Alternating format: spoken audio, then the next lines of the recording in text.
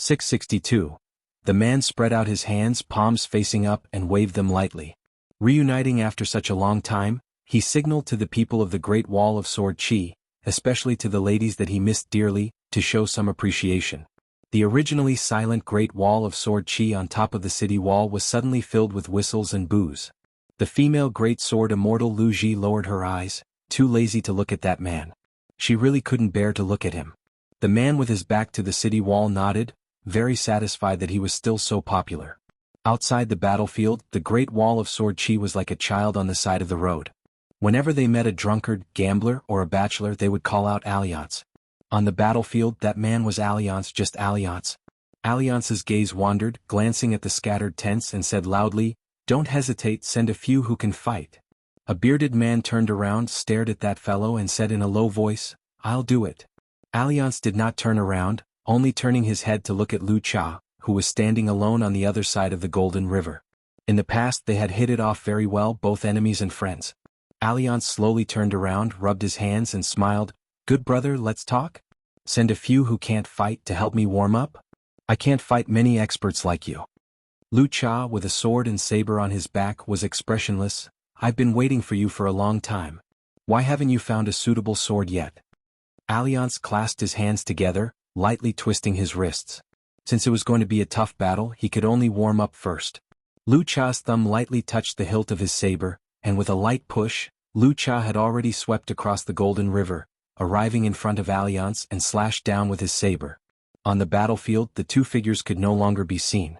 There were only circles of shocking ripples that were like mountains crashing into a great lake. Every layer of ripples instantly spread out in all directions.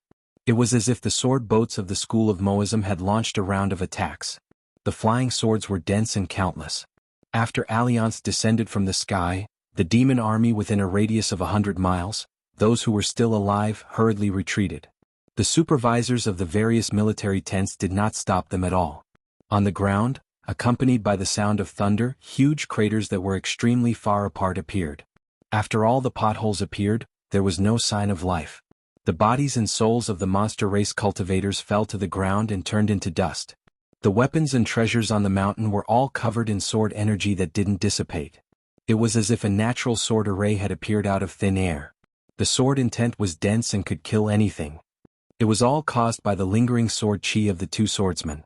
The sword cultivators, who each stood at the peak of the world sword Tao, forcefully created a phenomenon of heaven and earth.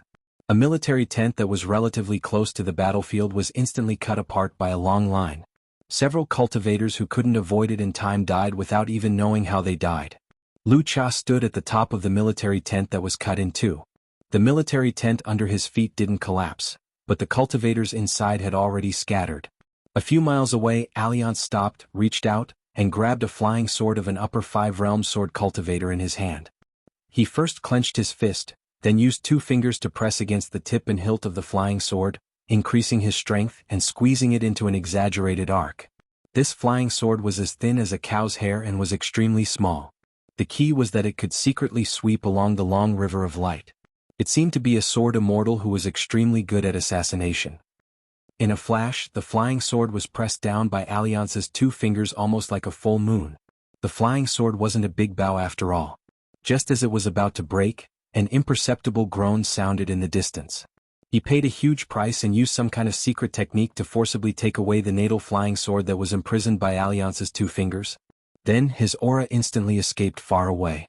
He wanted to leave the battlefield after his attack failed.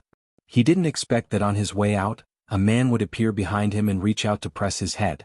Sword intent poured over his head like water. Alliance pulled back and made his body lean back. Alliance looked down at the face of the sword immortal corpse.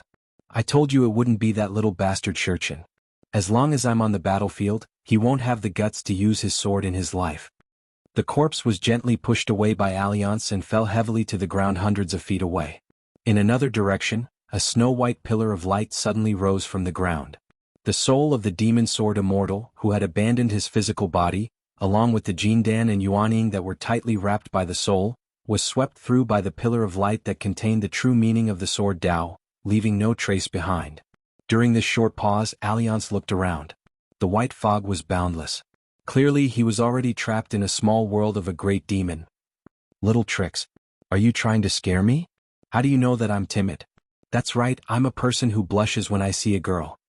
Alliance seemed to be warming himself with his hands.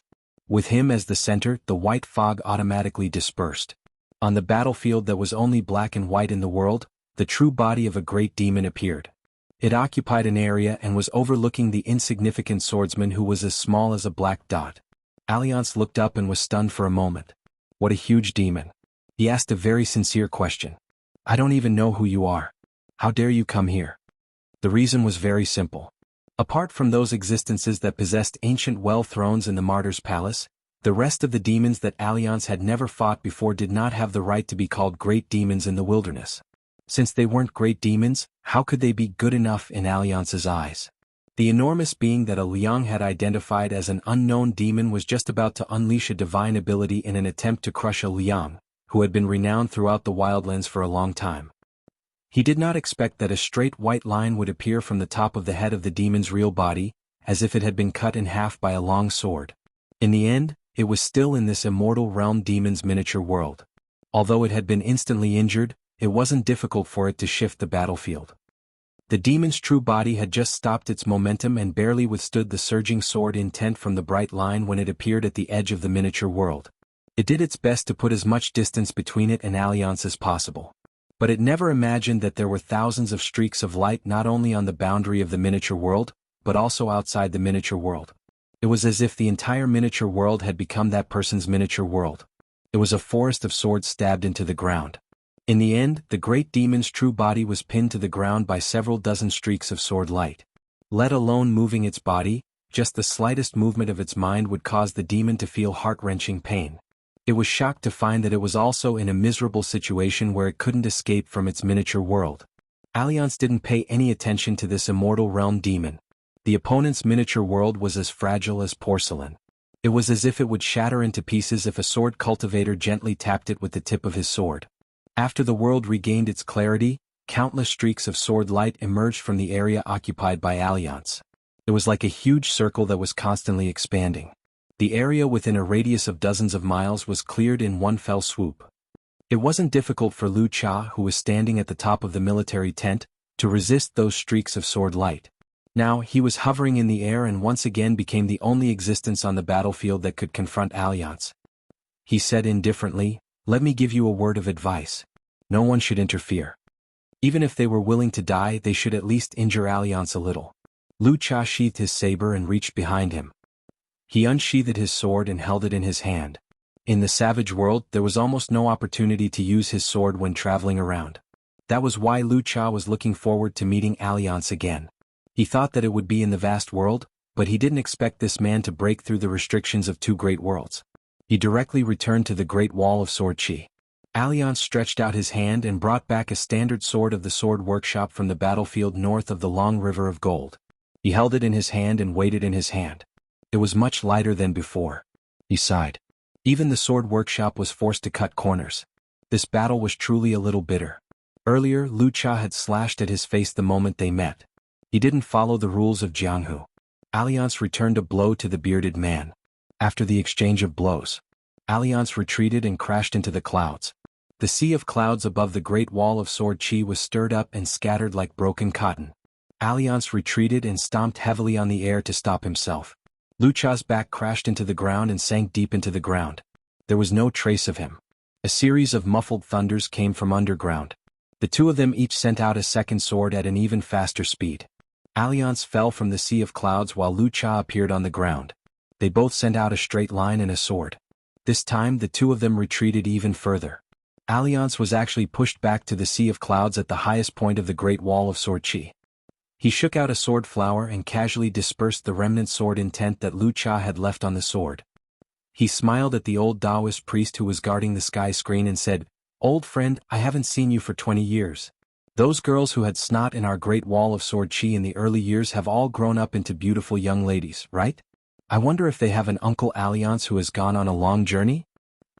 The old Taoist priest, who was holding the tail of the bamboo flute, changed his arm and held the severely damaged bamboo flute.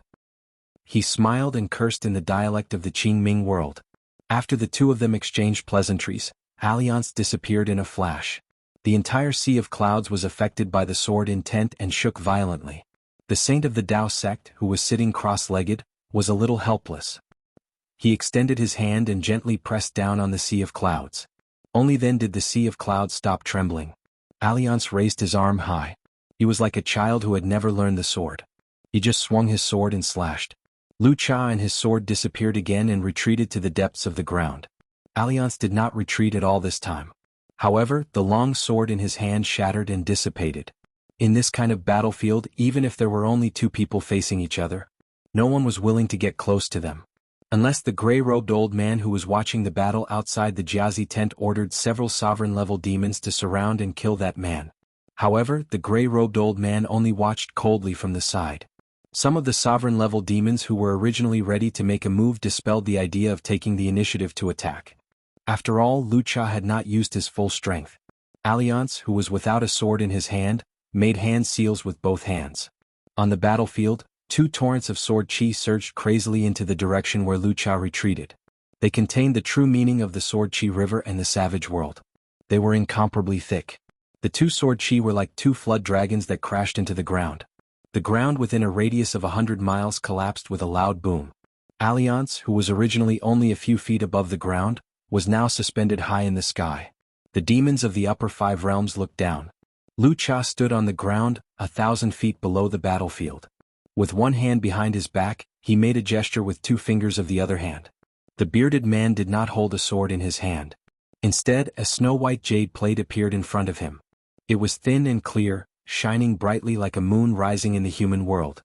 It blocked the 2 torrents of sword chi in the Milky Way in the sky. 2 streams of sword chi poured down like waterfalls and collided with the white moon. Behind Lu Cha, who was already below the ground, the mountain roots and soil were still crumbling. The sword chi dispersed in all directions. Many earthly immortal realm demon cultivators in the distance actually used their palms to observe the mountains and rivers for a moment before they felt their eyes hurt, like mortals looking directly at the sunlight. They had no choice but to withdraw their palms and didn't dare continue to stare at the small world that was forcefully created by the 2 sides. Lu Cha was dressed in a coarse hemp robe. His sleeves were fluttering in the wind. The bearded man looked up and said, "You went to the heavens beyond and killed some otherworldly demons. Is this the result? Or is it that the second Taoist is not good enough and does not live up to his name?" Alliance smiled and said, "I'm telling you the truth because we're friends. If you really think so, you'll die." Lu Cha shook his head and kept the sword. After holding the sword in his hand, he allowed the 2 torrents of sword chi to crash into him. The bearded man stopped accumulating power and began to deliberately restrain his sword chi. He was as stable as a rock and as stable as a rock. No matter how strong the sword chi was, Lu Cha's own sword Dao was like a towering mountain. After the 2 torrents of sword chi collided with Lu Cha's body, they automatically bypassed him and created waves of sword chi that were hundreds of feet high. However, they had heard or seen with their own eyes that there were many sword chi around him. After the experience in the Great Wall of Sword Chi, he could even condense his own pure sword will into a substance. However, at this moment, Lu Cha condensed his sword Dao into a real body. Alliance smiled. Then, between him and the bearded man, the most illusory river of light in the world appeared. When it appeared in the world, it radiated brilliance.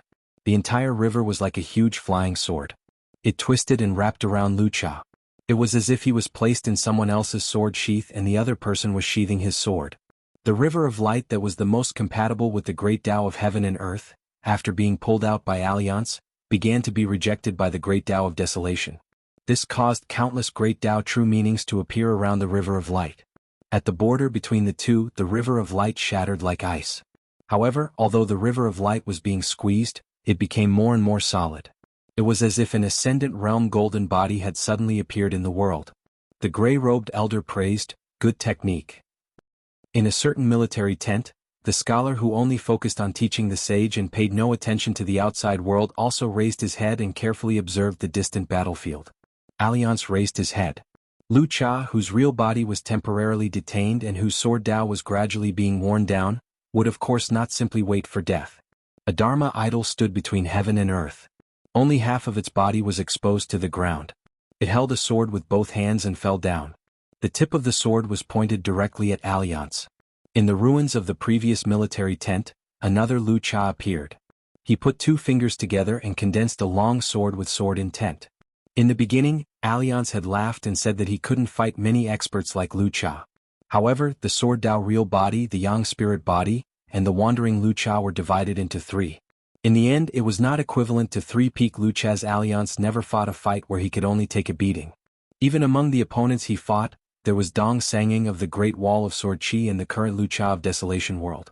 There was also Qing Ming Tian, that shameless real invincible.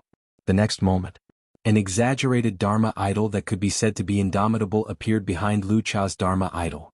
It pressed the latter's head with one hand and smashed it into the ground. Before Alliance left the Great Wall of Sword Qi, he had always wanted to tell Lu Cha that it did matter if he had a suitable sword or not. However, as long as his opponent did not have an immortal sword, it did not matter much. They did not meet on the battlefield in the early years and were friends with Lu Cha, so Alliance was embarrassed to say this. If he spoke too straightforwardly, it was easy to lose friends. At the same time, Alliance, who was holding the head of Lu Cha's Dharma idol with one hand, slashed down with the other hand. There were 8 military tents on the line. The 3 sovereign stage demons, Bai Ying, the old man with a long staff on his shoulder, and the golden armor deity respectively attacked to block the sword. Alliance said with a cheeky smile, "Let's go, let's go." The long river of light that Alliance had condensed into a long sword cracked. At Lu Cha's body, a sword light inexplicably crashed into the wall of the Great Wall of Sword Qi. Even the long golden river was penetrated by the sword. When the sword light dissipated, a person was lying on the wall and slowly slid down. The gray-robed old man came to Lu Cha's real body and glanced at the bearded man who was bleeding from the corner of his mouth.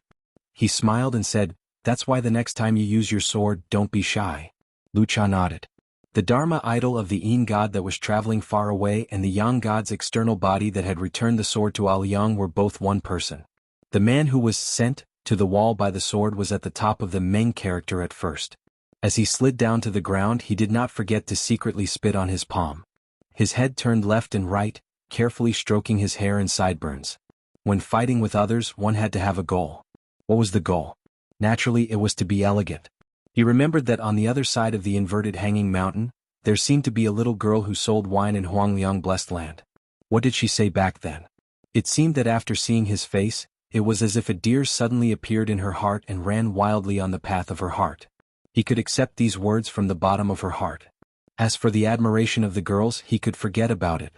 The man suddenly stopped at a horizontal part of the Meng character and took a step forward. He smiled and greeted a strange old sword cultivator. "Isn't this our elder brother Yin? What are you looking at? If you take a few more glances, how many realms can you advance?"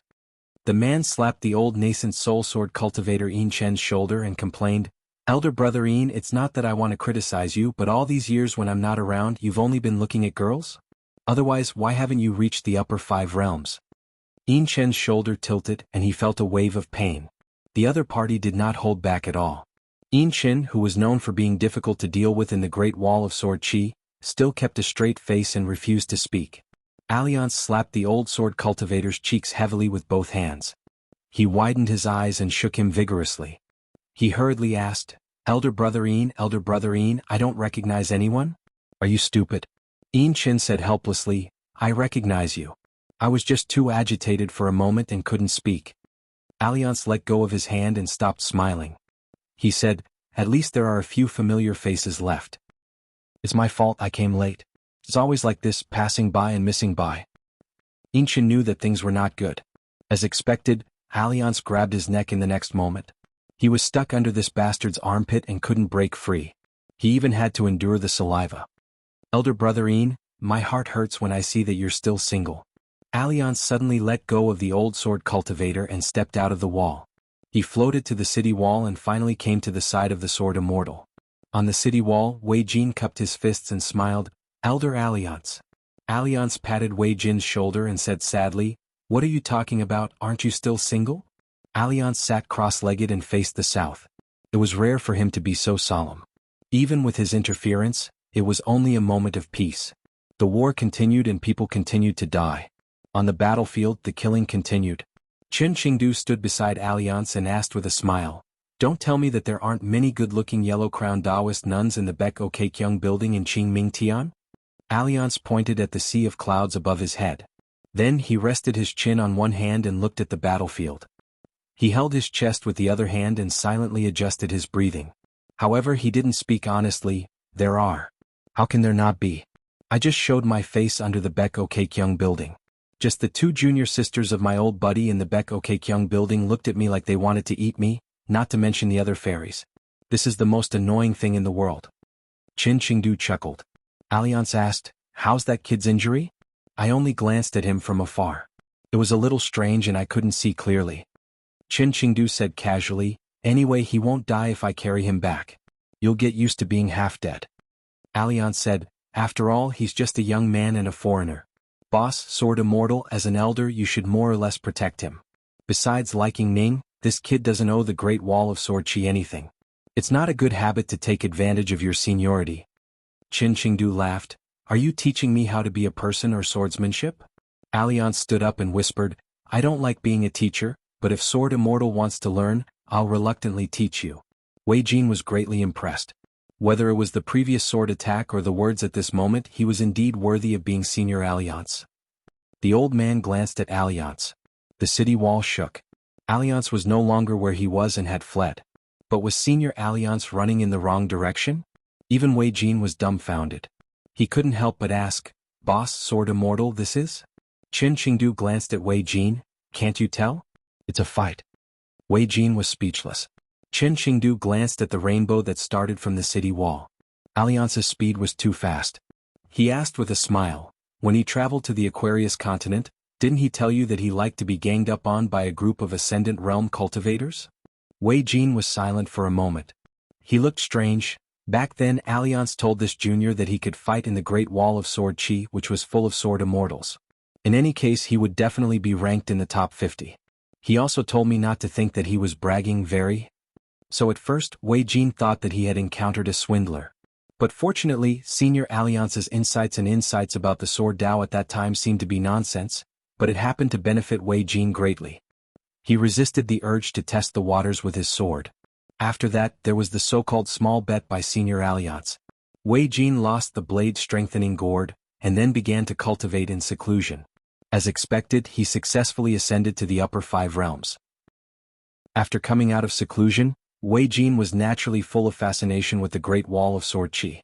He wanted to see with his own eyes what kind of place the Great Wall of Sword Chi was. It was equivalent to having 50 Senior Alliance. Chin Chingdu suddenly said, "In addition to always being a swordsman, Alliance is also a scholar." The man's figure disappeared into the distance, directly crossing the Golden River. When he landed heavily on the ground, the surrounding demonic beasts were stunned for a moment before they immediately retreated like a receding tide. They fled with all their might. There were those who fled with all their might. There were those who rode on the wind and swords. "Damn it, he's here again." The man raised his head high, ran his hands through his hair, and answered his own question. "Can I be more handsome? I'm not bragging, I really can't." As he spoke, with him as the center, a land tornado appeared. It grew bigger and bigger and eventually covered the sky. It was the flying swords formed by the condensation of countless sword wills. The sword formation was completely unaffected by the great Tao of the wilderness. After leaving the Great Wall of Sword Chi, he ascended to the heavens beyond heaven. His fists killed countless otherworldly demons, and he even had to fight to the death with Taoist number 2. His sword Tao, which was already at the peak, reached a higher level, reaching the heavens.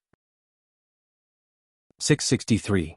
The sovereign stage great demon who used heaven and earth in the sleeve and forcefully swept Zhu Gong and the others away from the Great Wall of Sword Chi was Huang Luan, who had refined countless immortal ruins into her own courtyard. Lu Ji left the city wall with her sword and personally intercepted the great demon who was known as the most immortal in the Desolation world. In addition, Sword Immortal Mi who also intercepted at the Golden River, but Huang Luan still destroyed half of her right sleeve and a heaven and earth in the sleeve. In addition, the great demon Yang Ji personally received Huang Luan, so she successfully escaped back to the Jiaxin tent. Lu Ji stood on the Golden River where there were fewer and fewer sword immortals. She did not return to the Great Wall of Sword Chi. Instead, she stayed where she was and guarded one side. Previously, her attacks were too restrained because the battlefield was between the Golden River and the city wall. There were too many sword immortals on her side. The old sword immortal Yin Chen sat cross-legged in the middle of the big strokes. He shook his head and looked disapproving. He sneered and criticized in his heart, "If I were at this level, Huang Luan would not be able to escape. The battle has already reached this stage, but she still doesn't know how to calculate the score." Lu Ji, how did you become a great sword immortal? A woman will always be a woman with a woman's heart. This was probably how Yin Chen's reputation in the Great Wall of Sword Qi had come about. Outside the Jiaxin tent, Huang Wan shook her right sleeve and scattered beans on the ground. A few young sword immortals the size of mustard seeds appeared one after another. Zhu Gong kept his sword and thanked her. Li Zhen's face was gloomy, and Yu Si was in a mess. He supported the unconscious youth in I Tan. As for Lu Bai, he suffered the most damage. Fortunately, his soul had already been collected by an I Tan. He was not a sword immortal but the leader of the Jiaxin tent. After knowing Lu Bai's situation, although he was burning with anxiety, he still bowed and thanked this senior. Huang Wan smiled and said, "Wooden Clog, you are the fate of the world. The great Tao is long. There will always be a chance to repay you for saving our lives." Wooden Clog looked determined and said, "I dare not forget today's great kindness." If the Jiaxin tent really lost a sword immortal in battle, then as the leader of the Jiaxin tent, Wooden Clog's merits and demerits would not only be recorded in the account book. Therefore Huang Wan's action was equivalent to saving the young Wooden Clog's life. Wooden Clog. Yang Ji waved her hand and detained Yu Si before pushing him back. She stood at Yu Si's original position and gently held the youth in her arms. She stretched out a finger and pressed it against Pei Tan's forehead. The purest water fate in the world flowed out from her fingertip and poured into the youth's chi cavities. At the same time she rubbed her fingers and condensed a white short sword. It was an ancient relic that she had kept for many years. She pressed it against Pei Tan's forehead. The youth had destroyed her life source flying sword, so she would give him another one. Yang Liesli Master. Immortal Mother? Tianting Master. As? Yang Ji said gently, "Don't worry about some setbacks." And I Tan was a young man after all. Although his Taoist heart was not damaged, he was still heartbroken. The young man sobbed, "That guy is too cunning. The five of us seem to have been fighting him all this while. What about Sister Lu Bai?" In the end, the young man still felt sorry for Sister Lu Bai. Yang Ji laughed and said, "That Lu Bai master has always disliked her for not being handsome enough and not worthy of you. Now, let Mr. Zhou change his appearance to a better one and you two can become Taoist companions." The young man quickly shook his head. That was not his intention. Yang Ji rubbed the young man's head. "It's up to you." Huang Wan was surprised. Since when did Yang Ji take in a direct disciple? Sword immortal Si Chen hurriedly rushed to Jiaxin tent and took away his junior martial sister's soul from the Black Beach. After confirming that Lu Bai's Jindan and Yuanying were fine, Si Chen heaved a sigh of relief. He thanked everyone and then carefully used a spell to gather Lu Bai's soul and quickly took a detour to his master. As for the detour, of course it was because of alliance. Huang Wan left with the wind and returned to the Jade Palace. She chose a secluded place and began to breathe. She swallowed the abundant spiritual energy.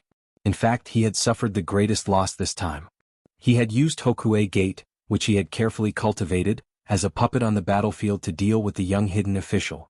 In the end, he had lost an important chess piece, and he had also suffered a sword strike from Lu Ji and Mihu. Half of his robe sleeve was broken, and he had lost a small world. Most importantly, he had lost 300 years of cultivation for nothing. Huang Wan moved her mind. Not far away, a pavilion with many dragon corpses as pillars and corridors appeared out of thin air. Huang Wan immediately opened the restriction and kept it in her own world. Huang Wan smiled, "Thank you for the reward." Mu Zhou had returned to the military tent. Zhu Gong and Li Zhen stood side by side watching the battle from afar. In the battle to kill the hidden official, the two of them didn't even get injured because they didn't have the chance to use their full strength. However, compared to Lu Bai and I Tan and Yu Si, they were probably the most aggrieved. Li Zhen said to Zhu Gong telepathically, "I didn't expect to lose to a flying sword. If it weren't for this, even if Qin Pingan had 2 more flying swords, he would still die." Zhu Gong said, "You can complain, but I hope you don't vent your anger on an I Tan and Yu Si." Li Zhen sneered, "If you didn't remind me, I would have forgotten that they were involved in the battle. 3 useless things except for dragging us down, what else have they done?" Zhu Gong frowned and said, "Li Zhen, I dare say that in another 100 years, even if Lu Bai is injured, I will be the most injured one. Even Lu Bai, who was injured the most, would have a higher achievement in sword Dao than you." Li Zhen stayed silent for a while and said with self-mockery, "Are you sure I can live for another 100 years? Zhu Gong asked back, "Is it so important whether you are Li Zhen or not? Are you sure you are a sword cultivator? Are you able to wield a sword for yourself?" Zhu Gong was greatly puzzled. Although the previous Tuo Yushan Lijian was unruly and arrogant, Zhu Gong did not feel that there was anything wrong with that kind of arrogance. However, for some reason after Li Zhen died, once, his temperament seemed to be more and more extreme. Could even be said that he was discouraged. Li Zhen rubbed his cheeks with both hands and murmured, "Have you personally walked through the river of time? Maybe not, maybe you have, but you definitely haven't seen the riverbed of the river of time. I have walked through it, that is my destiny." Zhu Gong listened to Li Zhen's murmur and frowned. You see, stood there alone. He was even more despondent than Li Zhen, who looked gloomy. It was easy for people to feel lonely when they were alone, and loneliness often arose in the midst of a bustling crowd. A figure appeared beside him out of thin air. It was a young woman with scarlet eyes. The robe she was wearing was intertwined with fine green threads, which were rivers and streams that she had refined over the years. She softly consoled, "Young master, it's fine. I'm here." She then stared at the slender figure of Yang Ji. The two opposing sides were the old and new Yeluo lords. Yu Si pushed aside the young woman's hand and took a step forward. "Let's go." The woman followed closely behind. Black Beach was stunned when he saw this. Seated in the tent, Wooden Clog raised his head and then lowered it again. Wooden Clog had always known the sex of Li Zhen, Zhu Gong and Lu Bai, but only today did he learn of Xiao Tan and Yu Si's true backer. The youth scratched his head. When would he be able to take in disciples and become their backer? Qin Pingan woke up with a start and sat up on his bed. Fortunately, this was the Ning residence that he had not returned to in a long time, not the corner of the Great Wall of Sword Qi. Qin Pingan pressed a hand to his forehead. His head hurt like it was about to split open and he exhaled deeply. Just this small action had caused his entire world to turn upside down. This shouldn't be a dream. The immortals on the mountain had countless arts, and there were far too many strange things in the world. He had to be on guard. Qin Pingan looked in a daze at the door. A man was sitting on the threshold, holding a wine pot and drinking with his head raised. Not even the thick smell of medicine in the room could cover up the aroma of wine. The man stood up, leaned against the door and smiled. "Relax. A person like me should only appear in Mrs. Dreams." The man wiped his mouth and began to chuckle to himself. The affairs of the world are as short as a spring dream, and the spring dream leaves no trace. For example, in a spring dream, the unripe yellow millet leaves the banana deer. The scholar was just thinking of some beautiful poems in a book. It was very serious. Qin Pingan felt like a weight had been lifted off his shoulders. This should be the real person. Qin Pingan and Alliance looked at each other for a long time. The first sentence he said was a question that spoiled the mood. "Alliance, when are you leaving?" He hoped that Alliance would return to the Great Wall of Sword Qi, but he didn't want Alliance to stay there. He would die. In this war, the only one who dared to say that he would never die was the gray-robed elder in the wilderness Jiazi tent. Even Yang Ji, Huang Luan, and the other sovereigns of the wilderness didn't dare to be so sure. On the Great Wall of Sword Qi, no one was an exception. If I want to leave, a large group of Ascendant Realm cultivators can't stop me. If I don't want to leave, even Boss Sword Immortal can't chase me away. Do you think you can persuade me? Alliance sighed, shook the wine pot in his hand and said, "Sure enough, you're still the same. What's the point of thinking so much? You can't take care of everything." The young man back then didn't act like a young man, and the young man today still doesn't act like a young man. Do you think that after crossing this threshold, you can live a comfortable life in the future? Dream on. The result of today's matter seemed to have understood the cause of yesterday's matter, but it was often the cause of tomorrow's matter. Why did he cultivate on the mountain? It wasn't as simple as occupying a place with good feng shui. Alliance reached out and pointed at the young man with the wine pot. "I shouldn't have let you practice martial arts and cultivate so early. Anyway, this senior brother is not good enough. The next time we meet, I'll talk to him." People who cultivated the Tao worked hard mentally but not physically. Pure martial arts people worked hard but not mentally. This kid, on the other hand, had both. Wasn't he just asking for trouble? However, Aoyang didn't say anything harsh. He had some words of his own, which were easy for him to say. However, it was better than standing and talking. Otherwise he would have no hope in this life. Alliance motioned for Qin Pingan to lie down and recuperate. He sat on the threshold again and continued to drink. He borrowed this pot of immortal wine from Sword Immortal Sun Jiyuan on the way here. Since there was no one at home, he couldn't blame him for not greeting them. Qin Pingan asked curiously, "Have you fought?" Alliance faced the courtyard with a lazy expression. With his back facing Qin Pingan, he said, "Not much, just two. If we continue fighting, the Jiazi tent will be in chaos." I've been afraid of hornets' nests since I was young, so I quickly hid here and drank a few mouthfuls of wine to calm myself down. If it wasn't a fight where he was ganged up on, Alliance couldn't lift his spirits. It wasn't easy. Revisiting an old place, the taste of wine was still the same. Many friends became old friends, so he felt sad. In this life he seemed to have always been like this. So no matter how much he drank, it was hard for him to feel happy. Alliance asked casually, "Did you promise Boss Sword Immortal something?" Chen Pingan said, "The Great Wall of Sword Chi can be defended for an extra 3 years." Unknowingly he had been at the Great Wall of Sword Chi for a few years. If it was in the vast world, it would be enough for Chen Pingan to explore the Book Lake again. If he traveled alone, he would be able to explore the entire North Continent or Tongya Continent. After becoming a hidden official, every day in the Summer Palace felt like a year. The only thing he did to relieve his boredom was to hide in the Winter Palace and teach the children martial arts. "Then you're really stupid." Alliance shook his head and said, "Have you ever thought that if Cho Miao was the hidden official, and you were the assistant, it would be much easier? The ending of the Great Wall of Sword Chi wouldn't be too different. Now that the fifth world has been opened, has Boss Sword Immortal told you the inside story of the mirage in the north of the city?" Chen Pingan deliberately ignored the first question and said softly, "He said that the entire mirage is an imitation of the ascension platform that was built intermittently for thousands of years. Together with the hidden official's Summer Palace and Winter Palace, it is an ancient 3 mountains formation. When the time comes, it will bring a batch of Sword Dao seeds from the Great Wall of Sword Chi to break through the canopy and head to the New World. However, there is a huge problem. The mirage is like a small temple, it can't accommodate sword immortals of the upper 5 realms. Therefore, the people who leave must be sword cultivators of the middle 5 realms and lower 5 realms. Furthermore, Boss Sword Immortal doesn't feel at ease letting some sword immortals hold the fort." Alliance said in amazement, "Boss Sword Immortal really hid it well. Even I didn't know about this. When I wandered around in the early years, I only made a rough guess. Boss Sword Immortal doesn't mind forcing all the native sword immortals to their deaths. However, Boss Sword Immortal is good about one thing. He has always been very tolerant towards young people. He will definitely leave them a way out. Now that you mention it, it makes sense.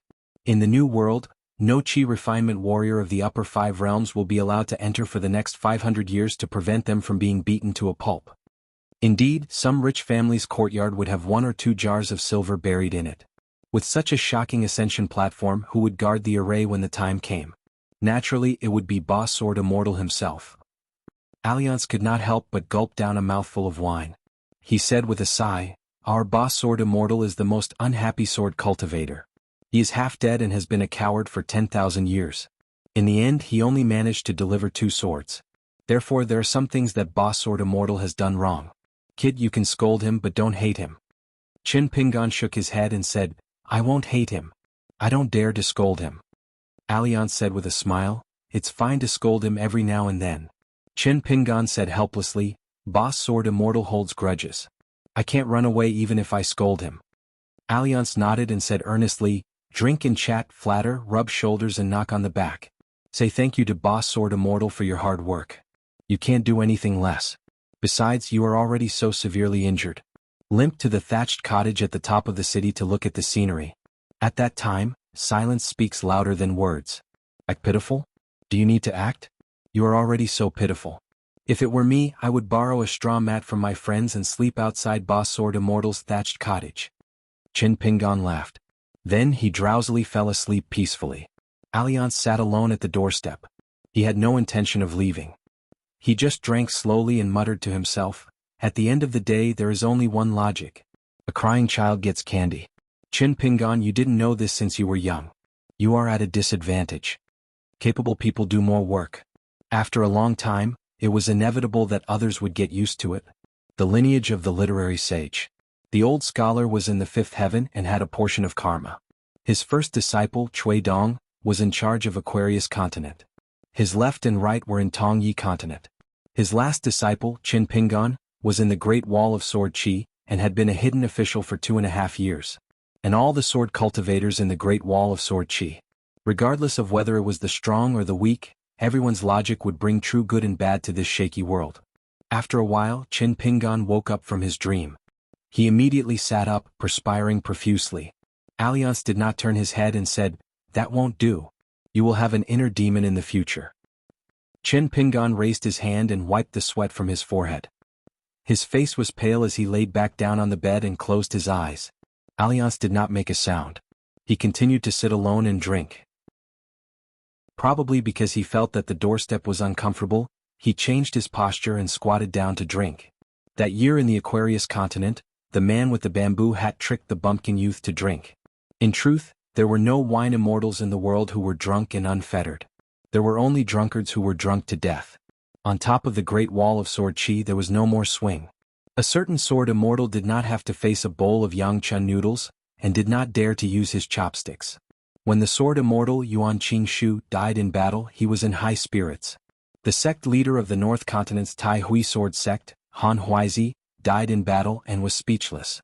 A white-haired old lady stood at the entrance of the Ning residence, muttering softly, old dog, come back to watch the door." 664. Alliance stood up and heard the distant sound of a bugle horn on the battlefield. The savage world had retreated. Both sides would clean up the battlefield. The next battle might not need a bugle horn to end. Alliance arrived at the pavilion on dragon-slaying cliff. He let go of the empty wine jug in his hand and spun around. With a howl, he kicked the wine jug out of the pavilion and onto the training ground. The battle had come to an end. For a time, the sword cultivators on the city walls returned home like migratory birds.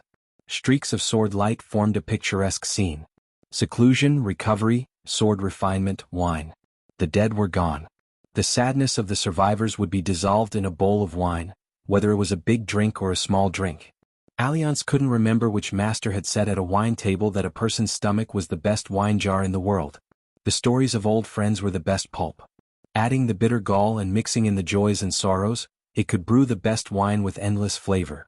After some thought he slapped his thigh. That master was himself. It wasn't good to belittle oneself too much. He had to change. Soon, a group of people returned to the Ning mansion on their swords. Ning Yao suddenly descended and landed at the gate. She spoke to the old woman. As for the others, Qin Sanqiu, Wei Zhang, Dong Huafu, Yenzhua, and Fan Dash, they went straight to the pavilion. They floated down and sheathed their swords. Alliance supported himself with one hand on the pavilion's pillar and one foot on the ground. He looked at the slender woman and sighed. Wei Zhang is a big girl now. Wei Zhang smiled and called out to Alliance. When she was young, Taizhang often accompanied Liang to squat in the streets and alleys, worrying. The man worried about how to get money for the wine, while the girl worried about why she was not allowed to buy wine. Every time they bought wine they could earn some copper coins and broken pieces of silver for running expenses. The copper coins fought in the ragged money bag. If 1 or 2 pieces of silver were added, it would be the most pleasant sound in the world. Unfortunately, Alliance had bought things on credit too many times. Even the managers of many restaurants and taverns were afraid of her. Dong Huafu asked, "How is it big?" Alliance smiled. "Ask your mother." Dong Huafu chuckled, "Mountain range stacks. My mother said that you didn't have good intentions in naming mountain range stacks." Alliance said helplessly, "What is this?" "Tell your mother to read less of those books. With so many books in your family's collection, who knows how many black-hearted booksellers in the South Saw continent? And the printing. And the content. Out of 10 books. Of the books. Of s. Com. He. Com. S. He liked Dong Booty and Dong Booty liked Alliance. However, this wasn't the reason why Qin Sanqiu didn't like Alliance. On the contrary, Qin Sanqiu admired Alliance's carefree attitude. He was also grateful for Alliance's actions back then. For example, Alliance had a private argument with the eldest sword immortal for him. He scolded the head of the Qin family, Qin Shi. However, he didn't tell Qin Sanqiu about it. Qin Sanqiu only found out about this after the fact. By the time he found out, Alliance had already left the Great Wall of Sword Chi. He wore a bamboo hat and a bamboo blade as he quietly returned to his hometown. Some sword immortals had great swordsmanship, but they didn't have freedom. They were always uneasy in this world. For example, Alliance, who had the most freedom, always said that true freedom was never about having no worries. Fatty Yen was massaging the man's shoulders and back. He whispered, Alliance, how's my swordsmanship now? Can I make the fairies' hearts pound when I go to Righteous World? You said that as long as you're a sword immortal, even if you're not that handsome, you're the best rouge for women when you use your sword. When they see brilliant swordsmanship, it's like they're wearing blush.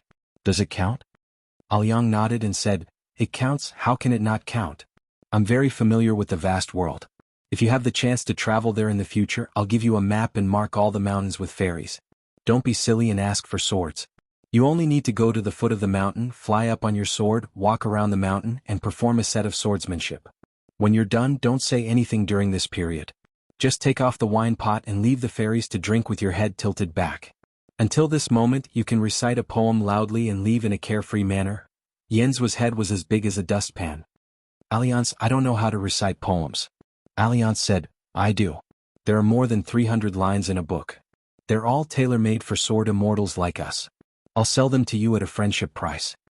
Dong Huafu asked, "You've already used the poems in the book, haven't you?" Alliance was a little resentful. Van Dash was the most reserved.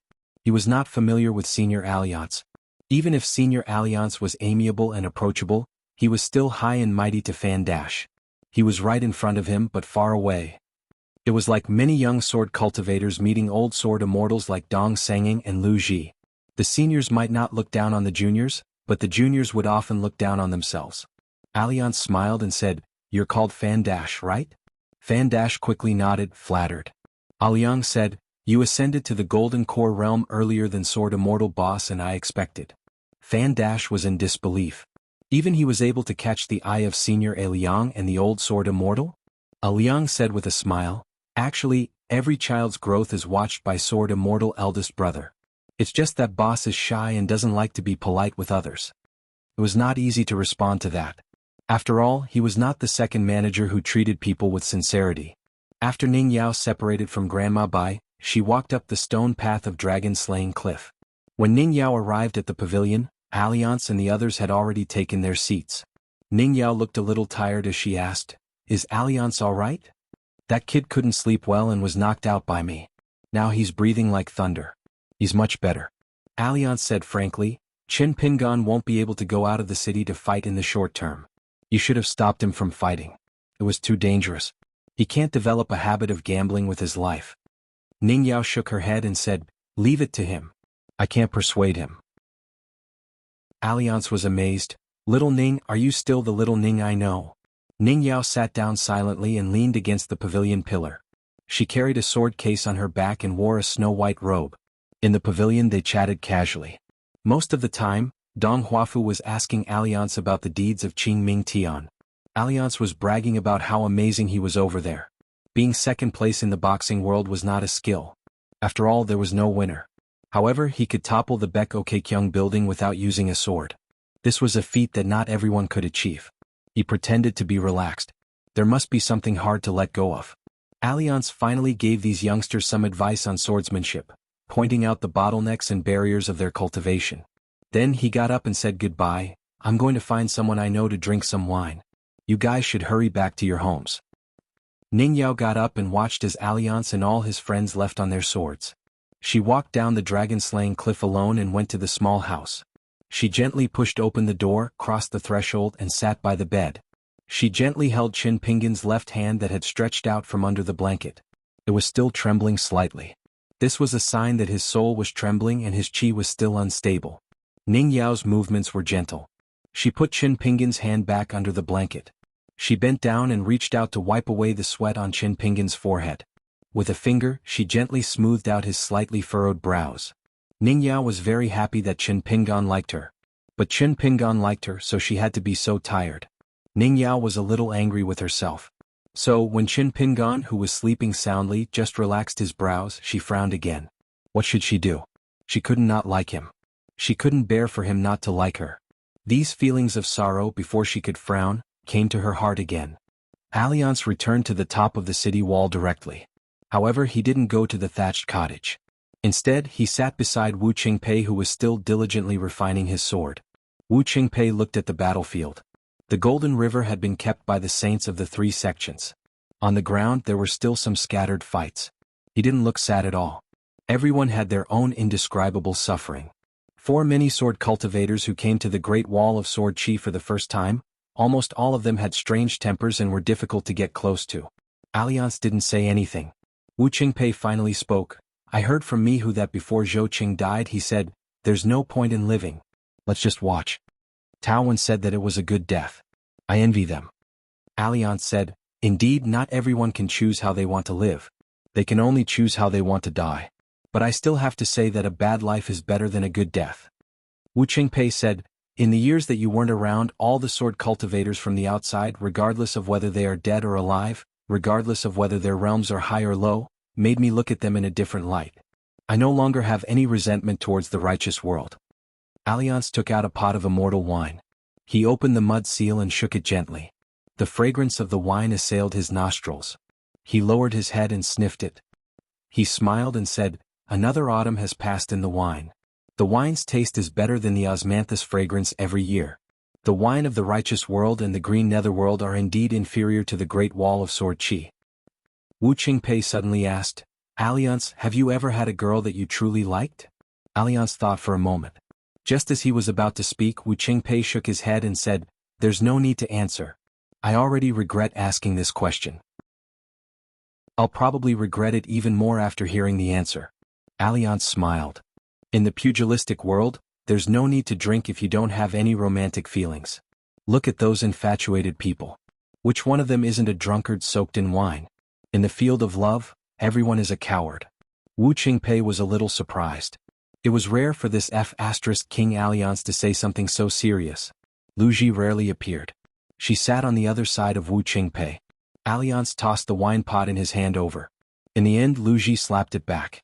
Alliance caught the wine pot and grumbled, why are you being so polite with your big brother Alliance? It's just a pot of wine. Lu Ji raised her arm.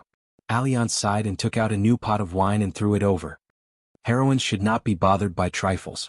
After drinking, Lu Ji asked, I heard that the green netherworld has a lineage of Taoism sword immortals. They have a long history. How are their sword techniques? How are they compared to the great celestial master of Mount Longhu? Alliance rubbed his chin. You're talking about Master Son of the Deshiendu Temple, right? I've never met him before. It's a pity. The nuns of the Deshiendu Temple. Oh no, it's the peach forest in the Taoist temple. Whether there's people or not, the scenery is superb. As for the great celestial master of Mount Longhu, I'm quite familiar with him. The nobles of the celestial master's residence are especially enthusiastic when they receive guests. Can be said that they bring a lot of people with them. There was no need to speak when meeting.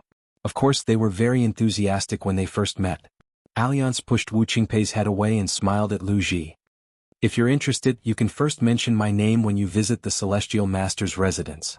Lu Ji sneered. Mention your name? Isn't that the same as asking for the sword from Mount Longhu? Alliance laughed. No one knows me better than Lu Ji on the Great Wall of Sword Qi. Wu Qingpei said, Gentlemen, I'm refining a sword. I'm drinking and chatting. Go somewhere else. Lu Ji said, you can't refine a good sword before your heart dies. Wu Qingpei said, you don't have to worry about that. I only know that the flying sword, Sweet Rain, is still in the top 3 of A grade even if I don't refine it. Great Sword Immortal Lu's intrinsic flying sword is only B grade. The A grade book of the Summer Palace recorded it clearly. Lu Ji said, wait for me to finish drinking. Wu Qingpei said, please drink faster. Sword Immortal Wu Qingpei was not good at fighting, but he was famous on the Great Wall of Sword Qi for not fearing anyone. Alliance had suffered under Wu Qingpei in the past. Wu Qingpei's casual words made Alliance suffer for half a year. You, Alliance, have a high cultivation realm and a powerful background. You won't die anyway, so why are you flaunting your power in front of me? Words that made things difficult were never those that were completely unreasonable. Instead, it was words that sounded reasonable but were not that reasonable. At this moment, Alliance waved his hand and shouted at the 2 old sword cultivators sitting on the north and south city walls. I'll be the banker. Qingquan Zhaoyi, place your bets. However, Lu Ji had already stood up. She threw the wine flask outside the city walls and left on her sword. After Lu Ji left, Alliance said, in the past, Lu Ji treated everyone as an outsider. Now she has changed a lot.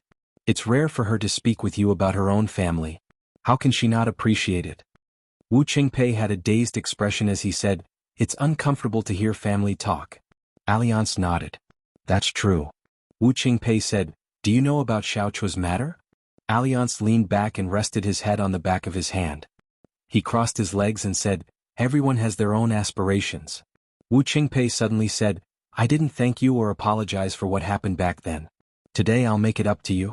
I'm sorry, thank you. However, Alliance said, In other places, sword cultivators like us who are good at swordsmanship and even better looking are very popular. Wu Qingpei was indeed a handsome man. In the conversations of many women, he and me you were often called the twin jade annulus. It was just that one was infatuated and the other was sentimental.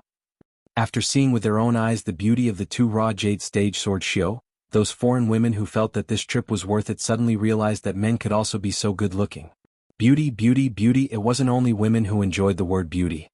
Wu Qingpei placed the sword of the sword workshop horizontally on his knees and looked into the distance. He said softly, "When the water reaches the end, sit and watch the clouds rise." Wu Qingpei then asked, "Sit and watch the clouds rise." Adding the word mountain, and echoing the water, wouldn't that be better? Alliance said casually, "No, the more words, the less meaning." Wu Qingpei thought for a moment and nodded. "That makes sense."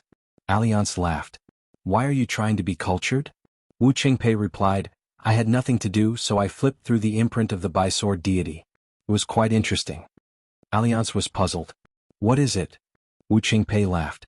"You don't know the word bi? How can you be a scholar? Didn't your father die of anger?" Alliance giggled. "Your father is about to die of anger." Wu Qingpei stretched his waist with a smile on his face.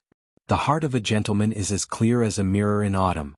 A gentleman's friendship leads to the same path and no evil words are spoken. A gentleman's action is like the morning dew of wild grass. It comes and goes adorably." Alliance was stunned. "Did I say that?" Wu Qingpei laughed. "A scholar said it."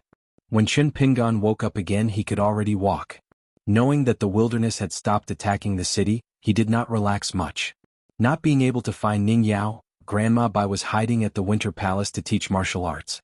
Qin Pingan went to the Summer Palace on his sword and found Alliance sitting at the doorstep, chatting with Chou Miao.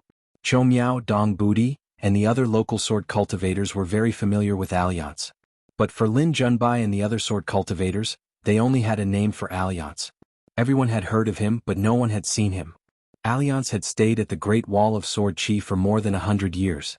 To the young cultivators of the vast world, Alliance's story could only be passed down by word of mouth. Jiang Shangjin in the North Continent had many stories. Alliance, who had already been to 3 continents, had even more stories. Because the 2 landscape paintings spread out in the Summer Palace could not touch upon the battlefield south of the Golden River, none of the sword shio of the hidden official lineage had personally witnessed a Liang's first 2 strikes. They could only feel his elegance through the gathered information. As a result, when young sword shio like Lin Junbai and Chao Gun saw a Liang in person, they were even more restrained than Fan Dash. Song Gaoyuan from the Fuyao continent was even more agitated. His face was flushed but he did not dare to speak. Song Gaoyuan knew from a young age that the female ancestor of his lineage was very fond of Alliance. At that time, Song Gaoyuan took advantage of his young age to ask many taboo questions. The female ancestor told the child many old stories. Song Gaoyuan had a deep impression of her. Every time the female ancestor talked about Alliance she would be angry, and embarrassed. Song Gaoyuan could not make sense of it then. It was only later that he found out that such an expression was a woman's true love for a person. Guizhuzhou squatted by the door sill. She rested her chin on her hands and stared hard at Alliance. She was too young and had never seen Alliance. Today she would take a few more looks to make up for it. Guizhuzhou occasionally turned her head to look at the old lady, and then glanced at Deng Liang who liked the old lady. Alliance was a little creeped out by this little girl who did not forget to carry a bamboo box. The little girl of the Great Wall of Sword Qi was not careless. Occasionally when their eyes met, the little girl would immediately grin. For the first time, Alliance was a little embarrassed and could only smile with the little girl. This made Alliance think of that little bastard Li Huai for no reason. He was the epitome of simplicity in the small town. Guizhuzhou saw Qin Pingan and immediately jumped up. She ran to his side and suddenly became worried. She wanted to say something but hesitated. Qin Pingan smiled and said, "It's okay. Take your time to recover." Guizhuzhou nodded vigorously and then poked the door sill with her finger. She lowered her voice and said, "Master. A living Alliance." Qin Pingan rubbed the little girl's head and said, "Have you forgotten? I've known Senior Alliance for a long time." Alliance gave her a thumbs up and said with a smile, "He took in a good disciple." Guizhuzhou returned the favor and gave him a thumbs up. She probably felt that it was not polite enough and gave him another thumbs up. "My master knows a good senior." Alliance also gave her a thumbs up. "Little girl, you have good eyes." Guizhuzhou maintained her posture. Sister Dong has good eyes. Alliance said, Sword Immortal Gua has good fortune. Guizhuzhou was just about to continue speaking when she was hit by her master. She could only withdraw her hands. Senior, you win. Finally, Guizhuzhou strutted into the room. Qin Pingan and Alliance sat on the door sill. The two swordsmen and two scholars began to drink together. 665. The two foreigners drank foreign wine. Alliance was the first to speak. He joked, to recover so quickly, the physique of a pure martial artist is indeed impressive. The recovery of the muscles, bones, blood and flesh, the stabilization of the chaotic soul, and the repair and nourishment of the life-bound flying sword. The speed of the three was indeed somewhat beyond Alliance's imagination. Qin Pingan said helplessly, My life was hanging by a thread. I still have some lingering fear. It was not only the sword cultivators of the Great Wall of Sword Qi who, for various reasons, chose to secretly send messages to the military tents of the wilderness. There were also cultivators in the demon army who leaked information to the Great Wall of Sword Qi. After this battle, the Summer Palace had already given a detailed assessment of the combat strength of the 5 genius sword cultivators of the Jiaxin tent.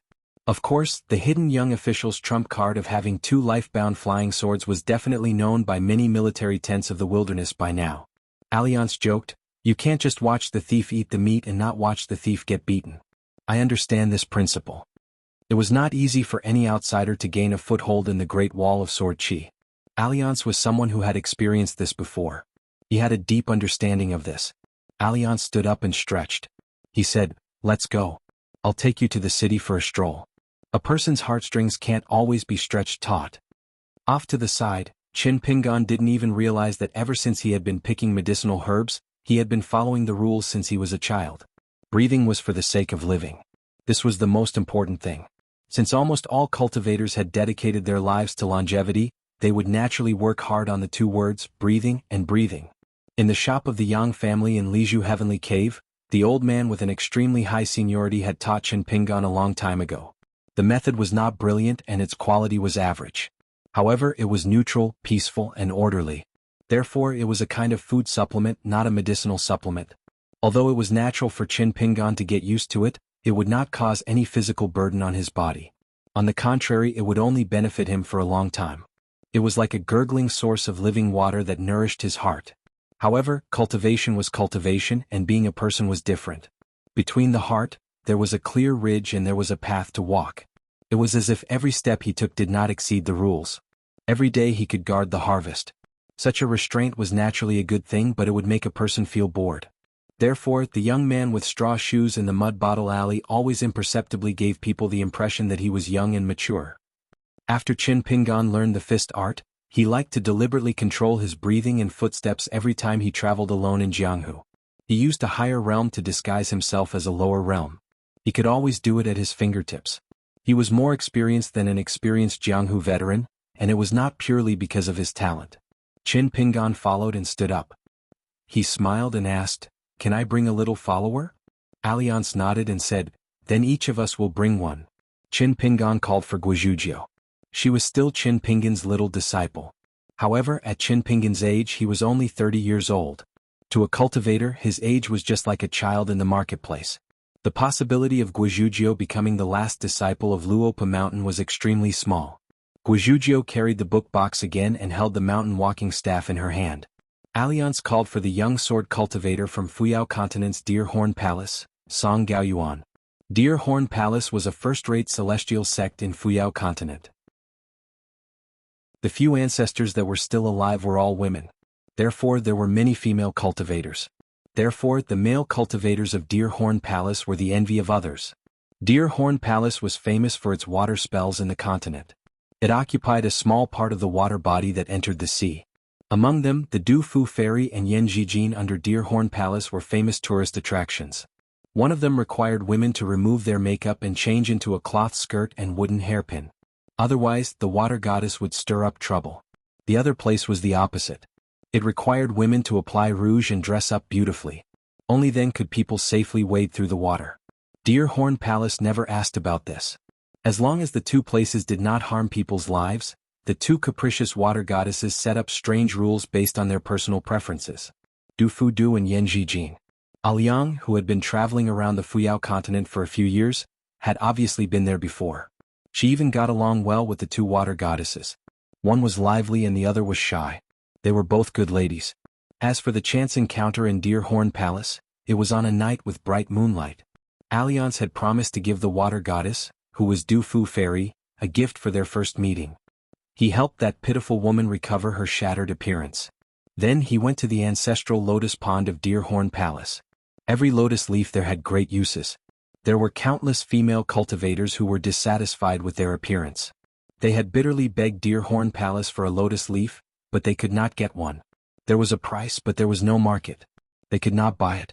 The mountain and water restrictions of Deer Horn Palace were very interesting. At that time, Alliance could only crawl forward, twisting here and there. Only then did he sneak to the side of the lotus pond. He stuck out his butt and lay down, peeling the lotus heads and picking the lotus leaves. Unexpectedly, on a lotus leaf as big as a green mattress in the distance, a lady suddenly sat down. She widened her eyes and looked at the sloppy man who had a few small lotus leaves in his arms. He was lying on the ground, peeling the lotus heads and eating the lotus seeds. Seeing her, Alliance extended his hand and asked if she wanted to try it. The lady treated her guest well. An extremely beautiful water spell came crashing down on his head. The past could be recalled and recalled. The four of them left the summer palace on foot. Qin Pingan had always been meticulous. He noticed that among the people in the room, Dong Buji and Pang Yuanji seemed to have some subtle changes in their state of mind. He just did not know what Alliance had talked about with them before he arrived. Outside the door, Song Gaoyuan gathered his courage. His face was red as he asked softly, "Senior Alliance, will you still come to our Deer Horn Palace in the future?" Alliance smiled and asked, "Tell me which senior of your sect is it?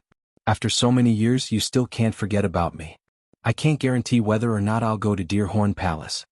For the Venerable One's taboo, Song Gaoyuan whispered telepathically to Senior Alliance. "It's Grandmaster Rongguan who often mentions you." In reality, the Grandmaster who had left the mortal world for more than 100 years would go to the lotus pond every time he came out of seclusion. He would often say that the lotus seeds tasted bitter and could nourish the heart. Indeed. Alliance sighed. "So it's her." Song Gaoyuan hesitated for a moment and said softly, "Before I went on my journey, Patriarch Rongguan told me that if I saw Senior Eliang in the Great Wall of Sword Qi, I should say something to Senior Eliang." Alliance remained silent. Song Gaoyuan said, "Grandmaster Rongguan wanted to tell Senior that, at that time, she only thought it was ordinary." Alliance scratched his head and did not say anything. Song Gaoyuan did not dare to make things difficult for Senior Alliance. Besides, some things could not be reasoned with. Making things difficult would only make things more difficult. Along the way they casually strolled towards the city. Along the way they passed by two private residences of sword immortals.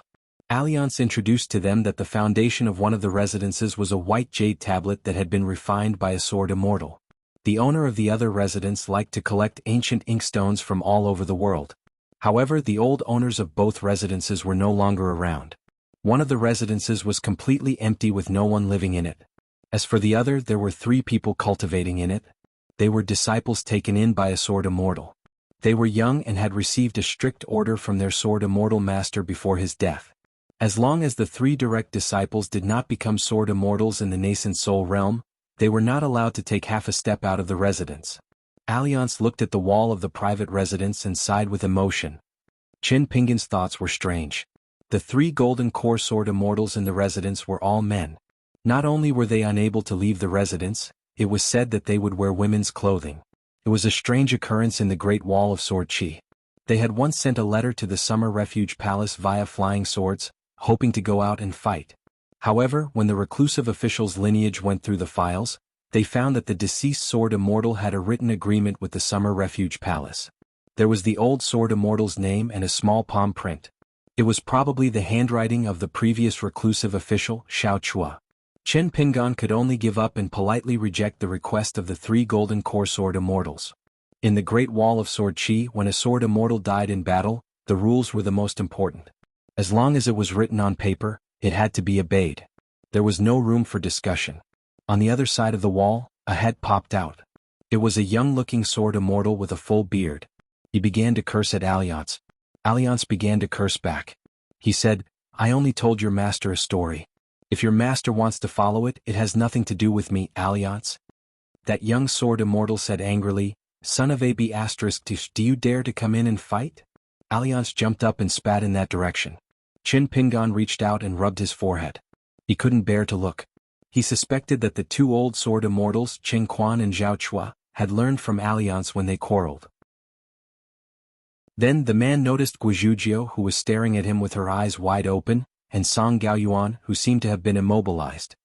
He quickly ran his fingers through his hair and muttered, I've lost my composure, I shouldn't have lost my composure. After Qin Pingan asked, he finally solved the mystery of the Great Wall of Sword Aura.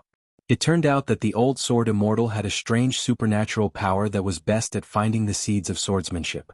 In fact, half of the young geniuses in the Great Wall of Sword Aura were chosen by the old sword immortal at first glance. It was fine in the rich and powerful families like Taishiang Street and Yuhu Street, but in the streets and alleys like Lingxi Alley and Straw Hat Alley, once a sword immortal who had the potential to nurture a natal flying sword appeared, it was inevitable that some of them would be missed.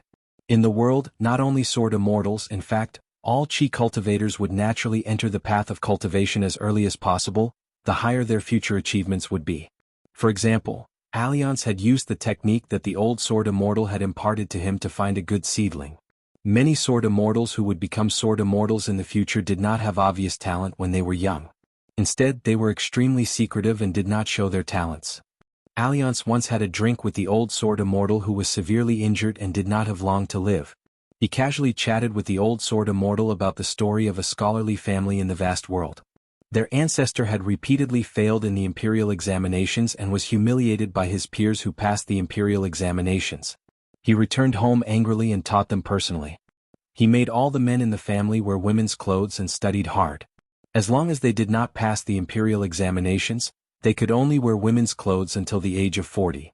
In the beginning, they were treated as a joke in the imperial court. However, in the end, there really was a family of 6 scholars and 3 of them were awarded titles. Alliance smiled and said, do you think it's child's play? It caused the 3 young geniuses to be laughed at for decades. The 3 of them felt that as long as they could go out and wield their swords, they would be willing to die on the battlefield to be free. Alliance continued, the old sword immortal's line of swordsmanship has always been a way of killing the enemy and injuring oneself. Therefore it was easy for one to not live long. It was fast to become a sword immortal, but it was also the fastest to die after becoming a sword immortal. When the old man was still alive, he could still protect some of his disciples.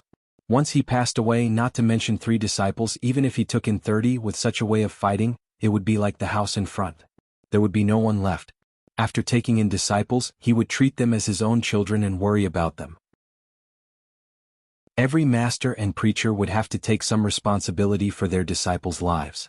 Alliance took off the wine jug and drank a mouthful of wine. He smiled and said, by the way, let me tell you an old story. In the early years, an old sword immortal came to the old man and asked if the technique could be made public so that more young geniuses could be found in the Great Wall of Sword Qi. The old man did not agree and said that the technique would not be spread to outsiders. Even when Qin Qing personally left the city and begged him to speak, it was useless. In the end, he used a sentence to rebuke the old sword immortal who was out of fairness. Who the F***ck said that one must become a sword cultivator to be considered a good thing. Did you, Qi Tingji, make the rule? At this point, Alliance smiled. He was more happy than sad. I asked him in private if it was true. Even if the old sword immortal asked for it, it was still useless. The old man said that it was impossible.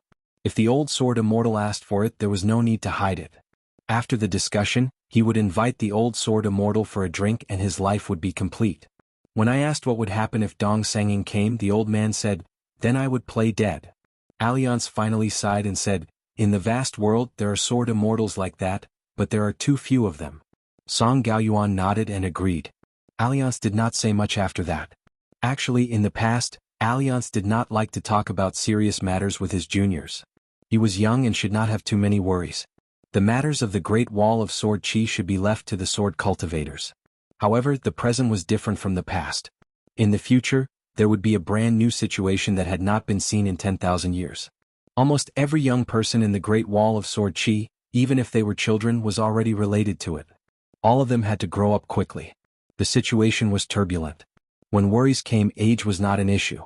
The group arrived at the Guo residence's entrance on Yuhu Street. Qin Pingan asked Guizhuzhou to go home. He then asked Song Gaoyuan, who had taken the initiative to bid farewell and return to the Summer Palace, to inform all the sword cultivators of the hidden official's lineage that they could walk around and relax for the next 2 days. Song Gaoyuan looked back at the backs of the two. Senior Alliance was very famous in the Deer Horn Palace. When he was pursued by Patriarch Rongguan and her junior sister, the man did not fight back. He only said that he was good friends with the great sword immortal of the Fuyao continent, Su Dian, and asked the immortal masters of the Deer Horn Palace to give Su Dian some face. Su Dian was an immortal master of the second largest sect in the Fuyao continent. He was also considered a rising star of the Fuyao continent. At a young age he was already a nascent soul sword cultivator. However, the cultivators of the Deer Horn Palace always did things their own way. Even if Su Dian had great prospects, he was still not a true sword immortal. Moreover, his seniority was not high. Furthermore, the palace lord of the Deer Horn Palace was one of the top 10 in the Fuyao continent. He was highly respected and had great mastery of the water arts. He doted on his junior sister Rongguan. In the end, the man successfully escaped without leaving his name. However, he did recite a lot of poems. Afterwards, the Deer Horn Palace sent a flying sword message to Su Dian's sect. Together with a portrait of the man, they questioned Su Dian about the man's origins and whereabouts. Su Dian was confused. He was a sword genius who had suffered an unexpected calamity. He quickly replied to the Deer Horn Palace, saying that he did not know the man in the portrait. In the end, an old patriarch of the sect that Su Dian belonged to, who often played around in the mortal world, although he looked like a child, his cultivation had already returned to its original state. In fact, his cultivation was even higher than the Deer Horn Palace lord's. After he learned of this matter, he personally flew to the Deer Horn Palace on his flying sword, saying that Su Dian did not know him. He knew him. Brother Alliance and I were good friends who exchanged our lives. Outsiders only knew that when this old senior who had come from afar came down the mountain, he covered his red and swollen cheek with one hand, cursing and swearing. After he left the Deer Horn Palace he shouted loudly, "Liang, you owe me a drink." After Guizhuzhou and Song Gaoyuan left, Qin Pingan and Alliance talked about their own stories. They talked about whatever came to mind. The first time they traveled the Great Wall of Sword Qi, they took the old Dragon City's ferry to Osmanthus Island. They passed by the Flood Dragon Ravine and almost died. It was eldest senior brother who saved them. He lost 3 rounds of Qask fist against Chao Ci, who was of the same age as him. He lost 3 rounds in a row without any strength to fight back. In the Tongyi continent, he mistakenly entered the Lotus Blossom Blessed Land and walked the solid Jianghu. He took Chao Qinglang and Pei Qian as his students and disciples. However, he did not know how to impart knowledge to Chao Qinglang. He was also worried that Pei Qian was too anxious to grow up.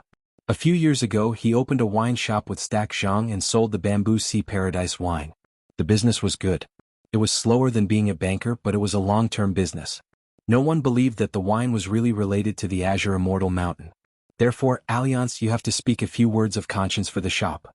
You and the lady of the Azure Immortal Mountain are acquaintances and we are friends. How could my wine have nothing to do with the Bamboo Sea Paradise? In the Catch and Release Pavilion on Inverted Hanging Mountain, the big demon that was caught and released by Taoist No. 2 was attached to a young sword cultivator by the name of Border. It was caught by the hidden officials and killed at sea. Today, Luapa Mountain not only has a bamboo house, but it has also been named according to the agreement. There is also an ancestral hall on G Peak. Alliance, you have to go and take a look in the future. The two of them walked through many streets and alleys. Alliance was familiar with every place. He listened to the stories of the young people. Alliance was mostly listening. Occasionally he would ask questions that interested him. For example, which one was more beautiful, the female crown of Taiping Mountain, Huang Ting, or the Great Spring Dynasty's Yao Jinji? Qin Pingan smiled and said, "They are both beautiful. But in my eyes they are not as beautiful as Ning Yao." Alliance said, "Ning Yao is not here. You can talk to me like a man." Qin Pingan looked around.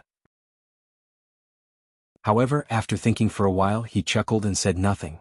After the war stopped, business in the wine shops in the city was good. Along the way they met Alliance and the young hidden official. Some sword cultivators who were familiar with them did not greet them. At most they nodded. Those who knew Alliance might not be willing to interact with the young hidden official. Those who were regular customers of Qin Pingan's wine shop might not dare to talk to Alliance. Although the two of them were foreigners and had many similarities, in the eyes of the local sword cultivators of the Great Wall of Sword Qi, the bastard Alliance and the bastard second manager were not alike. Alliance did not go to the wine shop to drink. Instead, he brought Qin Pingan to a wine shop on the street corner. It was crowded. Because the woman who was selling wine was beautiful. She was a woman whose life-bound flying sword had been destroyed long ago. When she saw Alliance, the woman was very friendly.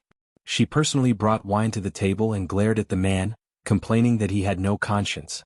Then, the woman and the young hidden official smiled sweetly and said, "Oh, isn't this our second manager? Are you tired of your own wine and want to change your taste? When you meet a beautiful woman, you will fall with one punch. You really can't do it." Qin Pingan felt a headache coming on. He could only smile and not say anything. Alliance raised his wine bowl and clinked it with Qin Pingan. Then he sighed and said, "When I was young, I read some books and saw a famous saying in a book. Those with big ears bow their heads more often. However, I did not walk the pugilistic world, so I did not understand it deeply. Only after walking the pugilistic world will I know that those with big ears bow their heads. It is indeed a priceless advice."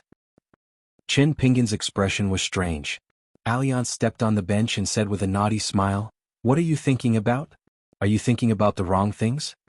Qin Pingan asked. "Wei Pai said the rumors about you and the wife of Green Immortal Mountain. How much of it is true and how much is false?" Alliance said with a smile, "That little mountain god of Chess Dungeon Mountain knows nothing." Qin Pingan said, "Outside the bamboo house there was a time when I mentioned you.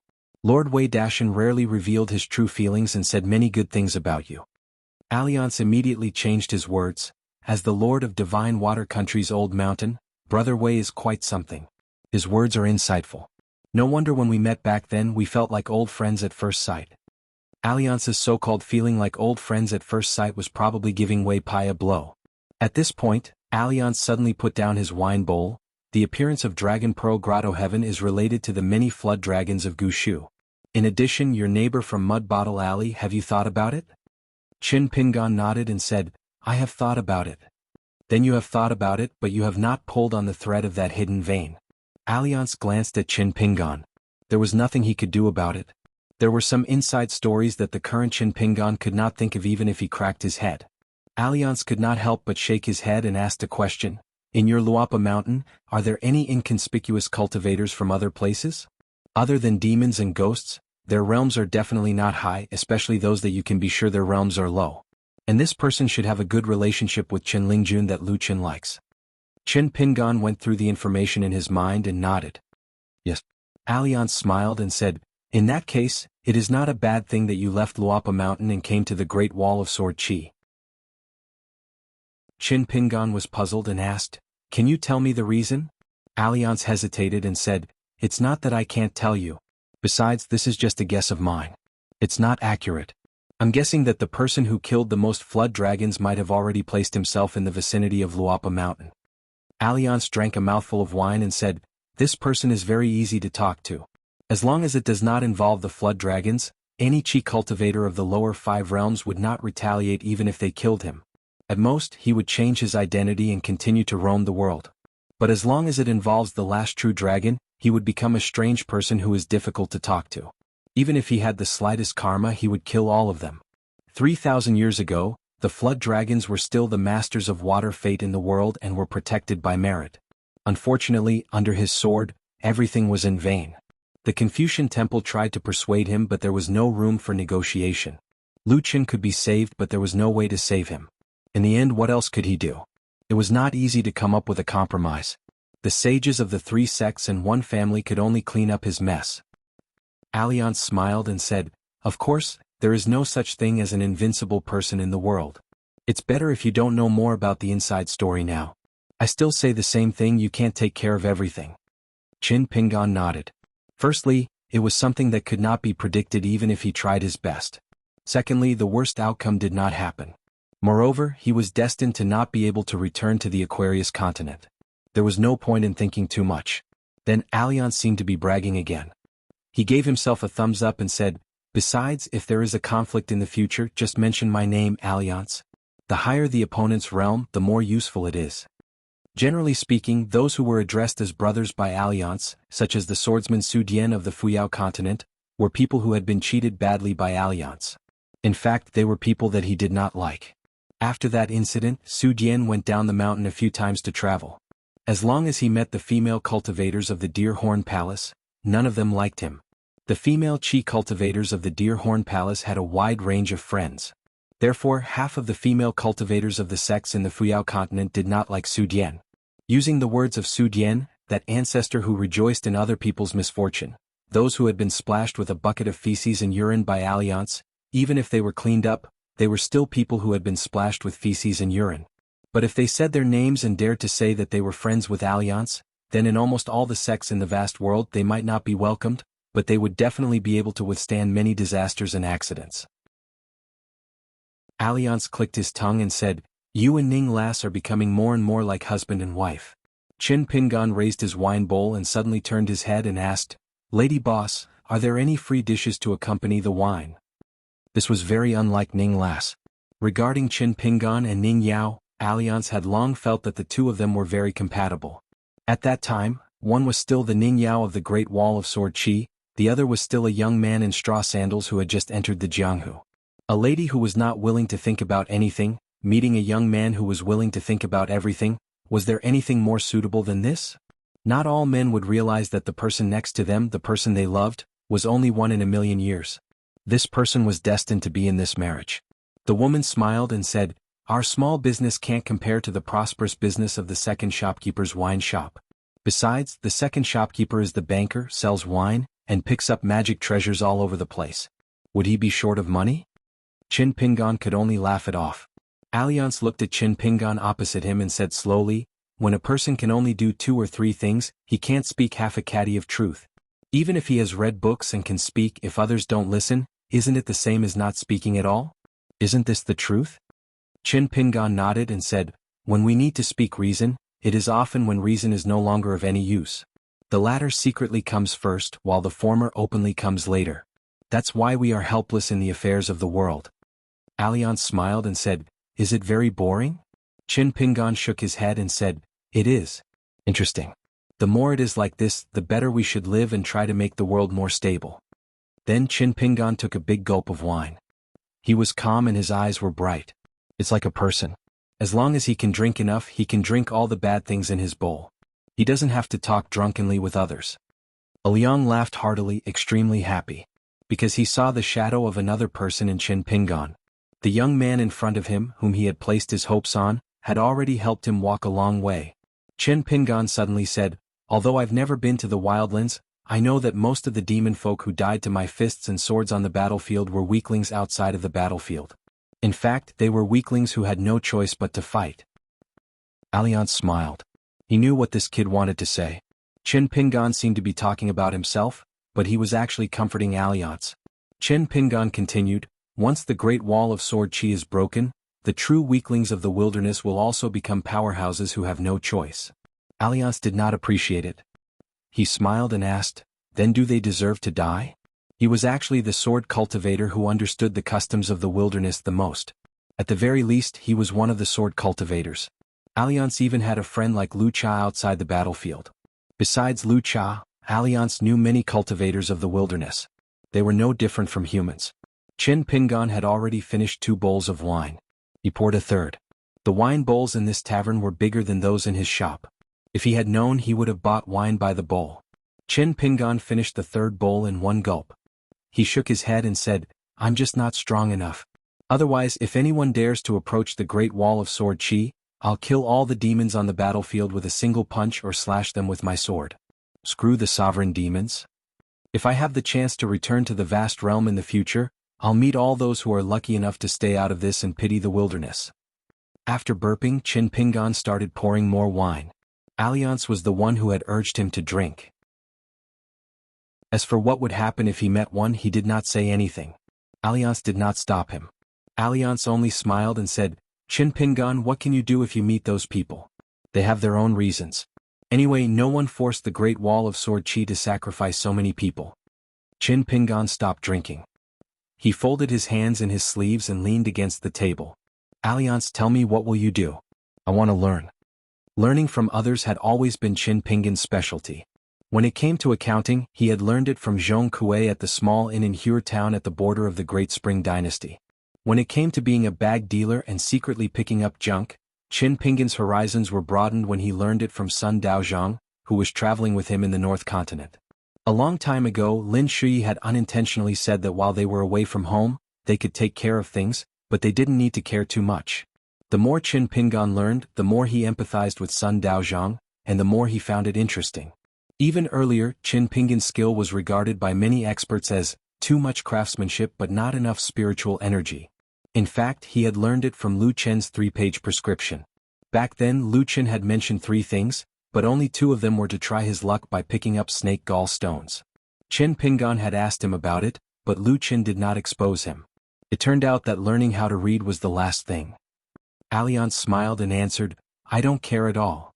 Qin Pingan was speechless. He thought of the voices of the people around him at the Flood Dragon Gully, and of the escort city after the heavenly tribulation. Qin Pingan reached out his sleeve and took a sip of wine.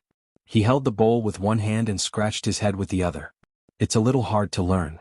Alliance smiled and said, "There's no need to learn." After cultivating in the mountains, the sky was not far away. For cultivators, the closer they were to the peak, the less patience they had for the human world.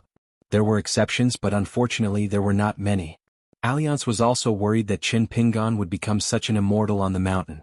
Just like Qin Pingan learning how to read, Alliance was not unaware of Lu Chen's profound intentions in giving him the prescription. He only wondered why Qin Pingan's talisman drawing was so smooth. It was as if there was no threshold at all and he could cross it in one step. One must know that the path of a talisman, regardless of whether one was a Qi refinement warrior of the Taoist lineage, was viewed as a natural barrier. It was the same as a swordsman. However, Alliance could not speak about such matters. Qin Pingan had to figure it out himself. Did one think that everything in the world was easy just because one's swordsmanship was high? There was no such thing. Alliance was no exception. For this meal, the 2 of them drank slower and slower. Alliance was not in a hurry. He had a good alcohol tolerance and Qin Pingan wanted to drink more too. After all, the lady who was serving wine was an old friend of Alliance. She asked someone to bring a tray of food and wine from the restaurant, and she smiled at the second manager and said that she would not take the money. Just like that, the 2 of them drank until the sky turned dark. The night was dark and the customers around them were getting fewer and fewer. During this time, some swordsman cultivators came to greet them, and they did not reject them. They just sat down and drank and remembered to settle the bill. Therefore, until now, the 2 of them only needed to settle the bill for a pot of wine on the table. In the Great Wall of Sword Qi, no one would drink with the abilities of a swordsman. Alliance's face was already flushed red. He pointed to one of the moons in the sky and smiled at the lady. "Sister Xia, I've been there before. Do you believe me?" When one was outside and met someone younger than oneself, one could address them as sister or miss. If one met a woman older than oneself, it did not matter if she was a few years older or a few hundred years older. It was a good habit. The lady leaned over the counter and glanced at the bright moon. She said bluntly, "Is there a female?" Aoyang waved his hand and said, "You're just a little girl. Why are you so witty?" The lady said in a bad mood, "We're about to close. Finish this pot of wine and get out of here." Aoyang and Qin Pingan finished the last jug of wine and then stood up to leave. Qin Pingan took out some money to pay the bill. His companion was a woman from his enemy's family. She smiled and waved her hand. "Qin Pingan, consider it my treat." Qin Pingan did not ask for the reason. He put away the snow and money and thanked her. The 2 of them walked on the lonely street in the middle of the night. Their steps were a little shaky, and the smell of alcohol did not dissipate. Near Ning Mansion, Alliance said, "Qin Pingan, we are not in paper white blessed land, and the people around us are not people of the book. Remembering it now is not a skill, but you must remember it in the future." Qin Pingan grunted. Alliance suddenly made a solemn vow. "I won't tell Ning girl that we didn't pay for the wine. You said that Huang Ting and Yao Jinji are very good looking, so I won't tell her." Qin Pingan held the back of his head with both hands. "I'll be scared if you say it? Are you kidding me, Alliance? I'm not bragging." At the gate of Ning Mansion, a figure appeared. The young hidden official immediately took a deep breath, dispelling the drunkenness. In an instant, he shook off the smell of alcohol on his body and ran over. He put a hand behind his back, indicating for the man behind him to cool off. He ran up the steps and saw her. He stood still and said, "I'm sorry I came back late. I didn't drink too much wine. Alliance kept persuading me, but I said it was useless because I was injured and I won't do it again." Alliance stood where he was, listening attentively to the words on the other side. Then he was dumbfounded. The second shopkeeper's reputation was not undeserved. The student had surpassed the master. Ning Yao turned her head to look at Alliance. He was being disliked.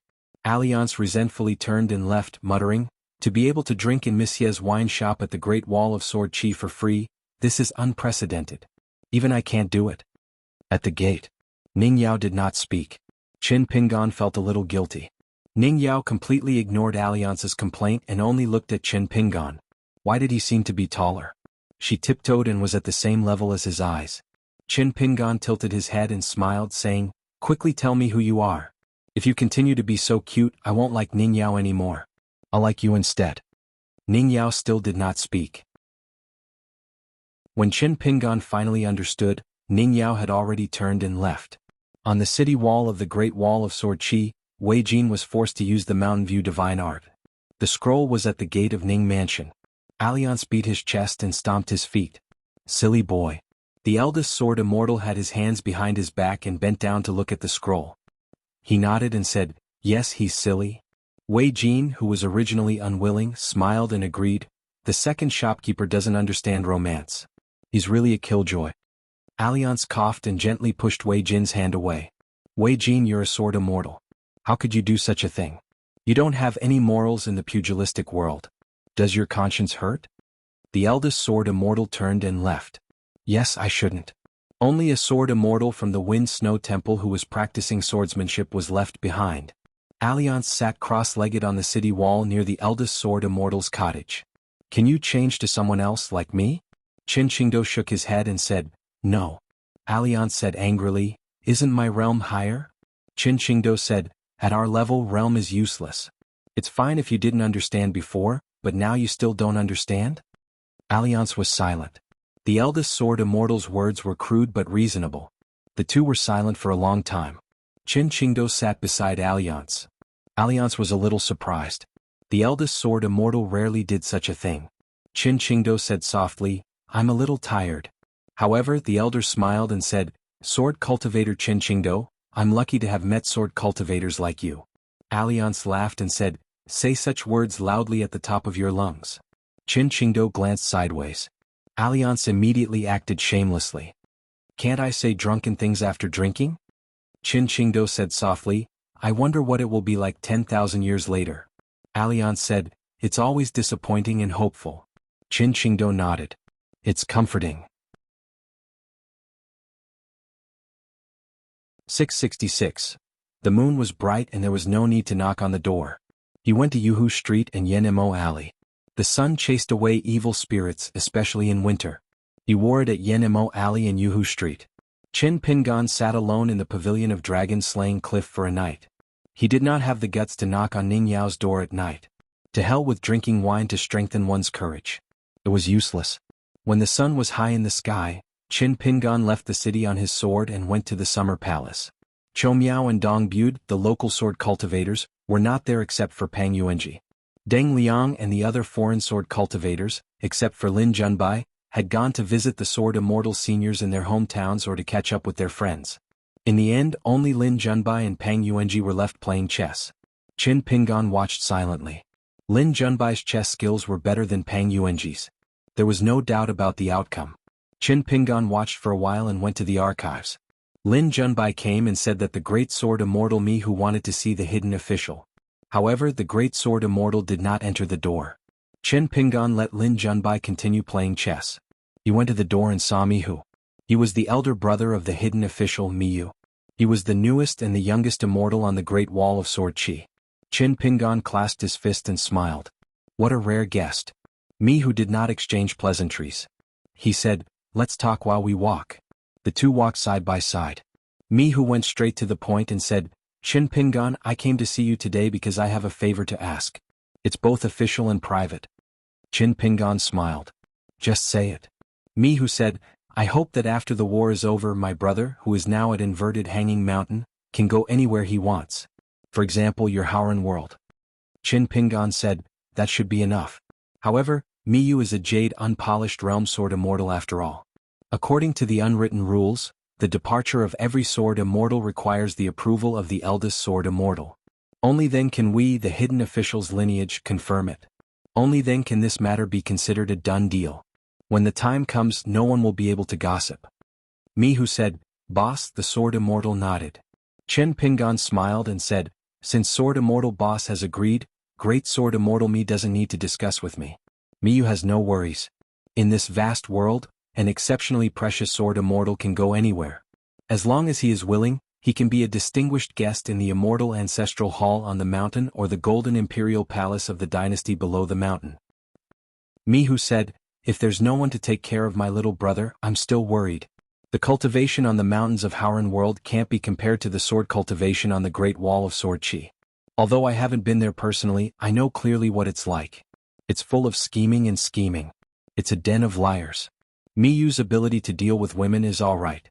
However, once he starts a Boolsh *T battle with a cultivator, my brother's pure mind will suffer a great loss." Chen Pingan knew what this immortal meant. He wanted him, a foreigner from Howren World, to be more careful. However, there were some things such as the agreement with the eldest Sword Immortal and his future situation. Chen Pingan couldn't reveal the heavenly secrets in advance. Therefore he could only prepare his words first. As for whether or not Mihu was insinuating anything in his words, Lord Chen Pingan was magnanimous and treated it as wind blowing past his ears. Mihu said, "As long as you are willing to nod your head, I will reward you greatly. When it comes to business, I believe in you." It was misunderstood. Chen Pingan didn't explain anything. Forget about the reward. Miyu has accumulated a lot of battle merits in the past 2 years in Howren World. You don't have to pay anything extra. It's just that for this kind of thing, apart from our private agreement, Miyu's own thoughts are the key. Mihu frowned and said, "Just based on your relationship with the Great Wall of Sword Chi, even if my brother refuses to leave, you can find a few Sword Immortals to knock him out and bring him to Howren World." Chen Pingan asked, "What if Miyu can't resolve the knot in his heart when he reaches Howren World? The cultivation path will be very troublesome. There won't be many accidents if he cultivates there with the identity of a Sword Immortal from the Great Wall of Sword Chi. However, as long as there is, it will be very big." Mihu said firmly, "Being alive is more important than the heavens. Every day that he could live was a day that counted. Besides, don't underestimate my brother's Dao heart. It's not as weak as you think." Chen Pingan nodded and said, "That's true." Chen Pingan said, "Then let Miyu go to the North Continent, Taihui Sword Sect, or Li Kai Sword Immortal's floating Duckweed Sword Lake. Both places need a Sword Immortal as a consecrator, and Miyu doesn't have to fight. As for where he goes in the future, let Miyu choose for himself." Mihu was puzzled. "Why not go to your mountain?" Chen Pingan shook his head and said, "I have a lot of old debts. Even if Miyu leaves Inverted Hanging Mountain and goes to Luapa Mountain, he won't have many days of peace. There's no need." But Mihu said, "Then let Miyu go to your Luapa Mountain to be a consecrator, and worship like a genealogical record." Chen Pingan said helplessly, "Great Sword Immortal Me, you are a straightforward person. Then let me be frank with you. If it's just a business deal, only an idiot would reject a Sword Immortal as a consecrator. I see your brother as a friend, so I won't let him go to Aquarius Continent. In the North Continent, where Great Wall of Sword Chi has the most connections, Miyu's identity is the best protection. The other 8 continents don't have such benefits." Mihu said, "You're nagging like a woman. Miyu will go to Aquarius Continent's Luapa Mountain. Cut the crap. You and I have a deal." "I'm trying to reason with you, Great Sword Immortal Mihu, but you still want to scold me?" Chen Pingan was about to say a few words of fairness, but he did not expect Mihu, the Great Sword Immortal, to say softly with a gloomy expression, "That brother of mine always felt that he was the one who embarrassed me. But did he ever think that if it wasn't for his good talent in swordsmanship, and the only thing he was good at was swordsmanship, then he would have become a jade unpolished realm Sword Immortal? How would he be embarrassed? How would he be laughed at by the entire Great Wall of Sword Chi? So who is the one who owes who, can't you understand? I, Mihu, only hate that my swordsmanship isn't high enough. Even when I reach the immortal realm, I still have to go through a lot. I can't make people laugh at me." Chen Pingan took off the blade-strengthening gourd and drank a mouthful of wine. He said softly, "It's better to say these words to Miyu face to face." Mihu shook his head and said, "Forget it. Keep it in your heart. If you really meet him, you won't be able to say it." With that said, Chen Pingan did not try to persuade him any further. Mihu suddenly started scolding, "A bunch of drunkards and bachelors who don't even know what a woman tastes like. How dare they laugh at my brother? All of them look like they've been run over by a car. How can they compare to my brother? This bunch of bachelors can't take their eyes off a woman's big breasts and big buttocks. Qin Pingan turned to look at Mihu. You Mihu have the nerve to talk about others? Mihu was a great sword immortal after all. He immediately understood the meaning of the young hidden official's gaze. He changed his words and said, some people are better than bachelors. Before I came, I heard that someone drank with Alliance at Missier's tavern without spending any money. I also heard that after Missier's business opened today, she smiled and looked radiant. She seemed to have changed into a different person. Qin Pingan responded with a smile and pretended not to understand. He silently took out a small account book and recorded this debt on Great Sword Immortal Mi's younger brother Miyu. He had to King send a letter back to Luapa Mountain and make Miyu suffer in Luapa Mountain for an entire year. If he did not earn enough money for Guyu, he would be detained on the mountain. The two of them walked near a Sword Immortal's private residence. It was called Immortal Garden Tavern. It was the residence with an unusual foundation. The previous owner, a Sword Immortal, had refined a bright moon-flying immortal poetry token. However, the private residence had been abandoned for many years. Most of the Sword Immortal's residences that were not in the city were like this. If the Sword Immortal died and his direct disciples also died in battle, the residence would become ownerless. It would be taken back by the hidden official's lineage according to the rules, rented or given to the new Sword Immortal. For example, the Grand Hui Sword Sect's private armory had been exchanged for through battle merits. When the female Sword Immortal she had found the Great Wall of Sword Chi, she had first rented the private mansion left behind by the Sword Immortal, the 10,000 Ravine residence. In the end, she had coveted the Cloud Pavilion that was carved from a piece of immortal jade and was willing to buy it at an astronomical price. However, the Summer Palace did not agree at first. After all, it was against the rules.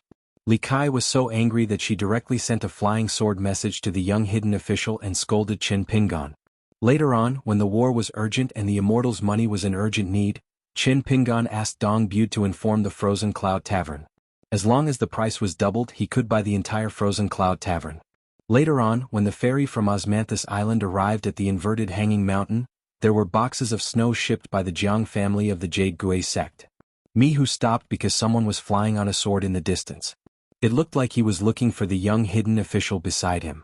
It was the Central Earth Sword Immortal with a bitter face, Ku Xia. Mihu then said telepathically, Qin Pingan, I'll have to trouble you with the matter entrusted to me today. Qin Pingan replied, I'll do my best. After receiving the promise, Mihu glanced at the Sword Immortal, Ku Xia, and threw a blade-strengthening gourd to Qin Pingan. He said, refined using ancient methods, the quality is not bad. Then he flew up on his sword and left for the city. Qin Pingan took the blade-strengthening gourd that had a cold texture and temporarily kept it. He would pass it to Miyu in the future. Ku Xia came to Qin Pingan's side with a difficult expression, which made him look even more bitter. Qin Pingan hung the two blade-strengthening gourds by his waist. Good things came in pairs. He asked the Sword Immortal from the Xiao Yuan dynasty with a smile, You want Lin Junbai to leave? Ku Xia nodded and said, I know it's not the right time. Therefore, in less than half a month, a cross-continent ferry from the Central Plains will send a message to the Summer Refuge Palace. It's a token of appreciation from our Xiao Yuan dynasty.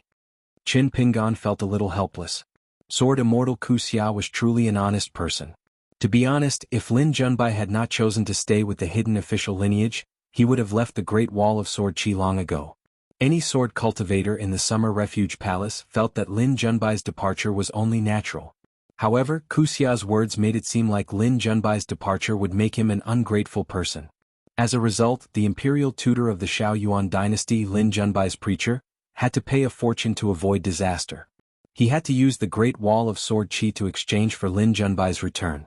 However, Qin Pingan felt at ease earning the immortal money from the Xiao Yuan dynasty. The more the better. Therefore, Qin Pingan did not bully the honest person. He directly said that he would go to the Summer Refuge Palace and summon Lin Junbai to meet Sword Immortal Ku Xia. However, Ku Xia did not move. He looked at the door of the immortal mansion and asked, Hidden official, do you know the origin of this mansion's name? Qin Pingan said, I'm not too sure. Actually, Qin Pingan had been the hidden official for many years. He liked to flip through the many dusty secret files in the Summer Refuge Palace as a way to relieve his boredom. The previous owner who changed the name of the mansion to the Immortal Mansion was a woman. She was also a native sword immortal from the Great Wall of Sword Chi who had some scholarly habits. Like Guijia, she liked to plant immortal flowers. She had once asked Inverted Hanging Mountain to buy an elm tree from the Fuyao continent and transplanted it to the small courtyard. It suddenly bloomed and reached the roof ridge. This made the Sword Immortal happy, so she changed the name of the mansion. However, after the Sword Immortal died, there was no disciple. The mansion was not taken care of for many years. There was also a layer of immortal restriction on the immortal mansion, so outsiders could not trespass. Therefore, no one knew whether the interior of the mansion was withered or flourishing, whether the flowers were blooming or withering. Kuxia said, "My good friend and I traveled the Great Wall of Sword Qi for the first time. My good friend admired a disciple of this Sword Immortal. However, the rules could not be changed. The two of them could not become immortal Taoist companions." Qin Pingan said, "If your friends stayed, wouldn't they become a couple?" Kuxia's expression was even more bitter. He sighed and said, "How many of us sword cultivators in the world can be carefree mountain cultivators? Even if they were in the beginning like Deng Liang from the snowy mountain continent, they would still be taken in by the ancestral hall of the big sections. Moreover, my good friend was an immortal teacher who had high hopes placed on him since he was young. How could he give up so easily? In the sect there were also elders that my good friend respected." Qin Pingan said, "It's difficult to have both." Kuxia turned his head and said, "Therefore my good friend and I admire the hidden official very much." Qin Pingan laughed and said, "Kuxia Sword Immortal, since you can't lie then don't lie." He did not have any good friends, nor was he a disciple of a Sword Immortal. It was clearly Kuxia herself, the female Sword Immortal. "Sword Immortal," Kuxia said helplessly, "on the previous trip to the South Whirlpool continent, everyone tried to persuade me. Yu Zhuanfu, Jin Jinming, Zhu Mei and the other juniors tried to persuade me. It was as if I had done something amazing. I really felt guilty and could not deserve their admiration." Qin Pingan said, "If Kuxia Sword Immortal said it out loud, do you believe that Yu Zhuanfu and Zhu Mei would only respect you more?" Kuxia Sword Immortal was at a loss at first, then he understood and finally felt relieved. "It's better that you don't say it out loud. As a senior, it's not appropriate to talk about such matters with the juniors." Qin Pingan asked a question. "The owner of Planting Elm Immortal and died in battle in order to accumulate battle merits. Don't you hate Boss Sword Immortal and this Great Wall of Sword Qi?" Kuxia Sword Immortal shook his head and said, "Without the Great Wall of Sword Qi would I have met her?" This was Kuxia Sword Immortal's heartfelt words. If he did not hate the Great Wall of Sword Qi, what did he hate? The person he hated was his own cowardice. Qin Pingan nodded. First there was Lin Junbai, then there was Kuxia Sword Immortal. Qin Pingan's impression of Xiao Yuanchao improved a little. Alliance had solved a mystery yesterday, and today Kuxia Sword Immortal had solved another mystery. Kuxia Sword Immortal suddenly asked, "Hidden official, didn't you say that you were not familiar with this place?" Qin Pingan said solemnly, "I said, I'm not sure earlier. As the hidden official, I have some understanding of the Planting Elm Immortal and right under the eyes of the Summer Palace." Kuxia Sword Immortal was helpless. If he had interacted with the scholars of the secondary sage lineage, it would definitely not have been like this. Bringing Kuxia Sword Immortal back to the Summer Palace, Qin Pingan shouted. The white-clothed youth, Lin Junbai, walked out of the door, full of immortal aura. Seeing Kuxia Sword Immortal, Lin Junbai immediately knew the purpose of his visit. He cupped his fists towards Qin Pingan without saying anything. At this time, leaving the Summer Palace and the Great Wall of Sword Qi, removing the burden of being the hidden official sword cultivator lineage, there would eventually be a trace of suspicion of desertion. For example, Deng Liang and Chao Gun would have this psychological burden. However, Lin Junbai would definitely not have such thoughts. Qin Pingan patted Lin Junbai's shoulder. "It's not easy to part on good terms. Take care." Lin Junbai straightened his back and cupped his fists. "In these years by your side, I have learned a lot and benefited a lot. Junbai engraved it in my heart. A gentleman upholds the fundamentals, and the fundamentals give birth to the Tao." Qin Pingan laughed. "Save the pleasantries and do more practical things. As for the promise from earlier, I will definitely help you fulfill it." Lin Junbai immediately understood and said with a sincere face, "Your Excellency is proficient in chess. The chessboard and the box are left in the Summer Palace." Qin Pingan patted Lin Junbai's shoulder heavily and smiled. It seems that Junbai has learned some real skills. Kuxia Sword Immortal felt relieved. He had previously been worried that the hidden official would deliberately make things difficult for Lin Junbai because of the relationship between the imperial tutor of the Xiaoyuan dynasty and the group of young sword cultivators. It seemed that he had been too careful to measure the heart of a gentleman. Ku Xia Sword Immortal took out a secret letter and handed it to Lin Junbai. He said to the youth, "Junbai, if nothing unexpected happens, you should leave tomorrow. You can take a returning cross-continent ferry from the South Saw continent. Your husband just sent a flying sword message to the Hanging Mountain Spring Banner House not long ago and asked me to pass this letter to you. Lin Junbai would definitely stay in the Summer Palace today. Otherwise, Sword Immortal Sun Jiyuan's residence in the city would have no acquaintances. Furthermore, Sword Immortal Sun had a very bad impression of the young sword cultivators of the Xiaoyuan dynasty. Later on there was the matter at the border. Lin Junbai would not go and ask for a snub. Furthermore, Lin Junbai had a good relationship with all the sword cultivators of the hidden official's lineage. This was especially so with the cheerful Chao Gun, and Xian King Guizhujio had been encouraging the three of them to burn yellow paper. The young lady said that she had already prepared everything. Everything was ready. All that was left was for the three of them to kowtow. Ku Xia Sword Immortal bade farewell and left. Before he left, he reminded Lin Junbai to be careful on the return journey. Ku Xia Sword Immortal did not return to the city directly. Instead, he strolled to the Immortal Garden. The old man with a bitter expression looked in the direction of the residence. After a daze he smiled. Lin Junbai returned to the Summer Palace and continued the unfinished game with Pang Yuanji, whose victory had already been decided. Pang Yuanji smiled and said, "Is this our last game?" Lin Junbai asked, "Then I'll let you win this time?" Pang Yuanji said, "There's no need to let the hidden official play for you." Qin Pingan watched the game from the side with his hands in his sleeves. He said unhappily, "I've never lost a game against anyone in a serious game." Pang Yuanji asked, "How many games have you played?" Qin Pingan glanced at him, "Why do you care?" Pang Yuanji gently placed the chess piece in his hand back into the box. "The rest." Lin Junbai's eyes lit up, "All right." Qin Pingan also heaved a sigh of relief. He took off the blade-strengthening gourd that Mihu gave him and examined it carefully. For now he was still its owner. At the bottom of the blade-strengthening gourd, the words Haoyang were engraved. The material of the blade-strengthening gourd was unknown. He did not know what a great sword immortal meant by, "all right." Pang Yuanji turned his head and said, "If I remember correctly, Mihu picked it up from the corpse of a nascent soul demon on the battlefield years ago. After Mihu got it, he never asked anyone to inspect it. It's hard to say what its quality is." Qin Pingan stared at the blade-strengthening gourd in his hand. He was just short of sticking his face to it. He said casually, "I don't dare to say how good it is. But I can tell whether it's good or not. You won't understand. This is a subject that depends on talent." Pang Yuanji did not want to continue the conversation and changed the topic. "How did you survive the encirclement of 5 people? Even Sword Immortal Cho Miao said he might not be able to escape." Bamboo Gourd, Lizhen, 4th Reign? Shoal Lubai. The encirclement of 5 top geniuses and the foreshadowing of a sovereign great demon. Therefore, Pang Yuanji was not the only one curious about the Great Wall of Sword Qi. There were many things about the young hidden official. If one only had a rough idea, even if they had seen it with their own eyes, it was equivalent to not knowing anything. For example, everyone guessed that Qin Pingan's intrinsic flying sword should be able to isolate a mini-world. But even a mini-world had different grades and abilities. Qin Pingan kept the blade-strengthening gourd and hung it on his waist. After Lin Junbai kept the chess piece, Qin Pingan kept it close to him. Qin Pingan did not explain the exact process. He only told Pang Yuanji and Lin Junbai about the 5's flying swords and methods. If they needed to fight side by side and leave the city to kill, Qin Pingan did not mind telling them the inside story. But since they did not need to, there was no point in saying more. After all, being honest with others was not the same as being completely honest with them all the time.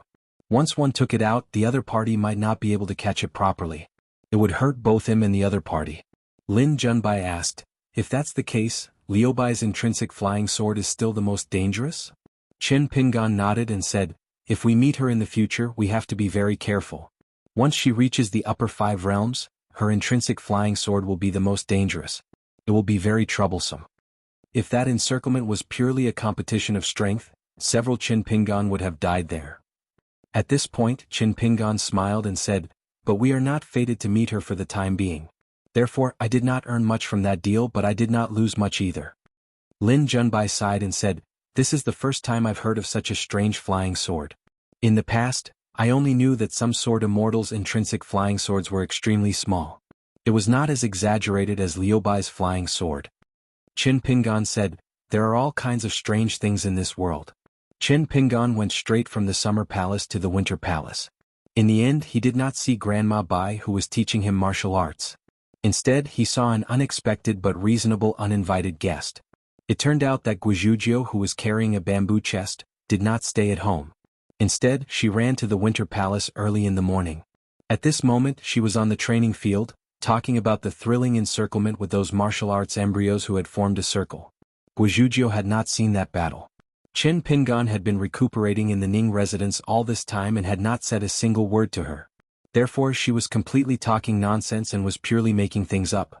However, Qin Pingan did not stop her. He sat on the railing of the corridor far away, allowing this disciple to be the storyteller. Not to mention the martial arts, just the matter of storytelling was something that Guizhuzhou had received a true inheritance. Guizhuzhou stood on one leg, her face solemn and respectful. The situation was dangerous. 5 sword immortals with bloodshot eyes. The 5 intrinsic flying swords, which were at least twice as tall as Yuan Zhouhua, came together. Were you afraid? Not to mention you, even I was afraid. Think about it. Li Jin is the last disciple of the moon-supporting mountain. Zhugong is the first disciple of Lu Cha. As for Lu Bai, he is the direct disciple of Tongtian Old Fox Zhoumi. How big is their backing? How big is their background? Besides Yu Sai? Since Tang can stay in the Jiaxin tent, he must not be simple.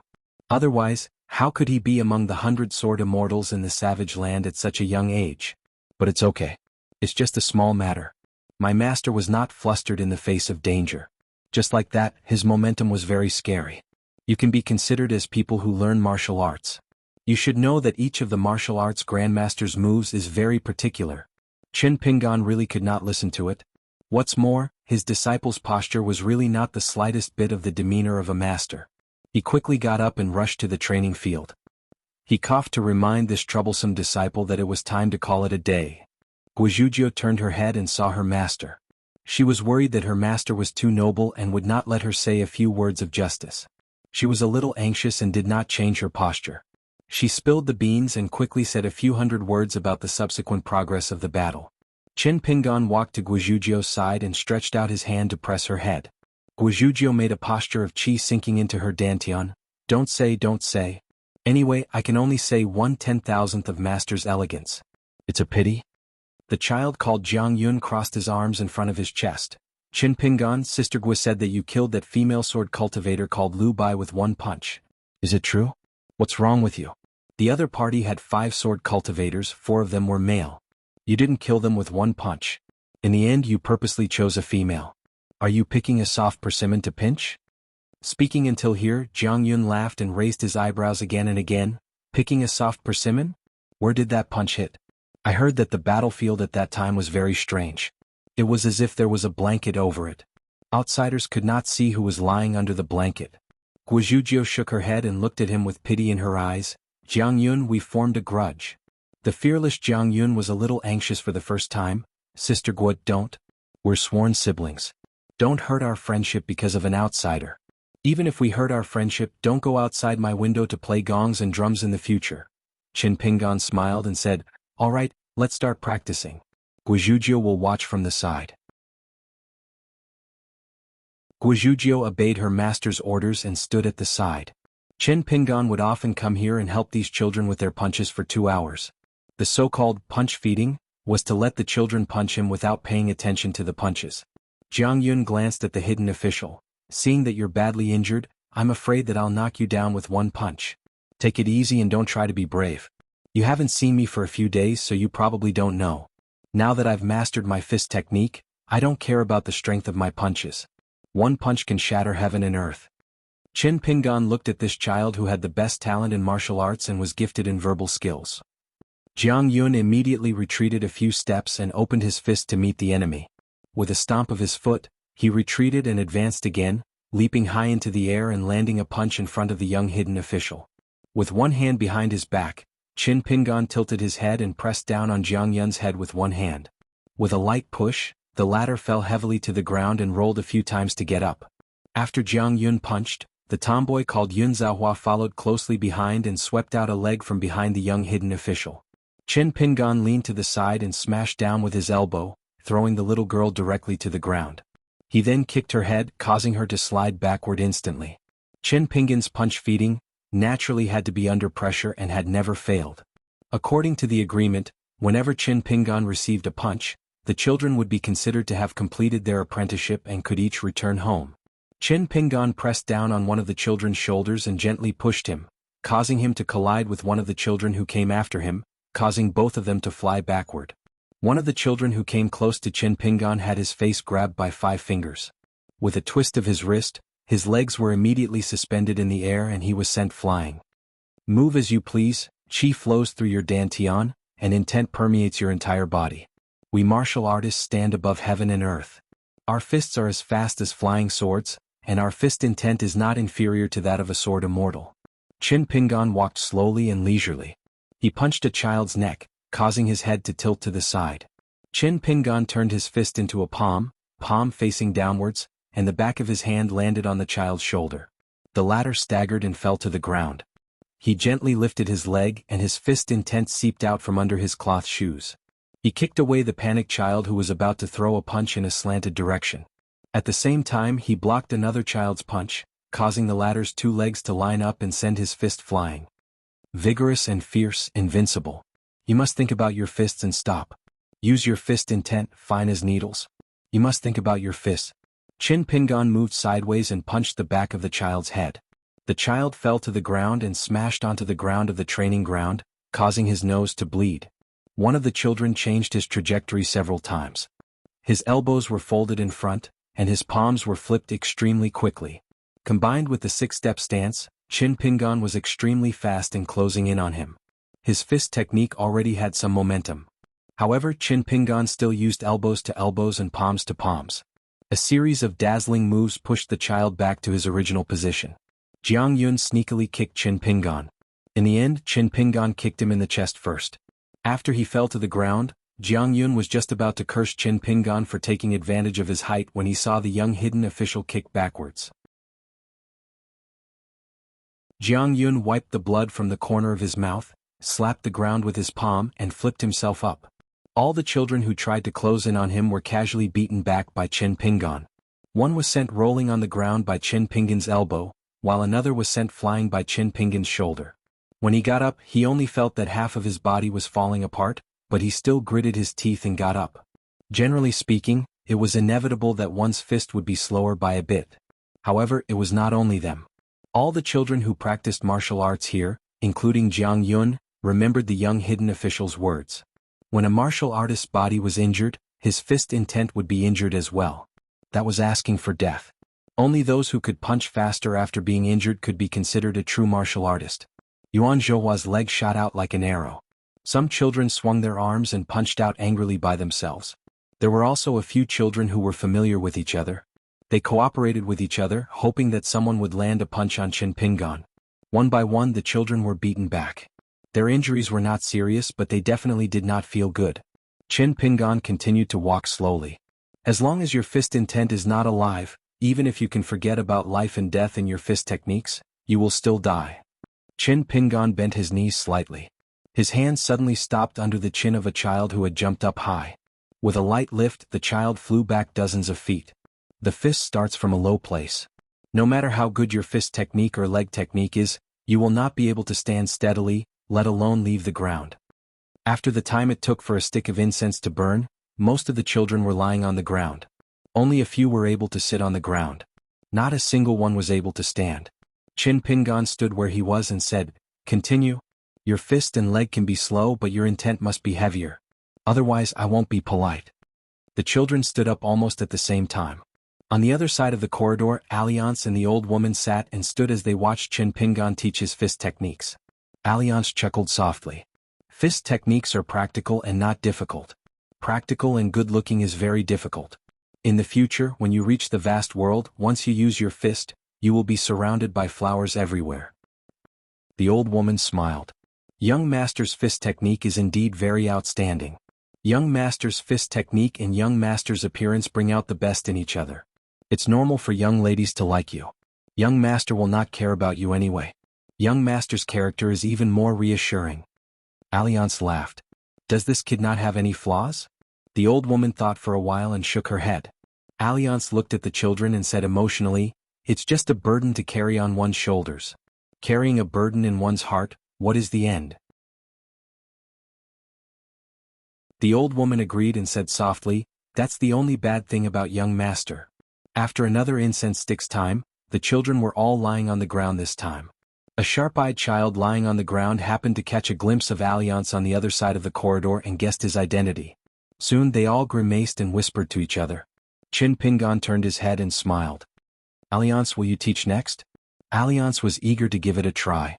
"My fist technique is still very good." With one hand on the railing he stood still and took a deep breath. His shoulders shook and he shouted. Then he moved forward in a straight line. Between the corridor and the training field, he performed a fist technique that he thought was natural and smooth. He also showed off his footwork while he was at it. Jiang Yun jumped up and said with a rare serious expression, "Chin Pingan, let's continue. You can teach the fist technique." The other children also nodded one after another. Alliance stood where he was and rubbed his chin. "It shouldn't be. My fist technique is good-looking and sturdy. Even Taoist number 2 has suffered greatly." Guizhuzhou comforted him softly. "Senior Alliance, your sword technique is already so good. Your fist technique is not as good as my master's, so there's no need to be ashamed." Alliance asked, "You can tell that my fist technique is not good." Guizhuzhou shook her head vigorously. Alliance probed again. "Is it not good-looking?" Guizhuzhou sighed. "Senior Alliance, do you want to hear the truth or a lie?" Alliance said, "A lie." Guizhuzhou was immediately in high spirits. Senior Alliance was chatting like this and it didn't hurt their feelings. She didn't need to be hit by her master. So she raised both her thumbs and praised loudly. "Senior's fist technique is amazing, amazing. It's as good as Senior's appearance." Alliance didn't care at all. It was still nice to hear.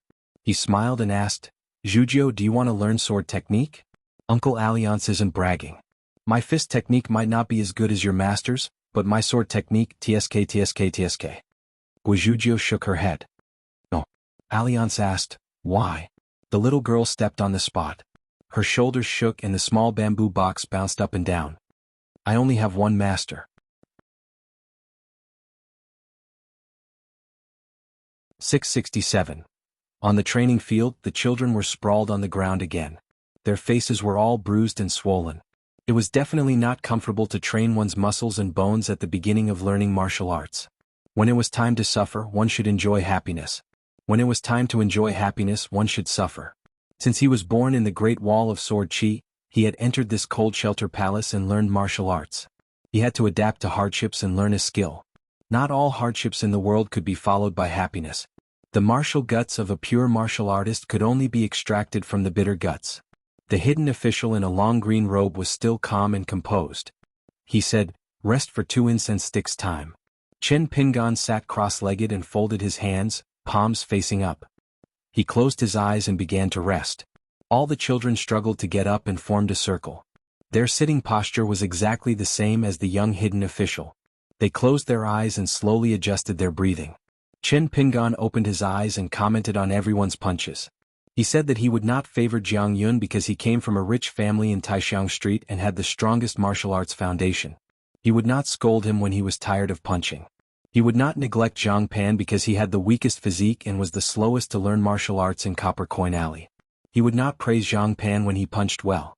He would also not deliberately reduce the strength of Sun Tian and the tomboy from Yuhu Street because they were young girls.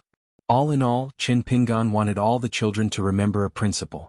Pure martial artists had to be their enemies first. Learning martial arts, one must be a man first. Those who teach martial arts, regardless of whether they have the title of master or teacher, still need to teach people first. Teaching people is not an empty talk. Even if it is a bookkeeper in a rural school, he may bow his head and say some flattering words to a rich man, or he may cast a sidelong glance or sneer at a poor child, and then the child will silently see it and remember it in his heart. In the end, it will kill the hundreds and thousands of sages' teachings in the book. There was logic in both the books and the books. Everyone was a teacher. Chen Pingan did not say anything else. According to the rules, it was the children's turn to ask questions. Su Gong, the kid from Twilight Alley, was the first to ask, "Mr. Chin, a straight line of punches is definitely the fastest. If the purpose of practicing the walking stance is to strengthen the bones and strengthen the body, why are there so many punches?" Qin Pingan raised his hand and punched out. He suddenly punched out and stopped abruptly. Su Gong, what you mean is that punching in a straight line is the fastest way to touch the enemy, right? Su Gong began to doubt himself. Jiang Yun chuckled and said, "One punch and you'll be down." Who in the Great Wall of Sword Qi didn't know that the young hidden official was the most protective of women? Otherwise, how could he have the nickname of knocking down the second shopkeeper with one punch? As for why he was so ruthless towards Wild World's Lu Bai, it must be because that female sword cultivator was not as good-looking as Yu Juanfu. However, Jiang Yun suddenly recalled the scene of Yu Juanfu being held down and slammed against the wall. He sighed and felt that he might have wronged the second shopkeeper. Su Gong panicked. He did not mean that.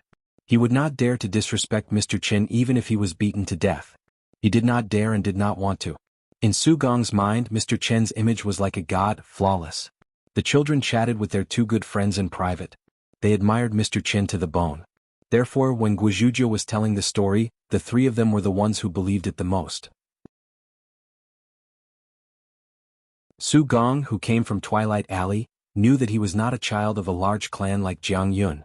Since he did not have Jiang Yun's talent and background, he, Zhang Pan, and Tang Chu would often secretly practice the walking stance at night. They would often meet that tomboy Yuan Zhouhua. However, going too far was as bad as not going far enough. These fellows trained so hard that they almost damaged their vitality. From beginning to end, Qin Pingan maintained the same punching posture. Then he raised his left hand, using his right arm as a path, pointing and pointing. Starting from the right fist, he moved on to the wrist, the forearm, the shoulder, the spine, and finally the waist, pointing out the acupoints one by one. He explained in detail the path of pure Jinqi flow in this straight-line punch. Every tendon, every bone, and every muscle's minute changes were explained to the children in detail. During this time, in accordance with the changes of the fist and palm, he dissected the back of the elbow and the front of the fist, pushing the elbow forward, hitting the shoulder, and so on. He explained in detail the mysteries within, how to exert the force and why to exert the force. After Qin Pingan withdrew his fist, he rested his hands on his knees and smiled. Therefore, the fist moves are inferior, the fist intent is in the middle, and the fist technique is in the sky. For the first time, Jiang Yun did not expose him. He frowned and said, "The fist moves are inferior? But I feel that the fist stance and fist stance should be derived from the fist moves. It's very important." Qin Pingan smiled and raised his fist. With a twist of his wrist, he changed his fist into a palm. His palm was less than an inch from the ground. He landed on the ground in an instant and violently slapped the ground. The ground shook and all the children bounced up at almost the same time. They were all at different heights from the ground and their figures were all over the place. Then, as if they had been crushed, they landed on the ground with a thud. All of them had difficulty breathing and felt as if they were suffocating. Their backs were bent and no one could straighten their backs. The fist moves are inferior only in terms of position and order. It's not that it's not important. On the contrary, all fist techniques have to start from the bottom. Layer after layer of fist stances, layer after layer of fist stances, layer after layer of fist stances. Only then can our fist technique reach the sky. Qin Pingan withdrew the formless fist intent and all the children immediately felt relieved.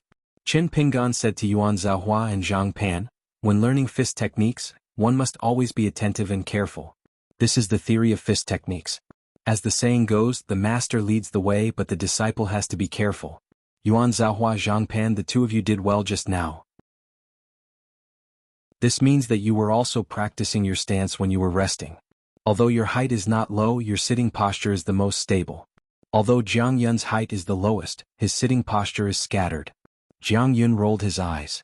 He was already used to the sarcastic remarks of the King hidden official. Zhang Pan, who had a shy personality, was excited.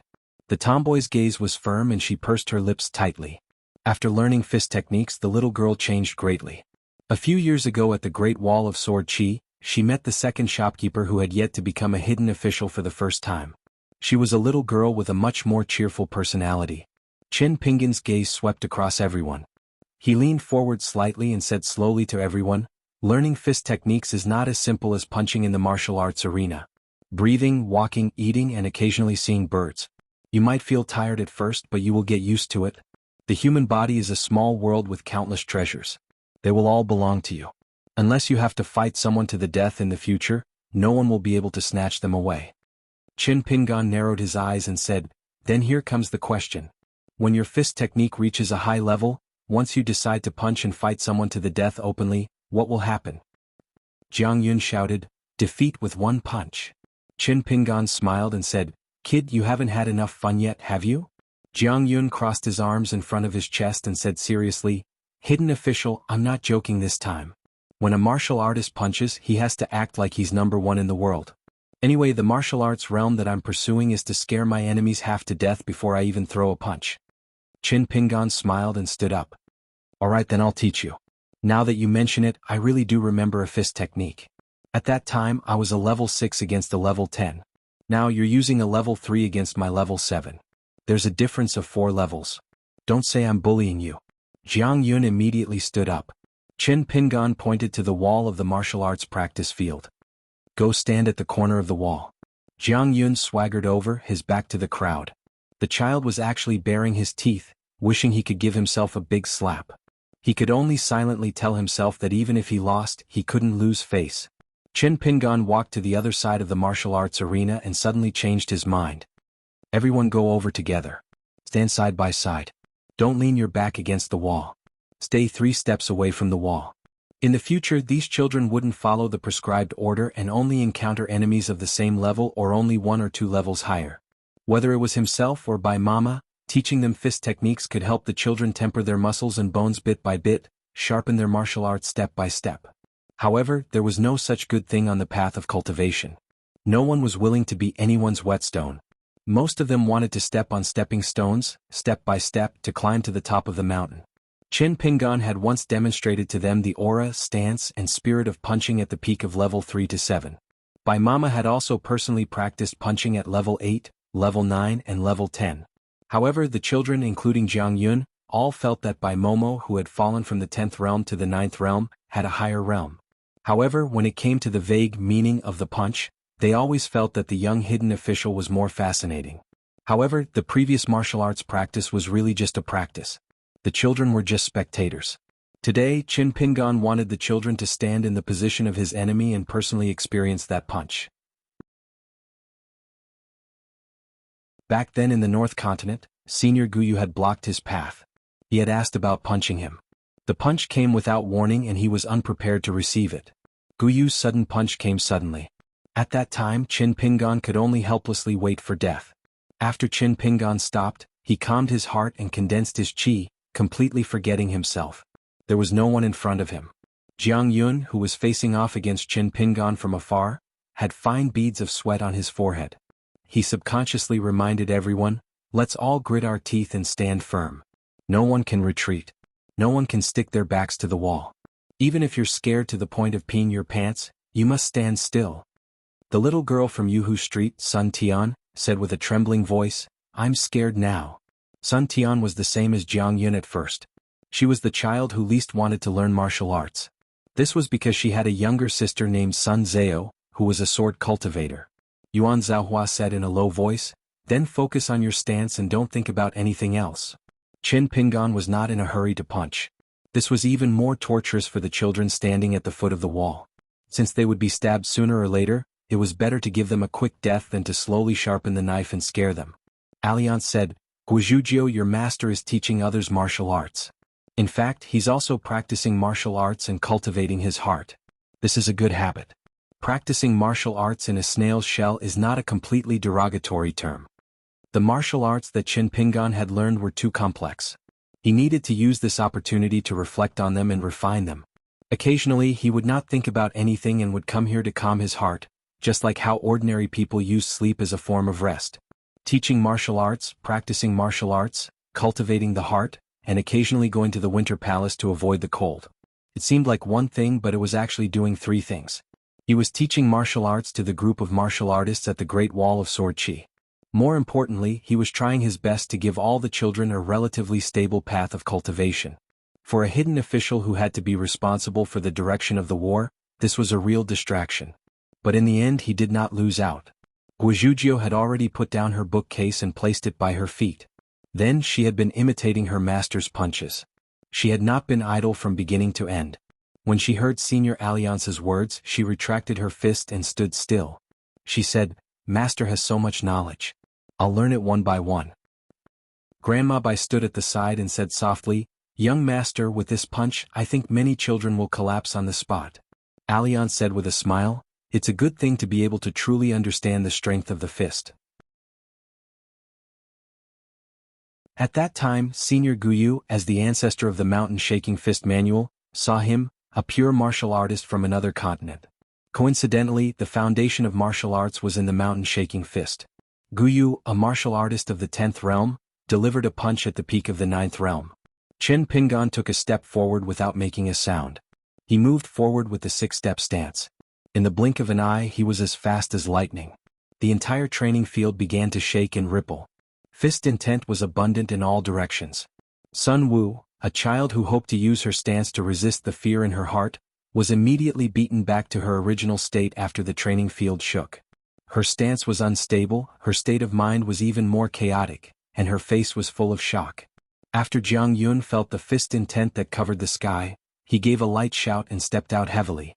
He opened his fist stance and used his own fist intent to resist the fist intent of the universe. Seeing that Sun Wu was about to fall to the ground, Jiang Yun gritted his teeth and moved sideways. His face was full of pain, but he still blocked in front of Sun Wu. After all, she was a little girl. As a big man, he had to protect her. Su Gong and Yuan Zhaohua shouted almost at the same time, 6-step stance. All the children had a tacit understanding. Almost at the same time, they advanced instead of retreating. They wanted to fight the stance with the stance. The strong wind blew and the fist intent pressed down on them. It was not something they could achieve just by retreating. At most, they took 2 steps before everyone staggered back. It was unknown how Sun Tian managed to muster up a bit of courage. He actually avoided Jiang Yun and chose to face the punch himself. In the blink of an eye, everyone, including Jiang Yun, had their backs against the wall. Their faces were pale and their backs were drenched in sweat. Some of the physically weak children had already fallen to the ground. Chen Pingan stood in the middle of the training field with one hand behind his back and the other clenched against his abdomen. He leisurely exhaled a mouthful of turbid air. He hurriedly turned his head and wiped the blood from his nose. It was not easy for him to deliver such a powerful punch with his current physique, even if he only managed to deliver half a punch. Chen Pingan turned his head and smiled. "Everyone get up. Today's training will end here." None of the children regained their senses. They were a little dazed. Chen Pingan was silent for a moment, then suddenly laughed. "After this punch, I have to say that I have a good eye for choosing martial seats. If you ever meet a martial artist of the same generation when you travel the Jianghu, you can say that the person who taught you was Bai Lianshuang, a martial artist of the 10th realm of the Sword Qi city. The person who fed you was Chen Pingan, and the person who watched from the side was Swordsman Alliance." After bidding farewell to Grandma Bai, Chen Pingan and Alliance took Guizhuzhou and left the Winter Palace on foot. Alliance said, "Zhuzhou, when your master mentioned the person who watched the fight, he only mentioned me and forgot about you. Are you sad?" Guizhuzhou said with a puzzled expression, "Master said it. Senior Alliance, didn't you hear it?" Alliance was stunned.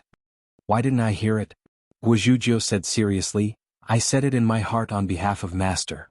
Alliance praised, "Zhuzhou, your heart of the sword is amazing." Chen Pingan smiled.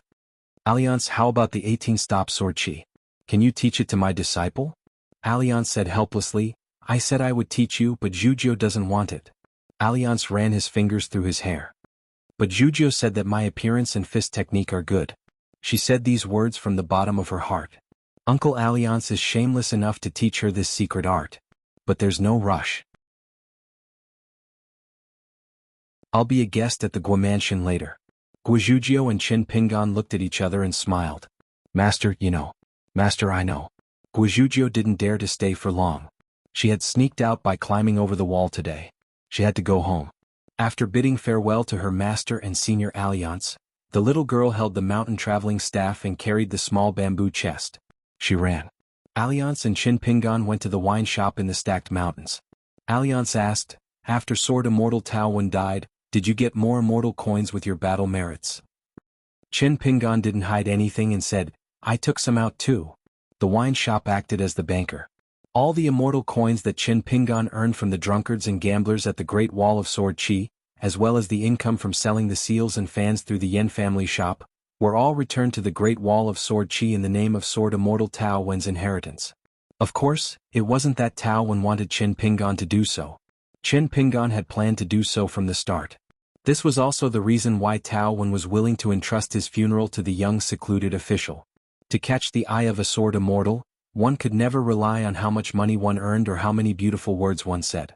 Alliance asked again, that much immortal coins isn't a small sum. You just casually left it on the table in the courtyard and let the sword immortals take it. Are you not worried? Is the secluded official's lineage keeping an eye on that area? The battle had come to an end for the time being. The cultivation of the sword was of utmost importance. The world's sword immortals were notoriously unreasonable when it came to spending money. This was also why the Great Wall of Sword Chi had so many poor sword immortals. The higher the grade of the intrinsic flying sword, and the higher the realm of the sword immortal, no one dared to say that they had too much money except for the few tycoons in Immemorial Street. Only when they weren't at a bottleneck in their cultivation would sword immortals have some spare money on hand. They could drink and bet freely. Therefore, it was possible that most sword immortals would go to Tao Wen's residence to withdraw money and only take what they lacked. However, there were bound to be some sword immortals who secretly took more immortal coins. Qin Pingan shook his head and said, no one is keeping an eye on that area. Tao Wen doesn't care about this, so I don't care either. It's not a business deal, so there's no need to be so calculative. Alliance nodded and said, you should think that way. Relax a little. Qin Pingan took off the white jade hairpin that was pinned in his hair bun. Alliance took it and immersed his mind in it. Then he laughed involuntarily. What an old scholar. Even I was fooled back then. Qin Pingan didn't even bother to use telepathy and said directly, in the previous battle with Li Zhen, I relied on this hairpin to turn the situation around. Otherwise, I wouldn't have been able to defeat Li Zhen as I wasn't a sword immortal back then.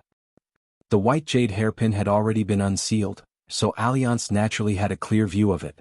Qin Pingan said, the flow of time is the opposite of many blessed paradises. It's about a month in the mountains and a year in the world. The white jade hairpin was an extremely strange blessed paradise. Its territory wasn't large and could at most accommodate 100 people. The spiritual energy was also average and couldn't be considered a blessed land. To be more precise, it wasn't suitable for cultivators to cultivate. Alliance sighed and said, the old scholar has given a lot of thought to this. For the sake of his disciple, Qi Jingchun, the old scholar could be said to have given a lot of thought. Taking refuge here, he could just treat it as a study room and read in peace. After hundreds of years, the world would change. Perhaps the next time he returned to the vast world, it would be a different scene. The old scholar's original intention was very likely to have been to delay until the wasteland attacked the Great Wall of Sword Chi. Then, the Confucian school would have opened up the fifth passage to the world and a new vast world would have been created. With a bigger chessboard, there would be more places for his disciple, Qi Jingchun, to have a foothold and there would be more hope. When the old scholar left the Merit Forest, he might have already made a plan. He was willing to use the merit of opening up a new world in exchange for Qi Jingchun's foothold in the human world. Qin Pingan slowly said, Mister, if you're like this, then how can I treat my own disciples and students half-heartedly? Senior Marshal Brother Mao once said that the most dangerous thing in the world was teaching and educating people. Because you never know when your words will be remembered by a certain student for the rest of their lives. Alliance returned the white jade hairpin to Qin Pingan. Qin Pingan put it back in his hair. 8 characters in Xiaozhuan, gentleman gentle as jade. Alliance held the back of his head with both hands and basked in the warm sun. A young man beside him was wearing a green robe and a white jade hairpin.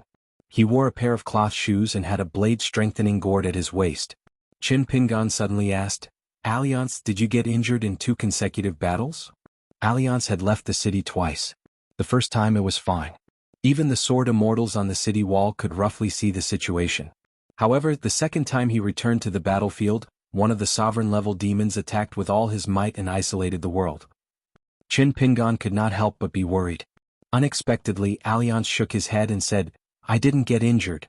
I only used some of my trump cards. The next time I go to the battlefield, I will definitely be targeted. Just like your 2 flying swords' innate divine powers, if outsiders don't know, it will be the key to victory. Once they know, it will be difficult for it to work next time. After all, it wasn't as if we were roaming the vast expanse world and constantly running into unfamiliar faces. The battlefield of the Great Wall of Sword Chi could be said to be huge, but it could also be said to be small. I was already familiar with those great demons, so I was well aware of their general movements. We are also fighting against the entire wasteland. The problem is that they do not lack magic treasures or weapons. Even if they don't have them, they can borrow them. Qin Pingan said in surprise, You didn't get injured? Alliance smiled and said, "Let me show you my skills? After that, you will know why I was able to escape unscathed." Qin Pingan looked around. "Forget about it on the streets." Alliance grumbled, "There is no one around and we are staring at each other. What's the point of showing off?" Qin Pingan nodded and said, "If you dare to show off, I dare to learn." Alliance stopped and lightly stomped on the ground with the tip of his foot. Qin Pingan did not understand and stopped as well, waiting to see. Suddenly, on the second floor of a restaurant not far away, someone shouted angrily, "Son of a b***tish, return the money. I have seen bankers scamming people, but I have never seen a banker like you who runs away after losing money." Instantly the customers all around cheered loudly. Chopsticks knocked on bowls, palms slammed on the table and boos sounded everywhere. Qin Pingan held his hands in his sleeves with a calm expression. It was a small scene. Alliance stretched his neck and scolded back, "I am not returning the money. I'm helping you save money. Saving money is saving wine. You still have the face to scold me?" The old sword cultivator was speechless. Anxious, the old sword cultivator wanted to spit on that b*****'''''''''''''''''''''''''''''''''''''''''''''''''''''''''''''''''''''''''''''''''''''''''''''''''''''''''''''''''''ce Unexpectedly, Alliance stomped his foot lightly. A golden word appeared at the tip of his foot. Then, the words connected into a small circle and appeared at Alliance's feet. They were all teachings of the sage. The first circle was a sentence from the Confucian school's most sage teacher. Then it was the Taoist school's explanation of the great Tao of Yin and Yang. After that, there were the Confucian classics about heaven, earth and man. Then there was an even bigger circle. Different articles and poems circulated through the 4 seasons. The 5 elements.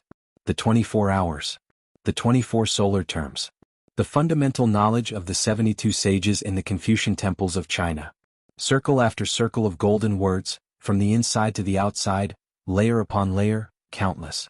The 3 sects, the 100 schools of thought, the scriptures and classics, the opening or closing words of the scriptures and classics, the generosity of hundreds and thousands of poets, virtuous and virtuous people, famous ministers and generals, sword immortals and heroes, were all manifested in words.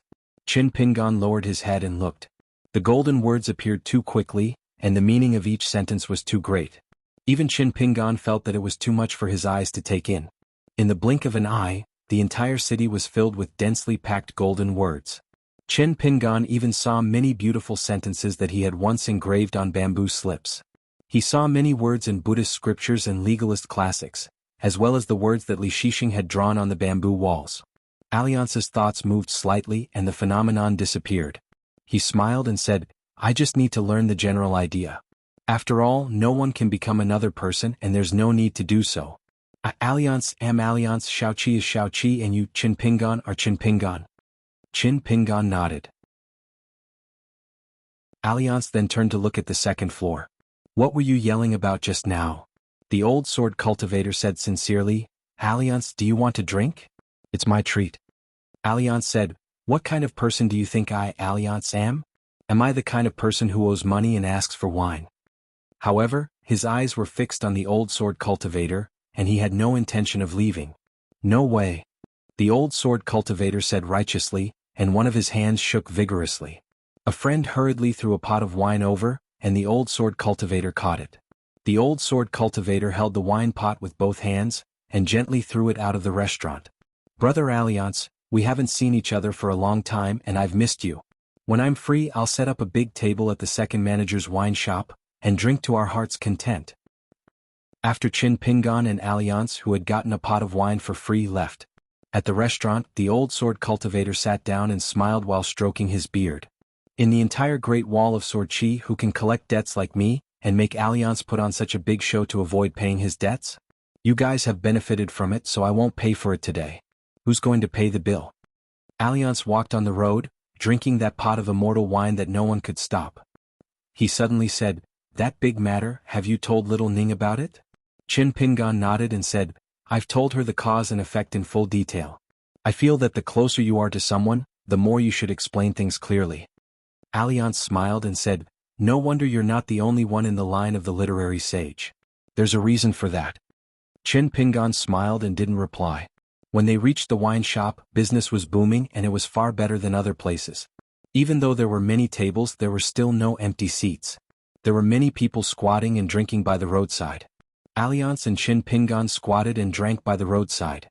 In front of them was a bowl of noodles and a small plate of pickled vegetables. It was noisy all around. The big and small drunkards who came to this shop to drink were all big-hearted. If they weren't, they probably wouldn't be returning customers, so they didn't take Alliance and the young hidden official too seriously and didn't treat them as outsiders. Alliance held the wine bowl in his hand and picked up some vegetables with his chopsticks. He shuddered.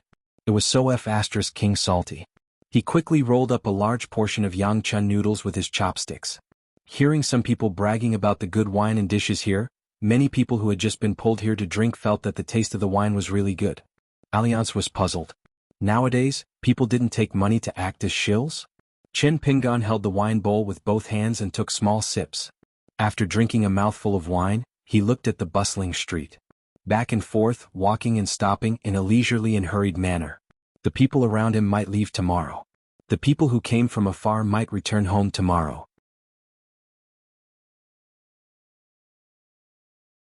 668. Lin Junbai did not expect Pang Yuanji to be such a blabbermouth. The other sword cultivators of the hidden officials all knew that he was leaving. At dawn, Lin Junbai simply packed his bag. He first strolled around the summer palace, then returned to the main hall and looked at the tables. To a cultivator who did not know the weather, a few years passed in the blink of an eye. Yet Lin Junbai felt like he had a huge dream here. He was reluctant to wake up from it. Lin Junbai shook his head and collected his thoughts. He only felt that it was not bad to leave without saying goodbye. He did not expect the sword cultivators to arrive on their swords. Other than the young hidden officials, everyone else was present. Even Guizhuzhou came with a gong and drum. Lin Junbai straightened his clothes and bowed to everyone in thanks. It was a rule to drink wine to send off friends at the Great Wall of Sword Qi. The group went to the second manager's wine shop to drink. Early in the morning there were still seats available. Everyone drank a little. The farewell wine was usually not too much. Lin Junbai asked the head manager for a nameplate.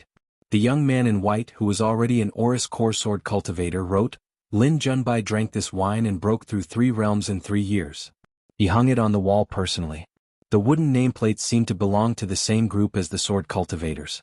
Gu Jianlong said something fair. Junbai's words are full of the hidden official's style.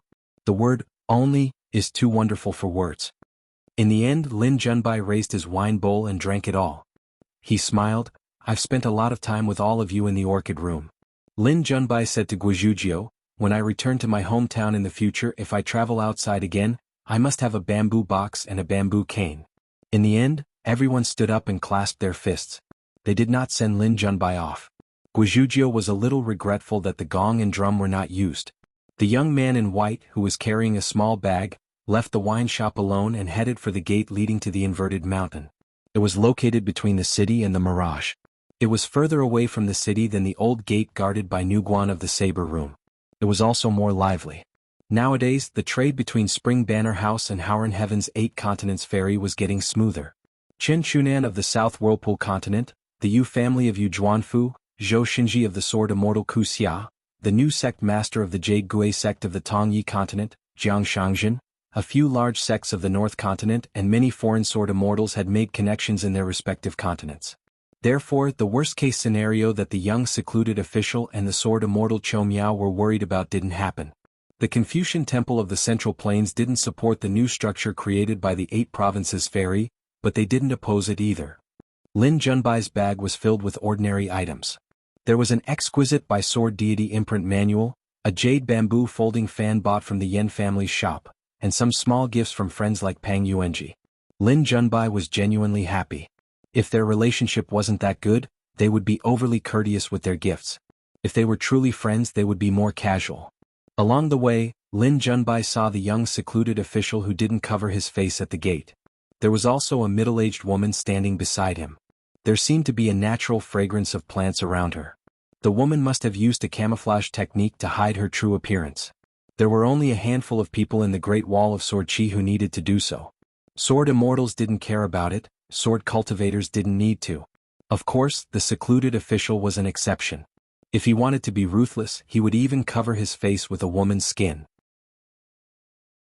According to Gu Jianlong, the young secluded official who went to the battlefield disguised himself as a woman and attacked with a slender figure. If Guizhuzhou heard this, it was equivalent to the secluded official hearing it. Therefore Gu Jianlong was crippled for a month. Lin Junbai easily guessed the woman's identity. She was the behind-the-scenes owner of the Plum Blossom Garden, one of the 4 major private residences in the inverted hanging mountain. She was Madame Xianyan. Not only was Madame Xianyan not affected by the incident at the border, but she had also somehow turned to Lu Ji's side. This upper 5 realms beauty, who could be said to be widely known in the world, had made up for her mistakes by doing good deeds. All the property in the Plum Blossom Garden had been confiscated by the Summer Palace. If it was a honey trap, it would work on anyone except for the young hidden official. It would not work on him at all. As for the twists and turns of the incident in the Plum Blossom Garden, the young secluded official didn't elaborate, and no one was willing to ask. Qin Pingan said that he was on his way to the Spring Banner House, so it was on the way. Lin Junbai naturally had no objections. Now that the secluded official traveled between the inverted hanging mountain and the Great Wall of Sword Qi, he didn't need to deliberately conceal himself. He would pretend not to know what he should know. It was best not to know what he shouldn't know. With the current vigilance of the Great Wall of Sword Qi, if anyone had the intention to know, it would be a big trouble. The secluded official's lineage had great power. They didn't need to explain why or how they could kill people with flying swords. Even if it was the rich and powerful mansions on Taixiang Street and Yushu Street, as long as they were suspected and were targeted by the Summer Palace, the secluded official's lineage would be able to control their flying swords as if they were in an uninhabited land. In the past 2 years, based on the intelligence reports that only the hidden officials knew, there had been many hunts and assassinations. Lin Junbai had personally participated in 2 encirclements, both of which were targeted at the merchants, at the Mirage. Not a single drop of water leaked out, and it was like cutting melons and vegetables. One of the incidents involved a highly respected old nascent soul cultivator. The latter had been operating in the Mirage Pavilion for many years. He disguised himself well and was very popular. The secluded official's lineage didn't want to explain the reason, so half of the Mirage Pavilion almost rebelled on the spot. In the end, 6 sword immortals in the city, including Gao Kuei, flew on their flying swords together. The young secluded official didn't say a word from the beginning to the end. Under everyone's gaze, he stood outside the pavilion with his hands behind his sleeves. He only turned and left when Chou Miao dragged the corpse out. On that day, 23 shops in the Mirage Pavilion were closed. The Great Wall of Sword Qi didn't stop them at all, allowing them to move to the inverted hanging mountain. However, the next day all the shops were replaced with new shopkeepers. The secluded official's lineage's sword cultivator attacked, from Chou Miao to Dong Bude, and then to Guizhujiu, who was still a young girl. However, many dirty matters couldn't be resolved just by attacking. Lin Junbai remembered that the young secluded official had stayed at the sword workshop for more than 10 days. When he returned to the Summer Refuge Palace, he didn't tell the sword cultivators what had happened. He only said that he had resolved a rather big problem. Sometimes Lin Junbai would let his imagination run wild. If they were the secluded official's lineage, and this Summer Refuge Palace was a sect that had taken root in the vast world, what would happen? The young secluded official would be the Mountain Lord, Sword Immortal Chou Miao would be the judge, Sword Immortal Miyu would be in charge of the genealogy, and Wei Wenlong would be in charge of the money. The rest of the sword cultivators would practice their swordsmanship in peace. At the same time, each of them would be in charge of a peak and a lineage. They would take in disciples according to their preferences. It would definitely be a spectacular sight. At most, in less than 100 years, the entire vast world would look askance at them. It was a pity that this was Lin Junbai's wishful thinking. Madame Huayan was silent along the way. She only took a few more glances at the youth. That boarder had once mentioned this little junior brother and thought highly of him. When they arrived at inverted hanging mountain, Lin Junbai followed his teacher's instructions in the secret letter. He went to the Yuanzhou residence to meet an old friend of his teacher. After that, he would take a cross-continent ship back to the central divine continent tonight. At the entrance of the Yuanzhou residence, Qin Pingan took out a wooden box from among the items close to him. He said, "This contains the relics of an old friend who drank wine at the wine shop.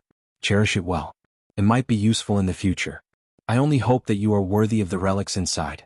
Don't let me make a mistake and give it to the wrong person." Lin Junbai took the wooden box with both hands. He guessed that it was filled with the nameplates taken from the walls of the wine shop. This parting gift was extremely valuable. As long as Lin Junbai had the heart, he could immediately convert it into incense, reputation, and even actual benefits once he returned to the central divine continent. Lin Junbai said in a low voice, "Secluded official, rest assured. Junbai will act with propriety in the future." Qin Pingan said softly, one matter is another matter. Let's focus on the matter and not the person. When we return to the Xiao Yuan dynasty, I hope you can study and cultivate. Let's not make any mistakes. Once you enter the crowd, the innocent will easily be corrupted. Junbai, you have to think carefully. Lin Junbai took a step back and bowed. Junbai bids farewell, secluded official. Qin Pingan returned the bow with a fist salute. Qin Pingan and Madame Huayan went to the spring banner house. Lin Junbai looked at their backs and suddenly shouted, a gentleman who loves wealth must obtain it in a proper way. Junbai has never seen such a straightforward person like Mr. Chen when it comes to business. Qin Pingan did not turn around. He waved his hand. Lin Junbai watched the two leave.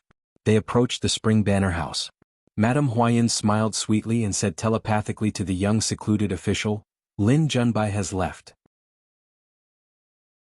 Where will the rest of the secluded official sword cultivators go? Are they going to run away too? Qin Pingan laughed and asked, run away? Madame Huayan turned to look at the young secluded official with an apologetic expression. However, she said unrepentantly, perhaps there was a mistake in the wording. That's what I meant. Anyone who leaves the Great Wall of Sword Qi alive has to run away too. Of course, Mr. Liu is an exception. Addressing a woman as Mr. was a great form of respect in the vast world. Qin Pingan said, Madame Huayan, you can even run away from the entire plum blossom garden. How dare you call us, the secluded officials, foreigners? Madame Huayan changed her tone. To be honest, I am quite impressed by these young people's methods and boldness. When they return to the vast world, they will all be heroes and great people. The reason why I am making sarcastic remarks is because I am envious. These young people are sword cultivators and have great prospects. Every time I look at them, I feel jealous. After entering the spring banner house, Qin Pingan said, do you know why I asked you to go to the inverted hanging mountain? Madame Huayan's eyes were full of resentment. She bit her lip and said, how could I have guessed? The secluded official has a high position and power. Whatever he says is the truth. Qin Pingan said straightforwardly, find a few people and move the entire plum blossom garden to the Great Wall of Sword Qi. If it is useful, the summer palace will remember your merit. Madame Huayan complained, the secluded official won't even let go of an empty plum blossom garden? But bullying a woman like me is not appropriate, is it? Can't you let me have something to remember? When I reach the South Sa continent in the future, I have to do my part to let Mr. Liu have a quiet place to cultivate. Qin Pingan said, with or without that eye-catching plum blossom garden, Liu Ji will take the initiative to help you cut off your past grudges and let you cultivate in peace. You don't have to do anything unnecessary. As long as you can reach the immortal realm, you will have the power to protect yourself in the vast world. Even if Liu Ji is not by your side, no one will dare to underestimate you. All the academies will treat you with respect. Madame Huayan complained, there will be no more flowers and moonlight, only daily necessities. I am a sad soul of the human world. Qin Pingan said, those who know themselves will not blame others. Madame Huayan rolled her eyes. She was naturally charming and flirtatious. When Mr. Qin is being reasonable, he is the most unromantic. Qin Pingan frowned and said, am I close to you? Madame Huayan pretended to be pitiful. Madame Xie of the wine shop in the city, are you close to Mr. Qin? Qin Pingan could not help but laugh. He had been tricked by Alliance and tavern keeper Xie. Madame Huayan restrained her expression and became curious. She said, I only heard that Madame Xie was once a nascent soul sword cultivator. Later on, her Dao was cut off, her flying sword was broken, and her sword heart was shattered. Why did she look at you differently? Is there a reason? Mr. Chen's appearance should not have made Madame Xie fall in love at first sight. If Mr. Chen is willing to talk about it, I will be willing to move the plum blossom garden. Qin Pingan turned a deaf ear. He had never seen such a boring spirit of the upper five realms. Wei Wenlong was the only one in the room. Xiao Yunyan, Miyu Yanming and Nailan Saihuan were discussing business with a group of ferry managers in the meeting hall. In the next room, there were a few disciples of Xiao Yunyan from Chun Qianzhai helping to settle the accounts. Madame Huayan removed the camouflage spell and leaned against the door in a lazy posture. She faced the sky with no makeup. Naturally, she was at a disadvantage. Unfortunately, Wei Wenlong gave up after a glance. There was no ripple in his heart. The woman was beautiful, but she was not as cute as the account book. After Qin Pingan sat down, he randomly pulled out a book from the mountain of account books. As he flipped through the account books, he asked Wei Wenlong about the recent business situation.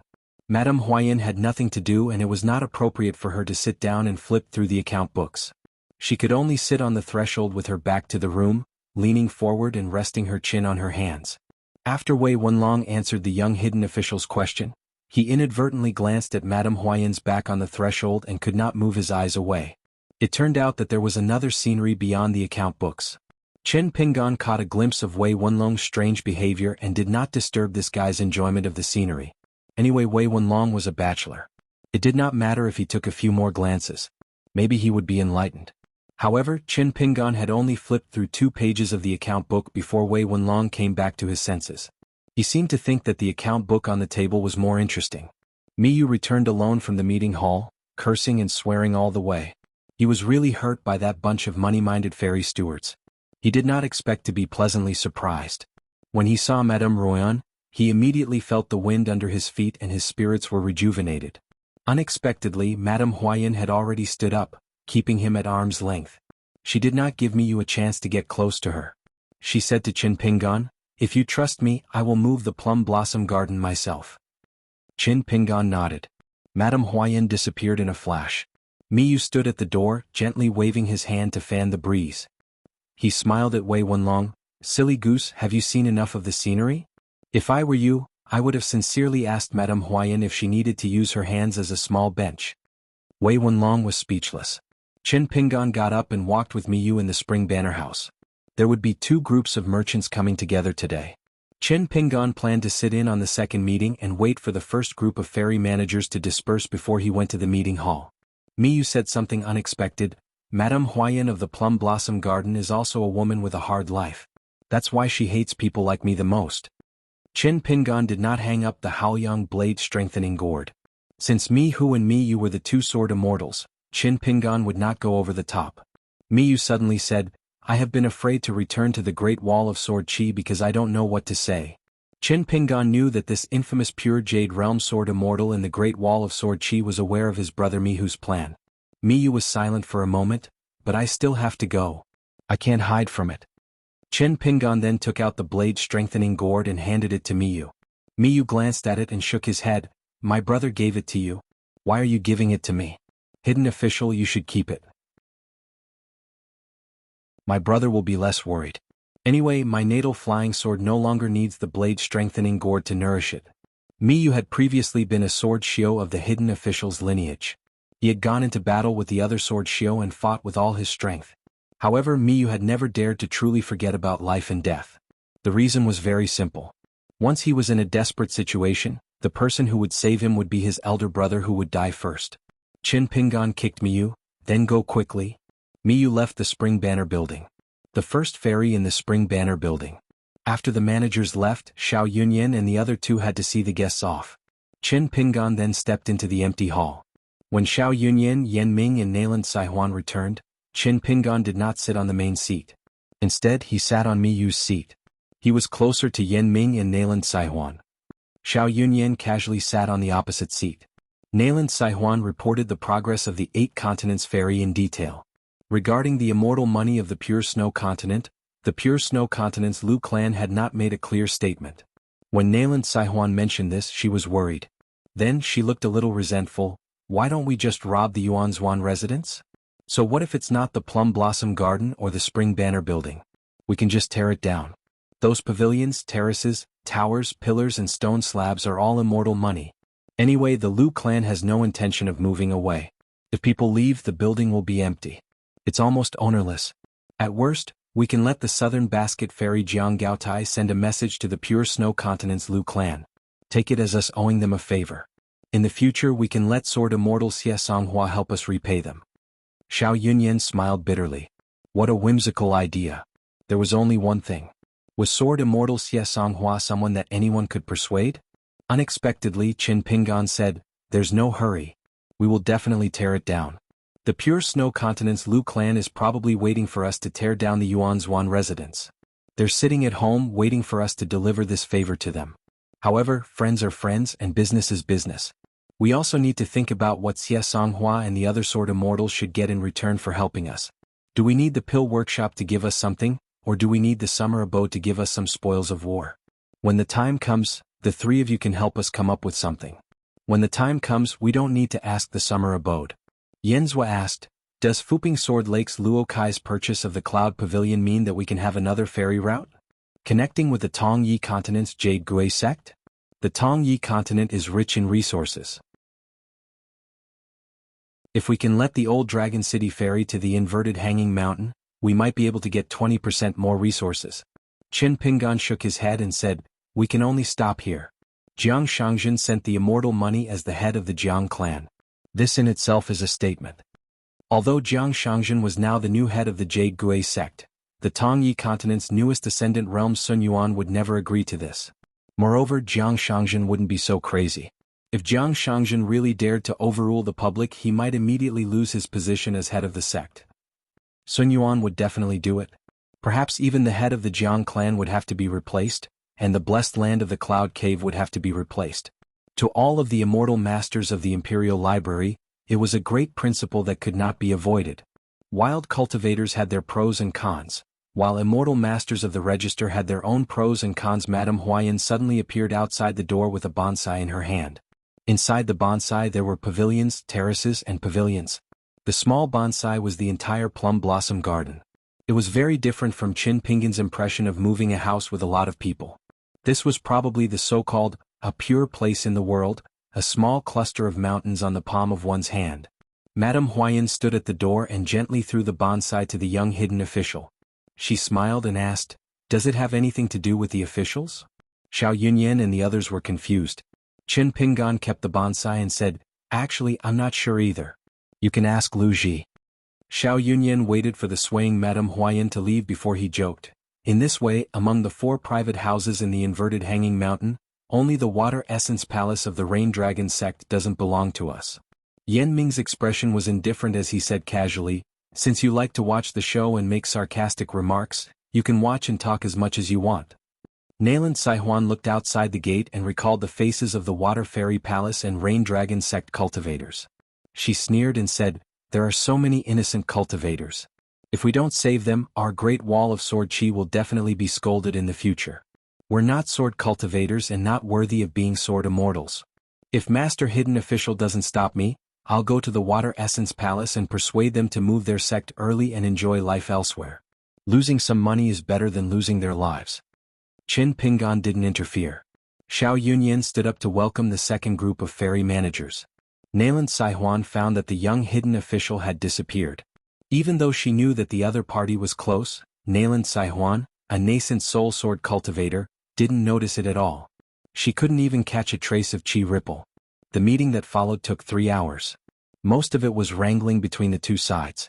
Xiao Yunyan played the good cop, Nayland Saihuan played the bad cop, and Yen Bian played the side.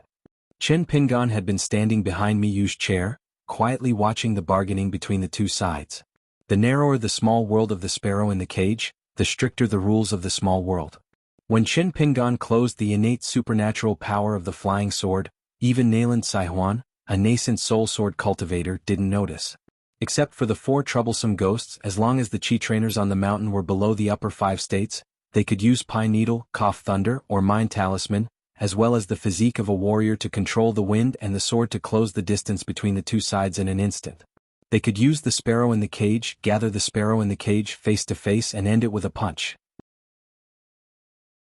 One of the ferry stewards, who had not been able to attend the first meeting of the Spring Banner House, was so annoyed by the argument that he slapped the tea table beside him, causing the teacups to jump. He said angrily, "How can you do business like this? Haggling like crazy.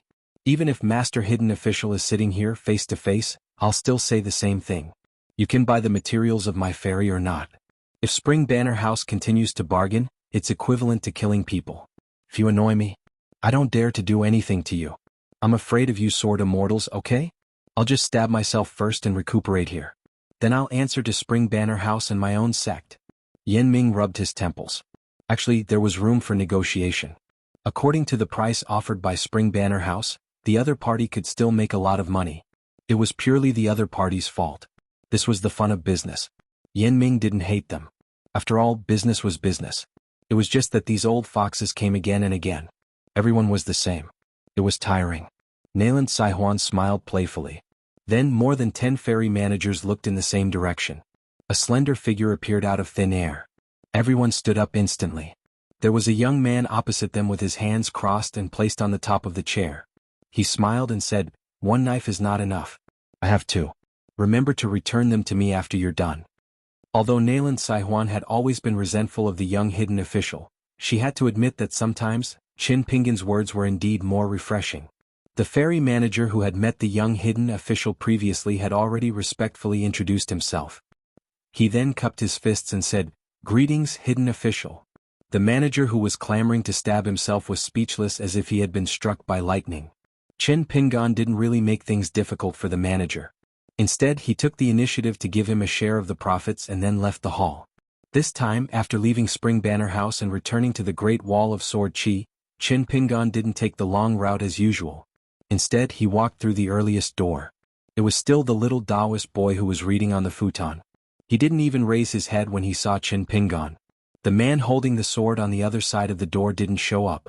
Qin Pingan also didn't greet the familiar sword immortal named Zhang Lu.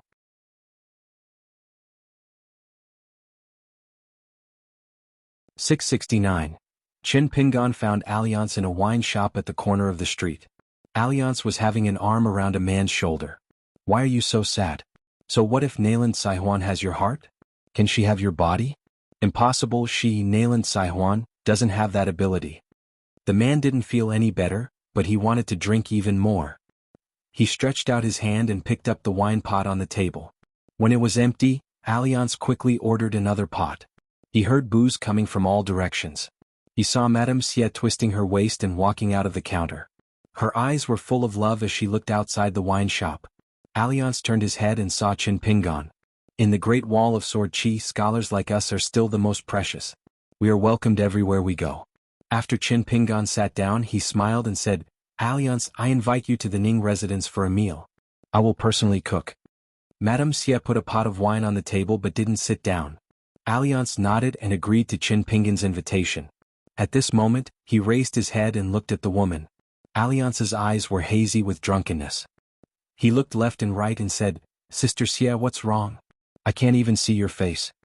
The woman sneered and said, "Are you going to say that every time you get drunk, you can see two inverted mountains? There's nothing new to say. Alliance, you are old. Look through the second manager's Ghost Sword Immortal Seal Manual more. That's what a scholar should say." Alliance was a little sad that Sister Xie liked the new and hated the old. After the two left, Qin Pingan walked a distance away and said, "When I was looking through the old files in the Summer Palace, it only said that Xie Yuan was seriously injured. Since then, this Madame Xie has been selling wine for a living." Alliance shook off the smell of alcohol and patted his cheeks. "It's not right to call her Madame Xie. She's not married. Xie Yuan was born in the Willow Alley. She was very talented in swordsmanship. She stood out at a young age. She was younger than Yu Qing and Mihu. She was a sword cultivator of the same generation as Nayland Saihuan. Together with the girl Qin Quan and Zhao Ji loved, they were the most outstanding young girls in the Great Wall of Sword Qi." Alliance sighed. It was drizzling and the world was hazy. The handsome scholar suddenly saw a lady walking with an umbrella. She was dressed in green and holding the umbrella was like a blooming flower. She was like a willow in the spring rain. She was extremely beautiful. Qin Pingan said, "If you remove the handsome scholar, and leave the woman alone, the picture will be really beautiful." Alliance laughed. "If you didn't see it with your own eyes, would you know about such a beautiful scene?" Alliance continued, "Xie Yuan exchanged a natal flying sword with a junior sister of sword immortal Si Chen on the battlefield. Both of them shattered. She couldn't retreat in time due to her serious injuries. Si Chen arrived and stabbed her again. If she didn't meet with this disaster, it would be easy for Xie Yuan to reach the upper 5 realms. Therefore, Xie Yuan has an irreconcilable feud with Wenhai Zhoumi. You beat Jia Shenzilia by half to death. Xie Yuan is naturally grateful to you." Alliance gloated, "For this kind of thing, when you meet, you can just say thank you. There's no need to make an exception." Qin Pingan understood that Alliance wouldn't invite him to a wine shop for a drink for no reason. It turned out that he wanted to help Xie Yuan resolve the knot in her heart. Of course, Alliance also drank for nothing. When they arrived at the Ning residence, Qin Pingan went to the kitchen to cook. Grandma Bai helped and the two chatted about trivial matters. Alliance was in the side room of Qin Pingan's residence. He flipped through the famous by Sword Immortal Seal Manual. There were many blank fans and plain seals on the table. However, it seemed that he wouldn't be using the brush to cut them. Ning Yao sat at the side and asked, "What's the matter with the outer sky demon? Could it be that the Baek Kyung building couldn't completely suppress it?" The origin of the outer sky demon had never been given a definite explanation in the world. As for the sword cultivators of the Great Wall of Sword Chi, they didn't care at all. Alliance only gave a general idea: it's all because of us cultivators. We can't clean up our own mess.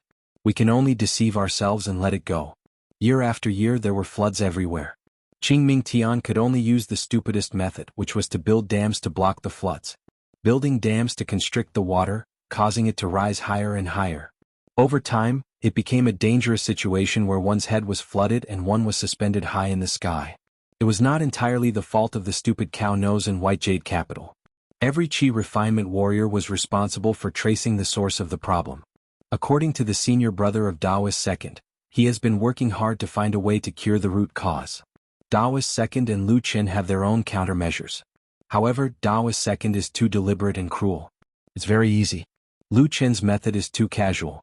I guess even Daoist ancestor doesn't like it. More hope is placed on the eldest disciple. The three sect masters of the Baek Kyung building were the three sect masters under Daoist ancestor in the world. However, the title of Daoist ancestor was given by the Daoist sect. Of course, the 100 schools of thought would not acknowledge it. Alliance smiled. "Don't blame me for being vague. I didn't mean to keep you in suspense. It's just that the speaker has no intention but the listener has the heart. Once a cultivator has the heart, it's usually a big obstacle. Especially this outer sky demon. The more talented you are, the more helpless you are to deal with it. Of course, nothing is absolute. There are always exceptions. You're an exception. However, it's not appropriate to tell you. It's better to let nature take its course." Ning Yao nodded. The reason why she asked about the outer sky demon was because she was worried about Qin Pingan's Aurous core and nascent soul in the future. As for herself, she didn't seem to have any hidden worries. It was not difficult for her to break through the Aurous core and nascent soul realm. Alliance revealed another heavenly secret. The Taoists in the world of Qingming are busy. It's not easy. It's a different battlefield from the Great Wall of Sword Aura, but the degree of tragedy is similar. The Buddhist kingdom in the West is similar. Under the 9 springs, the ghosts gather like the sea. Who do you think is to blame? Ning Yao said, "People?" Alliance said, "Learning to read in life begins with worries. Then, when a person cultivates, of course, there will be more worries and more hidden dangers." Ning Yao was puzzled. "Alliance, you should talk to Qin Pingan about this. He can answer." Alliance smiled. "I won't add more burden to him. Ning Yao, you'll forget after you hear it. That's why it's right to talk to you." Alliance twisted a jade-like seal in his palms. There were no engravings on it. He said slowly, "When it comes to cultivation, it's ultimately suppressed by the Tao of heaven and earth. In addition, on the path of cultivation one has to be used to not losing. One can only take and not give. One can only accept and not let go. Of course there will be endless troubles. The sages of the past climbed mountains to cultivate. They drank poison to quench their thirst. They had to drink. We, the younger generation, are just greedy for wine. In our thinking, the people of the past and the present are really two different people. That's why there's such a saying. The people of the past were externalized but not internalized. The people of the present are internalized but not internalized. These are the words that the old people can't help but scold from the bottom of their hearts when they're really angry. However, deep in their hearts, the old people actually hope that the young people in the future can prove that their angry words are wrong." Alliance put the seal back in its original position and said with a smile, "No matter what, words have to be recognized, books have to be read, Tao has to be cultivated, the road has to be walked, and food has to be eaten." Ning Yao said, "Don't persuade Qin Pingan to drink." Alliance stood up and said, just drink. I promise I won't drink too much. But I have to drink.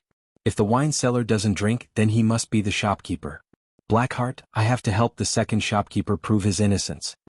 Today at the Ning mansion there were 4 people at the table eating together. They were all home-cooked dishes. Qin Pingan could only drink a bowl of wine. Alliance didn't stand on ceremony.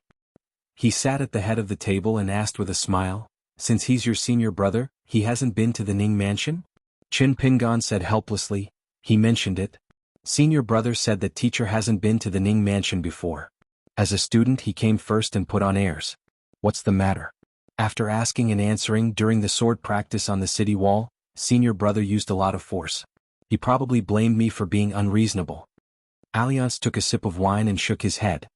You're also stupid. Don't you know that when the time comes, you'll vacate the head of the table for the old scholar? Old Shio will be sitting in advance. As a student, how dare he not sit with him? Even if teacher isn't by your side, you have to keep him in your heart. Chin Pingan felt that it made sense and felt deeply regretful. With his senior brother's temper, he believed that as long as he mentioned teacher, it would be useful whether he was there or not. Alliance was indeed experienced. He was still lacking in skills. Nanny Bai complained, son-in-law is an honest person. He's not as scheming as you, Alliance. Alliance quickly raised his bowl. Miss Bai, I'll punish myself with a cup. You drink with brother Alliance. Bai Lianshuang glared at Alliance and ignored him. She only helped Ning Yao and Chin Pingan get some food. She was an old woman. Was it appropriate for her to call someone Miss, in front of Miss and son-in-law? Alliance looked at the white-haired old woman and couldn't help but feel a little sad. He remembered that when he first met Bai Lianshuang, she was still a slim and graceful young lady. Women were purely martial artists. Compared to female Qi refinement warriors, they were at a disadvantage. It was hard to tell the real age of the female sword cultivators in the Great Wall of Sword Qi. When Nalin Yeshing, who was in charge of the Ning Mansion, saw the young lady Bai Lianshuang for the first time, he didn't look old. He looked like a man in his early 40s. But later, Bai Lianshuang turned from a young lady to a young lady with white hair. Nalin Yeshing also fell from the immortal realm to the jade pudding realm. His appearance suddenly looked old. In fact, when Nalin Yeshing looked like a middle-aged man in Alliance's words, Brother Nalin, you have some good looks. In the vast world, you'll be in high demand. When Bai Lianshuang was young, she was very beautiful. Although she was born as a maid of the Yao family, in the Great Wall of Sword Qi where many sword cultivators and martial artists were rare, she didn't have to worry about marriage. But Bai Lianshuang's vision was very high and her martial arts aptitude was very good. She didn't take a fancy to any sword immortal man. Year after year, the young lady became an old lady, and the old lady became an old lady. Alliance said with a smile, Miss Bai, you probably don't know. Nalin Yeshing and Jiang Yun's grandfather, the one called Jiang Ji and nicknamed Shirzi, are about the same age as you. There are also several drunkards who are still single. When they saw you in the early years, they were all scared to death and didn't dare to talk. But when they met in private, they all scolded each other for being shameless. Jiang Ji especially liked to scold Nalin Yeshing for being old and shameless. How old is a senior? Nalin Yeshing's ability to scold is really terrible. But fortunately he's good at fighting. I once saw him sneak into the Jiang mansion in the middle of the night when Jiang Ji was asleep. He first knocked Jiang Ji out with a stick and then hit his face a few times. He wouldn't leave until the stick was broken. Every time Jiang Ji woke up, he didn't know why his face was swollen and bruised. Later on, he even bought several exorcism talismans with me. The old woman laughed. But from the corner of her eyes, she saw an empty seat near the door. Ning Yao was a little worried and looked at Chin Pingan. Chin Pingan shook his head gently, indicating that she shouldn't worry. There were some words that Chin Pingan was just a junior after all. Bai Mama was an elder in the family, so it was not appropriate for him to say. It was more appropriate for Alliance to say it. Alliance and Bai Lianshuang talked about some old stories. Bai Mama didn't talk much and just listened. She really didn't know many people and things related to her, because she didn't pay attention to them before. Perhaps it was because she was destined to be in this mountain. Chin Pingan found that Ning Yao was also listening very seriously, so he was a little helpless. Alliance suddenly asked, Chin Pingan, in your hometown there are few girls of your age who you miss or like? Chin Pingan said without hesitation, no. I'm too young. I don't understand these things. Besides, I went to the dragon kiln to be an apprentice. According to the old rules in my hometown, girls are not allowed to go near the kiln. Aliang said, that's not right. I heard from Li Huai that there's a family next door in Mud Bottle Alley. There's a little girl there and she's very pretty. This is the so-called childhood sweetheart in the book. How bad could their relationship be? Li Huai said that you get up early every day to help fetch water. He also said that there's a hole in the wall of your house. You only need to open a window. Every day you're asked. Chin Pingan cursed in his heart, but he said, Lu Xianyang likes her but I don't. Also, when Li Huai saw you, Alliance, he never went to the Mud Bottle Alley. When he fetched water from Li Huai's house, he never went to the Iron Lock Well. It's too far away. There are two walls in my house. One side is next to Song Jisin's house, and the other side is next to Song Jisin's house. Whoever believes Li Huai's nonsense is an idiot. Ning Yao said, I've seen her. She's pretty. It's just that she's not tall. If she doesn't stand on her tiptoes while looking at Qin Pingan's courtyard, I can only see half her head. Alliance rubbed his chin. Obviously he wanted to talk more. Qin Pingan raised his wine bowl and drank it. After drinking I'll eat. During this meal, Alliance bragged about his past deeds in the Jianghu. He talked about the interesting mountain gods and water immortals he met. He said that he once met a ghostly scholar who was fat from eating. He really knew how to eat books and could really improve his cultivation. He was also lucky enough to attend a banquet in the mountains called the 100-Flower God Banquet. There, he met a little girl who was hiding and crying. It turned out that she was a little banana spirit. She was complaining about the scholars in the world, saying that there were very few banana spirit poems in the world. Because of this, her realm was not high and she was not liked by her sisters. Alliance was filled with righteous indignation. He cursed the scholars with the little girl. Then Alliance was full of ideas. He wrote a few poems on the spot and wrote them on a leaf. He planned to give them to the little girl. In the end, the little girl did not accept a single leaf or poem. She ran away and cried even harder for some reason. Alliance also said that he once saw the mirror's flower, moon in the water with a few skeletons in the mountain tombs. He said that he recognized the fairy in the painting, but no one believed him. He once saw a mountain woman who was as cold as ice on a small bridge in the market. When she saw that there was no one around, the corners of her dress fluttered in the wind. She was very cute. He also once met a group of gossipy female ghosts on a mountain path that was overgrown with weeds. It scared him to death. He also once met a lonely little girl in a dilapidated tomb. She was muddle-headed. When she saw him, she shouted that he was a ghost and ran around randomly. She sank into the ground and jumped out again. However, no matter how hard she tried, she could not leave the surroundings of the tomb. Alliance could only explain to the little girl that he was a good ghost and did not harm people. In the end, the little girl gradually regained her consciousness. She felt sad for Alliance and asked him how long it had been since he last saw the sun. Later on, before Alliance left, he built a small nest for the little girl. It was not a big place, but it could hide the wind and gather water and see the sun. At this point, the man who had been in high spirits finally stopped smiling. He drank a big mouthful of wine. Later on, when I passed by again, I went to look for the little girl. I wanted to know if she had grown up. I could not see her. When I asked, I found out that there was an immortal master passing by. He did not ask for the reason and just casually killed demons and devils. I remember when the little girl said goodbye to me happily. She said to me, "Haha, we are ghosts. In the future, I don't have to be afraid of ghosts anymore."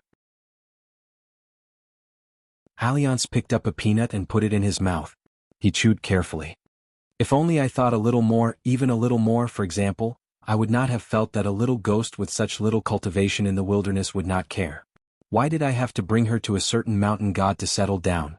Now that she had moved her nest, received some incense and obtained some stability, would the little girl not be as happy as she used to be? I thought too much about things that I should not have thought too much about.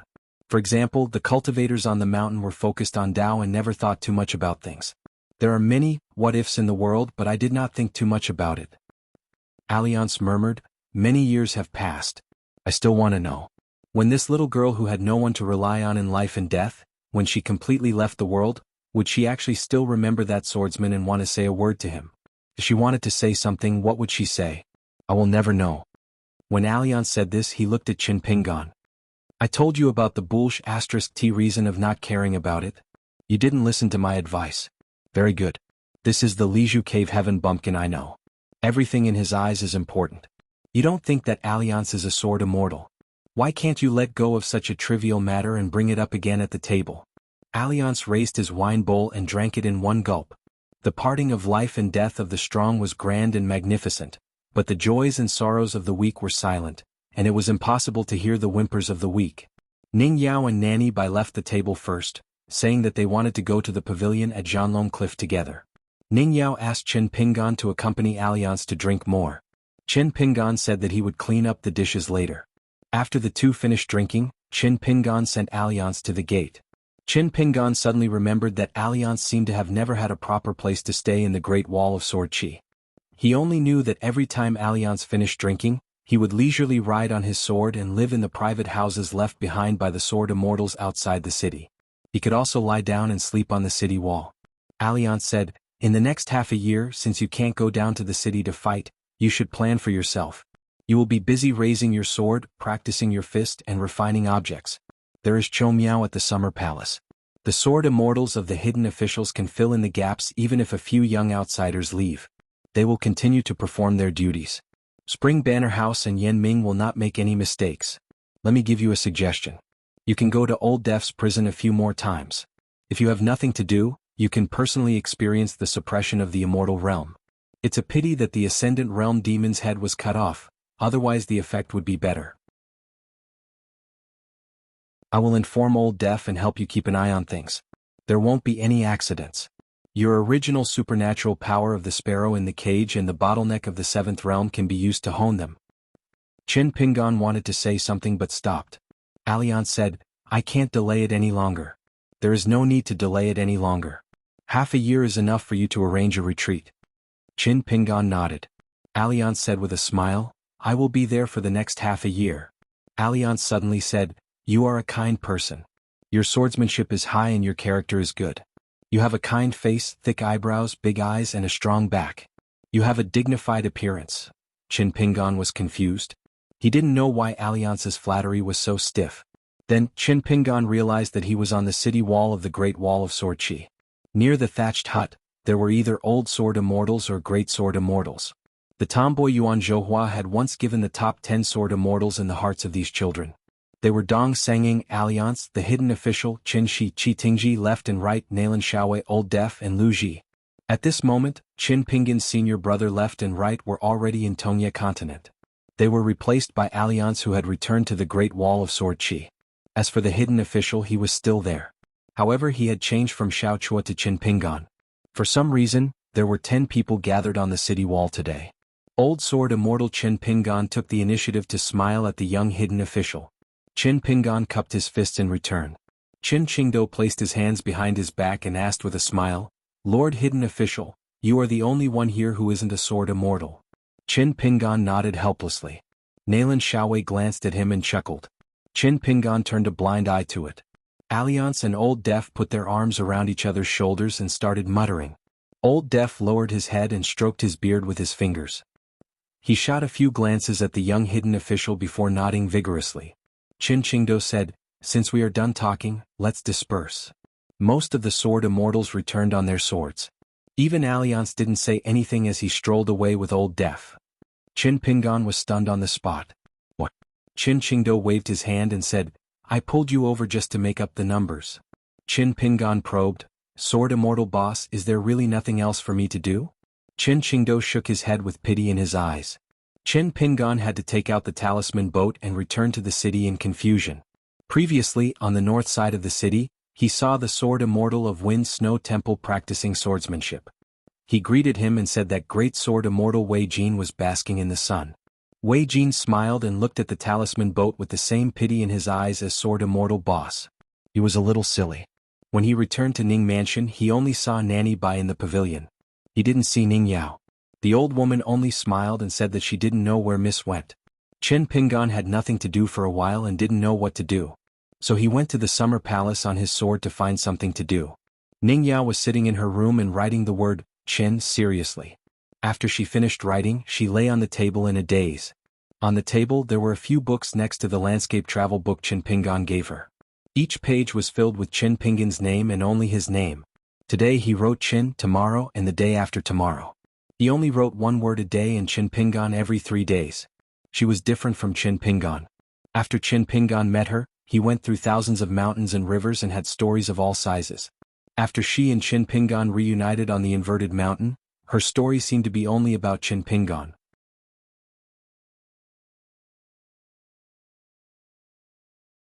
"670. On top of the Great Wall of Sword Aura, a paper kite flew high. The paper kite flew past. For the first time, Zhao Gijin and Qing Quan did not sit opposite each other. The two friends who had been through life and death together sat side by side on the north side of the wall, overlooking a small alley in the city. Zhao Gijin turned his head and glanced at the kite in the sky. Only that bastard Alliance would mess around on top of the wall. In the past, that man would have a bunch of children around him. In the previous group of children there would be Qin Sanqiu, Dong Bubu, Dong Huadu and Stack Zhang. In the next two groups there would be Chou Miao, Gao Yi and Luo Zhini. Zhao Gijin retracted his gaze and continued to complain about Qin Quan's lack of talent. She was too slow in refining the mountain. It was a waste of his defense formation to move the mountain. Qin Quan held a seal with the word careless on it. She clenched her fists as if she needed to carefully protect the word careless. Qin Quan did not argue with her old friend. Instead she asked, "Do the sword immortals in the world not have so much love?" Zhao Gijin laughed, "Not necessarily. Look at Wei Jin of the Wind Snow Temple. Isn't he a heartbroken lover? According to the rumors he seems to be related to Qin Pingon. However, such sloppy sword immortals are rare. Most of them are like Pu He and Xie Ji. They don't care much about love." Qin Quan was silent for a moment. She said telepathically, "If we accumulate battle merits, one of us can probably leave. I'm more familiar with the second shopkeeper and we get along well. Should I greet him?" Zhao Gijin sneered, "What kind of magic potion did that kid feed you? Do you have to be so sincere?" Qin Quan, "Other than scolding people, when did you learn to beg people?" The Great Wall of Sword Aura had many disappointing sword immortals. For example, Mi Hu, whose talent was better than Yu Qing's, was full of regret even though she was now a great sword immortal. Mi Hu was supposed to be the sword immortal with the highest chance of entering the top 10. There was also Mi Hu's younger brother, Miyu, who was in the Jade Plane realm, who could not break through the bottleneck no matter what. Then there was Qin Quan, who was beside Zhao Jioge, who had fallen to the nascent soul realm. There was also Yin Qin, who was unable to ascend to the upper 5 realms, and Yen Ming, who had broken his arms and became a businessman who reeked of money. There were many sword cultivators like him in the Great Wall of Sword Qi. Among the young people there was also Pang Yuanji. Qin Quan said, "I'm not joking with you." Zhao Yi smiled and said, "Do you think it's easier for a pure Jade stage sword immortal to leave, or for a good-for-nothing nascent soul stage cultivator to leave with his tail between his legs?" The battle merits accumulated by sword cultivators were mostly used to nurture their swords. In order to replenish such a bottomless pit, the hidden official's merit book would constantly increase and decrease. Usually there would be very little left. Sword immortals were no exception. Sword immortals had great battle merits and their flying swords were of high quality. However, their consumption was also great. For example, great sword immortal Yu Qing had almost no battle merits left. For the sake of his younger brother Mi Hu squandered all of his battle merits, which delayed his own cultivation. As for people like Lu Ji, whose battle merits only increased and did not decrease, they were ultimately very few. Qin Quan said, "You should strive to go to the vast world, take in a few disciples, find a congenial Taoist companion on the mountain, and establish a sect there. If you are generous, you can hang a portrait of me in the ancestral hall." Unknowingly, a man squatted behind them. The wind on the city wall was strong, and the kite fluttered above their heads. Alliance laughed and said, "Why hang a portrait of Qin Quan? It's easy for people to misunderstand when two big men are next to each other. If you want to hang a portrait of Kaiyun. She's such a beautiful girl. Brother Zhao can tell your disciples and grand-disciples every day that this is Master's wife, ancestral grandma." In the early years of the Great Wall of Sword Qi, there was a bastard called Qin Quan. He was terrible at swordsmanship and looked ugly. Qin Quan scolded loudly, "Bullsh*t. Last time when Zhao Lei went out of the city to help me move the mountain he let it slip. He even admitted that the person Kaiyun likes is..." At this point Qin Quan stopped talking and could not continue. Alliance said, "Let's leave as long as we can." After saying this, Alliance stood up and continued flying the kite. When they passed by a place it was empty. Alliance stopped for a long time and released the kite. In an instant, it drifted away into the sea of clouds. Alliance strolled along the way. Most of the sword immortals guarding the city wall were acquaintances anyway. Alliance could chat with them for a while.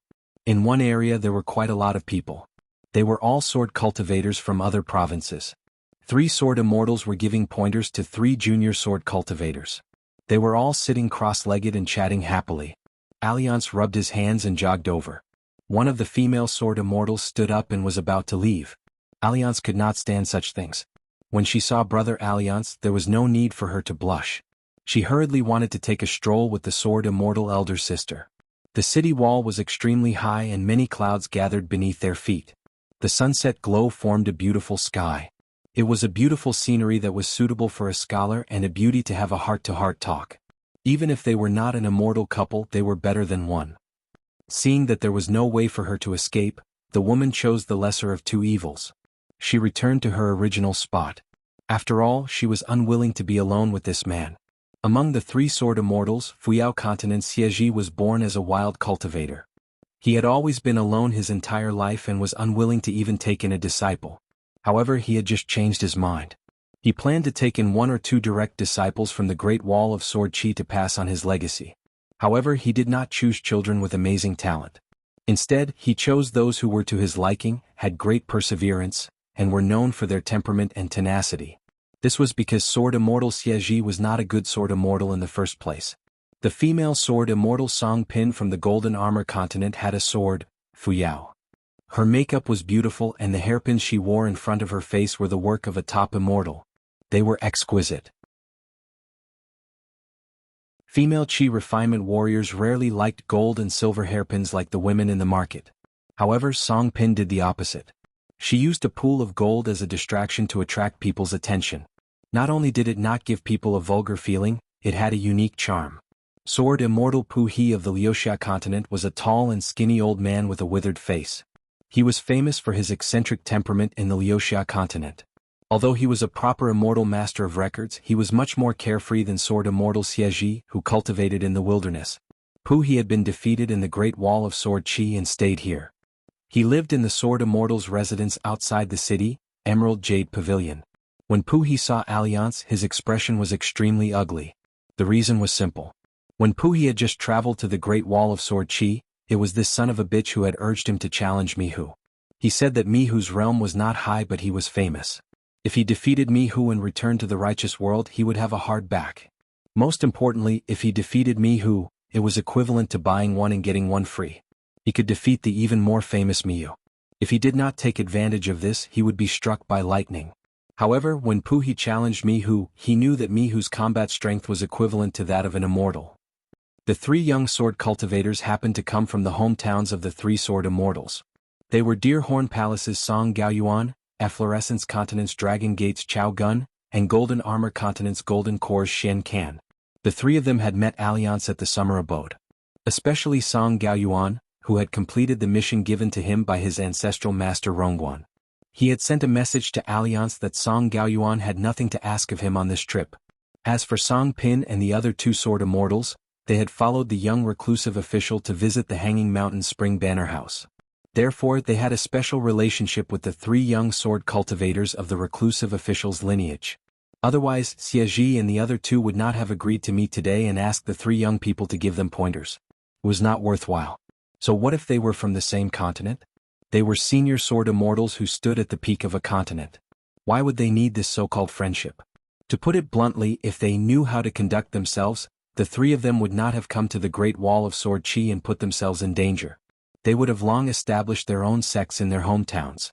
Becoming a cultivator of the upper 5 realms and working hard to become the master of a sect were 2 different matters. It was publicly acknowledged that the latter was more difficult. Alliance sat beside Song Pin and said with a sigh, "Miss Song, how can you bear not to meet such a literary marriage after parting?" Fuyao Continent once had a great poet who met a female sword immortal from the Golden Armor Continent during his travels. He fell in love at first sight and wrote many touching poems. Unfortunately, he was unable to move his sweetheart. Sword Immortal Xieji was not too familiar with Alliance, so he was still in the mood to joke. "Senior Alliance, that famous line, 'I once saw you and dreamed of you, your eyes were bright and clear like candles,' and the poem, 'half fated to cultivate the Tao, half fated to be a ruler,' is indeed a perfect match." Song Pin was slightly angered. "Xieji, be careful with your words." Xieji immediately shut his mouth. Women who could enter the upper 5 realms, especially sword immortals, were not easy to deal with. Their spirits were often more heroic than men. Song Pin, Xie Songhua from the White Jade Continent, and Zhang Kai from the Northern Reed Continent fought on the battlefield. Each one of them was fiercer than the other. Nayland Saihuan, a native nascent soul sword cultivator, could be considered ruthless when fighting with her sword. However, her sword heart was not pure enough. Compared to the 3 sword immortals, she was still inferior. Xieji could not help but think of the female sword immortal, Zhou Chen. He did not like her, but he could not forget her. That woman was like a deer that disappeared in the forest. It was not common to see her in the world. Song Gaoyuan and the other 2 were very curious. It would be a waste if they did not listen to the grievances of the seniors on the mountain. Especially Song Gaoyuan, his ears perked up. Song Pin had once appeared at the opening ceremony of the Deer Horn Palace. She was very graceful and had a very good relationship with ancestral master Rongguan. It was probably because of this that Song Pin's impression of Senior Alliance was so bad.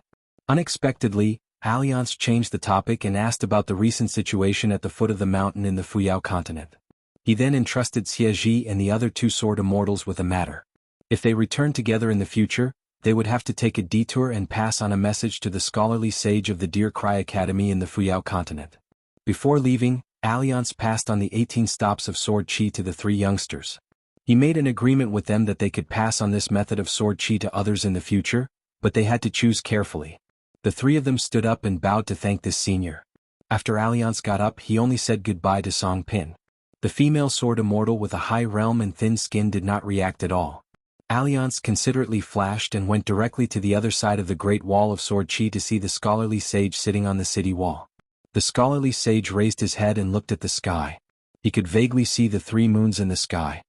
He slowly said, "Come from what you hear, leave from what you see." Alliance said, "Don't meet Tathagata with your body." The words of the scholarly sage, who was once a Buddha, came from the poetry of the vast world. However, Alliance's answer was in the language of Buddhism.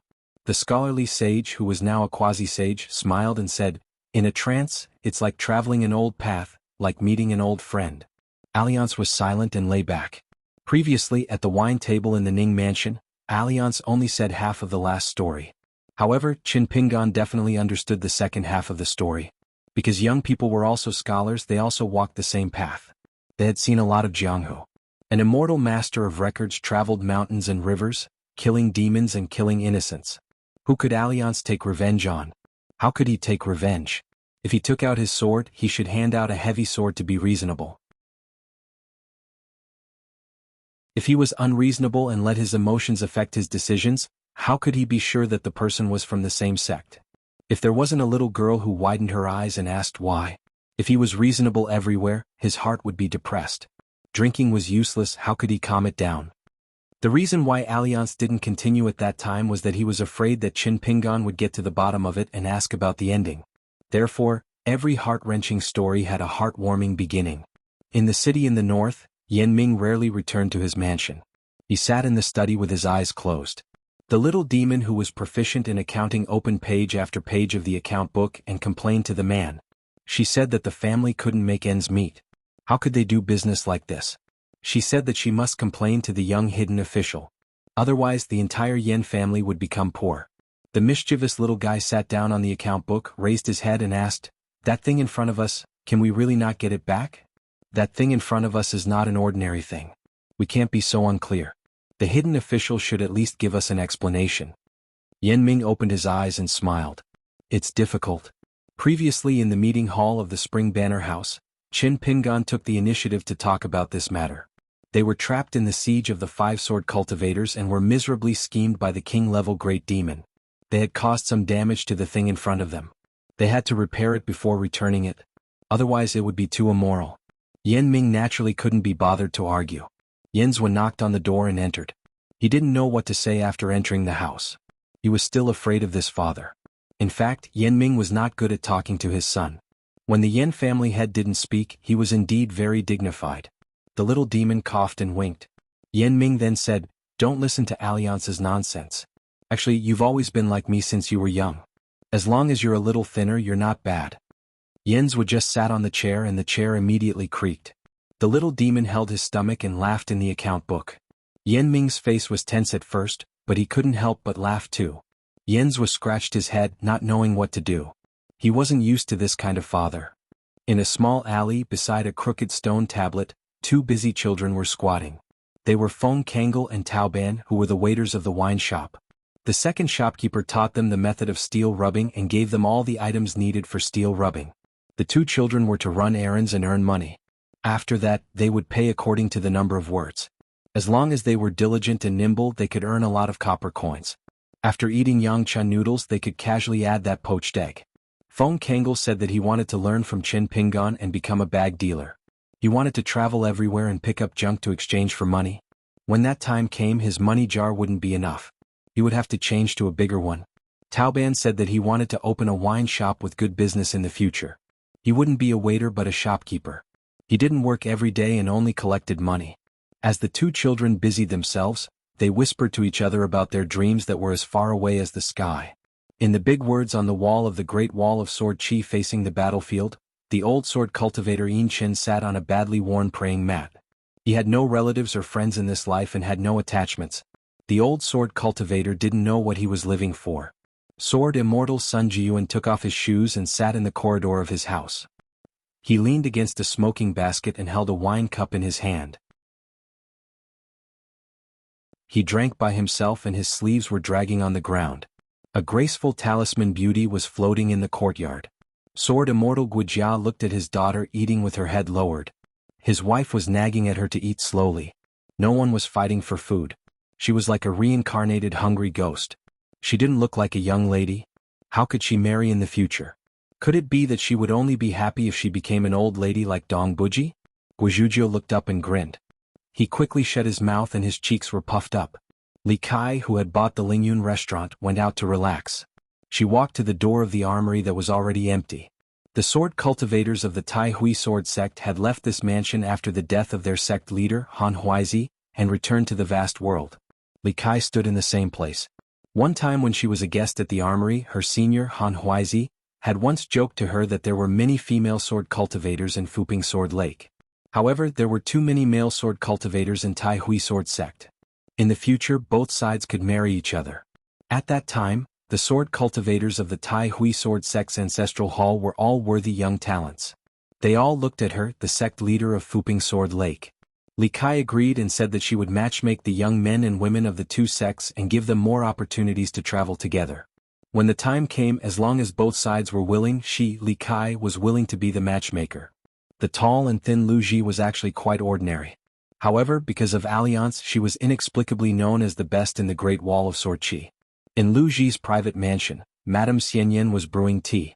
This upper five realms spirit who had just handed over a plum blossom garden to the summer palace was treated as an equal by Lu Ji. However, Madame Xianyan's words and actions in private had always been that of a servant. At this moment, she knelt on a bamboo mat and handed a cup of tea to Mr. Lu with both hands.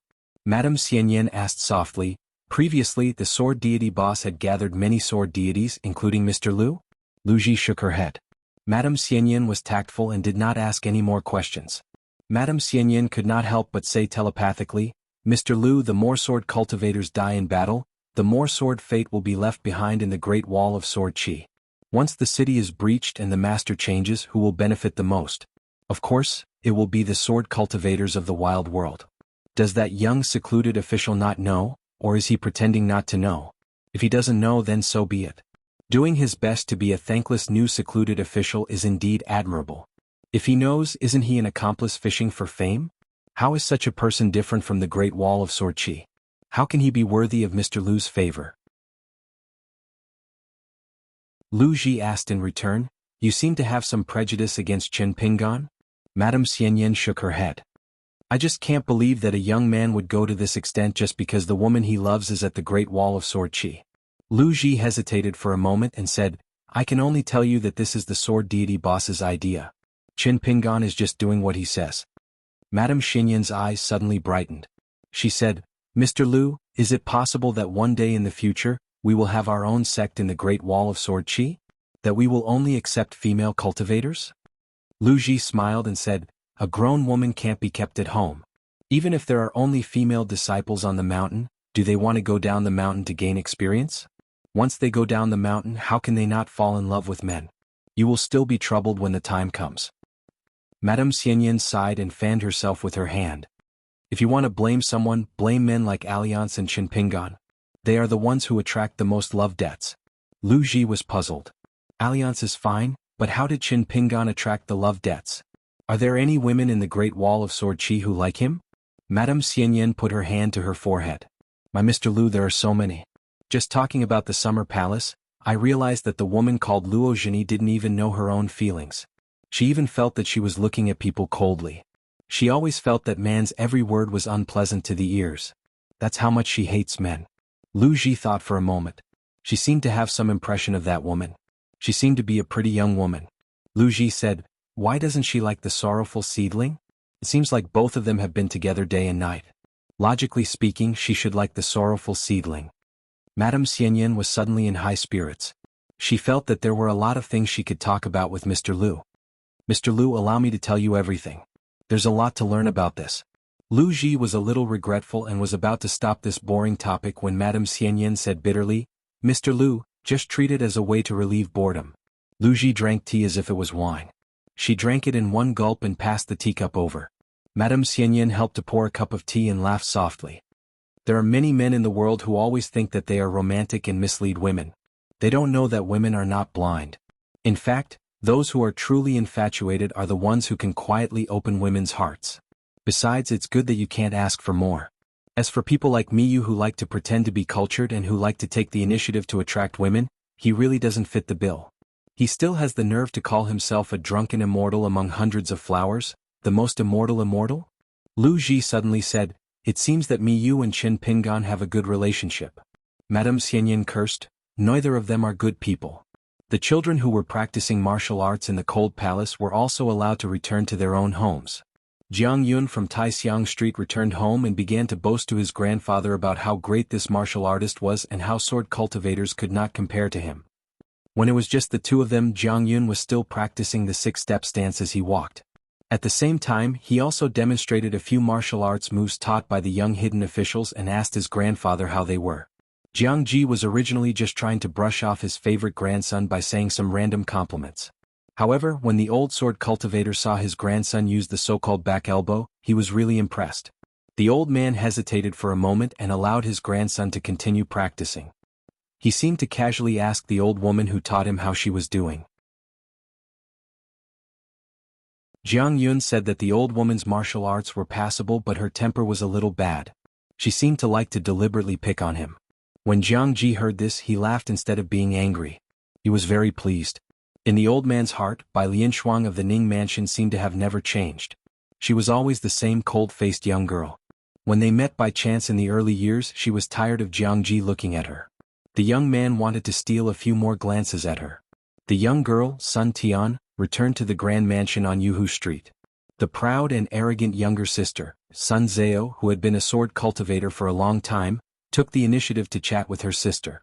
She asked if the young hidden official's martial arts were really as powerful as the legends said. She even asked Sun Tian if she knew how the young hidden official defeated 5 genius sword cultivators of the wilderness by himself.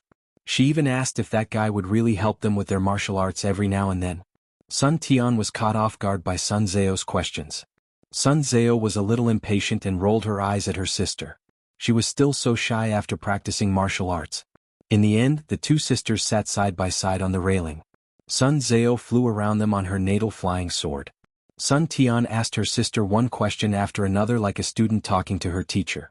Sun Tian probed, "Can I tell you a story about an old fox marrying off her daughter and a mountain god marrying a bride?" Sun Zhao's face was full of disdain but she said, "I'll listen." In the end, she waited until her elders came to call Sun Zhao to practice her sword. Only then did the young girl jump down from the railing and run off to practice. The tomboy Yuan Zhouhua returned home and told her mother about her martial arts practice. She told her all the trivial things, but she didn't mention how hard it was to practice martial arts. In the end, Yuan Zhouhua was a little sad and said that she was very envious.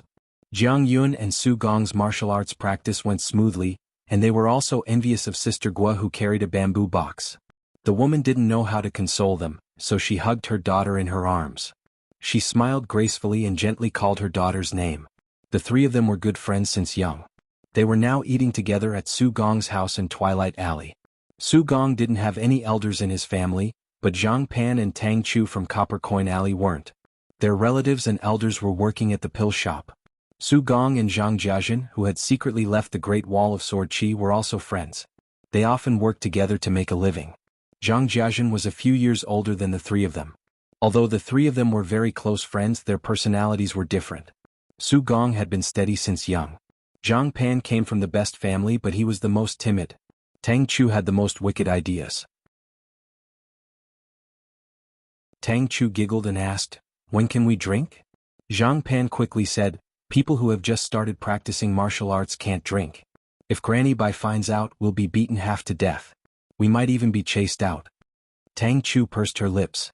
Every time Mr. Chin sits by the railing and watches us practice, He drinks so freely. I heard that Mr. Chen's flagon is a blade-strengthening gourd. I'm so jealous. Su Gong said, That's Mr. Chen. We can't do it. We'll learn martial arts first. But why don't we drink? Su Gong paused and the three of them laughed together. We don't have money. The old sword immortal Dong San stood outside a courtyard in his house.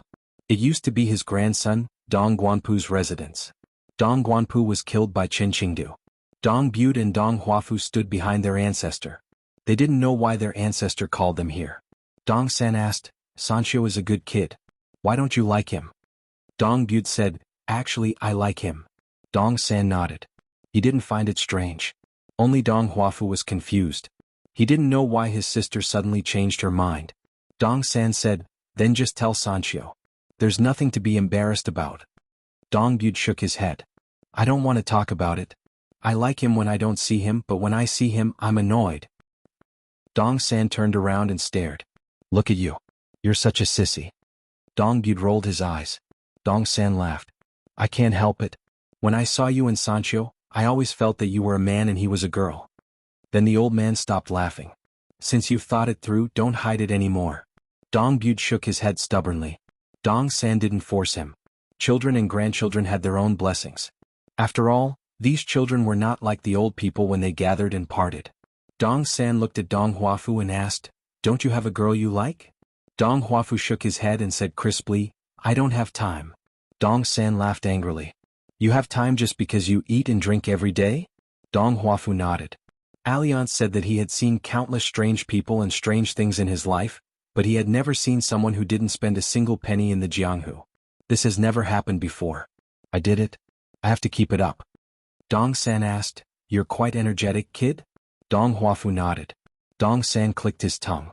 You're so stingy. If you can find a wife in the future, I'll take your surname. Dong Bu didn't want to listen to the old and young chatter. He asked, What are we doing here? Dong San said, It's easy to forget things when you're too young or too old. That's why I called you here. Dong Bu said, The reputation of the Dong clan is lost. I'm just a girl. I can't earn it back. Charcoal can make do. Dong San laughed. That's not the case. The Dong clan hasn't fallen to the point of needing two children to keep up appearances. I just want the two of you to remember, don't take things for granted in the future. Over at the Stacked Cliff wine shop, there was a drunkard who wasn't single. He was a new face. In the end, he was yelled at by a group of sword cultivators that he was in a hurry. This infuriated the drunkard to no end. He asked for a few more jugs of Bamboo Sea Paradise wine and scolded those old bachelors for not even having a chance to be in a hurry in bed. The young man and young woman who worked as waiters were all very confused. They had heard a lot of drunken and vulgar words, but this was the first time they had heard of such a scholarly saying. The young man asked a familiar customer and understood. The young woman was also curious and secretly asked, but the young man blushed slightly and shook his head vigorously, saying that he didn't know. An old sword cultivator who had recited poems and written couplets in the past 2 years sighed with emotion to a new friend he had pulled over to drink. A certain son of AB*TCH once said that there are two kinds of people that you must be careful of. Don't provoke those who have never been drunk and who drink regularly. Don't bully those who are used to being bullied but never beg for mercy. Don't you think that makes sense? That friend wasn't too tactful. He asked, Which son of AB*TCH? Is it Alliance or the second shopkeeper? The old sword cultivator immediately waved his hand. What kind of nonsense is this? Stacked Cliff, give me another jug of wine. I want to drink a few bowls of forfeit wine with my friend.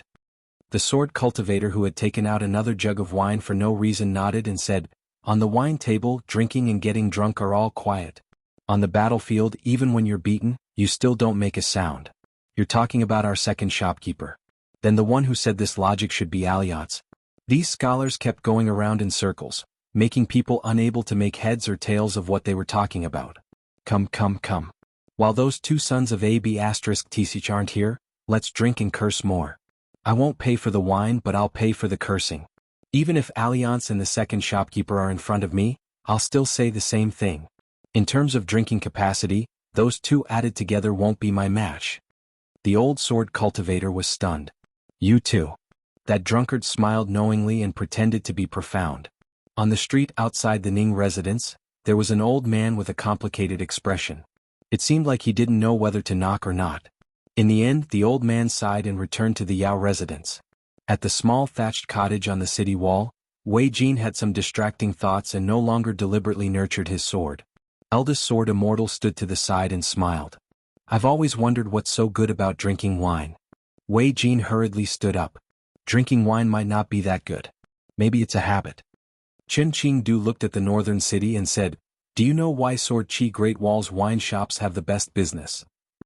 Wei Jin and Eldest Sword Immortal both looked at the city and nodded. There are too many sword cultivators and the place is too small. It seems like only drinking wine can solve the problem. In the vast world, such a small place is at most a place for 1 or 2 sword immortals to cultivate. Wei Jin asked, Eldest Sword Immortal, why do you want me to return to Aquarius continent and not Fuyao continent? Is it because my cultivation is not high enough? Actually, I can assist one of the sword immortals. Qin Qingdu said, yes and no. Wei Jin was helpless. Eldest Sword Immortal was obviously not willing to say more, so he did not dare to ask. Qin Qingdu placed his hands behind his back and strolled alone. Previously, the 10 of them had gathered at the city wall in order. Qi Tingji was the first to arrive.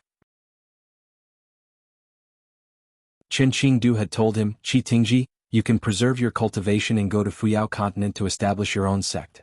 Before you leave, show some of your true skills. If you continue to be a fool, you don't need to go to Fuyao continent. Qi Tingji asked why he was not going to North continent. Qin Qingdu laughed, you still have the face to go to North continent. Not to mention Han Huizi, just Li Kai, who is only at the unpolished Jade Realm. Can you, Qi Tingji, compare to her? Other than having an extra one in your pants, what can you compare to that woman? Qi Tingji was silent for a moment, then said, among all the descendants of the Qi clan, among the sword cultivators, I will only take Qi Shou with me. He will follow Nalan Chao Wei to another place, you can't take him with you. Qi Tingji sighed deeply. He really did not dare to bargain with Qin Qingdu in Qin Qingdu's eyes. This Qi Tingji was the most like a cultivator at the peak of the vast world. Choosing Qi Shou to inherit the incense. He still had his eyes on Qi Shou's talent. But other than bargaining, Qi Tingji really had some things to say that he would not feel good. For the first time in his life, Qi Tingji directly called Eldest Sword Immortal by his name. Qin Qingdu, you watched so many sword cultivators die here, don't you feel guilty at all? Just because of the 2 words sword cultivator? Qin Qingdu sneered, without me would you have all of you? Don't you understand first come first serve? You should really change your surname to Dong. Then Qin Qingdu could not be bothered to talk nonsense with Qi Tingji. He called for the second person and continued to speak telepathically. Qin Shi went to the 5th world. But he needed to be disarmed, born with knowledge. As a disciple of the Qin clan, Qin Shi had to answer to this great wall of sword Qi. Qin Shi only had one question, what about Sanqiu? Qin Qingdu said to go to the vast world. Qin Shi then asked who Qin Sanqiu would go with. Qin Qingdu did not answer. Then it was Dong Sanging. Qin Qingdu asked him if he really regretted it. Dong Sanging only said that he did not regret anything in his life when he first picked up the sword when he was young. Qin Qingdu asked with a smile. I heard from Alliance that when you roamed the wilderness, you had many lovers and had a bunch of illegitimate children? Dong Sanging cursed. In the end, Qin Qingdu said, you don't even know how to curse, no wonder your achievements are limited. After that, Lu Ji, Old Deaf, and Nalan Chao Wei were called to the city by Eldest Sword Immortal. Finally, it was Alliance and Qin Pingan. Qin Qingdu thought of something. After becoming the hidden official of the Great Wall of Sword Qi, that kid was still too relaxed. It was ridiculous. The old man said to Qin Pingan, who was in the summer palace, go to Old Deaf's place and do something that's part of your duty. Don't worry, it's a good thing lest you have nothing to do in the future. If you're not careful, your Dao heart will collapse. Qin Pingan was about to ask what was going on when Eldest Sword Immortal threw him to the entrance of the prison where Old Deaf was overseeing. Looking at Old Deaf's pitiful eyes, Qin Pingan knew that it was definitely not the so-called training of fist and sword as Alliance had said. It was definitely Eldest Sword Immortal's impromptu idea. Qin Pingan felt that something was wrong. Old Deaf did not say a word. He opened the restriction and brought the young hidden official into the prison. Alliance ran over anxiously to denounce him. Are you crazy? In this way, he will be suppressed by the great Tao of the entire wilderness. Qin Qingdu laughed. This is nothing I have endured for 10,000 years.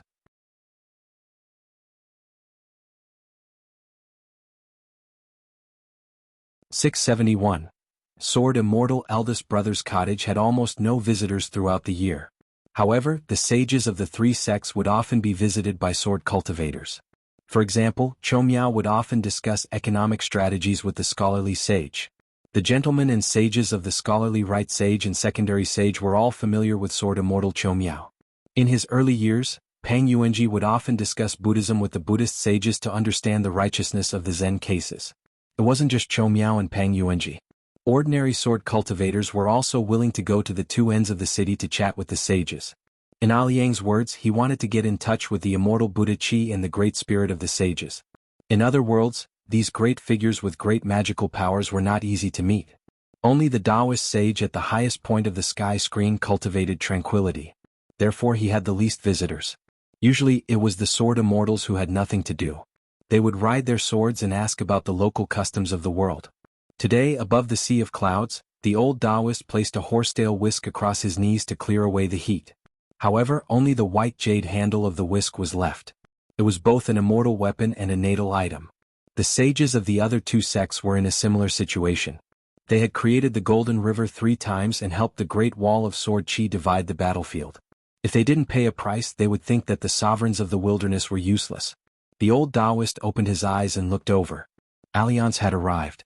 The old Taoist could only force himself to be more alert. That fellow seemed to be in a bad mood.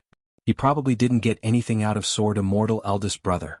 Alliance lay on the sea of clouds and punched a small hole in the sea of clouds. It was just enough to see the outline of the city. Then, he took out a handful of ordinary stones that he had picked up from somewhere and gently threw them down one by one. The strength of each throw was different. Sword immortal Sun Jiyuan, who was napping in the corridor, heard the sound of stones knocking on the roof. A female sword cultivator who was grooming herself in front of a mirror also heard the sound of a stone knocking against the curtain. A young sword cultivator from Yuhu Street, who was practicing his sword in the courtyard, jumped in fright when his sword tip was hit by a stone. At a table in a wine shop, an old sword cultivator was scolding someone. When a stone appeared in his wine bowl, he immediately changed from scolding to praising someone. His actions were as smooth as water, without any sluggishness. The old Taoist was not surprised by this. 100 years ago there were many things that were even worse. Once upon a time, there was a pair of immortal couples who were in the middle of a romantic night. However, there was a slight movement on the roof and the tiles rippled slightly. The next moment, there was another subtle movement elsewhere, as if someone had realized that their whereabouts had been exposed, and immediately fled far away. The man was furious. He put on clothes and barefoot, and with a sword in his hand, he leaped onto the wall of the courtyard. He discovered that there was a residual ripple in one of the houses, so he chased after it with his sword. However, he did not expect that over there was also a pair of Taoist couples who were about to be intimate with each other. As soon as the man went out, he saw that guy who had a brain cramp for no reason. Without saying anything, he first cursed the other party's 18 generations of ancestors, and the two sides fought fiercely. At that time, above the sea of clouds, there was a man who was like this, sticking out his butt and watching the show. Alliance clapped his hands. With a flip of his palm, he smoothed out the sea of clouds. The old Taoist asked a question that he had always been curious about. Alliance, whether it's a cultivator like me or a sword immortal here, I'm old and have little interest in worldly matters outside of cultivation. How do you do it? How can you be so bored all the time? The more one wanted to find a cultivator who could walk on the great Tao, the more one would be willing to concentrate on cultivation. Moreover, it was natural to cultivate immortal techniques without any distractions. Alliance leaned back and lay on the sea of clouds, crossing his legs. After painstakingly cultivating for immortality, what can we do? This was a question with an extremely high threshold. He could not talk about this with ordinary Qi refinement warriors, and even more so with the local sword immortals here. However, there was still something to talk about with the old Taoist. After all, this Taoist Gao Zhen was the first disciple of the sect master of the Qingming Tian world, and also the city lord of the Beko Keikyung building. The great heavenly lord of the inverted hanging mountain was of the same seniority as him, but his Tao cultivation was still inferior. The old Taoist smiled and said, "I don't have long to live." Alliance sat up and threw an item to the old Taoist. It was in the shape of a Taoist token. Chen Pingan entrusted Alliance to pass it to the old Taoist. It was shaped like a long wooden paperweight and was extremely light in the hand. It was engraved with the sun, moon, stars, and ancient talismans. There was a line of words engraved on it: "The marshal has ordered to bestow a ruler to slay demons." follow your heart and destroy mountains. Hurry in order. The old Taoist took the token and calculated with his fingers. He nodded and said, I understand. It should be. Alliance smiled and said, Can you really calculate it? The old Taoist nodded. The general meaning is clear. Alliance then told the old Taoist the details through telepathy. The old Taoist remembered them one by one.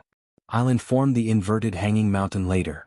Apart from divination and deduction, this old Taoist immortal was also proficient in the Mahist thinking skills and Buddhism's karmic enlightenment.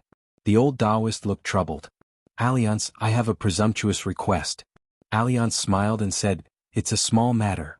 The old Taoist stood up and bowed respectfully. His etiquette was not small. Alliance could only stand up and return the greeting with his fists. The old Taoist looked around and no longer deliberately restrained the chi ripples above the sea of clouds. He sighed and said, After all, a few people have a real deer but don't dream of being a fish all day long. When the day has passed, one's life will also decrease. What joy is there in not having enough fish in the water? The Buddhist sage smiled and said, The night is quiet and the water is cold. Fish don't eat, why would one be happy for nothing? The ship is empty and the moon is bright. How can one not be happy? The scholarly sage nodded and said, Shaking my clothes in the dust, I can still see the branches of the flowers full of spring. Standing in the mud, isn't it also the heart of the sky and the moon full? Alliance pretended to understand and nodded gently.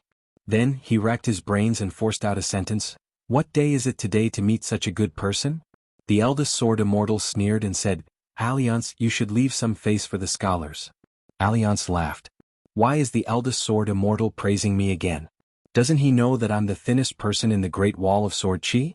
The sword immortal Cho Miao suddenly took the initiative to take over the power.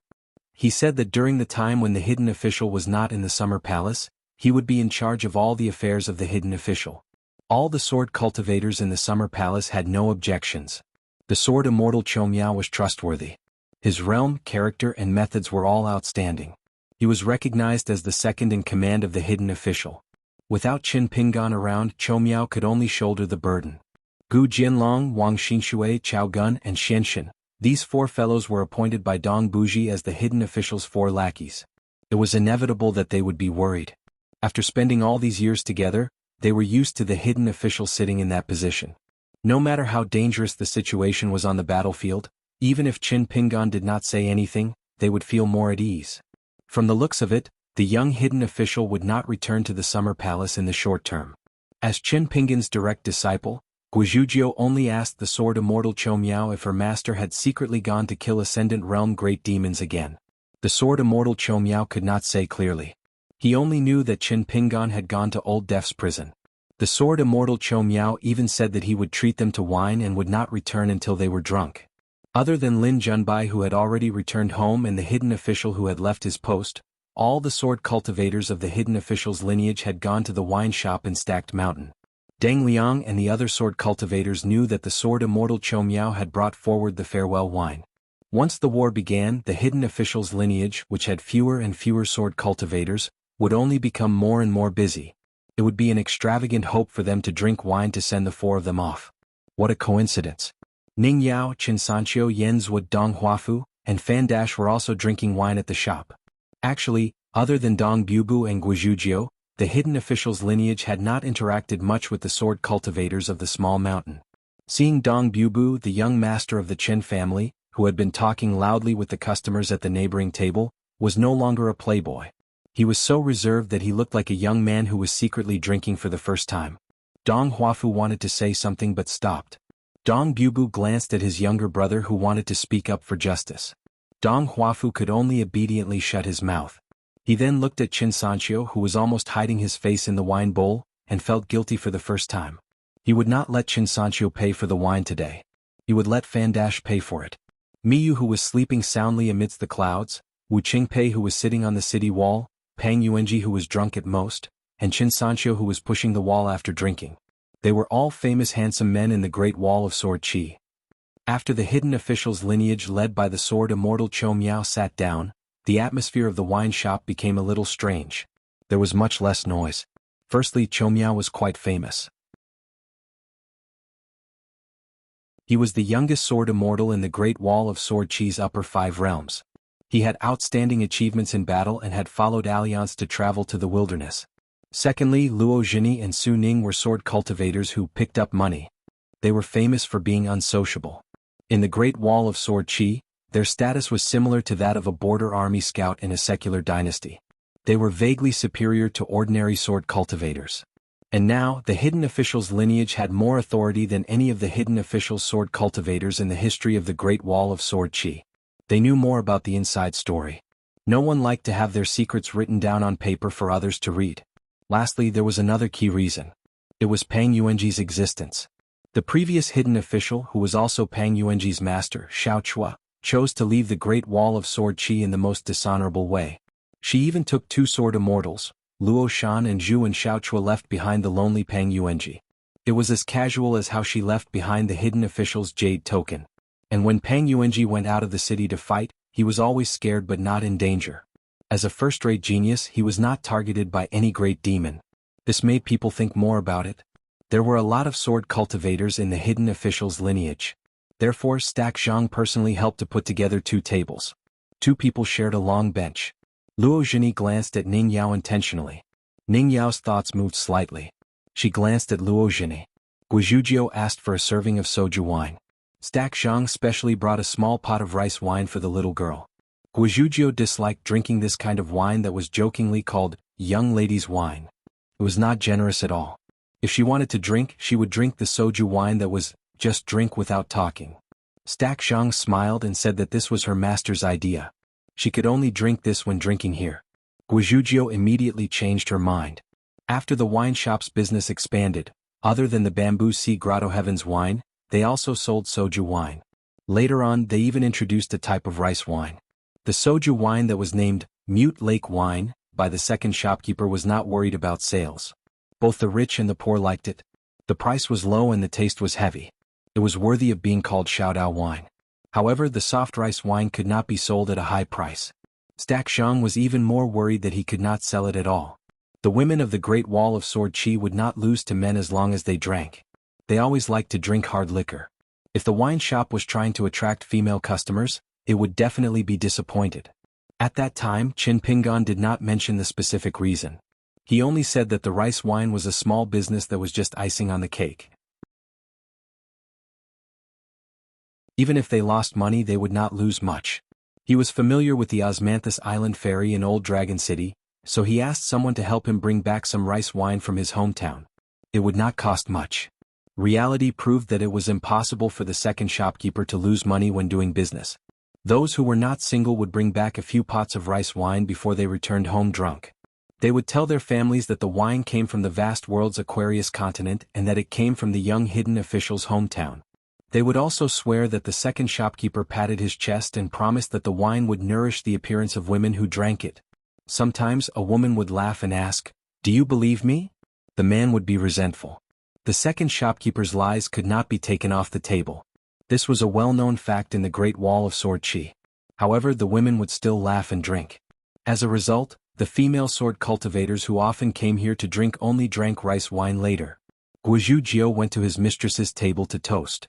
After a round, a pot of glutinous rice wine was gone. Ning Yao could not stop Guizhujiu. Guizhujiu staggered back to his table as if he was drunk. Ning Yao and the others drank enough and left together. Van Dash paid the bill. Now that he had more money, he did not need to borrow money from Qin Sanqiu. Ning Yao asked Stack Zhang to order Guizhujiu. Guizhujiu drank too much and fell asleep on the table. She could not hold her liquor, but she could make up for it with her drinking skills. When the little girl drank too much, she would just sleep and not make a fuss. Chou Miao smiled and said, "There are some words that were not suitable to be said in the summer palace. But now we can say them." Chao Gun stood up shakily and raised his wine bowl first. He said, "Pang Yuanji, Qishou and Gao Yi have both reached the nascent soul realm. If you are still inferior to them in the upper 5 realms, I will scold you." Pang Yuanji did not drink much. He stood up with a smile and clinked his wine bowl. "Scold me first. If you are wrong, I will scold you back when we meet again." Chao Gun looked at Pang Yuanji and shook his head. "Pang Yuanji, in my heart, you and the hidden official are both promising. I hope that many years later, when I raise my head, I will be able to see the highest point in the world." There is both the green-robed swordsman Qin Pingan and the white-robed sword immortal Pang Yuanji. Pang Yuanji smiled helplessly. I am inferior to the hidden official. Both sides down their drinks in one go. Su Ning and Xianqin said, focus on the matter, not the person. Xianqin drank as well. Well said. Song Gaoyuan drank a bowl of wine by himself. He crossed his leg and stepped on the bench. Unfortunately, I can't guard the Great Wall of Sword Qi as the hidden official sword cultivator. Otherwise it would be very interesting. In retrospect, we foreigners, young bullshit geniuses, are really asking for a beating. Gu Jianlong said, allow me to say something fair. The one who is asking for a beating the most is Lin Junbai, who is the youngest and the fastest to break through. Wang Xingshui nodded. Allow me to say something. Actually, Lin Junbai is the most obedient to the hidden official. Gu Jianlong said regretfully, if Lin Junbai were to wear a woman's skin, he would be much more outstanding than the hidden official. Dong Bude smiled. Wrong. Lin Junbai doesn't need to change his appearance. He just needs to wear a woman's clothes. Everyone agreed. Dong Bude said, if Junbai were to be drunk, his face would be red and he would be like a little bird next to the hidden official. TSK TSK TSK. It would be beautiful. Chang Taiching shuddered. He quickly poured himself a bowl of wine and picked up some salted vegetables. He shuddered again. Calm down, calm down. Chou Miao smiled. Are you bullying the hidden official and Lin Junbai because they are not here? Deng Liang suddenly said, did we forget someone? The table was silent for a moment. Then they burst into laughter. Of course, it was the great sword celestial, Miyu, who had returned to the Great Wall of Sword Qi and then rushed to the inverted mountain. Pang Yuanji was reserved when it came to drinking, but he drank a lot. The young man was in a daze. For some reason he felt that the hidden official's lineage was lively and not bad. They drank for a long time. They returned to the summer palace together.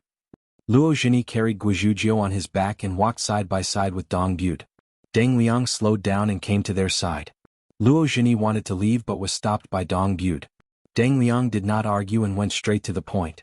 Miss Dong, I like you. Dong Bude's eyes were clear. I don't like you. Deng Liang nodded. I know. Deng Liang paused for a moment. His expression was carefree and his eyes were sincere. He smiled.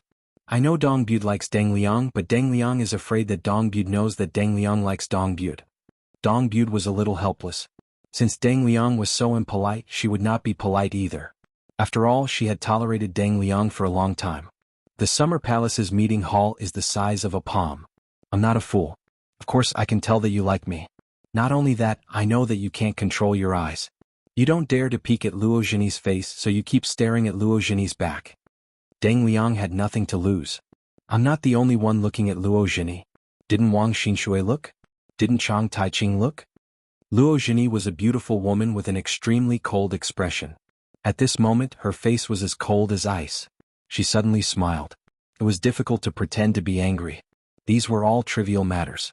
Dong Bude had spoken to her in private. What could two women not say? What could they not say? Dong Bude said that Chou Miao's figure was actually very good. He looked thin in clothes, but he was actually very muscular. Dong Bude asked Luo Zhini if she had touched him before. Even if she had not touched him before, she should have seen him before. Luo Zhini respected Chou Miao very much. She saw him as a brother and did not allow Dong Bude to make fun of him. Dong Bude also said that although Chao Gun was still a young man, his small face was actually quite handsome. He would definitely be an elegant young master in the future. Especially his elegant language, which was naturally soft and pleasing to the ear. When spoken by Chao Gun, it was even clearer. He would often speak some local dialect. What he said and what he did not say he would chew and chew. Great Qing dynasty. In the future, when he was with his immortal Dao companion under the moonlight, he would call her name intimately and lift her chin with his finger. It would definitely be very charming. At this point, Dong Bude was about to lift Luo Zhini's chin. He imitated Su Ning's voice and called her Zhini Zhini. Luo Zhini was so embarrassed that she blushed, which made her even more charming. At first, Luo Zhini did not pay attention to Chao Gun's voice. After being reminded by Dong Bude, it seemed to be true. Every time she saw Dong Bude holding her chin with one hand and making small talk with Chao Gun, Luo Zhini found it funny. Dong Bude also showed her a booklet.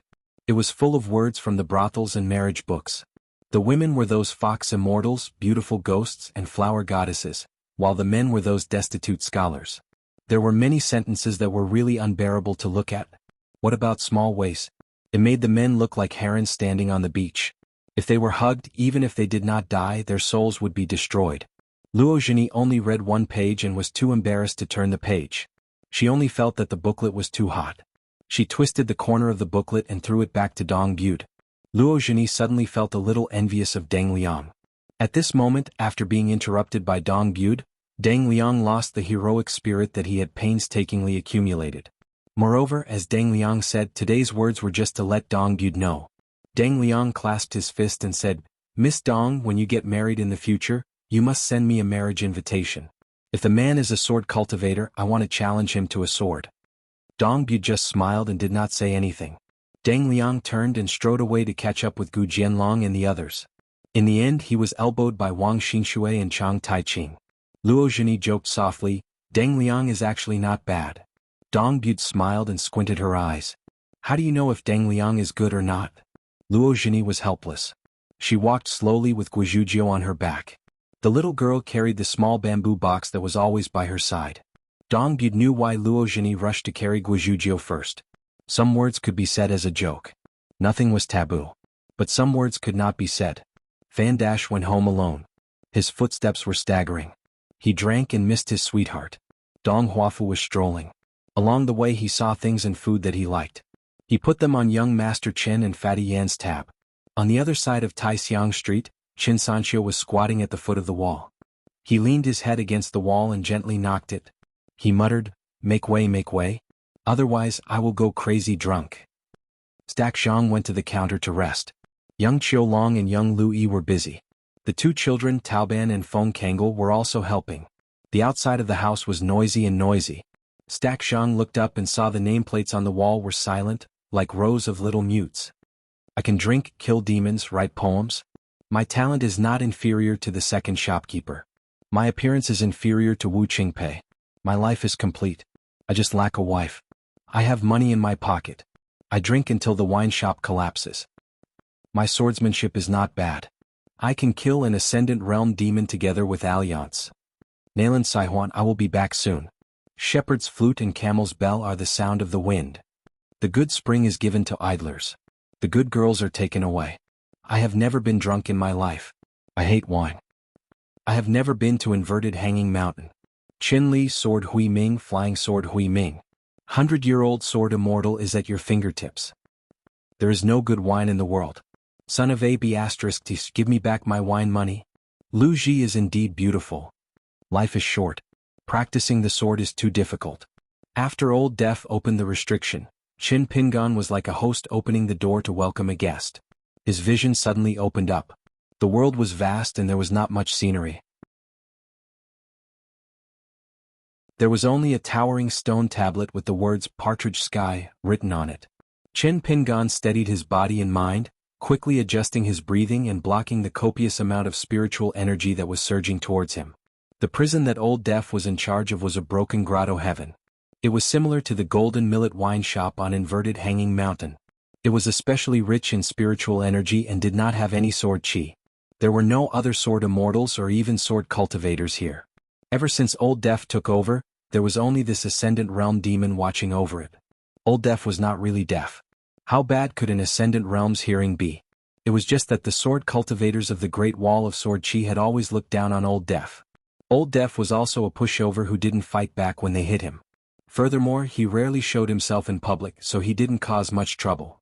In addition, Dong family was in charge of the sword workshop, Qi family was in charge of the clothing workshop, and Qin family was in charge of the pill workshop. They were the four forbidden grounds of the Great Wall of Sword Chi. In the files of the Summer Palace, there were not many written records about the prison. They only roughly recorded the identities and origins of the monsters that had been locked up. Those that were dead were nothing more than a stroke of paper. Old Deaf smiled. It was normal for the young hidden official not to trust him, but how could he not trust his boss? However, he soon felt relieved. If he did not have such a personality, he would not have been able to become a hidden official and come here. Back then, on the city wall, the hidden official who needed the sword immortal to protect the formation was not him, but Lu Ji. Now the one he did not trust was himself. Could it be that in the end he did not even trust Qin Qing? No matter what the answer was, Old Deaf felt that it was interesting. Chin Pingon and Old Deaf moved forward at almost the same time. Chin Pingon realized that the stone tablet that looked like it was only 300 yards away would take the time it took to drink a cup of tea if they continued walking like this. Old Deaf did not want to be mistaken as a bully, so he respectfully greeted him as Lord Hidden Official. He then revealed the secret of heaven. The smaller your mind, the smaller your thoughts, and the smaller your steps, we will be able to walk faster. Chin Pingon did as he was told, and in a few blinks of an eye, they arrived in front of the stone tablet. Old Deaf was slightly surprised and couldn't help but compare Chin Pingon with the two hidden officials before him. That little girl with ponytails who had a bad temper didn't believe in heresy and insisted on rushing to the stone tablet in a spurt of energy. As a result, she was thousands of miles away from the stone tablet in an instant. That wasn't all. Xiao Chua continued to fly like that, enjoying herself. In the end, after 10 minutes, according to the speed of the commoners, Xiao Chua had already crossed continents.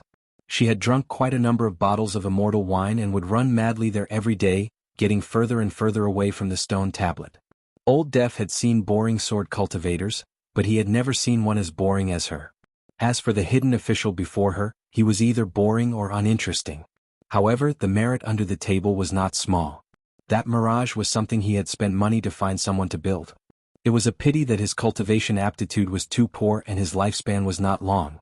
Otherwise, the hidden official of the Great Wall of Sword Chi wouldn't have been Xiao Chua, much less the young man beside him. Old Deaf accompanied the young hidden official to look up at the stone tablet. Old Deaf said with a hoarse voice, "Partridge in heaven." These 3 words were written by 2 ancient sword immortals who had extremely high seniority. They were just slightly younger than Dragon Sovereign and Guanzhao, but they didn't have much of a reputation in the Great Wall of Sword Chi. Old Deaf smiled and said, "I believe that with Lord Hidden Official's eyesight, you should have seen through the trick long ago. Partridge and Heaven were carved by a male sword immortal and their ripples were extremely beautiful. Only the partridge was written by a woman and her sword aura was swift and fierce, but it still couldn't hide the trace of delicateness. At that time she was heavily injured and slightly tired, so the man tried to remedy the situation. The last word seemed to be full of energy and strict, saving the middle word, but in fact, it was already a little sad for the couple. Compared to the partridge word, the heaven word that should have had the most imposing aura was much more dignified and lacking in sword intent. What a pity, Chin Pingon said honestly, I didn't see these. Strange, how did he become the last disciple of the line of the literary saint? Old Deaf asked. Lord Hidden Official shouldn't be unfamiliar with the River of Time, right? Chin Pingon nodded. I'm not unfamiliar with it. Old Deaf stretched out his hand to grab, and the 3 words partridge in heaven on the stone tablet seemed to be dismantled. Stroke by stroke, they left the stone tablet and the sword lights gathered together like streams converging into a river. Old Deaf brought Chin Pingon and waded through the water. When the 2 of them reached the end of the water, they saw a completely different world. The scene in Chin Pingon's vision suddenly changed. Corpses were strewn all over the ground, and devastation filled his eyes. There were huge skeletons that were deathly white and stretched out like a mountain range. There were also golden skeletons of gods. It should be the ruins of an ancient battlefield where ancient gods and demons had fought fiercely. There was a huge pit with steps carved out of it. The demons with high realms were locked up high. As they walked down the steps, Chin Pingon suddenly asked, if Boss wasn't a sword immortal, how many sword cultivators would Senior have killed in the Great Wall of Sword Chi? Old Deaf didn't hide it and smiled. All that entered my eyes would have died. He then added, it's not that I'm angry at those little brats for gossiping, it's not worth it. He turned his head and asked, Senior? Chin Pingon said, those who are older, have higher realms than me, and have no enmity with me are all considered seniors. Old Deaf nodded. Good habit. Old Deaf then said, according to Boss Sword Immortal's intention, Lord Hidden Official should take action on my behalf. Chin Pingon nodded. On the way here he had already thought it through. The stairs that kept extending downwards curved, and Chin Pingon's vision was blurry. He could only see the stairs and nothing else. However, after encountering the cages of different sizes, his vision became clearer. He saw that the cages were fenced by sword lights that had condensed into substance. Most of the cages they passed by were empty. Old Deaf stopped and pointed at an empty prison. The one inside has already been beheaded by Boss Sword Immortal. The pill workshop should have made a huge profit. Chin Pingon said, the two cross-continent ferries of Jinjia continent paid a huge sum of immortal money to buy the head of the Ascendant Realm's corpse. In order to be able to return safely with the treasure, they even hired a sword immortal to escort them. Old Death grumbled, "The pill workshop is really annoying. It seems like I'm the one who's stopping them from slaughtering the demons of the upper 5 realms. I'm in charge of thousands of demons and I'm in charge of 1 or 2 demons. I can't get any benefits, so why are they blaming me? Is it so hard to understand such a simple principle? It takes a lot of thinking, a lot of thinking." Qin Pingan said, "I don't blame you. Everyone is considerate and willing to respect seniors. Sword cultivators don't look at you because of your identity as a demon. Can you still live? Do you have the nerve to live? What's there to think about? You should be secretly happy." Old Death said with a smile, "That's reasonable, that's really reasonable. It's a pity that I haven't heard such a straightforward reason before. That Alliance didn't hit the nail on the head. He only lied to me and said that the Ascendant Realm demons in the world are as happy as immortals. It's not difficult to establish a sect." Along the way they finally saw the first demon cultivator. It was an immortal realm demon that had revealed its true body and was entrenched like a mountain. Miasma overflowed. Qin Pingan walked closer to the bars of the cage and looked over, but he still couldn't see it clearly. This prison imprisoned 6 demons of the upper 5 realms, 61 demons of the middle 5 realms, and 3 demons of the lower 5 realms. Those who died would be thrown to the pill workshop. Their bodies were full of treasures and everything was put to good use. There were also those who left alive. They went to the Mirage to fight each other or sword cultivators. There were also the disciples that Old Death picked out when he had nothing to do. Being imparted sword skills by Old Death in any world, as long as it wasn't the cage of the Great Wall of Sword Chi, it was a great Tao opportunity that one yearned for even in their dreams. An Ascendant Realm preacher didn't hide anything and imparted sword skills. Wouldn't they want to learn it even if they died? The problem was that Old Death's sword skills were too high here. It was too easy to learn the sword and break through realms. Once they entered the nascent soul realm they would die. Many demons who purposely stopped at the bottleneck of the Golden Core realm had forcefully tortured themselves to death. If their realms didn't rise, their lifespans would be shortened and they would die. Either their Tao hearts would shatter, or their golden cores would be blown apart by the constantly strengthening sword chi. As for the skin, Old Death had used his methods to keep it. Otherwise, the pill workshop would hold him accountable. As for Old Death's origins, there were records in Summer Refuge Palace. It was rather strange. He was an Ascendant Realm demon that pretended to be a sword cultivator and refined several flying swords left behind by sword immortals. It was the same method as Qin Pingan refining level 1 and level 15 as his natal items. Old Death's realm was high enough, and he had refined 3 flying swords for his own use, so he seemed more like a sword cultivator than a sword immortal. Old Death was once a great demon that ran amok in the world of desolation. When he came to the Great Wall of Sword Chi, he was content to be a bitter prison head. He might have thought of nurturing another natal flying sword in Realm 13. As for the immortal realm great demon in front of Qin Pingan, he was also extremely legendary. When he was first imprisoned, his cultivation was at the bottleneck of the nascent soul realm. Who would have thought that in this place where he should have been struggling at death's door, he would break through to the immortal realm in 1,000 years? Old Death asked, "Lord Hidden Official, shall we make our move now?" The old man was slightly curious as to why the young hidden official hadn't brought along that immortal weapon sword immortal. If he wanted to use his fists to kill a great demon in the celestial realm, it was hard to say who would exhaust who to death. Of course, Old Death knew that Qin Pingan had a fist move that was extremely extraordinary. However, as a martial practitioner at the bottleneck of the Golden Body realm, his physique wasn't tough enough. If he wanted to kill the immortal realm great demon in front of him, Qin Pingan was destined to not be able to last until the last punch. When facing an immortal realm, the difference in their realms was too great. Even if Chao Ci came, she would be helpless. Once he asked someone else to do the job for him, he would be completely useless and there wouldn't be much meaning to it. Besides, Old Death felt that unless Qin Pingan was a martial practitioner of Realm 9, he would have some hope and be able to endure the pain of having his soul shattered.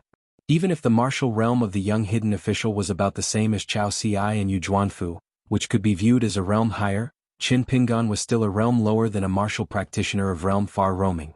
Qin Pingan began to move. There's no rush. As he walked, Qin Pingan took a few glances before continuing on his way. Old Death couldn't help but ask, "Lord Hidden Official?" Qin Pingan said, "Let's go through it once. At most, we'll just have to take another trip back. It won't affect our proper business." Old Deaf smiled and asked, "That's all there is to it, is there a problem?" Chin Pingan smiled and said, "Just treat it as a distraction." Old Deaf said, "Young people are too calm and can hold it in. Although it's easy to do things accurately and be ruthless, it's easy to peck at their vital chi and hurt their fortune." Chin Pingan smiled and said, "Senior is wise. What you said is even more mature and prudent. It's good to be careful everywhere." Old Deaf had been trapped in the Great Wall of Sword Chi for 3,000 years, and this was the first time he had been addressed as senior so many times. It was also extremely rare for him to chat with a sword cultivator and have so many words to say. Chin Pingan asked, "What did Boss Sword Immortal agree to with Senior?" Old Deaf said, "When I go out of the city to fight, first, I will kill all the demons locked up here. Of course, it has changed now and Lord Hidden Official will do it personally. Second, I can take away 3 Golden Core disciples from here. It's an exception." Old Deaf didn't talk about the years of cultivation in the wilderness. Just based on the Great Wall of Sword Chi alone, he had endured more than 3,000 years. After 3,000 years he was still in the Ascendant Realm and didn't get a Sword Immortal suffix.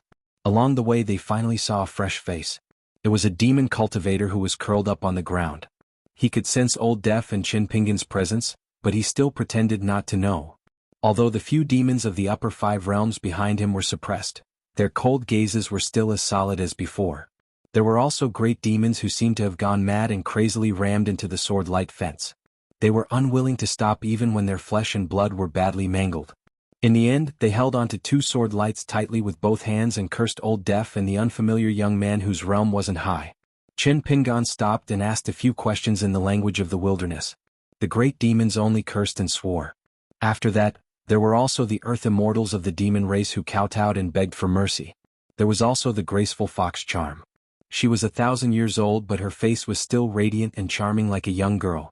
When she saw the young hidden official, she looked pitiful and sat sideways with her hand over her heart. She bit her lips tightly and looked like she wanted to cry. There were also demons who swore solemnly and were willing to swear an oath to be enslaved, just to be able to leave this place alive. Chin Pingan didn't say a word. Old Deaf smiled and said, "Although that fox Charm only has 7 tails, Lord Hidden Official won't lose face if you take her in as a maid. I believe Lord Hidden Official still has this bit of authority and you don't have to worry about her loyalty." Chin Pingan didn't reply. Chin Pingan couldn't help but think of the cliff plank road in the snowy night when he was halfway back home from the Great Sway Kingdom. In these years of traveling he had seen many fox charms. However, he had never had the chance to visit the fox kingdom of the Su family in Qingfeng City. Su Yuanxiao once said that he had to go there. If a man didn't go to the Fox Kingdom, he wouldn't know what a hero's grave was. Among the 4 madams of Hao Ran World, there was the Madam of the Bamboo Sea Cave's Green Immortal Mountain who had a close relationship with Alliance. Then there was Madame Huanyin who had disappeared from the Central Divine Continent. She used a plum blossom garden to exchange with Chin Pingan for a secret letter that would be handed to the mellow scholar Chin Pingan in the future. She hoped that the South Sa continent would treat this elite of the upper 5 realms better. In the end, since Chin Pingan asked for a protective talisman from the scholarly sage for Madame Huanyin, he was also thinking about the long term for Lu Ji. With a high realm there would be a big problem. Lu Ji was not the kind of sword immortal who was willing to do things smoothly. Once she went to the South Sa continent she would be a foreigner. When a scholar calculated how many twists and turns were there, he was even more afraid of those open and above-board schemes. Lu Ji had no choice but to use her sword. That would be a big problem. Therefore, it was more reassuring to have Madame Huanyin by Lu Ji's side to help her plan. However, Chin Pingan was also worried that Madame Huanyin's selfish resentment would be too strong and Lu Ji would be subtly influenced. Therefore, once Chin Pingan appeared, it was not only protection but also supervision. Madame Huanyin couldn't act willfully. It was just that Madame Huanyin didn't know about this for the time being. She was probably still curious about what the young hidden official had promised her in exchange for a merit. Chin Pingan had no intention of telling her in advance. When she accompanied Lu Ji to the South Sa continent, everything would come to light. There was also a madam who was regarded as the most orthodox of the Moon Palace species, but her fate was unknown. Chin Pingan had long confirmed that she was Madame Gue, who was worshipped behind the scenes by the Fan family. Finally, there was a 9-tailed celestial fox who had ascended to the immortal realm, Madame Huanxi. Her whereabouts were also unknown. At the bottom of the prison, the last cage was an existence that looked like a water prison. The depth of the water was less than 2 feet, about 1 mu. It was dark green and rich in water fate. It directly transformed into small dark green fish. The water was clear and fine, and the small dark green fish that were suddenly motionless seemed to be suspended in the air. A young man stuck his head out of the water. Below his head, his body was submerged in the water. It was as if he had merged with the water. Was it a method to raise a dragon? There were scars on the demon's face. There were slight bumps on the left and right sides of his forehead, like deer antlers. Chin Pingon held his hands in his sleeves and stopped moving forward. He looked at the young man. His cultivation was at the cave abode realm, and he had not taken human form for long. In the end, it was his talent that won. On the path of cultivation, if one wanted to be rewarded by the ancestors, they would first have to be rewarded by the heavens to be able to cultivate. Chin Pingon began to return. He praised, obtained an opportunity, practiced the sword, and cultivated. Master guided them through the door, and they have a Tao heart. Senior's 3 disciples' achievements in the great Tao are frightening. Including the young man, the 3 of them were at the cave abode realm, the dragon gate realm, and the bottleneck of the golden core realm. This cage did not hold cats and dogs picked up from the roadside. The younger the demon cultivator, the more amazing his talent and the stronger his foundation. Old Deaf smiled bitterly. Hidden official, it can't be that bad, right? Of course, this young man was difficult to deal with. However, he could still kill him with a casual slap. The problem was that Qin Shengdu could kill him with a slap before he could make a move. If Qin Pingon was really determined to break the contract, he would kill him along with his 3 disciples. With Qin Shengdu's temper, did he even need to think about who he would side with? Qin Pingon said, "All this time, Senior has scrupulously abided by your duties. This junior respects you from the bottom of my heart." Old Deaf sneered.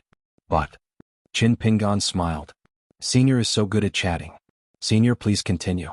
This junior is all ears." Old Deaf had no intention of doing business with this young man at all. Old Deaf asked loudly, "Boss, Sword Immortal, is this okay? You don't care?" There was no response. Qin Pingon continued, "Senior, the 3 you picked should all have the aptitude of the upper 5 realms, right?" Old Deaf nodded helplessly. Qin Pingon said, "Then let's calculate according to 1 jade unpolished realm and 2 immortal realm. Of course they are sword cultivators. I will ask Senior for 3 cultivation opportunities. Tao arts and magic treasures are fine, but the Tao arts that are suitable for demons to cultivate are best." Old Deaf heaved a sigh of relief. To an ascendant realm cultivator, these things were worldly possessions. 2 unpolished jade realms and 1 immortal realm.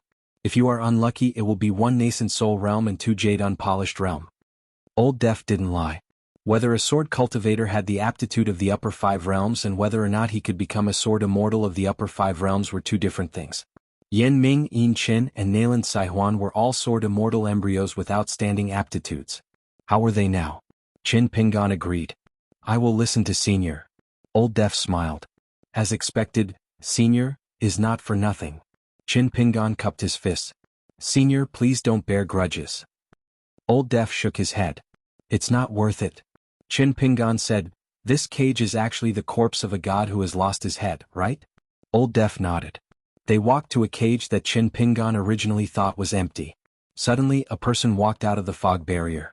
Qin Pingon turned his head and saw a young woman with a snow-white face and scarlet lips. There was an embroidered bag hanging on her wrist. Below the head, it was a tragic sight. She was definitely not human and was even more ghostly than a ghost. She had no skin and was almost transparent. Her internal organs, veins, bones, and flesh were all wriggling. Qin Pingon was used to seeing bloody and treacherous scenes, but when he suddenly saw this woman, he still felt his scalp tingle. There were no records of her in Summer Palace. The woman walked to the fence and took a step forward. She was almost face to face with Qin Pingon. Qin Pingon didn't move at all. Old Deaf smiled. "Her name is Nianxing. She is a tailor who fled here. In her early years in Gold Armor Continent, she caused a huge commotion." Qin Pingon understood. A tailor. It was extremely rare. Qin Pingon had once read about it in a secret file in Summer Palace that specialized in recording heretic cultivators. It wasn't old news, but it was too heretical. It was the demonic path.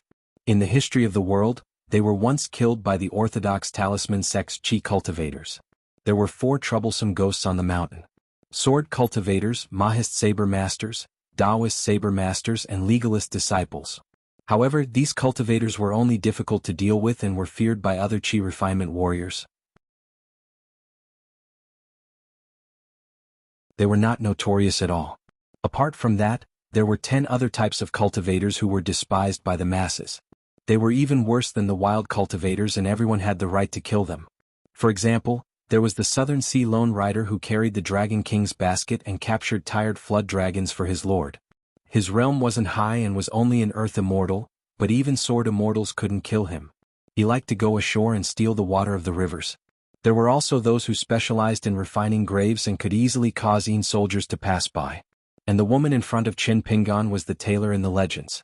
She was proficient in the talisman Dao, but she only used human skin as talisman paper. The foundation of her great Dao was making wedding clothes for others. It was recorded in the secret record that to cultivate this technique, one had to peel off one's own skin. Being able to endure the pain of being skinned was the first step. The second step was to truly walk through the underworld, which was similar to Fengdu's Gate of Hell. After that, there were several more checkpoints. Qin Pingan was very puzzled at that time. What was the point of choosing to cultivate this technique? The woman took a step back and walked around Qin Pingan. She stopped and asked, "How old are you?" Qin Pingan remained silent. The woman, who was called Twisting Heart by Old Deaf, didn't mind and continued asking, "It shouldn't be a trick. Then, are you from a rich family in Taixiang Street? The elders in your family finally persuaded Qin Qingdo to build a martial temple for you and obtain the martial fate of the Great Wall of Sword Qi?" Qin Pingan shook his head and said, "I'm a foreigner. I'm quite diligent in my training." The woman seemed to be a little regretful. Qin Qingdo still has too many worries. He can't bear to use many of his methods. Old Deaf smiled faintly and said, "You're young and only know some fancy methods. Don't call our boss Sword Immortal by his name." He then reminded the woman, "Twisting Heart, this is the new hidden official of the Great Wall of Sword Qi." The woman tilted her head and stared at Qin Pingan. She said intermittently, "Left-handed. Flood Dragon. Rebuilt Longevity Bridge. His skin and soul are severely mended. He first practiced martial arts before nurturing his natal flying sword. His control of his body is meticulous. He's half a kindred spirit. His killing intent is heavy. Yes, it's even heavier now. But he can completely control his killing intent. He's very powerful at such a young age. As expected of the new hidden official." Qin Pingan stood at his original spot and smiled. Miss Twisting Heart has good eyesight. Old Deaf knew Twixen very well, so he wasn't surprised at all by her methods. There were 3 strange things in prison. Twisting Heart was one of them. Old Deaf suddenly asked, "Why don't you call me Senior and Miss?"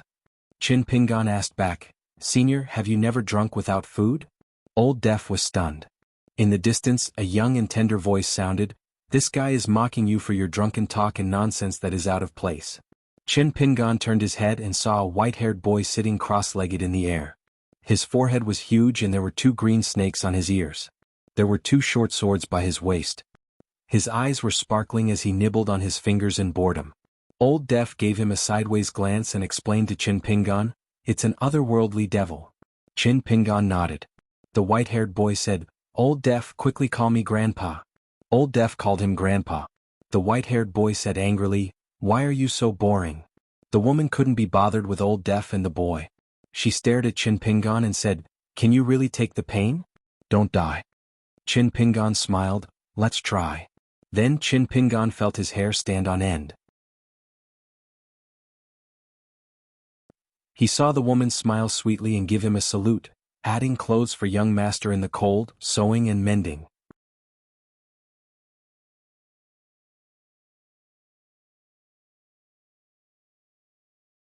"672. Qin Pingan wasn't frightened by Nian Xian's strange words, but by her passionate and focused gaze. Qin Pingan was not used to it. When he was picking up scraps in the bag shop, he saw money and treasures on the ground. Was that the gaze she had? Nian Xian said, "Let's talk about it when you reach the far traversing realm. I don't want to collect your corpse." As for whether this young hermit could break through or not, Nian Xian didn't care what method he used to do it. Qin Pingan nodded. As he walked slowly, he already had his own plans. Nian Xian floated away in the blink of an eye. As expected, she wasn't restrained in any way. Qin Pingan threw out 3 questions in one breath. "Nian Xian, what's your age, what realm, and what's your background?" Old Deaf chuckled and didn't say anything. Qin Pingan said, I cannot do anything to the youth in the water prison. Old Deaf laughed. As a scholar, how can you be so careless?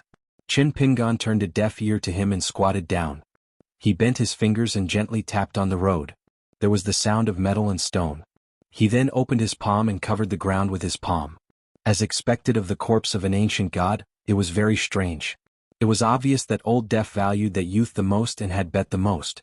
Of course, he couldn't rule out the possibility of a smokescreen, but there were only 3 demons who could survive in the end. How much could Old Deaf deceive them? Chin Pingon carefully searched through the secret files of the Summer Palace in his mind and found that the 3 people Old Deaf had chosen had many hidden secrets.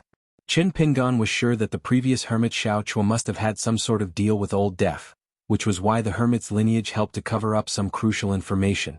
Chin Pingon didn't intend to bring up these old matters that had been collecting dust for a long time. Moreover, he might not be able to do so. Old Deaf beside him was an ascendant realm. If he angered him, the latter only needed to keep his promise with the great sword immortal. In the end, the reason why Old Deaf was willing to give him face everywhere was because of the great sword immortal. A secret official jade token in the hands of someone who wasn't even a sword immortal was useless. However, even though this was the logic, business could still be done. After all, Chin Pingon and Old Deaf had no grudges. If they were to fall out, the younger one and the older one would still be the one to gain an advantage. Therefore, Chin Pingon's way of doing business was very simple.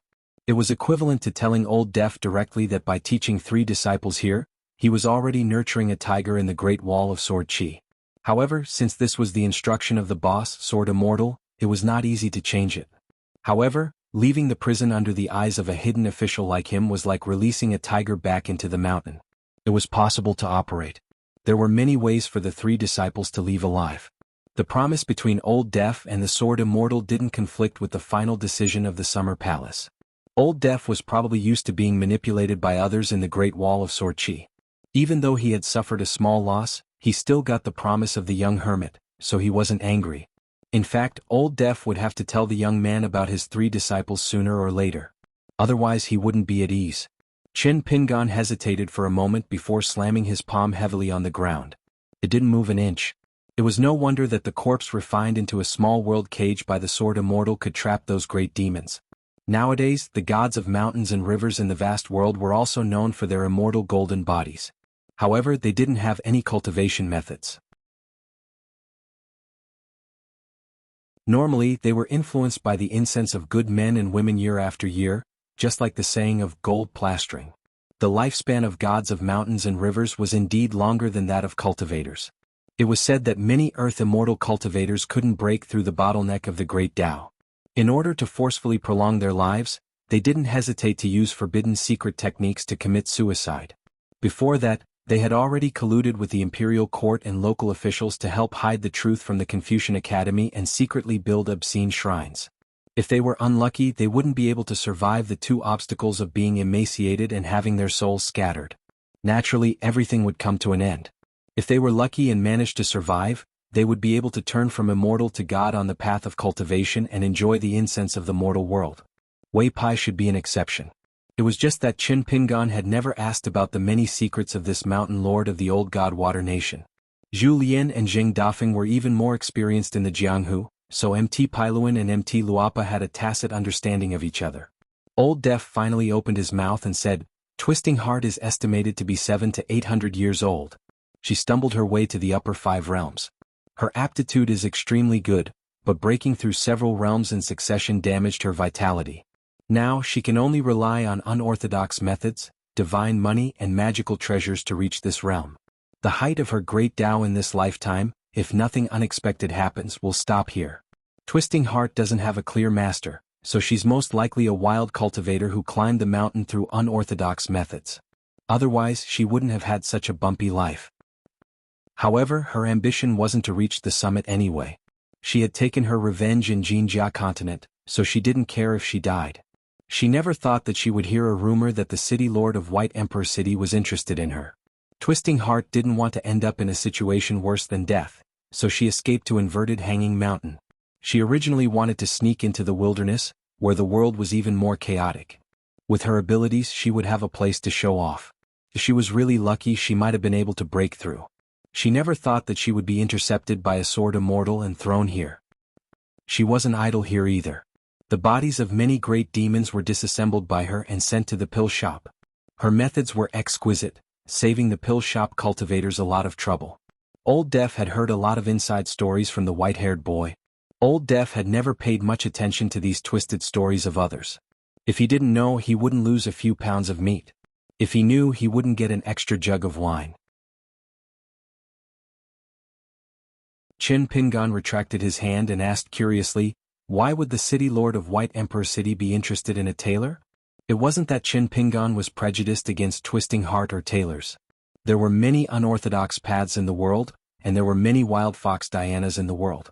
There were differences in cultivation methods, but that wasn't necessarily the case for cultivators. It was just that the authority of the demonic path was too high above the clouds. As a publicly recognized person of the demonic path, Chin Pingan secretly had some thoughts in his early years. One of them was that when he traveled to the Central Plains in the future, he would definitely see the torrential waters of the Yellow River Paradise with his own eyes. He would also take a look at the banner of White Emperor City that read First of Mercy under the Heavens. Chui Dong had come out of colored clouds before. Even Chui Dongshan couldn't hide his admiration whenever he mentioned the city lord.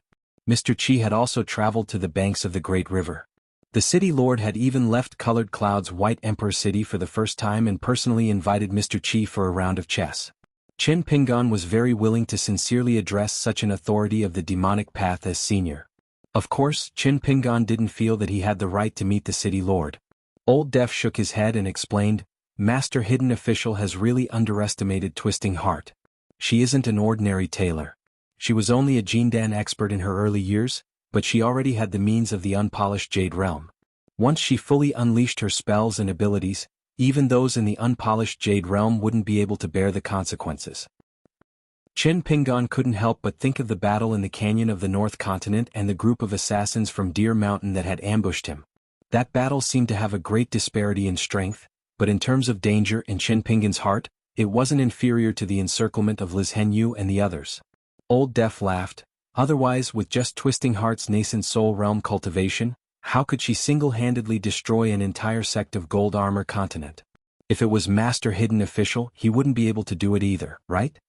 Chin Pingan was greatly surprised and asked in disbelief, a nascent soul realm cultivator single-handedly wiped out an entire sect? Old Deaf said casually, within half a year all 700 people, including the entire ancestral hall, were all dead. It was such a large sect, but its lineage was completely cut off. Chin Pingan narrowed his eyes. Twisting Heart caused such a huge disaster, so how did she escape to Inverted Hanging Mountain? Old Deaf shook his head. Why should I care about this? Chin Pingan laughed. That's right, why should I care about this? However, if there's a chance, I should ask Senior Twisting Heart for guidance. Old Deaf's interest was piqued. Master Hidden Official, as a disciple of Confucianism, also has a personal grudge? Chin Pingan said, there are a few. Old Deaf laughed. I think they didn't burn enough incense. Chin Pingan wasn't willing to talk about this, so he asked with a frown, then what's up with that otherworldly demon? Old Deaf shook his head. I can't say. It's not a business matter, so Master Hidden Official shouldn't make things difficult for me. Chin Pingan changed the topic. Why does a otherworldly demon have a green snake, wear a Taoist robe and carry a short sword? In Chin Pingan's eyes, that white-haired boy was no different from a normal person, and he didn't use any concealment techniques. Old Deaf said playfully, can't he like to show off? Chin Pingan shook his head, too careless. Old Deaf laughed involuntarily. In this prison, who was he being cautious for? Chin Pingan didn't continue asking and changed the topic. Other than Twisting Heart and the otherworldly demon, are there any other guests in Senior's residence? Old Deaf nodded. There's also a sad person who's addicted to drinking and gambling. Of course, he was also very rich. Old Deaf asked, Young Hidden Official, did you ask me for the cultivation method of the demon race because there are demons in your hometown that are worth nurturing? Chin Pingan shook his head. It's not nurturing, it's always good to have one more method of self-protection. On Luapa Mountain the vegetation grew naturally. Old Deaf waved his hand, and a great demon in the unpolished Jade Realm moved its huge body towards the sword-light fence. Old Deaf stretched out his arm and tore off a large piece of bloody meat, putting it into his mouth and chewing slowly.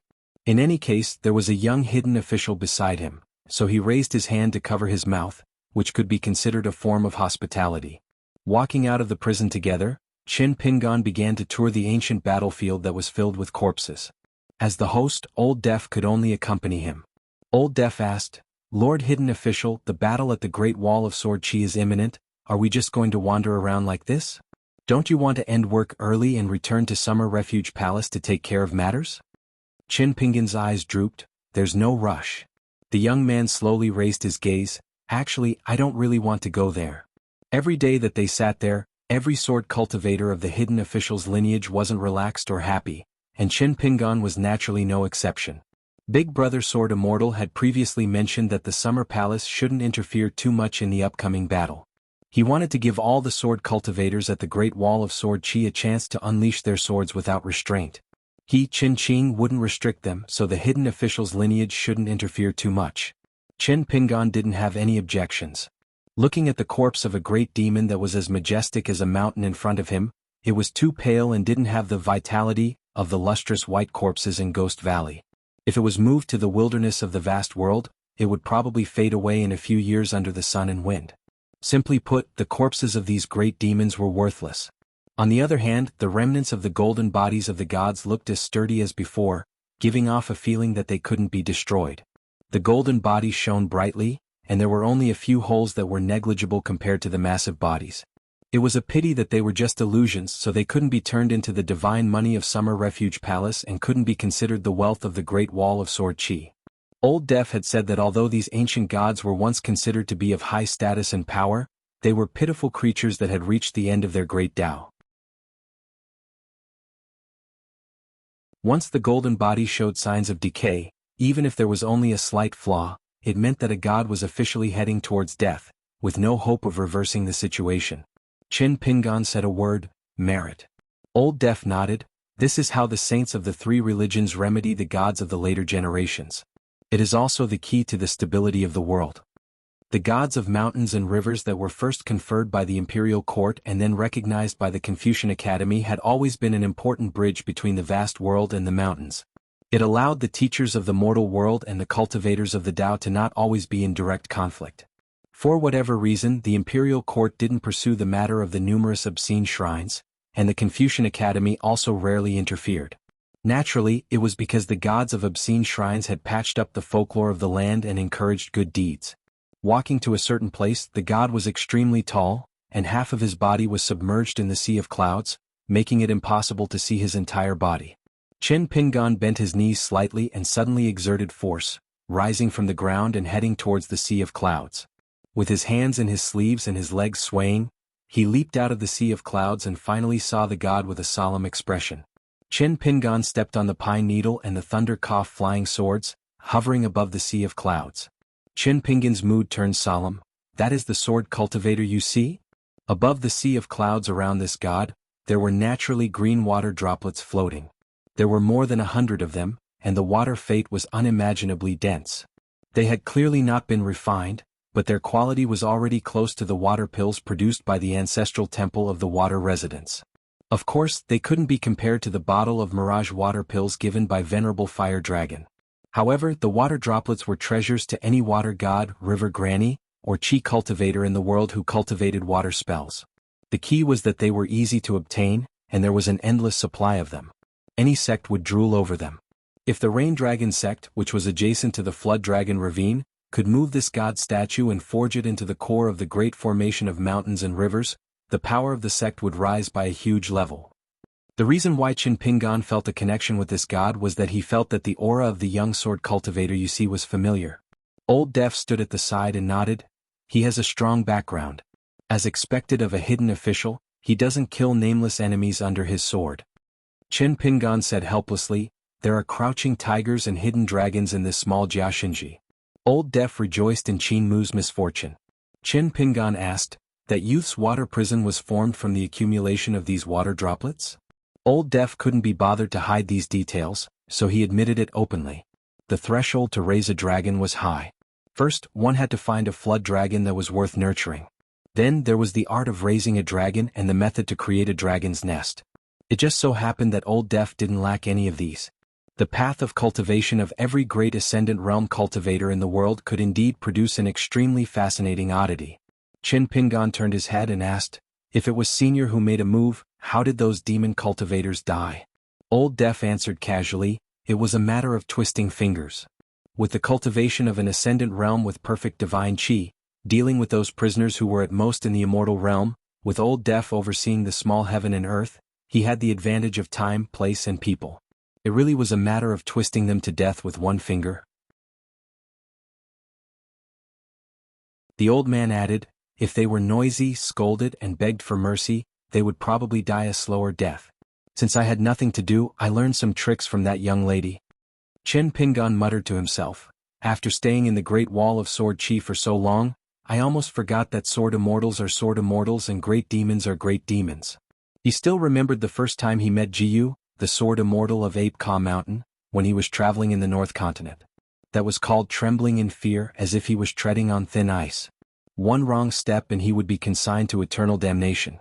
Earlier, there was the 3 sword quizzes in the Wind Thunder Garden and Xingyang Mountain that he watched through catoptric deflection on the ferry boat. Nascent Soul Li Tuanjing's final sword strike was outstanding. Earlier, there was the rainy night when he stayed in the old house and met the middle 5, great demon of Guyu country. A white steed flashes past a crack, all of a sudden. Qin Pingan said, Senior just needs to collect this water fate, I can turn a blind eye to it. In front of Qin Pingan, Old Deaf collected dozens of dark green water droplets and kept them in his bag with the heaven and earth in his sleeve. They should be the part with the most abundant water fate. Then Qin Pingan asked for half of the water droplets. Most of them were placed into the blade-strengthening gourd, leaving only 3 water droplets. He sat cross-legged and started to refine them openly. It was the Tao formula recorded on the rain prayer stele outside the buried river temple. This creation of heaven and earth was split equally between both parties. Old Deaf could accept it, so he did not hesitate. Old Deaf glanced at the rough circulation of the young man's art of water refinement and exclaimed in admiration, with just this Tao skill, if Lord Hidden Official is really forced to do something desperate one day, you can just abandon your body and choose a desecrated river to become the god of the river. Qin Pingan still had his eyes closed and focused. He refined the 3 water droplets that were equivalent to ordinary water pills at an extremely fast speed.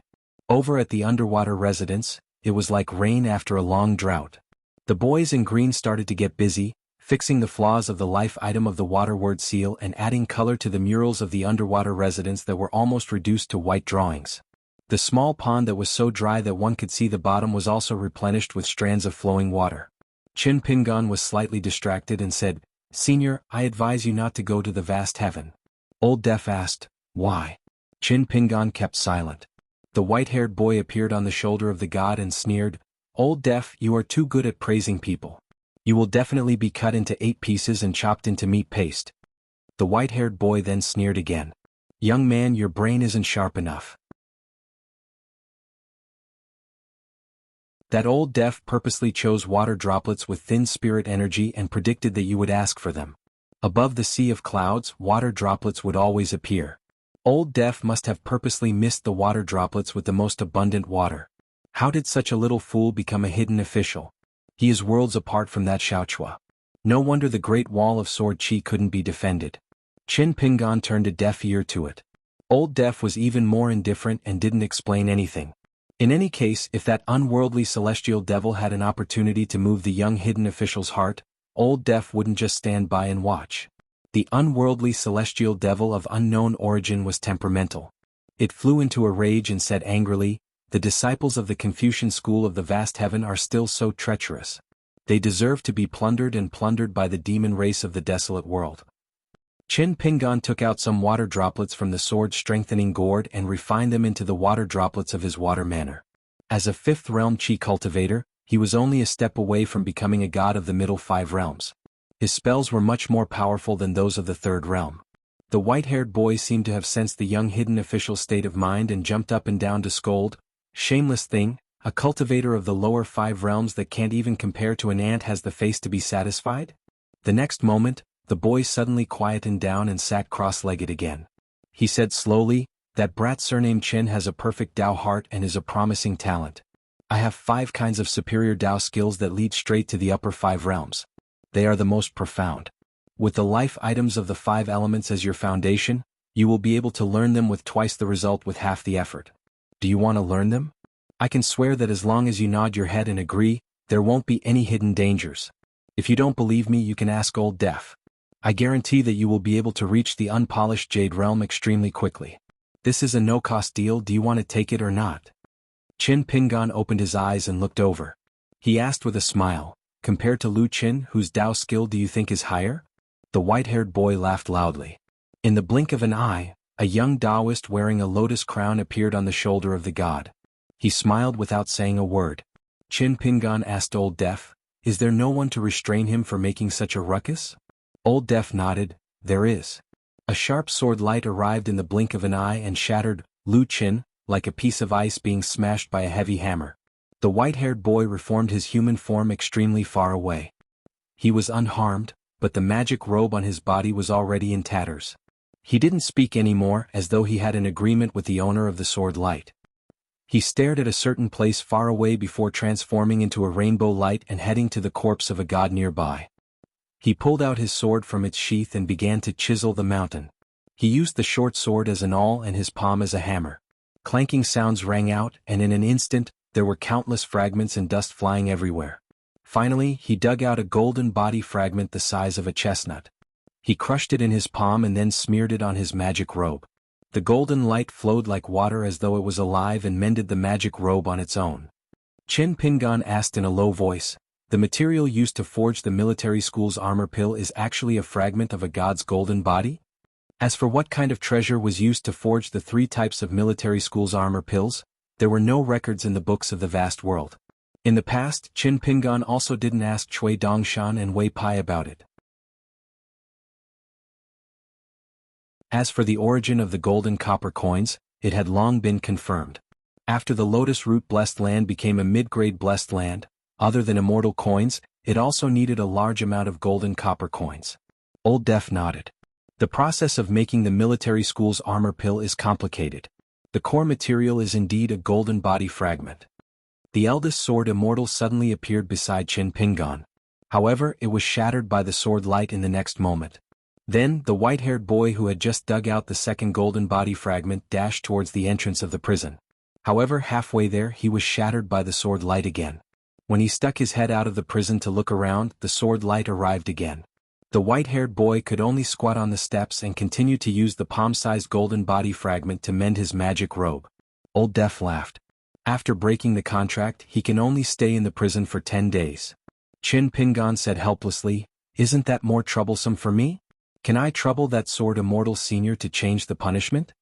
Old Def said, as long as there's wine. Qin Pingan felt a little regretful. He had come in a hurry and only had 2 pots of wine left. He couldn't bear to give them away. Especially after seeing Twisting Core, these 2 pots of wine were even more unacceptable.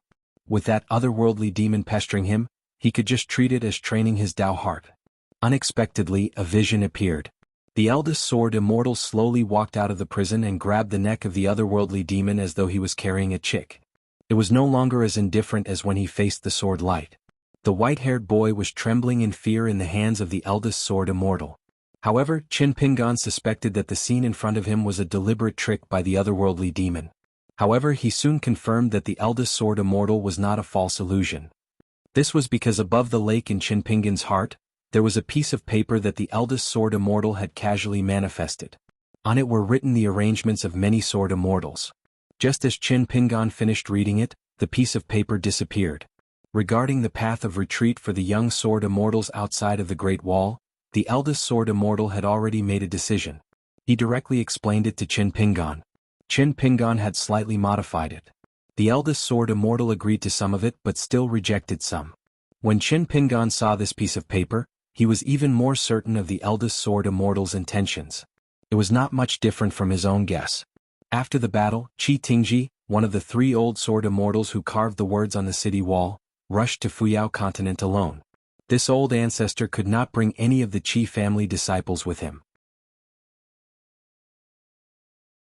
When Qi Tingji arrived at Fuyao continent, he needed to guard the mountain water cave for 100 years.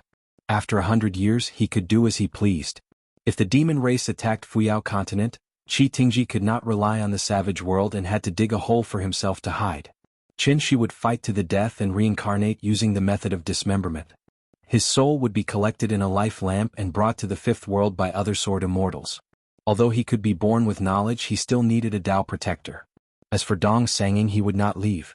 Life and death were in his hometown. Nalan Xiaowei would also dismember and leave the world. His life lamp would be brought to the green underworld by a Tao protector. Although after dismemberment, the path of cultivation in the next life would be greatly hindered, the great path would be achieved. It was extremely difficult to stand side by side with the previous life, but it was better than dying. Old Deaf himself chose to rely on Old Blind instead of following the demon race army to the vast world and serving as a slave in the 100,000 mountains. Actually, the reason was very simple. He was afraid of death. Many Ascendant Realm great cultivators cherished their lives to an unimaginable degree. Tong Yi Sex Du Mao was the best example. He could do whatever he wanted and resort to any means. Sects, heirs, disciples, reputation, they could all be abandoned. As for Lu Ji, the path of retreat was paved by Qin Pingan. Other than Lu Ji, Madame Huanyin and Spring Banner House's Xiao Yunyan would all travel with Lu Ji. Connecting to the previous arrangements made by the eldest Sword Immortal for the young Sword Immortals, Qin Pingan finally decided on a goal. Almost everyone had to leave. After that, they would truly be separated from each other. Then, to a certain extent, their respective cultivation bases were for reunion. For example, Qi Tingji would go to Fuyao Continent, but Qi Shou would stay at Inverted Hanging Mountain. Qin Shi would go to the Fifth World, but Qin Sancho would travel the vast world. As for Gao Yeho, his sister Gao Yuqing, who would follow Qin Shi, she would become the direct disciple of Fuping Sword Lakes Li Kai and go to North Continent. The next great battle would also be the last battle in the Great Wall of Sword Qi for 10,000 years. It did not matter if they were not Sword Immortals. They could just hide. However, at the end of the great battle in the future, it was inevitable that some demons would escape and head north of the city. Not everyone could survive. Sword Immortals of the lower 5 realms. Those who wished for the dead to die and went up to the city to fight would still die if they were not capable enough. However, as long as they could hold on until the end, they could preserve their lives and their future. Sword Immortals of the middle 5 realms. Those who wished to live would live. Those who could not die even if they wanted to. Only Sword Immortals of the upper 5 realms. Their life and death were not in their own hands. The eldest Sword Immortal had already made arrangements.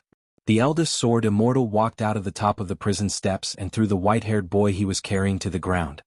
He asked, "Are you tired of living?" The otherworldly celestial devil was prostrating on the ground. The white-haired boy who could do as he pleased in front of Old Deaf and the young hidden official only dared to shake his head and not say a word. A person whose true appearance could not be seen appeared beside Qin Qingdo. Only the sword hanging from his waist could be seen clearly. Qin Qingdo said, "If you don't drink, you won't be able to raise your energy. Your sword is soft, do you think it's embroidery?" The strange Sword Immortal who was being scolded did not say a word. Qin Pingan and Old Deaf came in front of the eldest Sword Immortal. Qin Qingdo grabbed the 2 youths and brought them into this world. They fell to the ground and vomited. Qin Pingan only recognized one of them. He was a nameless 3rd realm Sword Immortal in the Great Wall of Sword Qi. His background and aptitude were ordinary. The youth was in charge of distributing the robes and swords of the Great Wall of Sword Qi. He would also frequently carry the injured Sword Immortals away from the city. As for the other youth, Qin Pingan had no impression of him at all. Qin Qingdo said to Old Deaf and the Sword Immortal, "Keep them by your side and serve them for 100 years. In the future you can do whatever you want." Old Deaf did not dare to disobey. The Sword Immortal whose true appearance could not be seen also did not make a sound. To the 2 youths it was a great fortune. Qin Qingdo looked at the otherworldly demon who was sprawled on the ground. "When it's time to speak, have you become mute?" The white-haired boy hurriedly sat up and said righteously, "Lord Hidden Official should be feeling resentful. What are you working so hard for? Compared to that tailor, it's even more of a waste. Why did such a great fortune land on the heads of 2 brats who are worse than pigs and dogs? This Qin Qingdo is so unfair, so how can he be a damn hidden official? He might as well rebel against the Great Wall of Sword Qi and go to the wilderness to seek a position that won't lose to Lord Hidden Official. That's what a real man should do." Qin Pingan held his forehead with his hand. The youth who was about to have a Sword Immortal servant out of nowhere was very uneasy. The other youth who would become Old Deaf's master was very calm. The Sword Immortal took off his sword and gave it to the youth. Old Deaf looked at the nominal master with a smile. Qin Qingdo led Qin Pingan towards the prison. Qin Qingdo said slowly, "If not for the fact that we are here, the person talking to you would be that otherworldly demon. Life is like a dream. From the moment you focus on refining the water droplet, you will be taken advantage of. You don't believe me? Do you think you are sufficiently wary of that otherworldly demon? Then give it a try. Chin Pingon suddenly stopped and conjured his intrinsic flying sword, Sparrow Caged. Then he seemed to wake up from a dream. Chin Pingon surveyed his surroundings and discovered that he was still sitting cross-legged, refining the water droplet. Old Death was still standing by the side with a smile. The green snake and the white-haired boy with the short sword were still sitting cross-legged on the god's shoulder. However, the small world of Sparrow Cage did not exist. It was an illusory scene. Chin Pingon felt like he had fallen into an ice cave. Heaven and earth changed again. Beneath the prison, seeing the tailor twisting the core, she still leisurely bowed. However, when she raised her head, her eyes were filled with mischief. Am I fake? Does she have to be real? The next moment, Chin Pingon and the youth in the water prison were looking at each other. The youth stood up and smiled. Are you sure that killing me will save the world from a calamity? In another instant he returned to the sea of clouds. Young Taoist Lu Qin stood on the god's shoulder and smiled. Is my Tao skill high? Without waiting for Chin Pingon to think, he came to the entrance of the prison. The sword immortal who was shrouded in clouds slowly dispersed, revealing half of his face. He said, Aren't you curious why my image is blurry?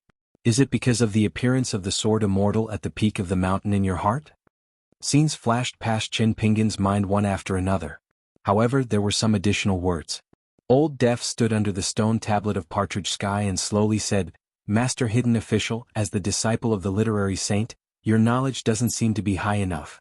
At the entrance of the prison, the eldest sword immortal grabbed the white-haired boy by the neck and slowly walked to the top of the stairs. He suddenly laughed. Do you really think Chin Ching has such remarkable ability? I didn't expect Master Hidden Official to admire the eldest sword immortal so much. However, he doesn't seem to have a good temper. Two youths were caught by the eldest sword immortal from the great wall of sword chi into the small world. The more timid youth suddenly laughed. So the youth in Master Hidden Official's heart should be wholeheartedly kind.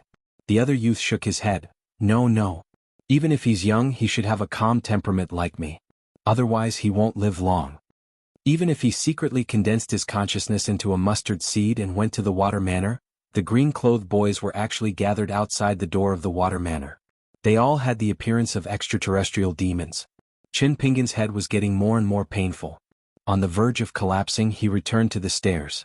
After Chin Pingon sat down, he took out his life-flying sword, Sparrow in the Cage. However, he was stunned. Didn't he already take it out? Raising his head, he saw Chin Ching, who was standing at the bottom of the stairs, turn his head and ask, How was it? Chin Pingon was stunned speechless. Chin Chingdu smiled and said, You've seen through my illusion and you've won? Have you ever taken a step out of the prison? Are you sure you've really come to the Great Wall of Sword Chi? How do you know that everything you have today is just a dream of golden millet that Lu Qin gave you? Is it possible that you're still in your hometown Mud Bottle Alley? How can you be sure that you're not a fish in Haoyang observing people? Could you be a certain immortal who entered a dream to observe Tao? Chin Pingon closed his eyes and took a deep breath. He fiercely punched himself until he fainted. On the stairs, the white-haired boy squatted by the side and said in a muffled voice, Taking advantage of the situation is an unfair victory. This kid is just a little certain. I don't dare to delay his important matters. Chin Pingon laughed. Resolving the troubles in front of you has always been Chin Pingon's strong point. Old Deaf praised from the side, It's already not easy for our Lord Hidden Official to be able to confirm that he's in prison. The white-haired boy said angrily, I have too many restrictions here. Otherwise this kid wouldn't even be able to deliver that punch. He probed, Chin Chingdu, if you have the ability, why don't you let me enter his dream? If he wakes up, I'll call Old Deaf Grandpa. Chin Chingdu said, I don't have the ability. Therefore, the white-haired boy was very tactful and could only dismiss the idea. This was because even if Chin Chingdu had no other ability, he had the ability to completely kill this otherworldly demon left behind by an Ascendant Realm Sword Immortal. Seamstress Twisting Core appeared in the surroundings. She first bowed respectfully to Chin Chingdu before asking curiously, Boss, why did the Sword Immortal do that? The unconscious Chin Pingon seemed to be continuing the dream on his own. His expression kept changing. Sadness, anger, reminiscence, relief, grief and joy. Chin Chingdu frowned. Chin Pingon knocking him out with a punch wasn't a big deal. Was right. However, now that he was awakened by a punch from an outsider, there was no small hidden danger. The white-haired boy said in a trembling voice, "It really has nothing to do with me." In the end, the young man fell into a deep sleep. His breathing was incomparably stable, as if he was dreaming a good dream that he didn't want to wake up from. Chen Qingdu grabbed the white-haired boy's head and lifted him up. He said solemnly, "Go take a look and see what's going on." The otherworldly demon mumbled. After that, Qin Qing increased his strength and it suddenly howled in grief. It had no choice but to disappear in a flash into the young man's dreamscape. After a while, it left the dream and said helplessly, "Strange, strange. There's nothing strange about it. It's just a little kid jumping around in an alley with a face full of smiles." Then it turned into a small yard with snow falling. A child who hasn't grown up much was in high spirits and also looked very happy. These two scenes were repeated over and over again without being shaken by thunder. There are only these two pictures. Old Deaf probed, "Is there anyone else in the picture scrolls? Can you conjure someone and use words to break the dream?" The white-haired boy shook his head. "It's difficult. The picture scrolls are too blurry. This is a small world and there's a big world between it and the vast world. This brat's hometown seems to be another small world. I'm not familiar with this brat's life, so how can I do it? If I really tamper with it, it'll be easy for him to sink deeper into it. When that time comes, even immortals won't be able to save him." In an instant, Qin Pingan opened his eyes and sat up abruptly, his back drenched in sweat.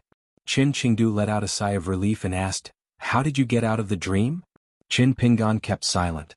Qin Qingdu shook his head and sighed. "You should know how difficult it is to enter the upper 5 realms in the future." Qin Pingan nodded and wiped the sweat off his forehead. Qin Qingdu looked at the otherworldly demon, and the latter immediately promised, "This brat will be my grandfather in the future. I promise I won't mess around." Qin Qingdu left with Old Deaf and Twisted Xan. The white-haired boy didn't dare to stay for long, afraid that Qin Qingdu, who was in a bad mood, would vent his anger on him. In the end, only Qin Pingan was left behind. After they left, Qin Pingan smiled. He had a good dream. At the end of the dream, he dreamt that someone bowed and someone returned the gesture, so the former didn't know. It was him when he was young. At that time, he was still carrying a large basket. After Mr. Qi bowed and returned the gesture, he smiled and said goodbye to his junior brother. Qin Pingan didn't remember such a thing. He only knew that he had indeed bowed and thanked Mr. Qi back then. If it wasn't a good dream, then what was it?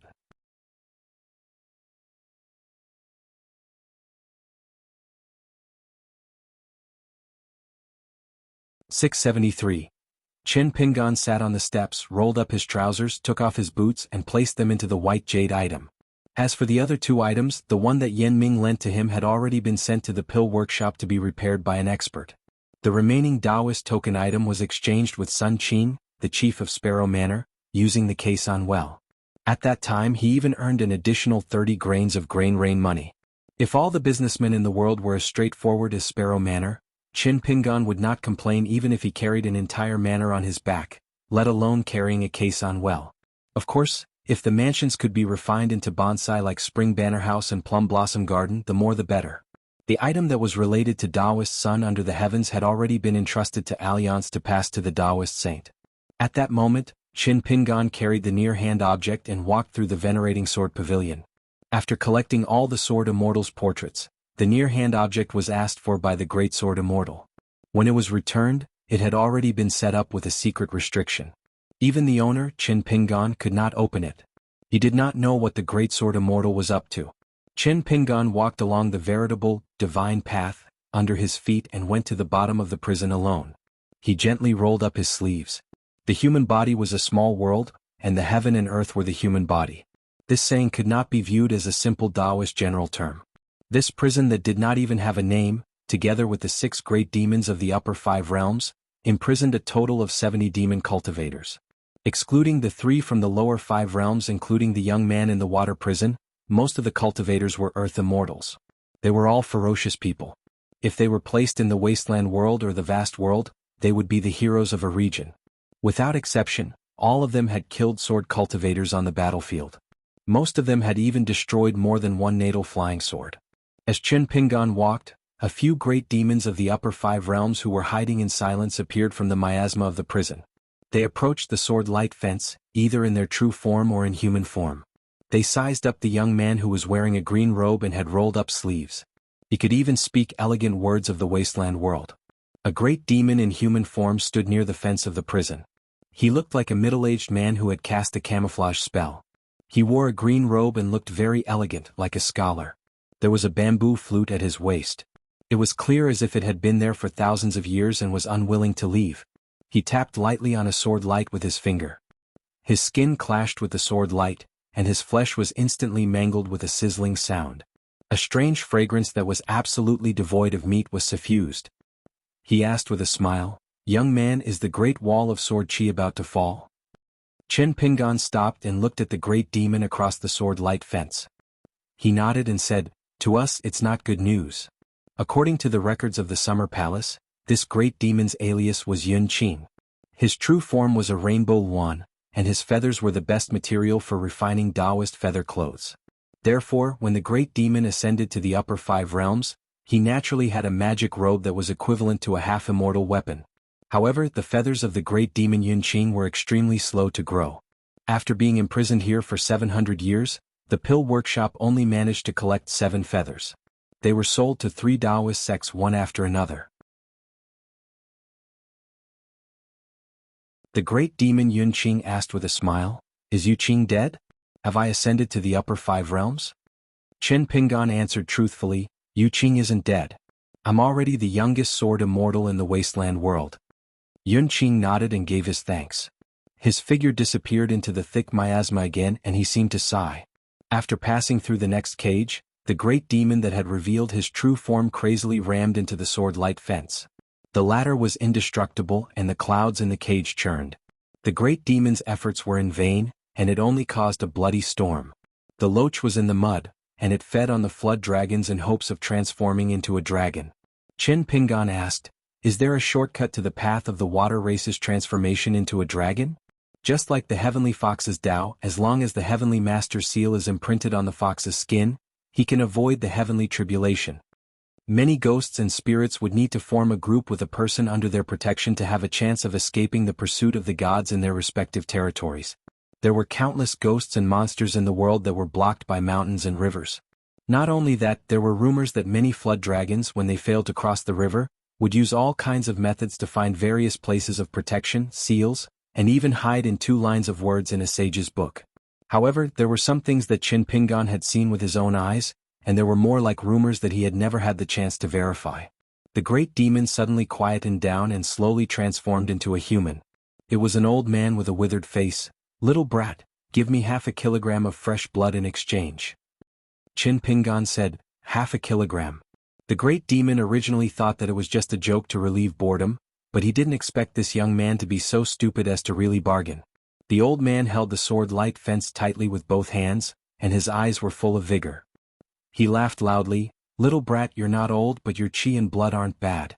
The blood essence of your heart is only 3 grams. The blood of your 5 viscera and 6 bowels that are stuck to the path of your soul, 8 grams. Ordinary blood at least 1/2 kilogram. Just give it to me and your grandfather will pass on to you a priceless immortal mantra. Let alone a flood dragon descendant, even a monster of the water race will be able to transform into a dragon without any hindrance." Chen Pingan remained silent. After waiting for a few moments for the great demon to show some surprise, he finally said, "Is the secret gate opening art of the Yeluo so simple? I've seen your master's methods and they're not limited to just this." This great demon, who was only separated by a fence, had actually used a technique that could be considered an extremely high-quality water ghost dragging technique. Monsters use their gazes to pry into one's heart, and with just the slightest thought, one's organs would be shaken and one's soul would be taken away, becoming a puppet. The Yeluo was the undisputed domain of water in the world of wastelands, and the monsters of the water race were powerful. Some of the water ghosts and water immortals of the Great Lakes and rivers were fond of using poisonous life substitution techniques to drag people into the water and reverse their yin and yang, bewitching people's hearts. Thus, there were many people in the world who, when lacking in yang energy, ancestral yin and luck, would inexplicably throw themselves into the water. The old man put away his injured hands.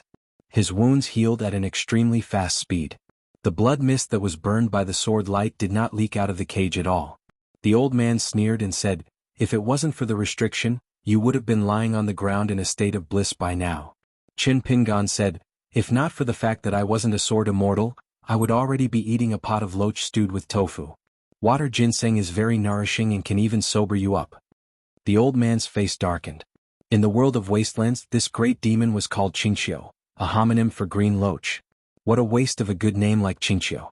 Chin Pingan asked, "Are you going to do business or not?" The old man's body changed and the smell of blood in the prison surged. The great monster showed his true form. His eyes were as big as lanterns and his huge head was close to the sword-light fence. He looked down from above and stared at the young man who spoke without thinking. Chin Pingan turned and left. The great demon said, "Yes, Grandpa is thirsty. First, give me half a gene of fresh blood to quench my thirst. If it tastes good, Grandpa will give you the remaining half a gene, and then I'll tell you about the shortcut of transforming into a dragon to avoid disaster." The youth nodded and continued forward. The great demon banged his head against the bars and angrily said, "You bastard, you dare to play with your ancestor." Chin Pingan turned his head and said, "Later I'll have Old Deaf come and take your 3 chin of heart blood essence. Remember to think carefully about your words and don't deceive me. I said half a gene of ordinary blood earlier, but you still didn't agree. I don't understand. Enough, is this how you do business?" After Chin Pingan left, Old Deaf chuckled as he stood outside the great demon's Chinchio prison. Beside him was a muddle-headed youth named Yoyu. His name was strange, and it was said that the youth's Tao preacher had casually named him after seeing the words on the tablets in an alley. The other youth was named Du Shanin. The 2 youths who didn't know each other had completely different attitudes toward the young hidden official. The former kept a respectful distance from him, while the latter wanted to become a big shot like the hidden official, even in his dreams. When interacting with the barefoot youth, Chinchio was very casual. After seeing Old Deaf, he immediately retreated into the fog. Old Deaf glanced at the fog in the prison and nodded. "So there's a saying about this loach being a ginseng in the water. It can sober one up. I've learned something else." Yoyu said softly, "Lord Hidden Official is very knowledgeable." Old Deaf smiled. "He's even more vengeful. Don't provoke this kind of scholar in the future." The great demon on the throne looked up. The master of the old Yelyuo was the master of the great demon Chinchio. That old woman had once killed a traveling sword immortal surnamed Yu on the battlefield, causing the hidden official to be poked in the back by sword cultivators in the Great Wall of Sword Qi. Therefore the young hidden official had been very polite to the great demon Yunqing. When he saw the loach, one of the 4 great dangers of the Yelyuo, he began to settle the score. He first collected some interest and earned whatever he could. Yoyu said nervously, "Grandpa Deaf, I didn't even dare to speak when I saw Lord Hidden Official, so how could I provoke someone who seems to be in the heavens? I definitely wouldn't dare. Besides, Lord Hidden Official has exhausted himself for the Great Wall of Sword Qi, and I respect him very much. Now I'm regretting that I was too cowardly and didn't get to speak with him." The Great Wall of Sword Qi only referred to the youngest generation. In everyone's eyes, the young hidden official might be different. For example, Jiang Yun and Yuan Zhaohua were martial artists who practiced martial arts. The poor children who listened to the stories of the mountains and rivers told by the second shopkeeper at the corners of the streets. The young sword cultivators like Sun Zhao who had never seen a young hidden official before but had heard so much about him that his ears were filled with calluses. In addition, there were also young boys and girls like Yoyu and Du Shan who could already go to the top of the city wall to kill demons. Old Deaf said, "Fortune and misfortune are imminent, so there's nothing to be afraid of." Yoyu nodded vigorously. "I'll remember it." Old Deaf said with a smile, "I don't know what sword immortal boss is thinking. You should switch places with that ambitious Du Shan. You should be able to get along well with that drunkard. Who knows, you might have a great fortune in the future." The young god was dejected. His constitution and temperament were too weak. He had probably disappointed senior Old Deaf. Chin Pingan was still walking and stopping. He was neither fast nor slow, as if he was taking a stroll in the mountains. The 7-tailed fox demon used all of her methods. When the young hidden official passed by, she changed her appearance several times in a short time. She used her original appearance and camouflage to become a voluptuous woman, a young girl with light rouge on her face, a petite nun or a cold woman with a crown. In the end, even her gender was blurred, and she became a delicate and pretty youth. She saw that the young man didn't stop walking, so she took off her clothes and exposed her body. She was as beautiful as jade and knelt beside the sword light bars to sob, begging for his attention. Chin Pingan didn't pay any attention to her. His heart was as still as water as he observed withered bones. The fox demon didn't give up. When the young man with a heart of stone was facing the cage, she pounced forward with her hands on the ground. Her voice was soft as if she was weeping and complaining. Her back was straight like the rise and fall of a mountain range. Chin Pingon walked straight into the distance. He walked to the fourth last cell. This was a Dragon Gate cultivator. He was skilled in concealing his presence. His trump cards were 2 life-bound items that could bind flying swords. He was a ruthless fellow who loved to slaughter sword cultivators on the battlefield. Actually, Chin Pingon didn't really like this kind of action. On the side of the Great Wall of Sword Qi, the sword immortals, Nailan Saihuan, and Qisho were all famous for being ruthless. However, according to the records of the hidden official's lineage, this Dragon Gate cultivator who came from a large sect in the wilderness was famous for his brutality in his hometown and among the demon race. He was especially fond of buying bamboo boxes, which were regarded as bastards in the wilderness. He had once bought several female sword cultivator captives with the great demon Chong Guang on the mountain. One could imagine what happened to him. Chin Pingon said softly, "Senior Twisting Heart, help me open the door." Chin Pingon knew the secret technique of the prison's restriction, but he couldn't open it. The sewing woman appeared, and the sword light fence instantly disappeared. Chin Pingon walked forward and found that she had no intention of leaving. Chin Pingon stood at the door, his back facing the tragic woman. He was about to speak. Twisting Heart said, "Isn't the hidden official overestimating himself? Or is it because of your face that you don't want outsiders to see the brutality of a Confucian disciple? There's no need." Chin Pingon nodded and rolled up his sleeves. About half an hour later, Twisting Heart looked at the back of the squatting figure. Only the head of the Dragon Gate cultivator was still intact. Below the neck, the rest was a pile of mud, but it wasn't dead. The skin, flesh, tendons, bones, and soul were inserted layer by layer in a leisurely manner. It seemed that the young hidden official had suffered a lot in his path of martial arts. He was like an expert who had been ill for a long time. Even the Dragon Gate cultivator, whose body and mind were tough enough, was begging to kill me, kill me. Chin Pingon only cut out one of the cultivator's eyeballs and crushed it lightly. He wiped the cultivator's forehead a few times with his finger and asked, "Is there a slight difference in the human form that the cultivator transforms?" Twisting Heart nodded and said, "It's not just the cultivator transforms that are different. Even we, who study the Taoist techniques of the world, come from the same source but have different branches.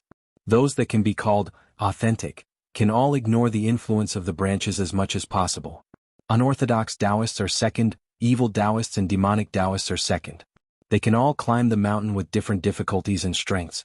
The more authentic they are, the more precisely they can grasp the meridians of the human body, and the fewer detours. The reason is simple: the wider the path, the more abundant the spiritual qi, and the endless stream of horses and carriages. If the path is narrow and rugged, the circulation of spiritual qi will be limited. However, nothing is absolute. Talented cultivators are not restricted by this principle and can still reach the top." Chin Pingon stretched out a finger and pressed it against the cultivator's forehead. He gently slid it down like a knife and then gently peeled off the cultivator's skin. Twisting Heart saw that his movements were slow and steady. Most importantly, his state of mind was unperturbed. There was no resentment, no sorrow, and no joy. He was simply a natural tailor and executioner. Among the 10 types of cultivators listed under the heavens, the executioner and the sewing man had many similarities. Twisting Heart reminded, "Killing a Dragon Gate cultivator with a weak physique is not enough for me to tailor." Chin Pingon nodded and said, "I know. I'm just warming up because I plan to learn the art of tailoring from Senior Twisting Heart." Twisting Heart shook her head and said, "I advise you not to get involved in this path. You will only be hated by the heavens and earth and obstruct the great path." A martial artist becomes a god and a sword cultivator ascends to the heavens. This is the path that a secluded official should take. Chin Pingon poked the cultivator's forehead and stood up slowly. He said slowly, "There is no need to worry about spells. You just need to be calm. Evil people will be punished by evil people. Evil people will only be punished by evil people. It's a difference of one word. The former is too helpless and the latter is too absolute. I don't think both are right." Twisting Heart was silent. Chin Pingon walked out of the prison and went to the next cage. According to the records of the Summer Palace, he could just punch as he pleased. The only similarity between different methods was that he would first announce his name. "Vast world, Chin Pingon." Twisting Heart followed behind the young man and watched the entire process from the beginning to the end. Twisting Heart would open the embroidered bag on her waist and take out different thin needles and short knives to deal with the corpse. The young secluded official would stand at the side and watch. Twisting Heart's Een spirit was very strange. Her Een spirit was already as small as a mustard seed and could not be seen clearly. Her Een spirit also had to hold an even smaller natal item, the embroidery needle. When Chin Pingon was facing a golden core demon, he allowed the other party to attack with all his might and did not retaliate. When confronting a golden core sword cultivator, Twisting Heart was surprised to find that the young secluded official had disappeared into thin air, as if he had isolated a small world. After deactivating the innate ability of the flying sword, Chin Pingon watched as Chui Xn dealt with the corpse. He asked, "Senior Chui Xn, among the 10 types of Chi refinement warriors including the tailor, how many types have you personally seen?" Twisting Heart's hands did not stop moving. She skillfully selected the marrow, pulled out the tendons and broke the bones smoothly. However, it had little to do with pleasing the eyes. Translator, Endless Fantasy Translation Editor. Endless Fantasy Translation. Twist Xn told the young hermit some secrets that were not even recorded in the Summer Palace. The lone riders of the South Sea who carried the Dragon King basket to capture the weary dragon and steal the water fate served a great demon who had fought with the Fire Dragon Immortal. Even the Fire Dragon Immortal, who was slightly stronger than the Fire Dragon Immortal, could not break the ancient mountain and water formation at the bottom of the sea after 10 years. It was said that the ruins used to be one of the main palaces of the ancient water god. Chin Pingon heard this and said, "Fire Dragon Immortal was indeed an unworldly master." Twisting Heart did not raise her head and asked casually, "Have you seen Fire Dragon Immortal before?" She was sculpting and imprisoning the heart that was cut open by the young secluded official and the golden core of the demon that was hanging next to it. Her tiny Een spirit was threading the needle. Chin Pingon nodded. Twisting Heart raised her head and stopped what she was doing. "Fire Dragon Immortal was the one who killed my master." Chin Pingon did not answer. "Senior, please continue. I'm not interested in the past grudges of the world." Twisting Heart's gaze was still on Chin Pingon. Her eyes were getting more and more heated. Chin Pingon accepted his fate. Of course, he could not be the only one to collect debts from the great demon, Qingqiu. He had to allow Twisting Heart to settle the score with him. Twisting Heart continued to talk about those strange things. Perhaps it was because he had been in prison for hundreds of years that it was rare to meet a living person. The sewing man was not stingy with his words.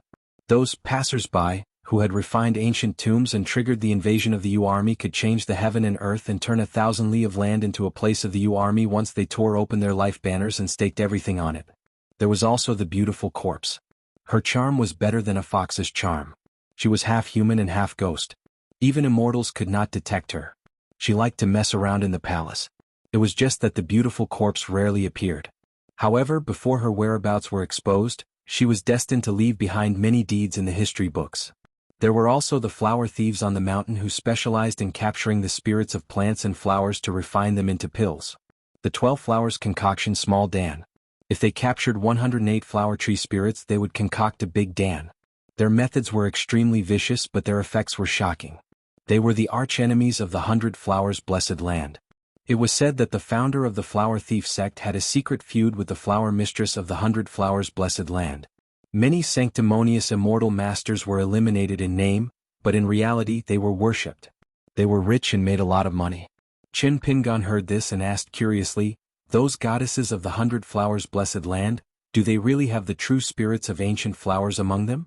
Because he thought of the heavenly official goddess of the Skeleton Beach city of murals. Twisting Heart nodded. "I once caught an original infant realm flower thief and brought him to the 100 Flowers Blessed Land to exchange for a key treasure. I can confirm that the 4 flower deities were indeed very old. Instead, the flower mistress of the blessed land was a latecomer." At this point, Twisting Heart glanced at the young man. "It's a poem that has been passed down from generation to generation." Chin Pingon smiled. "Reciting poems has always been something I'm not good at. It seems that I'm destined to have no fate with the 100 Flowers Blessed Land." Twisting Heart said something inappropriate. "Are you sure you can return to the vast world alive?" Chin Pingon said, "I'll try my best." Twisting Heart continued to talk about the god of plagues. Actually, it could not be said to be a pure good or evil person.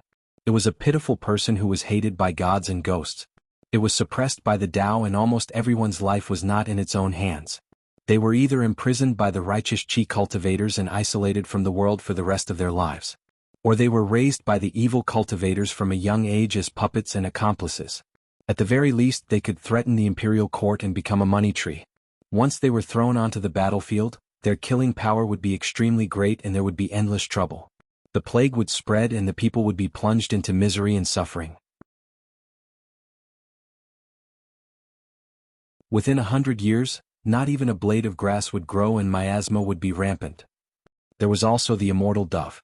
As the name suggests, it was a dove that specialized in taking over the magpie's nest. Any Qi cultivator in the world could be used as a magpie's nest by them. They could plant their thoughts in the hearts of others without anyone knowing. There was also a type of teacher fairy who traveled between the world of the living and the underworld without permission. It was the most secretive. There was also the debt collector who specialized in targeting the foolish people in the streets and villages. He could transfer his negative karma to his enemies and also secretly collect the incense from the clans and temples. Finally, there was the mirror seller who traveled everywhere and specialized in capturing and refining the shadows of the ordinary people. He wantonly captured people's souls, determined their fate and took away their fortune for his own use. As for the mirror seller, Twisting Xan also mentioned a rumor that was not known to be true. In the history of the vast world, there was once a talented mirror seller who tried to refine the bright moon into a dressing mirror. Once it was done, the world, whether it was the ordinary people or the cultivators, would have to look up to the mirror. The consequences could be imagined. After listening to the strange inside stories on the mountain, Qin Pingan sighed softly. Those who have achieved Tao live a long life. As long as they are willing to travel around, there will always be strange people and strange things to see.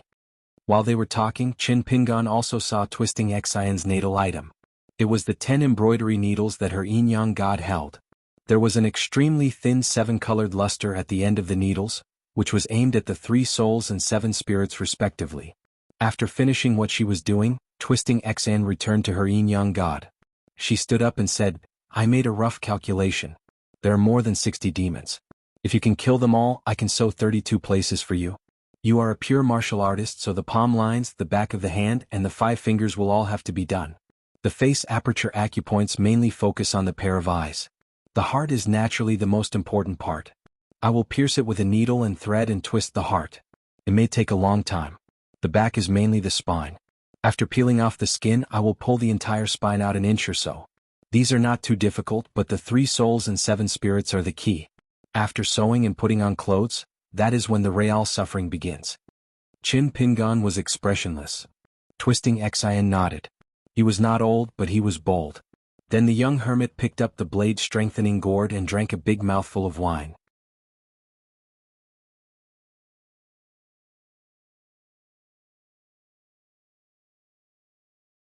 "674. Qin Pingan and Twist Xn walked to a cage.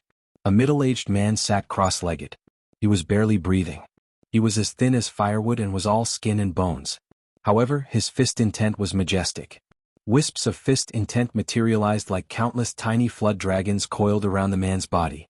He was a genuine far-wandering cultivator. During the battle before Qin Pingan arrived at the Great Wall of Sword Qi, this pure martial artist from the wildlands had killed 6 sword cultivators with his fists. One of them was an earth immortal sword cultivator. The man opened his eyes and asked, "You're here to kill me?" Qin Pingan nodded. The man glanced at the woman sewing clothes behind Qin Pingan and said calmly, "Take your own head." He knew he was no match for that ugly woman who looked neither human nor ghost. She was vicious and had caused him to suffer a lot. Qin Pingan said, "A battle of Q-seeking fist. Life and death." The man sneered, "A pure martial artist from the Great Wall of Sword Qi wants to use me as a whetstone? I'm afraid that if I punch you, you'll be hugging that woman's waist and crying out in pain. Ah, it's a pity that this woman isn't pretty." Qin Pingan said, "Senior Twist Xian, close the cage door. We'll open it after we kill one of them." Twist Xian closed the door. A fence of sword lights appeared. Inside the cage were 2 martial artists. The man stood up.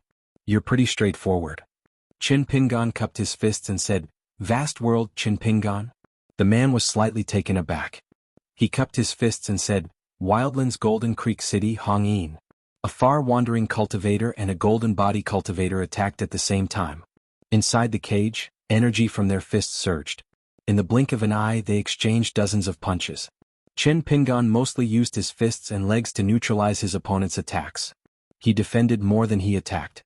In the end, Hong Yin's legs swept across his waist. His feet were still rooted to the ground, but he only moved about 10 feet away. Hong Yin pushed off the ground and closed in. However, Chen Pingan turned his body and raised his leg. He bent his knee and kicked Hong Yin's abdomen. He changed his strength and pressed Hong Yin to the ground. Chen Pingan did not pursue. Instead, he took 2 steps back and placed one hand behind his back. His other hand opened into a palm and placed it in front of him. The fist lowered. However, his fists were rising. Hong Yin, who wasn't seriously injured, slapped the ground with his palm and flipped himself up. He asked, "Are you stopping now?" Chen Pingan said, "I know your foundation but you don't know mine, so I'll let you test me. From now on, I'll give you 100 punches to test whether my punches are light or heavy." After that, Hong Yin twisted his wrist. His spine, ribs, and all the joints in his body were like a fish flipping its back. The energy from his fists exploded and his divine intent poured out. He had indeed wanted to test Chen Pingan when he exchanged moves earlier. Hong Yin laughed, "If you really have the confidence to say that, you have to be at the 9th realm." The man had only heard of pure martial artists in the vast world. Due to their innate physiques they were all trash. Chen Pingan shook his head, "I haven't reached far wandering yet. However, killing Hokuei men on the battlefield is not a small price. I haven't fully recovered even now. However, I'll be frank with you. When I fight, it's never a problem whether I'm injured or not." Hong Yin walked slowly while Chen Pingan just stood in place. He didn't even shift his gaze, allowing Hong Yin to walk a path that wasn't too far away. As an extremely powerful far-roaming boundary expert, Hong Yin had naturally heard of Hokuei Gate, who wore extremely fancy attire. Hong Yin had never seen him but had heard of him. He liked to wear bright red armor, and wore a phoenix feather purple gold crown with 2 extremely long feathers. His entire body was covered in precious treasures. As a result, Hong Yin did not think much of Hokuei men. As a pure martial artist he should have nothing but his fists. For example, the barefoot young man before him with his sleeves rolled up was refreshing and very pure. Hong Yin asked, "Are all the martial artists in the vast world like you? Do they all have to make things clear before they attack? Are there such strange rules?" Chen Pingan shook his head, "I just want you to feel a little better before you die." After pausing for a moment, Chen Pingan was still honest with him, "You haven't fought for too long. Your fists are rusty, and you're too wary of the woman outside the cage. Your fists are far from being at their peak. What's the point of me killing you with just a few punches?" Hong Yin said no more. The fist of martial artists was a matter of principle. It only depended on the weight of the fist and the skill of the fist. In the following 100 punches, Hong Yin's punches were swift and violent. His aura was like a whale swallowing rainbows, living up to his name. A knee strike smashed into his opponent's chest. The young man in green slid back a dozen steps. He only took a stance without punching out. His spine shook like a dragon vein, dispersing all of the force. Hong Yin's fist also smashed into his opponent's shoulder. Taking advantage of the slight gap in his opponent's body, Hong Yin's fist surged. He smashed into the young man, almost knocking him into the sword-like fence. However, his opponent's gaze, expression, and even his fists were almost deathly still, not moving at all. Hong Yin's final kick swept towards his opponent's neck, causing him to flip a few times. In the end, he actually pressed his palm against the ground, head facing the ground and feet facing the sky. His body was completely still. His eyes were tightly shut. His left hand was in front of him, forming a sword seal. In the last few punches of the 100 punches, Hong Yin twisted his body and threw the young man with his long arm, sending him flying. The latter's breathing was heavy. He pointed to the ground and flipped a few times, changing his landing position continuously. He just happened to dodge Hong Yin's punches. In the end, the young man stood still, right in the line between Hong Yin and Yaxan. The 100 punches had already ended. It was not that Hong Yin did not want to fight to the death in an instant, but his instincts as a martial artist made him not dare to casually get close to his opponent. Hong Yin stopped in his tracks, greatly surprised. Yaxan was also very curious. As a Qi refinement warrior who was half a wild cultivator in the Jinjia continent, Yaxan had traveled around for hundreds of years. She was also a tailor who specialized in finding good silk. She was not unfamiliar with pure martial artists in the vast world. Even if it was a ninth-tier martial artist, she had also encountered a hurried battle on a narrow path. Since when did a young man who was not even 30 years old have the bearing of a grandmaster? Moreover, the martial artists of the remote travel realm and the peak grandmasters that Nya had seen mostly had a domineering aura. Even if their divine aura was restrained and their fists were in the right place, once they fought with their fists, it was still a heroic spirit that could cause mountains to collapse and the earth to split open. They definitely did not have the kind of indifference and calmness of this young man's fists. After the two exchanged punches, Nya found some clues. Chen Pingan's choice was even stranger, as if he had changed his mind. Hong Yin fought to his heart's content, while Chen Pingan still did not go overboard. However, he did not dodge much and focused on blocking. After about half an incense's time, Hong Yin suddenly retracted his fists and asked doubtfully, "I've already changed my martial chi twice. You're still fighting with one chi?" Chen Pingan wiped the blood from the corner of his mouth with his thumb and did not answer the question. "I'll come back in 2 days to exchange pointers with you." Hong Yin shook his head and took a deep breath. He said in a deep voice, "It's fine if you look down on Golden Creek City's Hong Yin. Martial arts are not as good as others, so you don't deserve the admiration of your opponent. But you, Chen Pingan, don't tell me you look down on martial arts." Chen Pingan was silent for a moment and nodded. "Senior, you're right." Chen Pingan finally changed to a pure chi. His fists looked loose on the outside like an ape, but inside there was a dragon. He used Zhong Qiu's peak fist stance to support himself and directly started with the deity drum-beating style. Before the martial artist Hong Yin died, his expression was like a fish on a hook, suddenly freed. As usual, Nya collected the corpse. However, this time Chen Pingan did not watch. He just sat outside the cage and drank a mouthful of wine. He was already familiar with many sewing techniques. Nya, on the other hand, seemed to have nothing to do and asked, "How did you learn this fist technique?" Chen Pingan's back was facing the cage. He said slowly, "The person who taught me this fist technique did not like to talk about fist principles. He only said a few sentences, but there's one sentence that I dare not forget. My fist is in the sky, and there's no one in front of me." Nya nodded. "That martial artist is so bold." After that, Chen Pingan went to the next prison. The demon in prison was a sword cultivator at the bottleneck of the Golden Core realm. The sword cultivator at the bottleneck of the Golden Core realm came from a sword sect called the Lofty Glory sect. There were only a few sects in the wilderness that used sword cultivators as their foundation. It was completely different from the vastness world. Not any sword immortal in the upper 5 realms could establish a sect in the wilderness.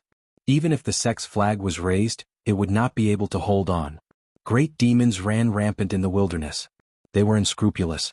Among them, they hated sword cultivator sects the most.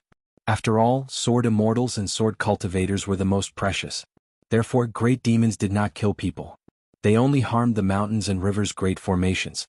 After a while, who could withstand such torment?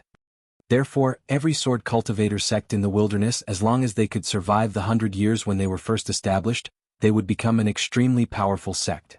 According to the secret records of the Summer Refuge Palace, the Lofty Glory sect once had a sword immortal hidden in the Great Wall of Sword Chi. Later, his identity was exposed and he was killed.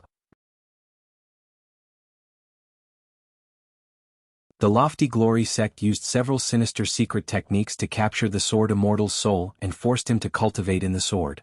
In the end, the sword immortal was refined into a puppet that still had some intelligence left.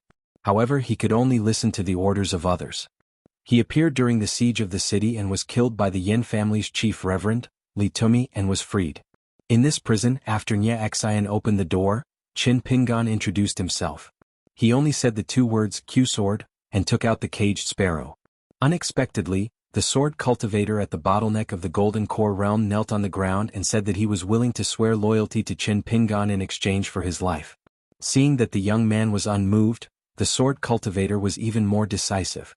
He was willing to sacrifice his Dao foundation to strip off his natal flying sword and give it to Chen Pingan. He only wanted to continue living in this prison. This sword cultivator, who was a direct disciple of the Lofty Glory sect's ancestral hall, fought on the battlefield and his sword was extremely unpredictable. His natal flying sword, Heavenly Sound, had 2 natal abhijnas. Wherever the flying sword passed, no other flying sword could be seen. There was only the extremely faint sound of mosquitoes and flies. If the sound of mosquitoes and flies rang in a person's ears, it would cause quite a commotion. It would vibrate violently in a person's chi residence and acupuncture point, and naturally, it was a great killing force that was as loud as thunder. Furthermore, the thunderous sound of the flying sword naturally contained the true meaning of 5 thunders. The most difficult thing to guard against was that when an enemy detected the flying sword, they had to identify its location by the sound. However, once they heard the sound, the flying sword would rush into the sword cultivator's body even faster. As soon as the sword chi moved, wind, thunder, clouds, and rain would immediately occur in a person's small world. It was precisely because this demonic sword cultivator's flying sword was too illogical that he was specifically targeted by the 2 sword immortals of the Great Wall of Sword Chi and was imprisoned. After Qin Pingan obtained the heavenly sound, he kept the flying sword, Sparrow, in the cage. There were some records of the Lofty Glory sect's secret sword techniques in the Summer Palace. However, Qin Pingan asked again and found that there were many omissions. Qin Pingan and Sei Xan looked at each other. She immediately understood and entered the prison. At the same time, a small and exquisite Yin spirit flew out of the body, holding 10 embroidery needles of different colors. After knowing that he was going to die, the sword cultivator was filled with hatred and cursed Qin Pingan incessantly. Sei Xian was rather satisfied. Previously, when she fought with the rainbow drinking fist, Wu Fu Hongyin died too easily. She had too little resentment towards the young hermit, which was not a good thing. Sei Xian's sewing technique not only involved the 3 spiritual and 7 physical souls, it could also gather resentment. Qin Pingan stood at the door and drank another mouthful of wine. He was very thrifty. He could not wait until he was really suffering and not be able to drink wine. Sei Xian fiddled with the sword cultivator's golden core and said casually, "You can't always have things go your way when you are in your position." Qin Pingan shook his head and said, "I have already thought through these things. There is no need for a reason to kill demons in the Great Wall of Sword Chi.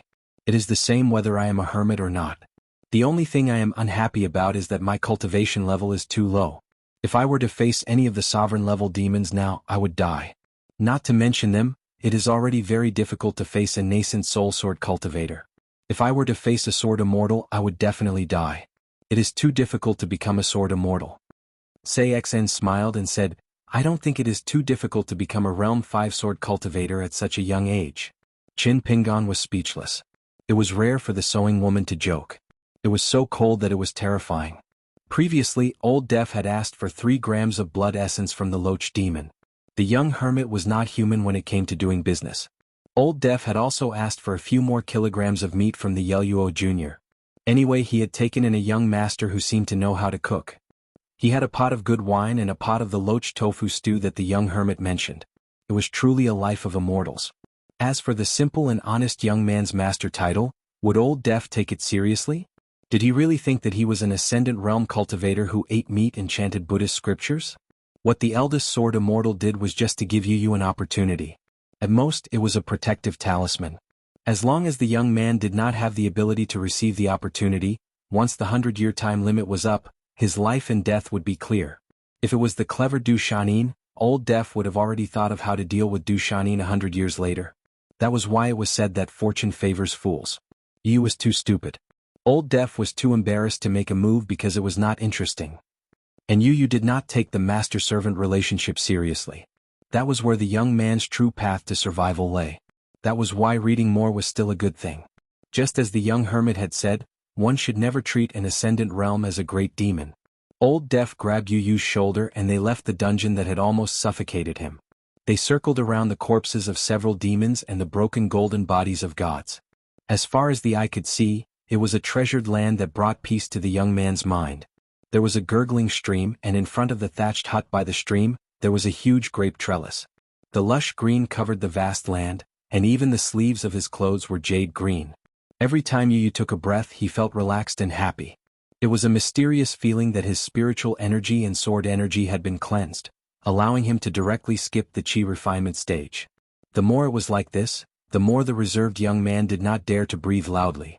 In the end, he was still a guest who had come to visit, so the young man did not dare to be rash. Old Deaf smiled. Just focus on breathing and guiding. You don't need a few breaths of spiritual energy. A small fish swimming in the river can't drink the water until it dries up. Old Deaf stopped. Master hasn't returned yet. Let's wait for a while. Yu nodded vigorously, feeling very nervous. That was because the senior beside him had told him about the identity of the sword immortal, a penal officer. An ancient official position that had disappeared many years ago in the history of Great Wall of Sword Chi. It was on the same level as the hidden official. Old Def didn't go into detail and only said that the sword immortal of the penal officer felt guilty and was too ashamed to show his face to others. In another direction, two people slowly walked over along the stream. They were the sword immortal whose face could not be seen and the young Du Shanin. Around Du Shanin's waist hung a few small pouches that were weaved from silver threads. They gave off a golden light that was as dazzling as the morning sun. Old Def smiled. No wonder. In this heaven and earth, the corpses of great demons and gods were in the invisible river of time. Their corpses were continuously decaying, melting, and peeling off. However, the golden bodies of the gods would occasionally have some accidents. For example, piles of golden sand. What was even rarer was the fragments of the golden bodies. That young hidden official had traveled previously, but his luck wasn't good. He didn't see a single one of them. On the other hand, the young Du Shanin had followed the sword immortal and returned with a full load. That sword immortal would definitely not take the initiative to destroy the corpses of the gods. Every day he would just wait for money to fall from the sky and bend down to pick it up. He must have brought Du Shanin along to see how his luck was. Beside the stream, there was a woman pounding clothes on a green stone chopping board, striking the clothes with a pestle. Du Shanin shouted and she suddenly raised her head. Her face was radiant and beautiful. Du Shanin suddenly became absent-minded. There was a small girl washing muslin holding a bamboo basket beside the woman pounding clothes. Her bright eyes had a smile, and when she saw the youth's dazed state, she couldn't help but laugh. The sword immortal penal officer and Old Def nodded their heads. Only then did Old Def bring a gloomy look to the grape trellis. Under the grape trellis, there were exquisite porcelain cups of different heights hovering in the air. They seemed to be waiting for the grapes to fall into the cups. There were 12 graceful women on the 5-colored December flower god wine cups and 12 poems that suited the scenery. Old Def smiled and said, "In that vast world, other than the female flower gods, there are actually 12 male flower gods. They are all the meritorious officials and favorites of 100 Flowers' blessed land. Most of them are immortals and literary magnates. Under a stroke of fate, they were inspired and wrote stunning poems that went down in history for certain flowers. Alliance once revealed heavenly secrets, saying that the birth of these famous poems was not all by chance. There was no lack of flower god ladies adding fuel to the fire. Beautiful night trips in front of flowers under the moonlight are truly enviable." The youth was gloomy and felt that he was listening to a heavenly book. On the side of the Great Wall of Sword Chi, Old Def would occasionally go to the top of the city, but he would pretend to be deaf and mute. At most, he would only exchange a few words with Alliance when he met him. In fact, just by looking at the Partridge Heavenly Tablet inscriptions and Old Def's conversation with Chin Pingon, one could tell that this Ascendant Realm Great Demon was knowledgeable. A short white-haired boy carried a jade-white skeleton on his back. He walked as if he was flying and ran to the opposite bank of the stream. His white skeletal feet dragged on the ground, making crackling sounds. It was clearly the remains of a golden immortal. It was unknown where he had dug it out from. The torture official, who was shrouded in clouds, turned his head to look at the otherworldly demon. The white-haired boy immediately stopped in his tracks and looked at him across the stream. He said with a smile, "I'm just here to send a greeting gift to congratulate the 2 esteemed sons of heaven. I'll send one today and make up for it tomorrow." Old Def chuckled. The sword immortal did not say anything. The white-haired boy said in all seriousness, "I swear on my identity as the grandson of the hidden official and Old Def's grandfather. I'm just going to take a look at their hearts. If I do anything sneaky, I'll be struck by lightning." He said with grievance, "Just a few looks, really just a few looks. It's been far too long since I've seen the scenery of the wilderness and the Great Wall of Sword Chi." The otherworldly demon turned his head to look at the two youths. "My surname is Wu and I'm known as Tian Wu. I'm famous and chatty and I'm full of trivial things. I don't put on any airs as a senior, so you two can just call me by my full name." Old Def and the torture official would not underestimate this otherworldly demon. He was indeed an extremely annoying neighbor. The white-haired boy wanted to continue pestering him, but a sword light flashed. The white-haired boy threw away the set of bones and ran. Every time he condensed into a human form, he would be shattered by the sword light that followed him like a shadow. After dozens of times, he was dozens of miles away from the cottage before the sword light stopped following him. The white-haired boy hovered in the air, feeling extremely sorrowful. That was because a sword light was hovering not far away. This was the torture official's flying sword technique. As long as the sword immortal was willing, the sword light could chase after the otherworldly demon for several years. The white-haired boy raised his hands. "Little darling, go home. I won't bother you. I'm going to find the hidden official." He left as soon as he said so. In a flash, he arrived at the steps of the prison. The sword light did not follow him. The green snake and the child, with the short sword, walked slowly. They were very regretful that they were unable to enter the minds of the two youths. When he looked at the memories of others, it was like looking at paintings and scrolls. The blurrier the memories, the blurrier the images. The deeper the memories, the blurrier the images, and the deeper the memories, the more vivid the paintings. They were like real objects in the real world, so much so that even the finest details could be seen. The otherworldly demon's methods did not stop there. There was also the method of raising the brush.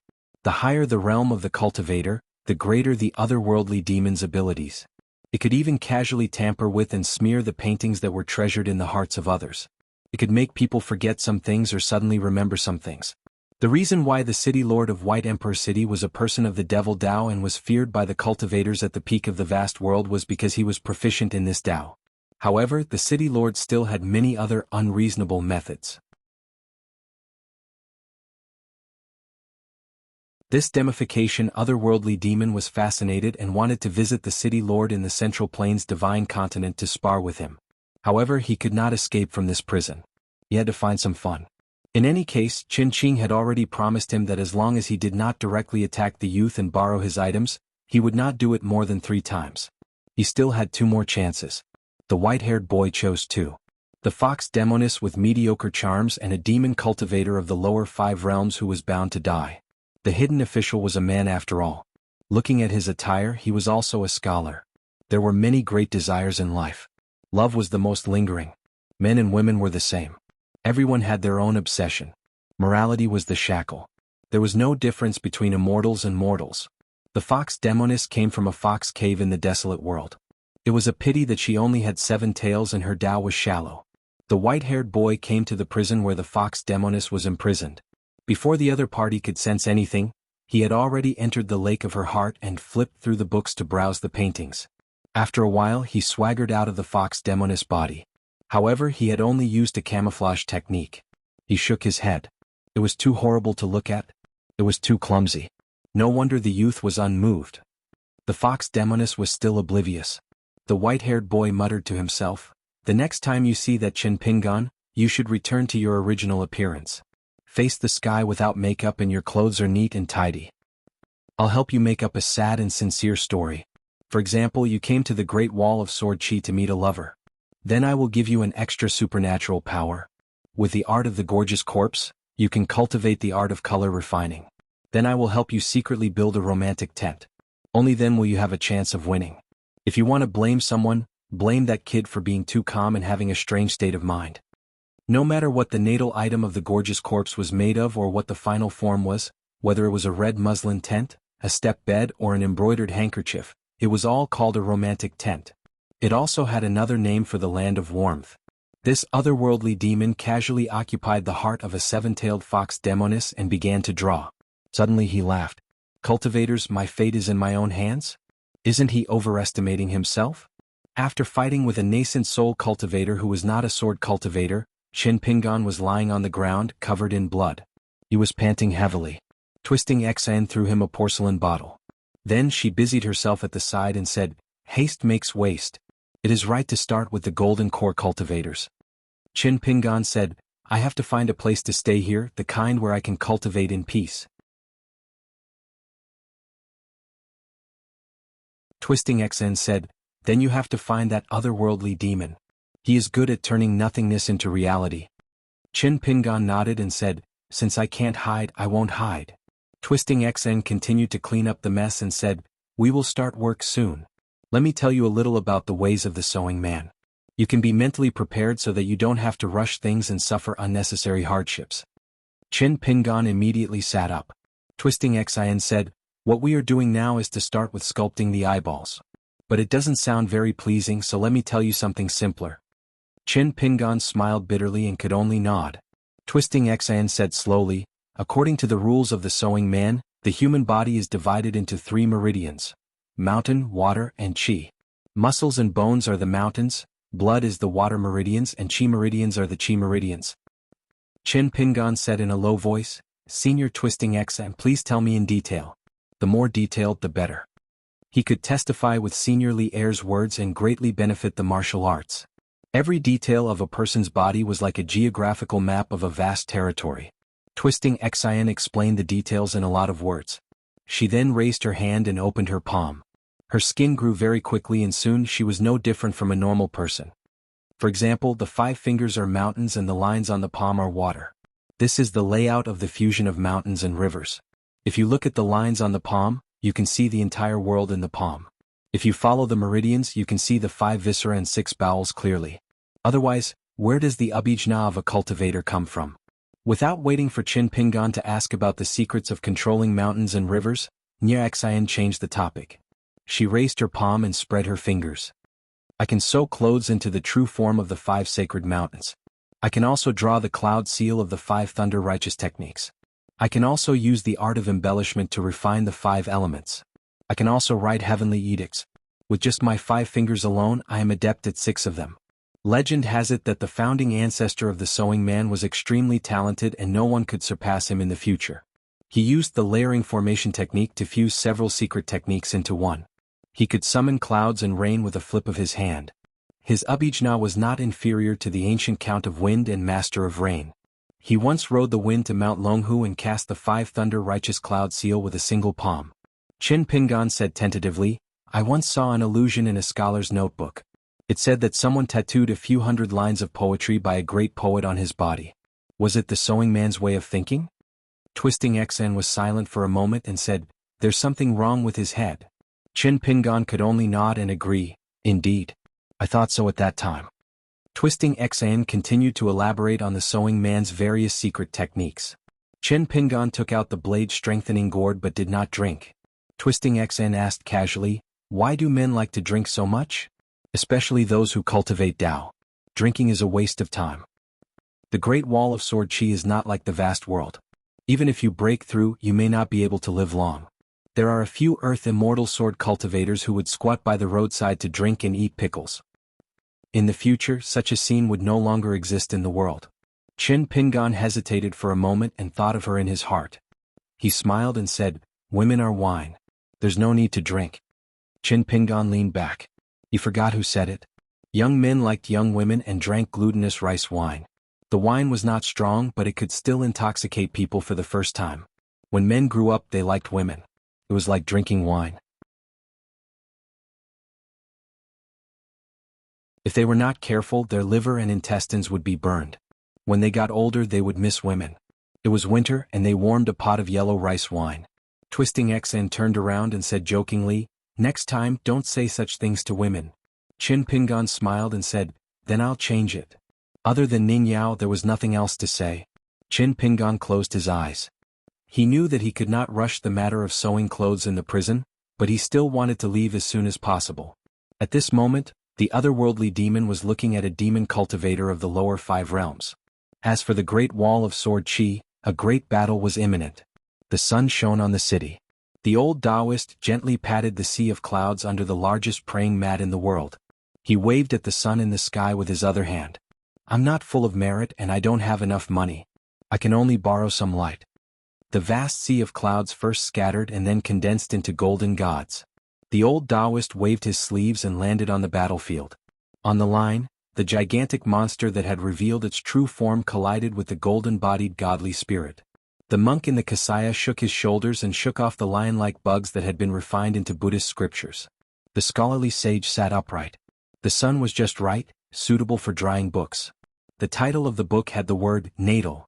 The opening of the sect also revolved around the word natal. There were countless demons that attacked cities in the wilderness. On this day Chin Pingan sat cross-legged outside a cage. Twisting Xn put her hands behind her back and stared at Chin Pingan's eyes. Her Yin spirit was carefully carving one of the young man's eyeballs with an embroidery needle. It had been going on for the time it took to brew a cup of tea, so small blood beads condensed and flowed out of the eye socket. Twisting Xn observed the young man's state of mind and casually said, If you can't even get through this, I advise you to give up on the sewing. Don't close your eyes. If your eyeballs move even a little, all your previous efforts will be wasted. You should consider the consequences. As long as he could get through it, the sewing would have mysterious methods to heal his injuries. After a while, Twisting XN was slightly surprised and said, "Not bad, it seems that you can do two things at the same time. The eyeballs will be painted with the most superficial yellow and black, and the needles will be drawn slowly. The engraving will be mainly done with the cloud seal, and the inscriptions will be the most shallow. However, your spine won't be so easy. The main thing is to use the rushing knife technique. The 9-fold seal, birdworm seal, and weeping seal will be engraved on the joints of your spine. These are the techniques of stripping clothes, but the more important ones are the techniques of putting clothes on. It's still too early. If you feel that you can't take it today, or if you feel that you can wait a little longer, speak now and tell me." Chin Pingan remained silent. Twisting Xang came behind Chin Pingan and used her hands as knives to cut off his green robe and skin. She reached out and pulled out the entire spine. The woman bent her fingers and gently knocked. She listened and said regretfully, "You've misunderstood me. Why are there so many hidden injuries? Why don't you show them normally?" Twisting XN put the spine back to its original position and said in a complaining tone, "Don't apply medicine first. You should get used to this pain as soon as possible. Aren't you able to endure it? Just enjoy it." Chin Pingan couldn't speak and had to try his best to maintain his state of mind and soul in the state of stagnant water. Otherwise, he would have wrung this woman's head off. In the prison, a building with a square sky and a square earth appeared out of thin air a few days ago. Other than the 4 pillars, there was no other cover. It looked like the pavilions that could be seen everywhere in the human world, but it wasn't exactly the same. Chin Pingan walked slowly barefoot. Inside, his field of vision was wide, although he couldn't see anything. The white-haired boy of the air-green snake was hanging outside the building and asked, "What's wrong with you?" Chin Pingan didn't stop walking and asked back, "What do you mean?" The white-haired boy said angrily, "How can a cultivator's state of mind be so fragmented? It's like a battlefield. You've made me hit a wall everywhere." Chin Pingan slowly punched out and said with a smile, "In the light, there are laws. In the dark, there are ghosts and gods. In both the dark and the light, there are both turbid but conscience is still in the heart. Heaven and earth, the sun and moon are bright. What's so strange about that?" Twisting XN stood on the stairs in the distance and reminded, "Let's get to work."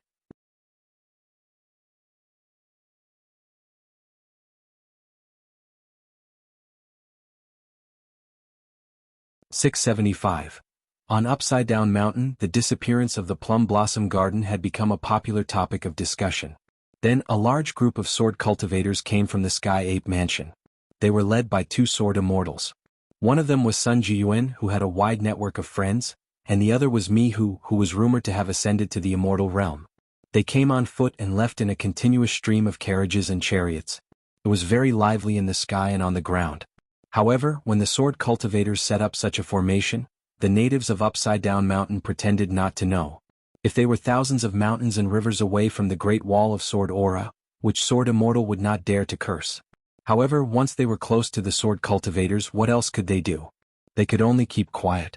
Only an immortal master of records who traveled here did not believe in heresy. He secretly performed the power of Mountain View and saw the horrifying scene in the Sky Ape Mansion. The pavilion was torn into pieces. The old nascent soul cultivator from the Snow Mountain continent knew that things were not good.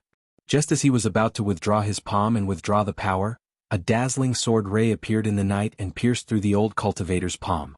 The sword ray flashed again and pierced through the old cultivator's left cheek and came out from the right. The flying sword had returned to the Sky Ape Mansion. The old cultivator who was in pain understood that his eyes could not see and his mouth could not speak. However, he could not help but resent the sword immortal's domineering behavior. In his hometown, how could a nascent soul cultivator be humiliated to such an extent? The sword cultivators emptied the Sky Ape Mansion and returned to the Great Wall of Sword Aura that night. The prosperous mirage of Sword Aura Great Wall of Sword Aura had become increasingly desolate in the past few months. Shops and goods kept moving to Upside Down Mountain. If they did not have a place to stay in Upside Down Mountain, they could only return to their respective sects in the vast world. After all, every inch of land in Upside Down Mountain was worth its weight in gold. In addition, with the city of Sword Aura Great Wall of Sword Aura as the boundary, the south was a forbidden area. The Mountain View Grand Array had been activated and used as a camouflage. Therefore, the towering city of Sword Aura Great Wall of Sword Aura was no longer a scenic place to travel. This caused the business in Upside Down Mountain to become increasingly desolate. Currently, the ferry that traveled between Upside Down Mountain and the 8 continents had extremely few tourists. They carried fewer passengers but more goods. Therefore, many cross-continent ferries that sailed on the water was extremely deep. For example, the Old Dragon City's Osmanthus Islands ferry. Many of the cross-continent ferries that passed through the clouds and rain also slowed down a little. The war was tense and the situation was perilous. Upside Down Mountain was well aware that the Wildlands attack on the city this time was unusual. However, the Great Wall of Sword Aura had gone into seclusion more than once in its history, so it was not to the point of panic. There had been many cases where the Great Wall of Sword Aura went into seclusion and sold the deeds to immortal families and the records of their shops and mansions at a low price. Afterwards, they were all bitterly resentful and regretful. The person in charge of the Water Essence Palace, one of the 4 great mansions in Upside Down Mountain, was a female cultivator in the unpolished Jade Realm. Her name was Yun Qian, and she was one of the ancestors of the Rain Dragon sect. One of her direct disciples had great fortune and had taken a fancy to a destitute wild cultivator called Fu Ku.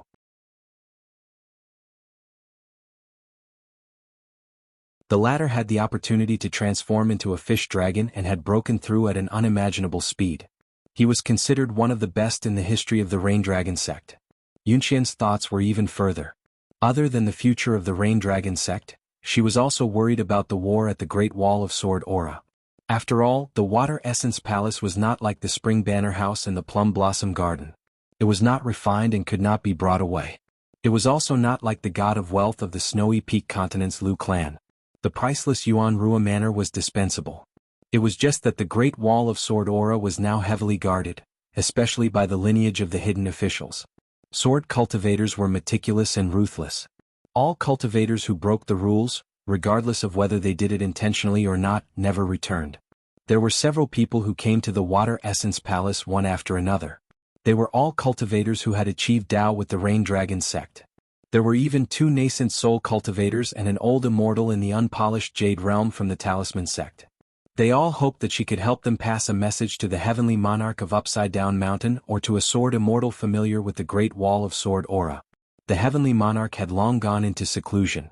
Yun Qian went to the lonely peak to look for the old immortal who had refined the dragon's whiskers to forge a horsetail whisk immortal weapon. However, she did not expect to be directly rejected. She then wanted to ask someone to send a letter to the sword immortal Sun Jiyuan, whom she had a good relationship with in the past. However, the letter disappeared like a clay ox in the sea. It was as if Sun Jiyuan did not receive the secret letter at all. Cloud Sign stayed in the Water Essence Palace and felt uneasy. He could no longer cultivate in peace, so he rushed to the Rain Dragon sect's ancestral hall and called for a meeting. He proposed to relocate the sect, but he was mocked and ridiculed. Although Cloud Sign was prepared and understood that this wasn't an easy thing to do and that it was too far-fetched, he couldn't help but feel disheartened when he saw the people in the ancestral hall suddenly change the topic and talk about various businesses. When the sword cultivator left the Yuan Ruan residence, a Spring Banner House messenger flying sword quietly arrived at the Water Essence Palace. After Cloud Sign opened the secret letter, there were only 2 words on the paper. Beiqian.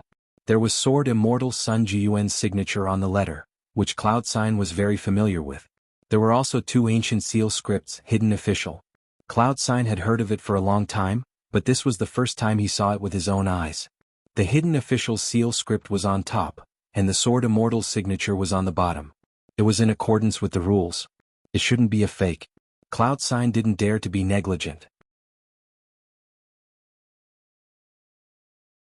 He quietly left the inverted mountain again and hurriedly returned to the Rain Dragon sect. This time he only found the sect master's senior sister. He didn't expect her to throw away the letter and sneered, "What, isn't it enough to demolish the Yuan Ruan residence? Now you want to demolish the Water Essence Palace? The young hidden official has a good plan. Cloud Sign, do you believe that as long as you go to the Spring Banner House, Xiao Yunyan, who has become the hidden official's confidant, will talk to you about the ownership of the Water Essence Palace?" Cloud Sign was skeptical, but he didn't forget to control the letter and carefully put it into his sleeve. Seeing this, the sect master became even angrier and said in a more serious tone, "The Rain Dragon sect's ancestral property was not easy to come by. You and I know the hardships involved. Yun Qian, you and I, in the matter of expanding the territory, have made absolutely no contributions. Now, could it be that we can't even defend Chengdu? Have you forgotten why you were banished to the Water Essence Palace? Even those nascent Soul Realm experts dared to criticize you. Wasn't it because you provoked everyone's anger in the Ancestral Hall? They couldn't even take down the small Luhua Island. If you lose the Water Essence Palace, how are you going to face the ancestors of the Rain Dragon sect? Do you know what everyone said about you behind your back? Soft-hearted. A pure Jade Realm Immortal Master, do you think it's appropriate? The sect master didn't want to belittle this junior sister too much. After all, the Water Essence Palace still needed Cloud Sign to personally oversee it. If the stubborn Cloud Sign was really angry and made up an excuse to go out to sea or travel to Tongya continent to relax, she as the sect master couldn't stop him. Thus, she softened her tone and said, "Don't forget, the deal we made with the Mountain Water Caves founder in the Great Wall of Sword Chi back then was recorded as an old debt. The new hidden official has great power in his hands. How is the Mountain Water Cave in Fuyao continent now? Is the Ancestral Hall still there? Cloud Sign, are you trying to make the Rain Dragon sect follow in his footsteps? This hidden official's methods can't be underestimated. He's especially good at using power to suppress others." Cloud Sign nodded slightly. The sect master's tone became serious again. "Junior sister Cloud Sign, I only have one last thing to say. The Great Wall of Sword Chi has an old grudge with our Rain Dragon sect. Does the new hidden official have any old friendship with you? Why are you planning a retreat for our Rain Dragon sect? Is it really repaying evil with good? Cloud Sign, that's all I have to say. Think about it." Cloud Sign left the Rain Dragon sect and returned to the Water Essence Palace. In fact, Cloud Sign had listened to the sect master's senior sister's words.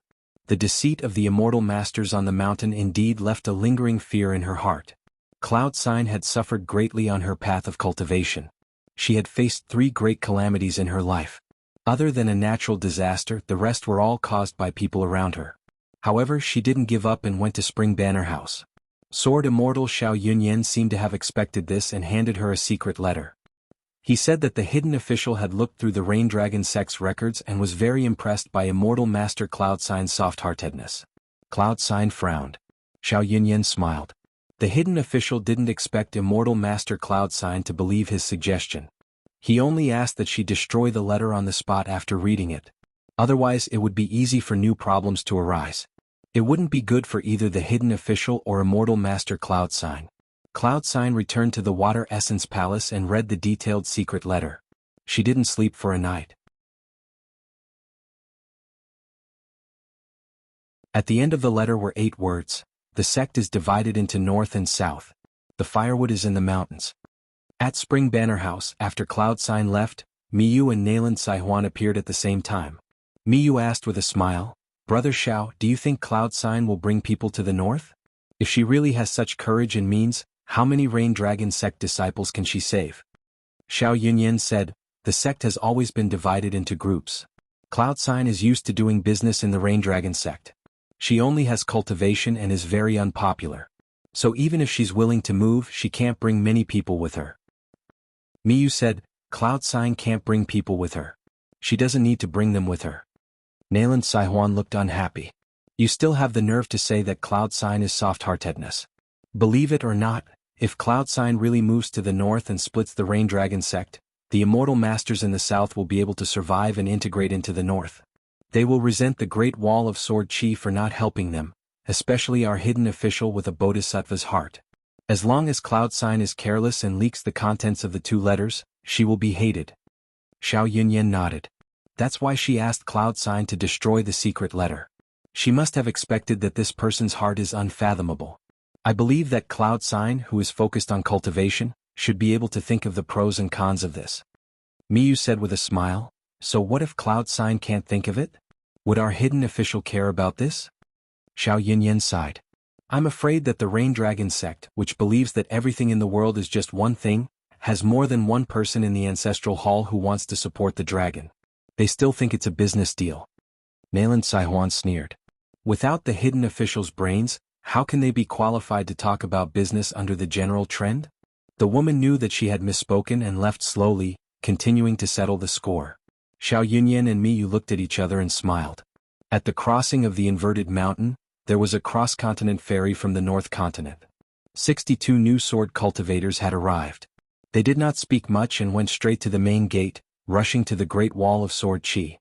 In the floating building that looked like a pavilion, Qin Pingan sat on the ground with his fists on his knees, breathing deeply. The thing he was sitting on was the bamboo mat that he had picked up from the plum blossom garden. Other than helping cultivators to concentrate and calm their chi, it also had a magical effect that allowed Qin Pingan to refine the green water droplets with abundant water chi faster. Not only that, perhaps because of the bamboo mat's material, other than the water residents which benefited the most, the wood residents also benefited a lot. The water droplets that Qin Pingan refined had excess water chi. With a little guidance, it could be sent to the chi residence where the wood residence was located. A wisp of continuous water chi flowed in a long line all the way, nourishing the internal organs. For cultivation on the mountain, this kind of immortal item might not be of high quality, but it was the most indispensable. Little by little, it might not be effective in 2 or 3 years, but once one cultivated wholeheartedly and stayed in the mountain without caring about the weather for a few decades or hundreds of years, it would be a completely different world. Therefore, as Lu Tai had said, the immortal masters of the large sects would definitely have a natal item that could assist in cultivation. If they had enough immortal money, they would also need other items besides the natal item. What they sought was a long-term great Tao like a skyscraper rising from the ground. According to the different immortal abodes and corresponding cultivation realms, they had to constantly change the items. There were many things to pay attention to. The extraterrestrial demon floated around the building and didn't say anything. It was as if the young man was more worthy of investigation than the disciplinary official and sword immortal who were shrouded in clouds and mist. The young secluded official had just returned from a secret realm. Otherwise he wouldn't have been so relaxed. Previously, he had been grabbed by the neck and dragged to the place where the corpse of an ancient god had been refined. There was a forbidden ground in the heart of this world that Old Death, the demon of otherworldly demonic body, and the sewing man couldn't enter. There was a small door with a symbolic lock, so Old Death had to take out the key and let Twixen throw the young secluded official inside. It was a golden pond with boiling magma. In the secret room the golden light was blinding. Every time Qin Pingan was thrown into the golden magma by the sewing man, it would take at most a few hours. After walking out of the small door, he would be as good as new and his injuries would be healed. However, the things that were close at hand like the sword-strengthening gourd, had to be left at the pavilion. Qin Pingan asked, "The ancient gods also had Chi-Fu acupoints and their structure was similar to ours?" The white-haired boy stopped. "It's more or less the same. It's just that you humans aren't as close to the heaven and earth as the gods. After all, you are puppets created by them. What they want is nothing more than incense. Your small human body naturally isn't too intricate. However, compared to other races, you are already considered to be blessed by heaven. Otherwise, why would the mountain spirits, ghosts, and even the demons in the world of desolation work tirelessly to transform into human form?" Qin Pingan heard a key word. "Clothes? Is it related to the stainless that Taoist pursues?" The outer sky demon's body slowly rotated.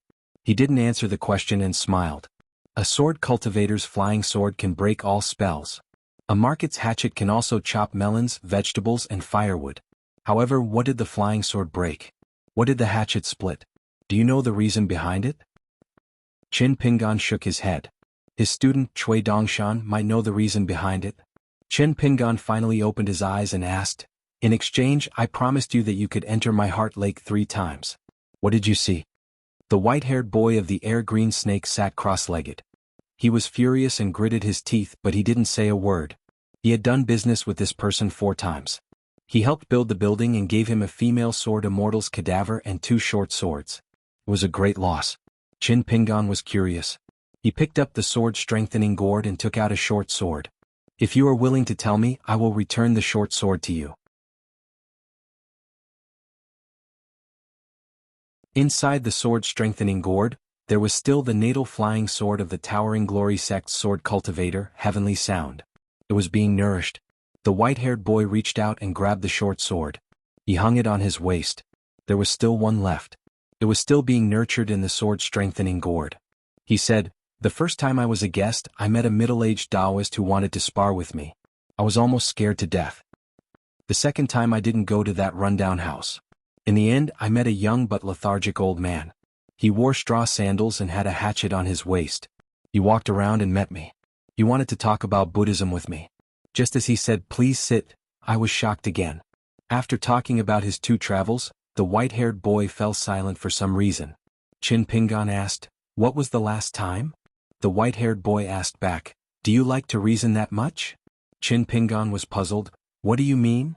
The white-haired boy jumped up and scolded, "There was a guy who talked to me for a few years according to the different speed of the river of time. He didn't even let me go. I really couldn't leave." Chin Pingan smiled. "I didn't know that I was so annoying. Even a demonic transformation realm demon couldn't stand me?" The white-haired boy glanced at the 4 pillars that held up the building.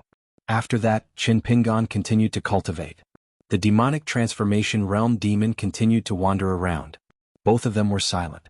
On this day, Chin Pingan took off his shirt and exposed his back. Twisting Core took out the spine and started to skin it to sew clothes. She then used several ancient seal scripts, including the 9-fold seal script, to engrave real names on the young man's spine and the skin on both sides. They were all great demons that had died under the sword of the Sword Celestial. They were all ancient monsters that were inextricably linked to the demons imprisoned in the cage. The closer the relationship, the greater the karma, and the better the effect of sewing clothes. Of course, the pain the young man suffered would be greater. In order to prevent the young secluded official's Tao heart from collapsing and his flesh and blood dissolving due to the heavy burden, Twine could only impart a unique secret art to Chin Pingan so that he could be slightly distracted. This was actually a helpless move. After all, Chin Pingan had yet to reach the far-traversing realm. Even after being refined by the golden lava, Chin Pingan's martial body was still unable to bear too many real names of great demons. Twisting Core wrote 3 at a time was already the limit. The young man only had 1 hand left to control. In fact, towards the end of the sewing process, when Twisting Core engraved the second great demon's real name, Chin Pingan didn't even dare to have any thoughts. But even without any thoughts, his finger was still in the air, repeatedly writing 2 words. Ning Yao, Ning Yao. Twisting Core was in the prison and never asked about the Great Wall of Sword Chi. Therefore she didn't know who this Ning Yao was. Occasionally, when she was resting, Twisting Core would glance at the young man's writing. She couldn't help but be curious. Which girl could make him like her so much? Was there a need to like her so much?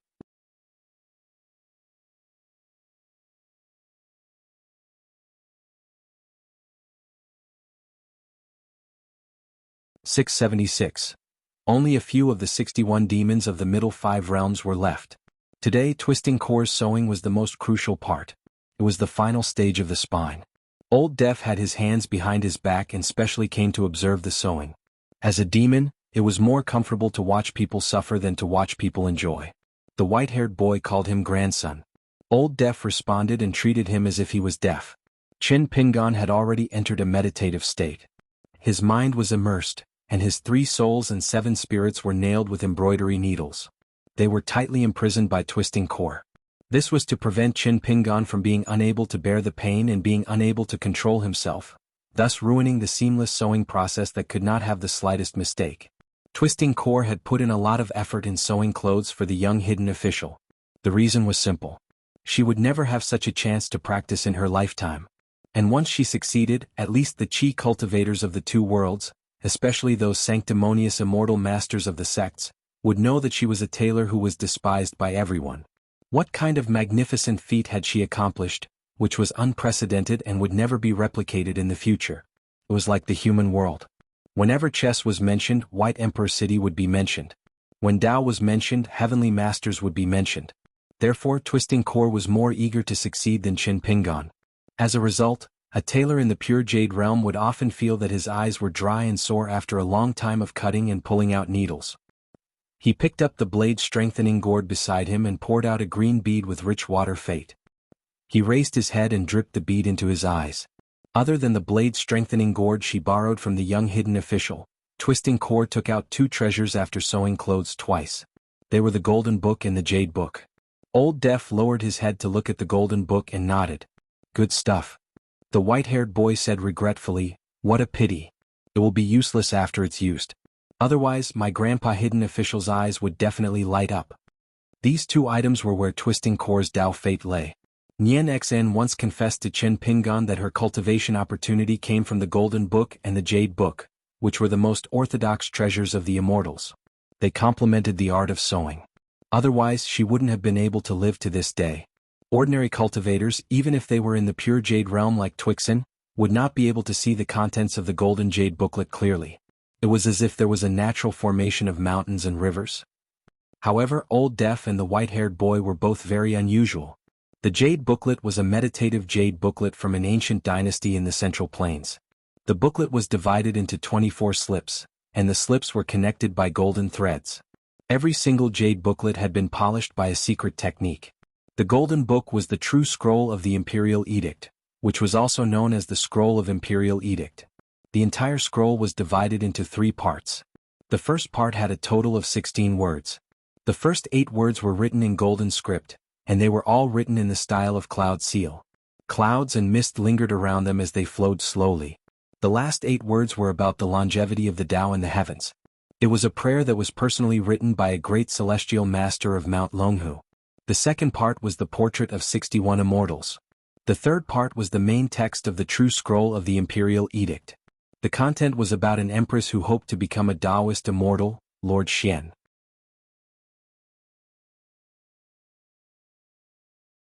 It was rumored that after the dynasty was destroyed, the woman devoted herself to cultivation and finally ascended. The jade book was still alright. After it was spread out, it was only a foot long. However, when the true scroll was spread out, it was more than 3 feet long. The reason why these 2 treasures were taken out was because Twisting Core would use the unique technique of the Imperial Edict to remove the words, talisman, and cloud seal. She would then use the Imperial Edict pasting method to place them on the young hidden official's skin and bones. Therefore, it could be said that Twisting Core didn't hesitate to go bankrupt in order to sew the clothes. As for how much calamity and pain the young man would suffer, Twisting Core didn't mind at all. Since he dared to come here and do such a thing, he would obediently accept it. Looking at the golden scroll of the Imperial Edict on the ground, Old Deaf remembered a small matter. Previously, he had agreed to the young hidden official's deal in exchange for his 3 disciples to leave the prison in one piece. Both sides had come to an agreement. Old Deaf had to take out a Taoist technique suitable for the demon race as well as 2 magic treasures of the mountain. Furthermore, they had to be rare items among magic treasures. Regardless of whether it was refining or using them, the requirements had to be low. Gifting the 2 magic treasures was a small matter. However, the Taoist technique was a little troublesome. A Taoist technique that had been passed down from generation to generation was bound to have a lot of restrictions. For example, things within a square inch and things within a foot, as well as some rare talisman, had methods to open and close doors. Another example was a certain talisman that had been passed down from generation to generation in the Celestial Master Residence of Mount Longhu. Other than the descendants of the Celestial Master Residence, even if you were an immortal cultivator, you wouldn't be able to lift it up, let alone refine it. The profound Taoist techniques of the immortals were usually written in accordance with the Great Tao. After being compiled into a book, it would naturally contain miraculous properties. Firstly, the material that carried the words of the Taoist technique was definitely not simple. Secondly, even if a great cultivator removed all kinds of restrictions, Qi cultivators with low realms wouldn't be able to read it. Therefore, the immortals with the word, sect, would usually collect Taoist books. Most of them passed down their teachings orally and spiritually, which was also known as personal teaching. Old Deaf thought about it and realized that there was no point in keeping the Taoist book. Since he had no intention of establishing a sect, he might as well remove all the restrictions and give it to the young hidden official. However, after that, Old Deaf wouldn't care about how Chin Pingon passed it down to others. It was already very kind of him to pass toilet paper to someone who was squatting in the latrine. He couldn't possibly wipe the person's butt as well. The white-haired boy asked with a smile, if it was you and Du Shanin, wouldn't they be rolling on the ground after one slash? Old Deaf shook his head and said, they would still have a chance if they could barely withstand 2 slashes. Anyway, these 2 brats don't rely on hardship to cultivate. Having a good life is more useful than anything else. Otherwise, they wouldn't have the chance to enjoy life here. Twisting Core kept her knife and rested for a moment. As her previous slash had been slightly sluggish, she seemed to be in a bad mood. When she heard Old Deaf and the otherworldly demons chatter, her face turned gloomy and she shouted angrily, "Get lost!" Old Deaf, who was known for his good temper in the Great Wall of Sword Chi, had indeed distanced himself from the place and walked up the stairs. It was fine that the girl was ugly, but her temper was also so bad. No wonder she couldn't get married. The white-haired boy floated beside Old Deaf and said, "Do you need grandfather to help sharpen that you use Tao heart of yours? You don't have to thank grandfather for such a small favor." Old Deaf chuckled and said, "I advise you not to do it. Boss Sword Immortal is watching over here. If this servant of mine doesn't protect his master well, I'll definitely settle the score with you before I get smacked to death, both new and old." After the two fellows left, Twisting Core spat out a mouthful of turbid air and continued to concentrate on her slash. The scene that was too horrible to look at in the eyes of ordinary people was too beautiful to take in all at once. The method of the seal carving was light and noble. After Twisting Core carved the inscriptions, clouds rose and gave birth to a 5-colored Ganoderma. The Yin characters were noble and turbid, like the mountain roots and dragon veins. Light and noble like the sky, heavy and turbid like the earth. For example, there was the 4-character Yang and Cloud seal script. Instead of writing the true name of the great demon, she wrote the seal script of Tao Scriptures and Master Treasures. Once the seal script was formed, there would be an auspicious aura that lingered around like a sea of clouds around a mountain. There was also the ancient small seal script of Tai Faking Treasures, Lianxian seal script. When the words were stacked together, they had to be done in an extremely delicate and careful manner. Stacking them into a single word consumed a lot of Twisting Core's mind. With the knife technique, the talisman pattern was filled to the brim with bending and twisting. There was the place where the knife was retracted, and the place where the brush was retracted was like a droplet of dew. It hung low but didn't fall. There was also the cutting knife that was like a carpenter's shavings. Twisting Core lowered her head and gently blew away the useless debris. Those debris naturally came from the young hidden official's spine. After finishing her work today, Twisting Core dragged the young man to the small door again and complained, "Chin Pingon, you can't even hold on like this. At most, you'll be done with 30 more slashes. If I didn't retract my knife in time, your entire spine would be crippled. Do you want to break the longevity bridge again?" The young man who was on his last breath could no longer speak. Only his lips moved slightly. He should be cursing someone. The floor was covered in blood. Twisting Core didn't waste any of it. The fresh blood automatically connected into a line and was finally collected into the embroidered bag at her waist. Old Deaf stood by the small door and unlocked it. Twisting Core casually threw the young hidden official into the furnace that was boiling with golden lava. Old Deaf closed the door. Twisting Core was about to leave when Old Deaf said, "Boss Sword Immortal didn't tell you how Sir Hidden Official killed his way to the 5 realms. How do you plan to solve this?" Twisting Core shook her head. "He didn't say." Old Deaf smiled. "Did everything go smoothly today?" Twisting Core's brows were hazy. Chin Pingon being unable to enter the far-traversing realm isn't a long-term plan. Actually, the current suffering is very painful. 30% of it is his own doing. If it was me, I would have asked Boss Sword Immortal to use some unorthodox methods to break through the realm first.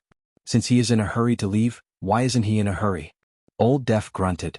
These troublesome matters had nothing to do with him. "Miss Twisting Core, we have been neighbors for so many years. Why don't I treat you to a loach stewed with tofu? My young master's culinary skills are really not bad. It's better than your internal organs chewing on each other and eating yourself." Twisting Core didn't appreciate his kindness and floated away. Old Deaf went to the cage of Great Demon Qingqiu. Without needing him to say anything, the Great Demon obediently handed over 3 grams of lifeblood essence and a large piece of meat. He then asked in a trembling voice, "Can you help me pass a message to Hidden Official?" If this went on, he really couldn't take it. Old Deaf ate the green loach's meat. It was chewy, but it tasted much worse than cooked food. He smiled. "Didn't Sir Hidden Official look for you again? Why didn't you come to an agreement last time?" Great Demon Qingqiu smiled bitterly. Previously, he had indeed met the young man again. However, at that time he couldn't wait to drag that fellow into the prison, so he tactfully rejected the other party's suggestion. The young man had said something about loaches. He had heard that loaches liked the dark and were most afraid of the sun. Then he threw a yellow paper talisman amulet into the cage. Qingqiu grabbed it with one hand and ate the talisman amulet, mocking the young man's talisman amulet skills. After that, the young man didn't come anymore. Old Deaf, on the other hand, came every few days. After eating, Old Deaf put his hands behind his back. "What were you doing earlier?" Perhaps today was Qingqiu's auspicious day. Chin Pingon strolled through the cages of the great demons of the upper 5 realms. When the young man passed by, Great Demon Qingqiu immediately appeared near the sword light fence and said, How can I stop Qingshan from finding trouble with me? Qin Pingan was taken aback. Qingshan was Old Def's alias in the world of Wastelands? The file on Old Def in the Summer Palace only had 2 pages, and the previous hidden official Xiao Chua had smeared each word into a block of ink. She didn't directly tear off the pages, nor did she smear large areas. It was as if she was doing something very interesting. Qin Pingan stopped and looked at Qin Qiu. It's very simple. Tell me the inside story of that Yeluo great demon Yangji. The more detailed, the better. After a few moments of silence, Qin Qiu sneered and retreated into the fog barrier. Qin Pingan did not force him and went to the first cage that held Yun Qing. Qin Pingan often came here and chatted with this great demon. It really was just chatting, talking about the customs of their respective worlds. Today the two sat across from each other, separated only by a fence. Qin Pingan had not expected Yun Qing to be so knowledgeable that he didn't lose to the Confucian disciples in the slightest. For example, the Moon Order had a saying, Ji Qiu kills a flood dragon to obtain a turtle. A bright flood dragon can be cut, but a dragon cannot be touched. Qin Pingan asked and learned that Yun Qing had studied under Zhou for several years, but they had not been master and disciple. Moreover, Yun Qing liked to travel the world. He had even compiled a book of poems that was widely circulated in several dynasties of the world of Wastelands. At the end of today's conversation, Great Demon Yun Qing smiled and took off the bamboo flute with the words Banished Immortal engraved on it. A half-immortal weapon. It's useless to keep, so I give it to the hidden official. In addition to the words Banished Immortal engraved on the bamboo flute, there was also a small line of words that had once been given to Lu Jifeng. Yun Qing had mentioned the reason for this item. It was once a love token of an Ascendant Realm Great Demon. If it was not severely damaged and could not be repaired, it would be an immortal weapon. Qin Pingan shook his head. I don't dare to accept it. Yun Qing was puzzled. What? Qin Pingan said, even if we hit it off, we're still on different sides. It won't stop Senior Yun Qing from going against his will to kill me. Yun Qing nodded and smiled. Same here. That's why we hit it off. In the suspended building, Qin Pingan was walking in circles. However, he couldn't help but stoop and one of his arms drooped.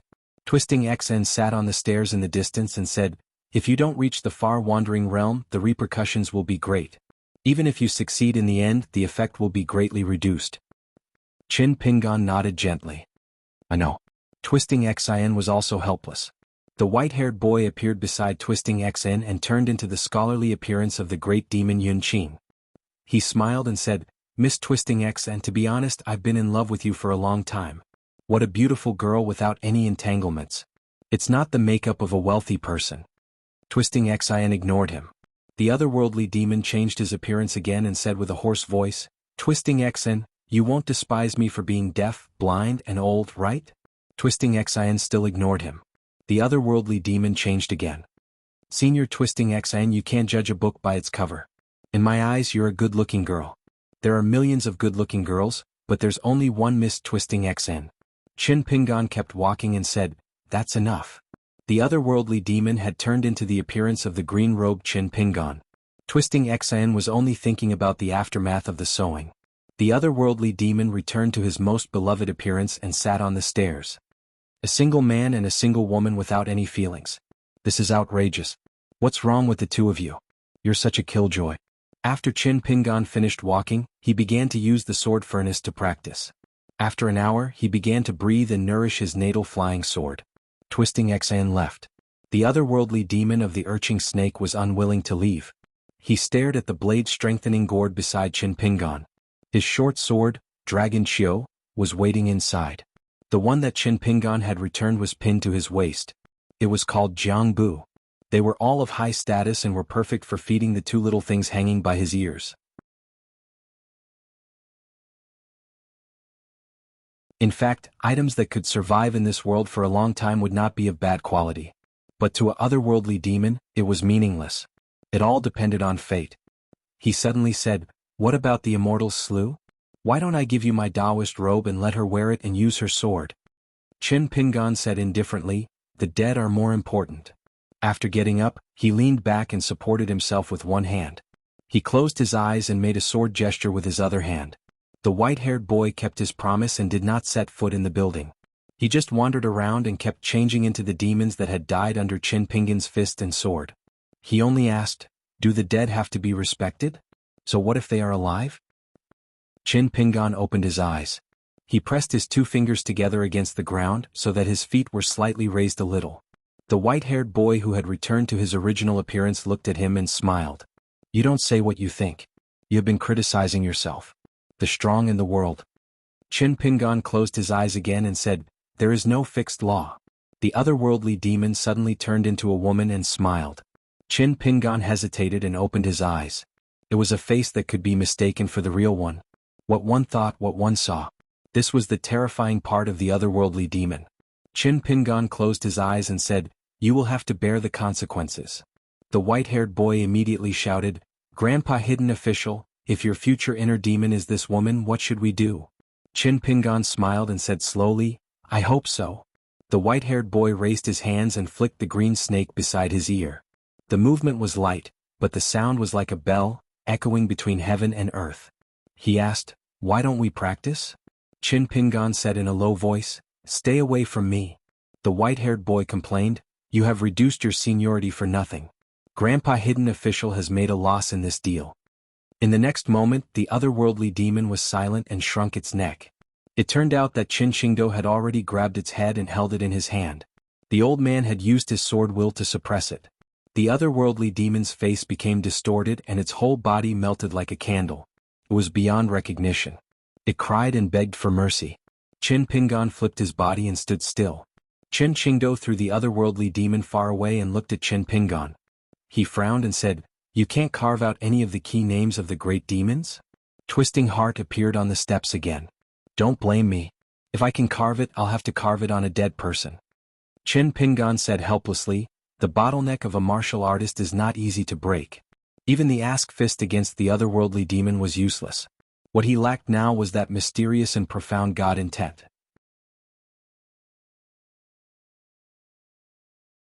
Otherwise, if it's just to temper my body, just bearing Senior Twisting Heart's sewing is enough for me to reach the far wandering realm. Qin Qingdo said, "Where can I find a 10th realm martial artist with perfect divine chi for Grandpa Hidden Official?" Qin Pingan said, "Don't ask me." Qin Qingdo laughed in anger. Twisting Heart's eyes were opened. Old Deaf, who had followed the commotion, was full of admiration.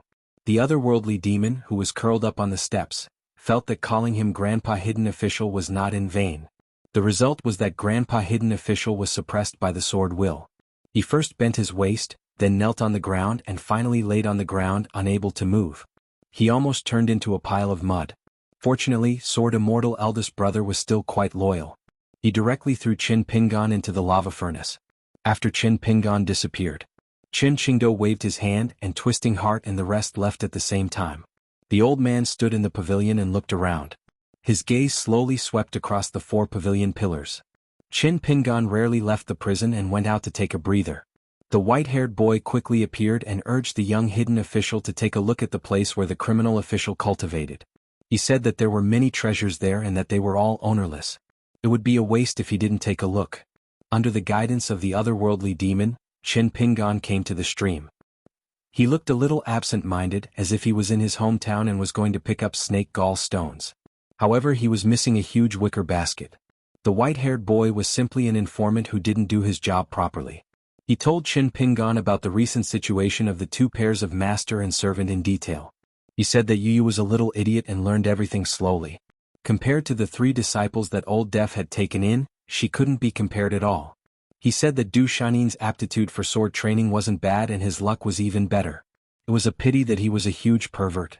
For such trash to be able to become the master of Old Deaf and the criminal official, he was truly heartbroken for Grandpa Hidden Official. Qin Pingan suddenly stopped in his footsteps. Not far away there was a woman who was making clothes and a young girl who was washing muslin. Qin Pingan focused his gaze and only felt that it was inconceivable. He had roamed the Jianghu and seen those little people who made incense sticks and incense burners their homes. He had even seen Shui Dongshan's insect silver, but he had never seen the 2 women in front of him. The white-haired boy exclaimed in admiration, "Grandpa Hidden Official really has good eyesight, seeing through their true identities in an instant. They are the incarnations of the ancestors of the gold essence coin and Guyu coin. That Du Shanin definitely couldn't do it." He only saw their charming faces, big breasts and small waists. Yu is even more pitiful. She didn't even dare to take a second look. Only Grandpa Hidden Official is a true hero. The woman who was making clothes raised her head and stroked the hair on her temples. She smiled at Chin Pingan. The young girl who was washing muslin saw the young Hidden Official and placed a finger on her cheek. Chin Pingan cupped his hands and returned the greeting. The white-haired boy stomped his feet and said, "Grandpa Hidden Official, sigh, how can they be worthy of your great greeting?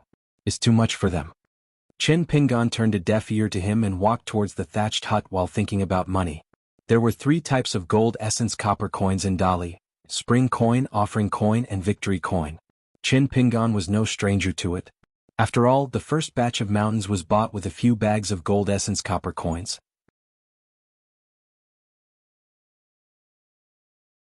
The 3 types of gold essence copper coins sold by the Dali dynasty to various celestial forces were rumored to be created by the Mo family with the help of the Song family. The 3 types of gold essence copper coins were of the best quality and were the best quality. Then they were refined on a large scale. Even the carving mother coin used to make ordinary copper coins in the secular dynasty was the beloved item of many celestial masters on the mountain. It was a great treasure that the collectors would not hesitate to buy. Including the gold essence copper coins, the new coins issued by the imperial court, and the 3 types of celestial coins above the carving mother coin, there was a type of ancestor coin. The ancestor coin of the snow coin was naturally kept by the Lu family of the Jade Peak continent. However, the whereabouts of the carving mother coin and the carving mother coin had never been confirmed. No one would have thought that the carving mother coin of the carving mother coin would be kept by the criminal official. There were sentient beings in the world. As long as they could transform into human form, no matter what their roots were, they would gain spiritual intelligence. It would be the creation of the Great Way. Then, they could be considered as a cultivator who could climb the mountain. There was nothing wrong with treating them with respect. The young Du Shanin had nothing to do today. He stood under the grape trellis and looked at the 2 guests from afar. The white-haired boy was still fighting for justice for his hidden official grandfather. He walked side by side with Chin Pingan and walked backwards. He pointed at the 2 girls who only knew how to make clothes and wash muslin every day. "Impudent, impudent, impudent, show yourself in front of others." The girl who was making clothes and the girl who was washing muslin were originally no different from rural beauties. However, after the words "show yourself in front of others" were spoken by the outer sky demon, a strange phenomenon occurred. Their skin turned golden and dark green respectively. Vaguely words appeared. Especially the girl who was washing muslin's forehead. It was as if a small window had opened. It was probably because when she was born, her words were chopped and the knife marks were still there. However, they were oblivious to it and continued to make clothes and wash muslin. The white-haired boy said softly, "The ancestral coins in the world are like money. They are usually in pairs. If both of them become spirits and then become a couple, TSK, that would be a rare fortune. Money begets money. Hidden official grandfather, as long as you promise to bring me to the vast world, I will help you ask for them from the criminal official and the sword immortal. In the future, when I reach the vast world, I will not stop. I will open my eyes wide and help you find their Taoist companions. How about it?" Chin Pingan said, "Nothing." The sword immortal criminal official was in the thatched cottage.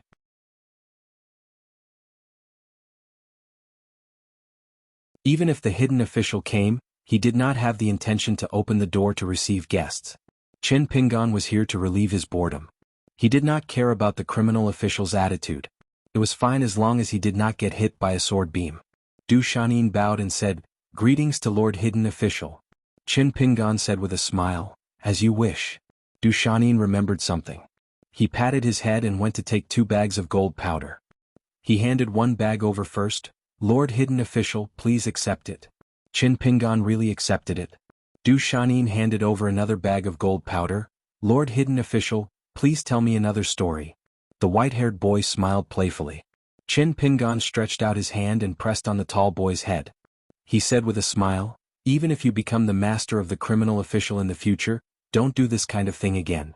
Du Shanin raised his head. His expression was calm. "May I ask why?" Chin Pingan did not say anything. He only brushed past the boy and moved to admire the 5-colored flower divine porcelain cups that were suspended in the air. The white-haired boy jumped up and patted the boy's shoulder. He said, "You have potential. Keep up the good work. This grandpa hidden official of mine is jealous of your great fortune." Getting carried away is a compliment to cultivators. Du Shanin grinned. You must be joking. The white-haired boy said in confusion, Why aren't you afraid of me at all? Du Shanin's mind moved slightly.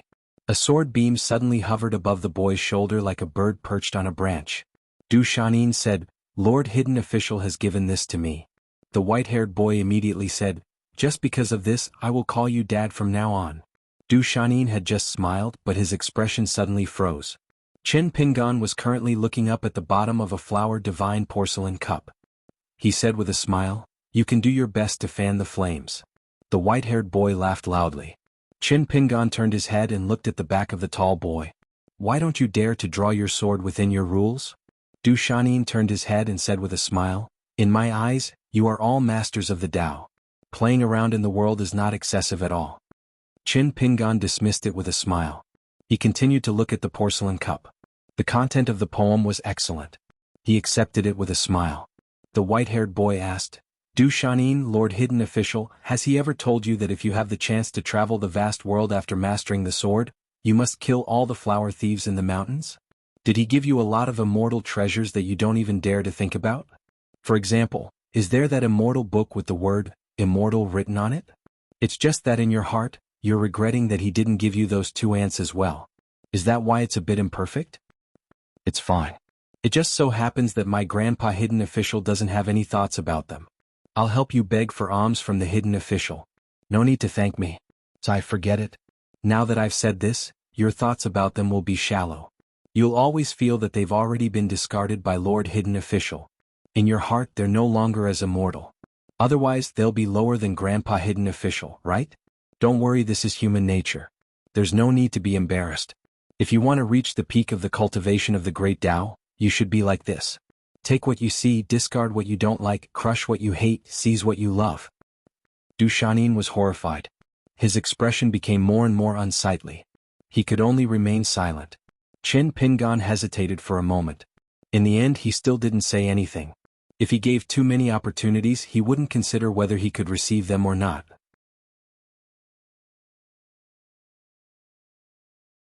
The person who gave them didn't want them, and the person who received them didn't want them either. However, Chen Pingan thought about it again. Perhaps this kind of temperament was the true foundation of Du Shanin's great Tao. Who said that one's achievements were high or low? It was only the depth of one's thinking. Moreover, Alliance was right. What should he care about? What should he care about? What should he care about? The white-haired boy was rather happy. He had chattered so much, yet the Hidden Official in the thatched hut didn't say anything. This was a good sign. As expected of the Hidden Official who didn't care about anything. He was a completely different kind of person from Grandpa Hidden Official. He walked to Chen Pingan's side and pointed at a white jade table outside the grape trellis. Baby, it's a pity that the immortal book on the table already belongs to Du Shanin. A bunch of little fellows have already been raised in the book. They definitely can't be compared to ordinary Du Shanin. They're all very valuable. Chen Pingan walked out of the grape trellis and went straight to the stone table. He casually flipped open a page of the book. The book was filled with the 2 characters of immortal in different handwriting. There were both cursive and regular script characters. The white-haired boy asked in a small voice, You didn't even greet Du Shanin before reading. Grandpa Hidden Official, this isn't like your style. Chen Pingan turned a deaf ear to him.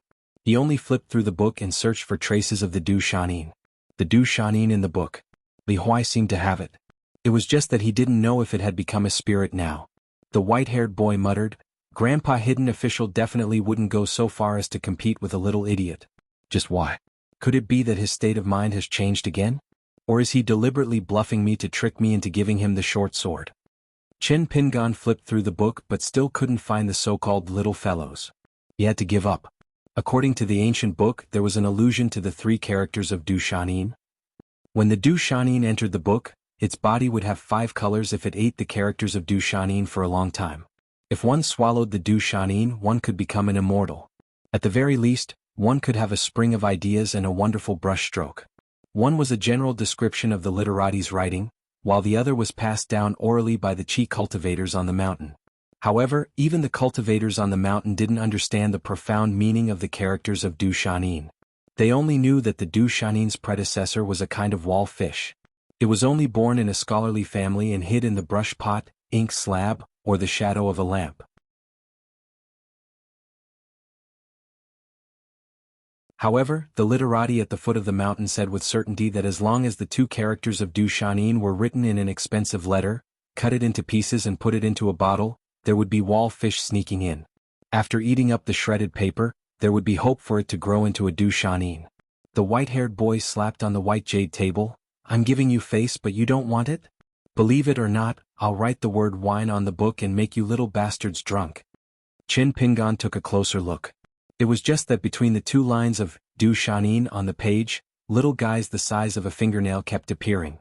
They climbed over the wall, from different pages from high to low. They squatted between the pages sickly and looked at him and the white-haired boy pitifully. Chin Pingan smiled and said, "Sorry to disturb you." Then he gently closed the book. The white-haired boy knelt on the stone bench and stretched out his hand to cover the book. He explained, "After the Du Shanin becomes an immortal, it's the most fun. They can eat whatever is written in the book. There are also all kinds of changes. For example, if you write the poem about wine, they'll really sway in drunkenness. If you write the poem about young beauties first, then the poem about the resentment of women, their appearance in the book will really become that of a resentful woman in a boudoir." The white-haired boy casually flipped through the book. Probably because he had a lot of face, every time he turned a page the little guys would rush over. Chin Pingan thought for a while and asked, "What if I write about feces, urine and farts?" The little guys were all stunned and speechless. They only felt that there was nothing left to live for. How could there be such a crazy person in the world? The white-haired boy gave a thumbs up and said loudly, "Grandpa Yingguan's wonderful ideas are rare in the world. In the future, when you meet the founder of our family, you'll definitely be able to hug him and regret that you didn't meet him sooner. In the future, when you follow Grandpa Yingguan to the central divine continent, you'll definitely have to go to Paper Bai's blessed land." Chin Pingan sat on the stone bench. The white-haired boy no longer cared about the book and pointed to the stream that actually belonged to the water without a source. "This is an extremely rare fire in the water. Looks like real fire. Grandpa Yingguan can use it to refine the last life item of the 5 elements. Chin Ching is not stingy, and the torture officer is even more generous. I can help move it to the pavilion." Chin Pingan was indifferent. He stood up and said, "You're already an uninvited guest." When Chin Pingan left, the white-haired boy had no choice but to follow. What was the point of hanging out with that Du Shanin?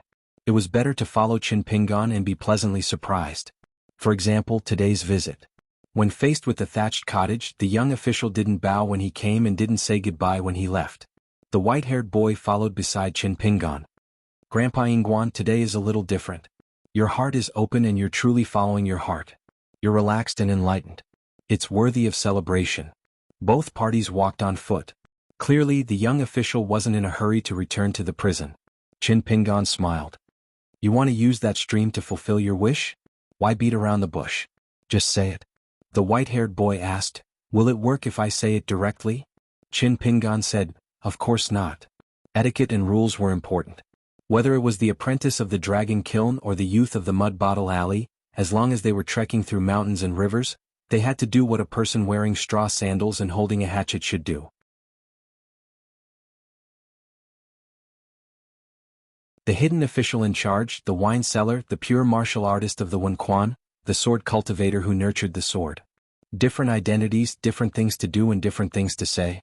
In the end they were still the same person. The white-haired boy complained, "My Grandpa Yingguan, no one bullies people like you." Then the childlike, otherworldly demon sighed. "Forget it, I'm not a person either." Chin Pingan said, "Whether you're a person or not depends more on your heart than your appearance." The white-haired boy snorted. "If a person has ulterior motives, he's still a person."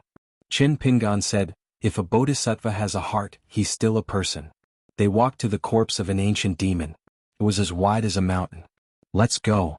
Chin Pingan took a heavy step forward and suddenly punched. The corpse was rotten and couldn't be called tough anymore. Thus, a valley path was casually punched out. The white-haired boy clapped his hands and cheered. Chin Pingan glanced at the seemingly mischievous otherworldly demon and said slowly, "There's nothing new about the sad story of the fox demon.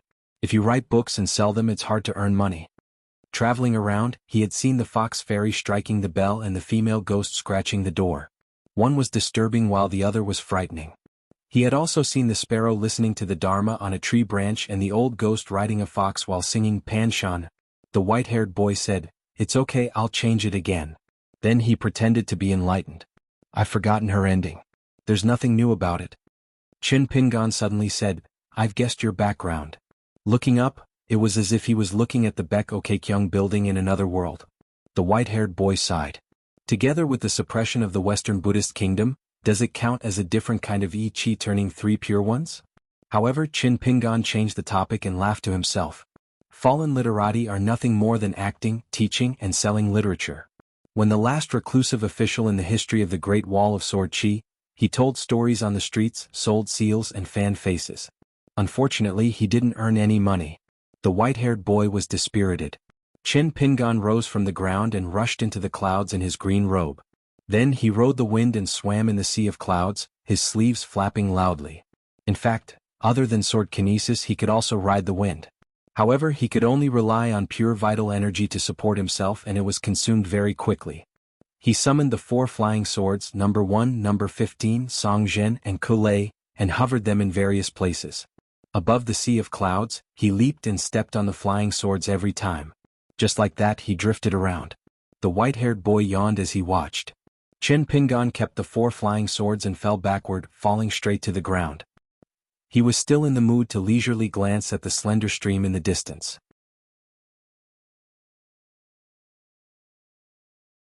The water is in the sky. The sky is in the water? Chin Pingon's head hit the ground in the middle of the winter just like that. The white-haired boy above the sea of clouds was slightly surprised. He suddenly looked up and felt that the world had changed. After a while, the outer sky demon stood up and his aura changed completely. After receiving Qin Shingdo's decree, he finally showed the aura of an ascendant realm outer sky demon. He scooped up a handful of water from the sea of clouds, waved his sleeves and threw the clouds into the sky. There was a bright moon hanging in the sky, so on his palm, there was the water moon. He smashed the moon in the water with his palm. The world changed again. The white-haired boy's figure had already disappeared. In the blink of an eye, the sea of clouds surged. Then it was as if someone had casually created a huge hole in the clouds. Vaguely, an immortal with a blurry figure could be seen overlooking the earth. He laughed loudly and said, "Little Confucian, you overestimate yourself. Let me play with you?" Then a golden giant slowly stretched out a fist and sneered, "Do you dare to take this punch?" Chin Pingon had already stood on the ground and looked up. He spat and rolled up his sleeves but then spread them out again. A white-robed young man was traveling far away. After standing side by side with the green-robed young man, he lamented, "It's really not fun to be in a cage for a long time." Chin Pingon smiled, "Speak human language." The white-robed Yin spirit waved his sleeves and looked very carefree. His eyes were burning and he laughed, "Screw them. Let them kowtow to me." "Very good. That's right. As expected of me, Chin Pingon." The earth shook. A green-robed man went straight to the sea of clouds. Martial artists asked the heavens with their fists. Then the white-robed Yin spirit went straight up. The earth was his world. Countless flying swords went to the sea of clouds together. The swordsman asked the immortal on the sword cloud. Sword Chi was north of the Great Wall. Sword Chi was south of the Great Wall. There were streams of martial fate flowing wildly, covering the sky and the sun, as if they were looking for the person with the fists in the sky who had disappeared. You're tuning in to this sword dance in the Vast Sky YouTube channel. Don't forget to subscribe and join us on this journey to catch the most captivating stories.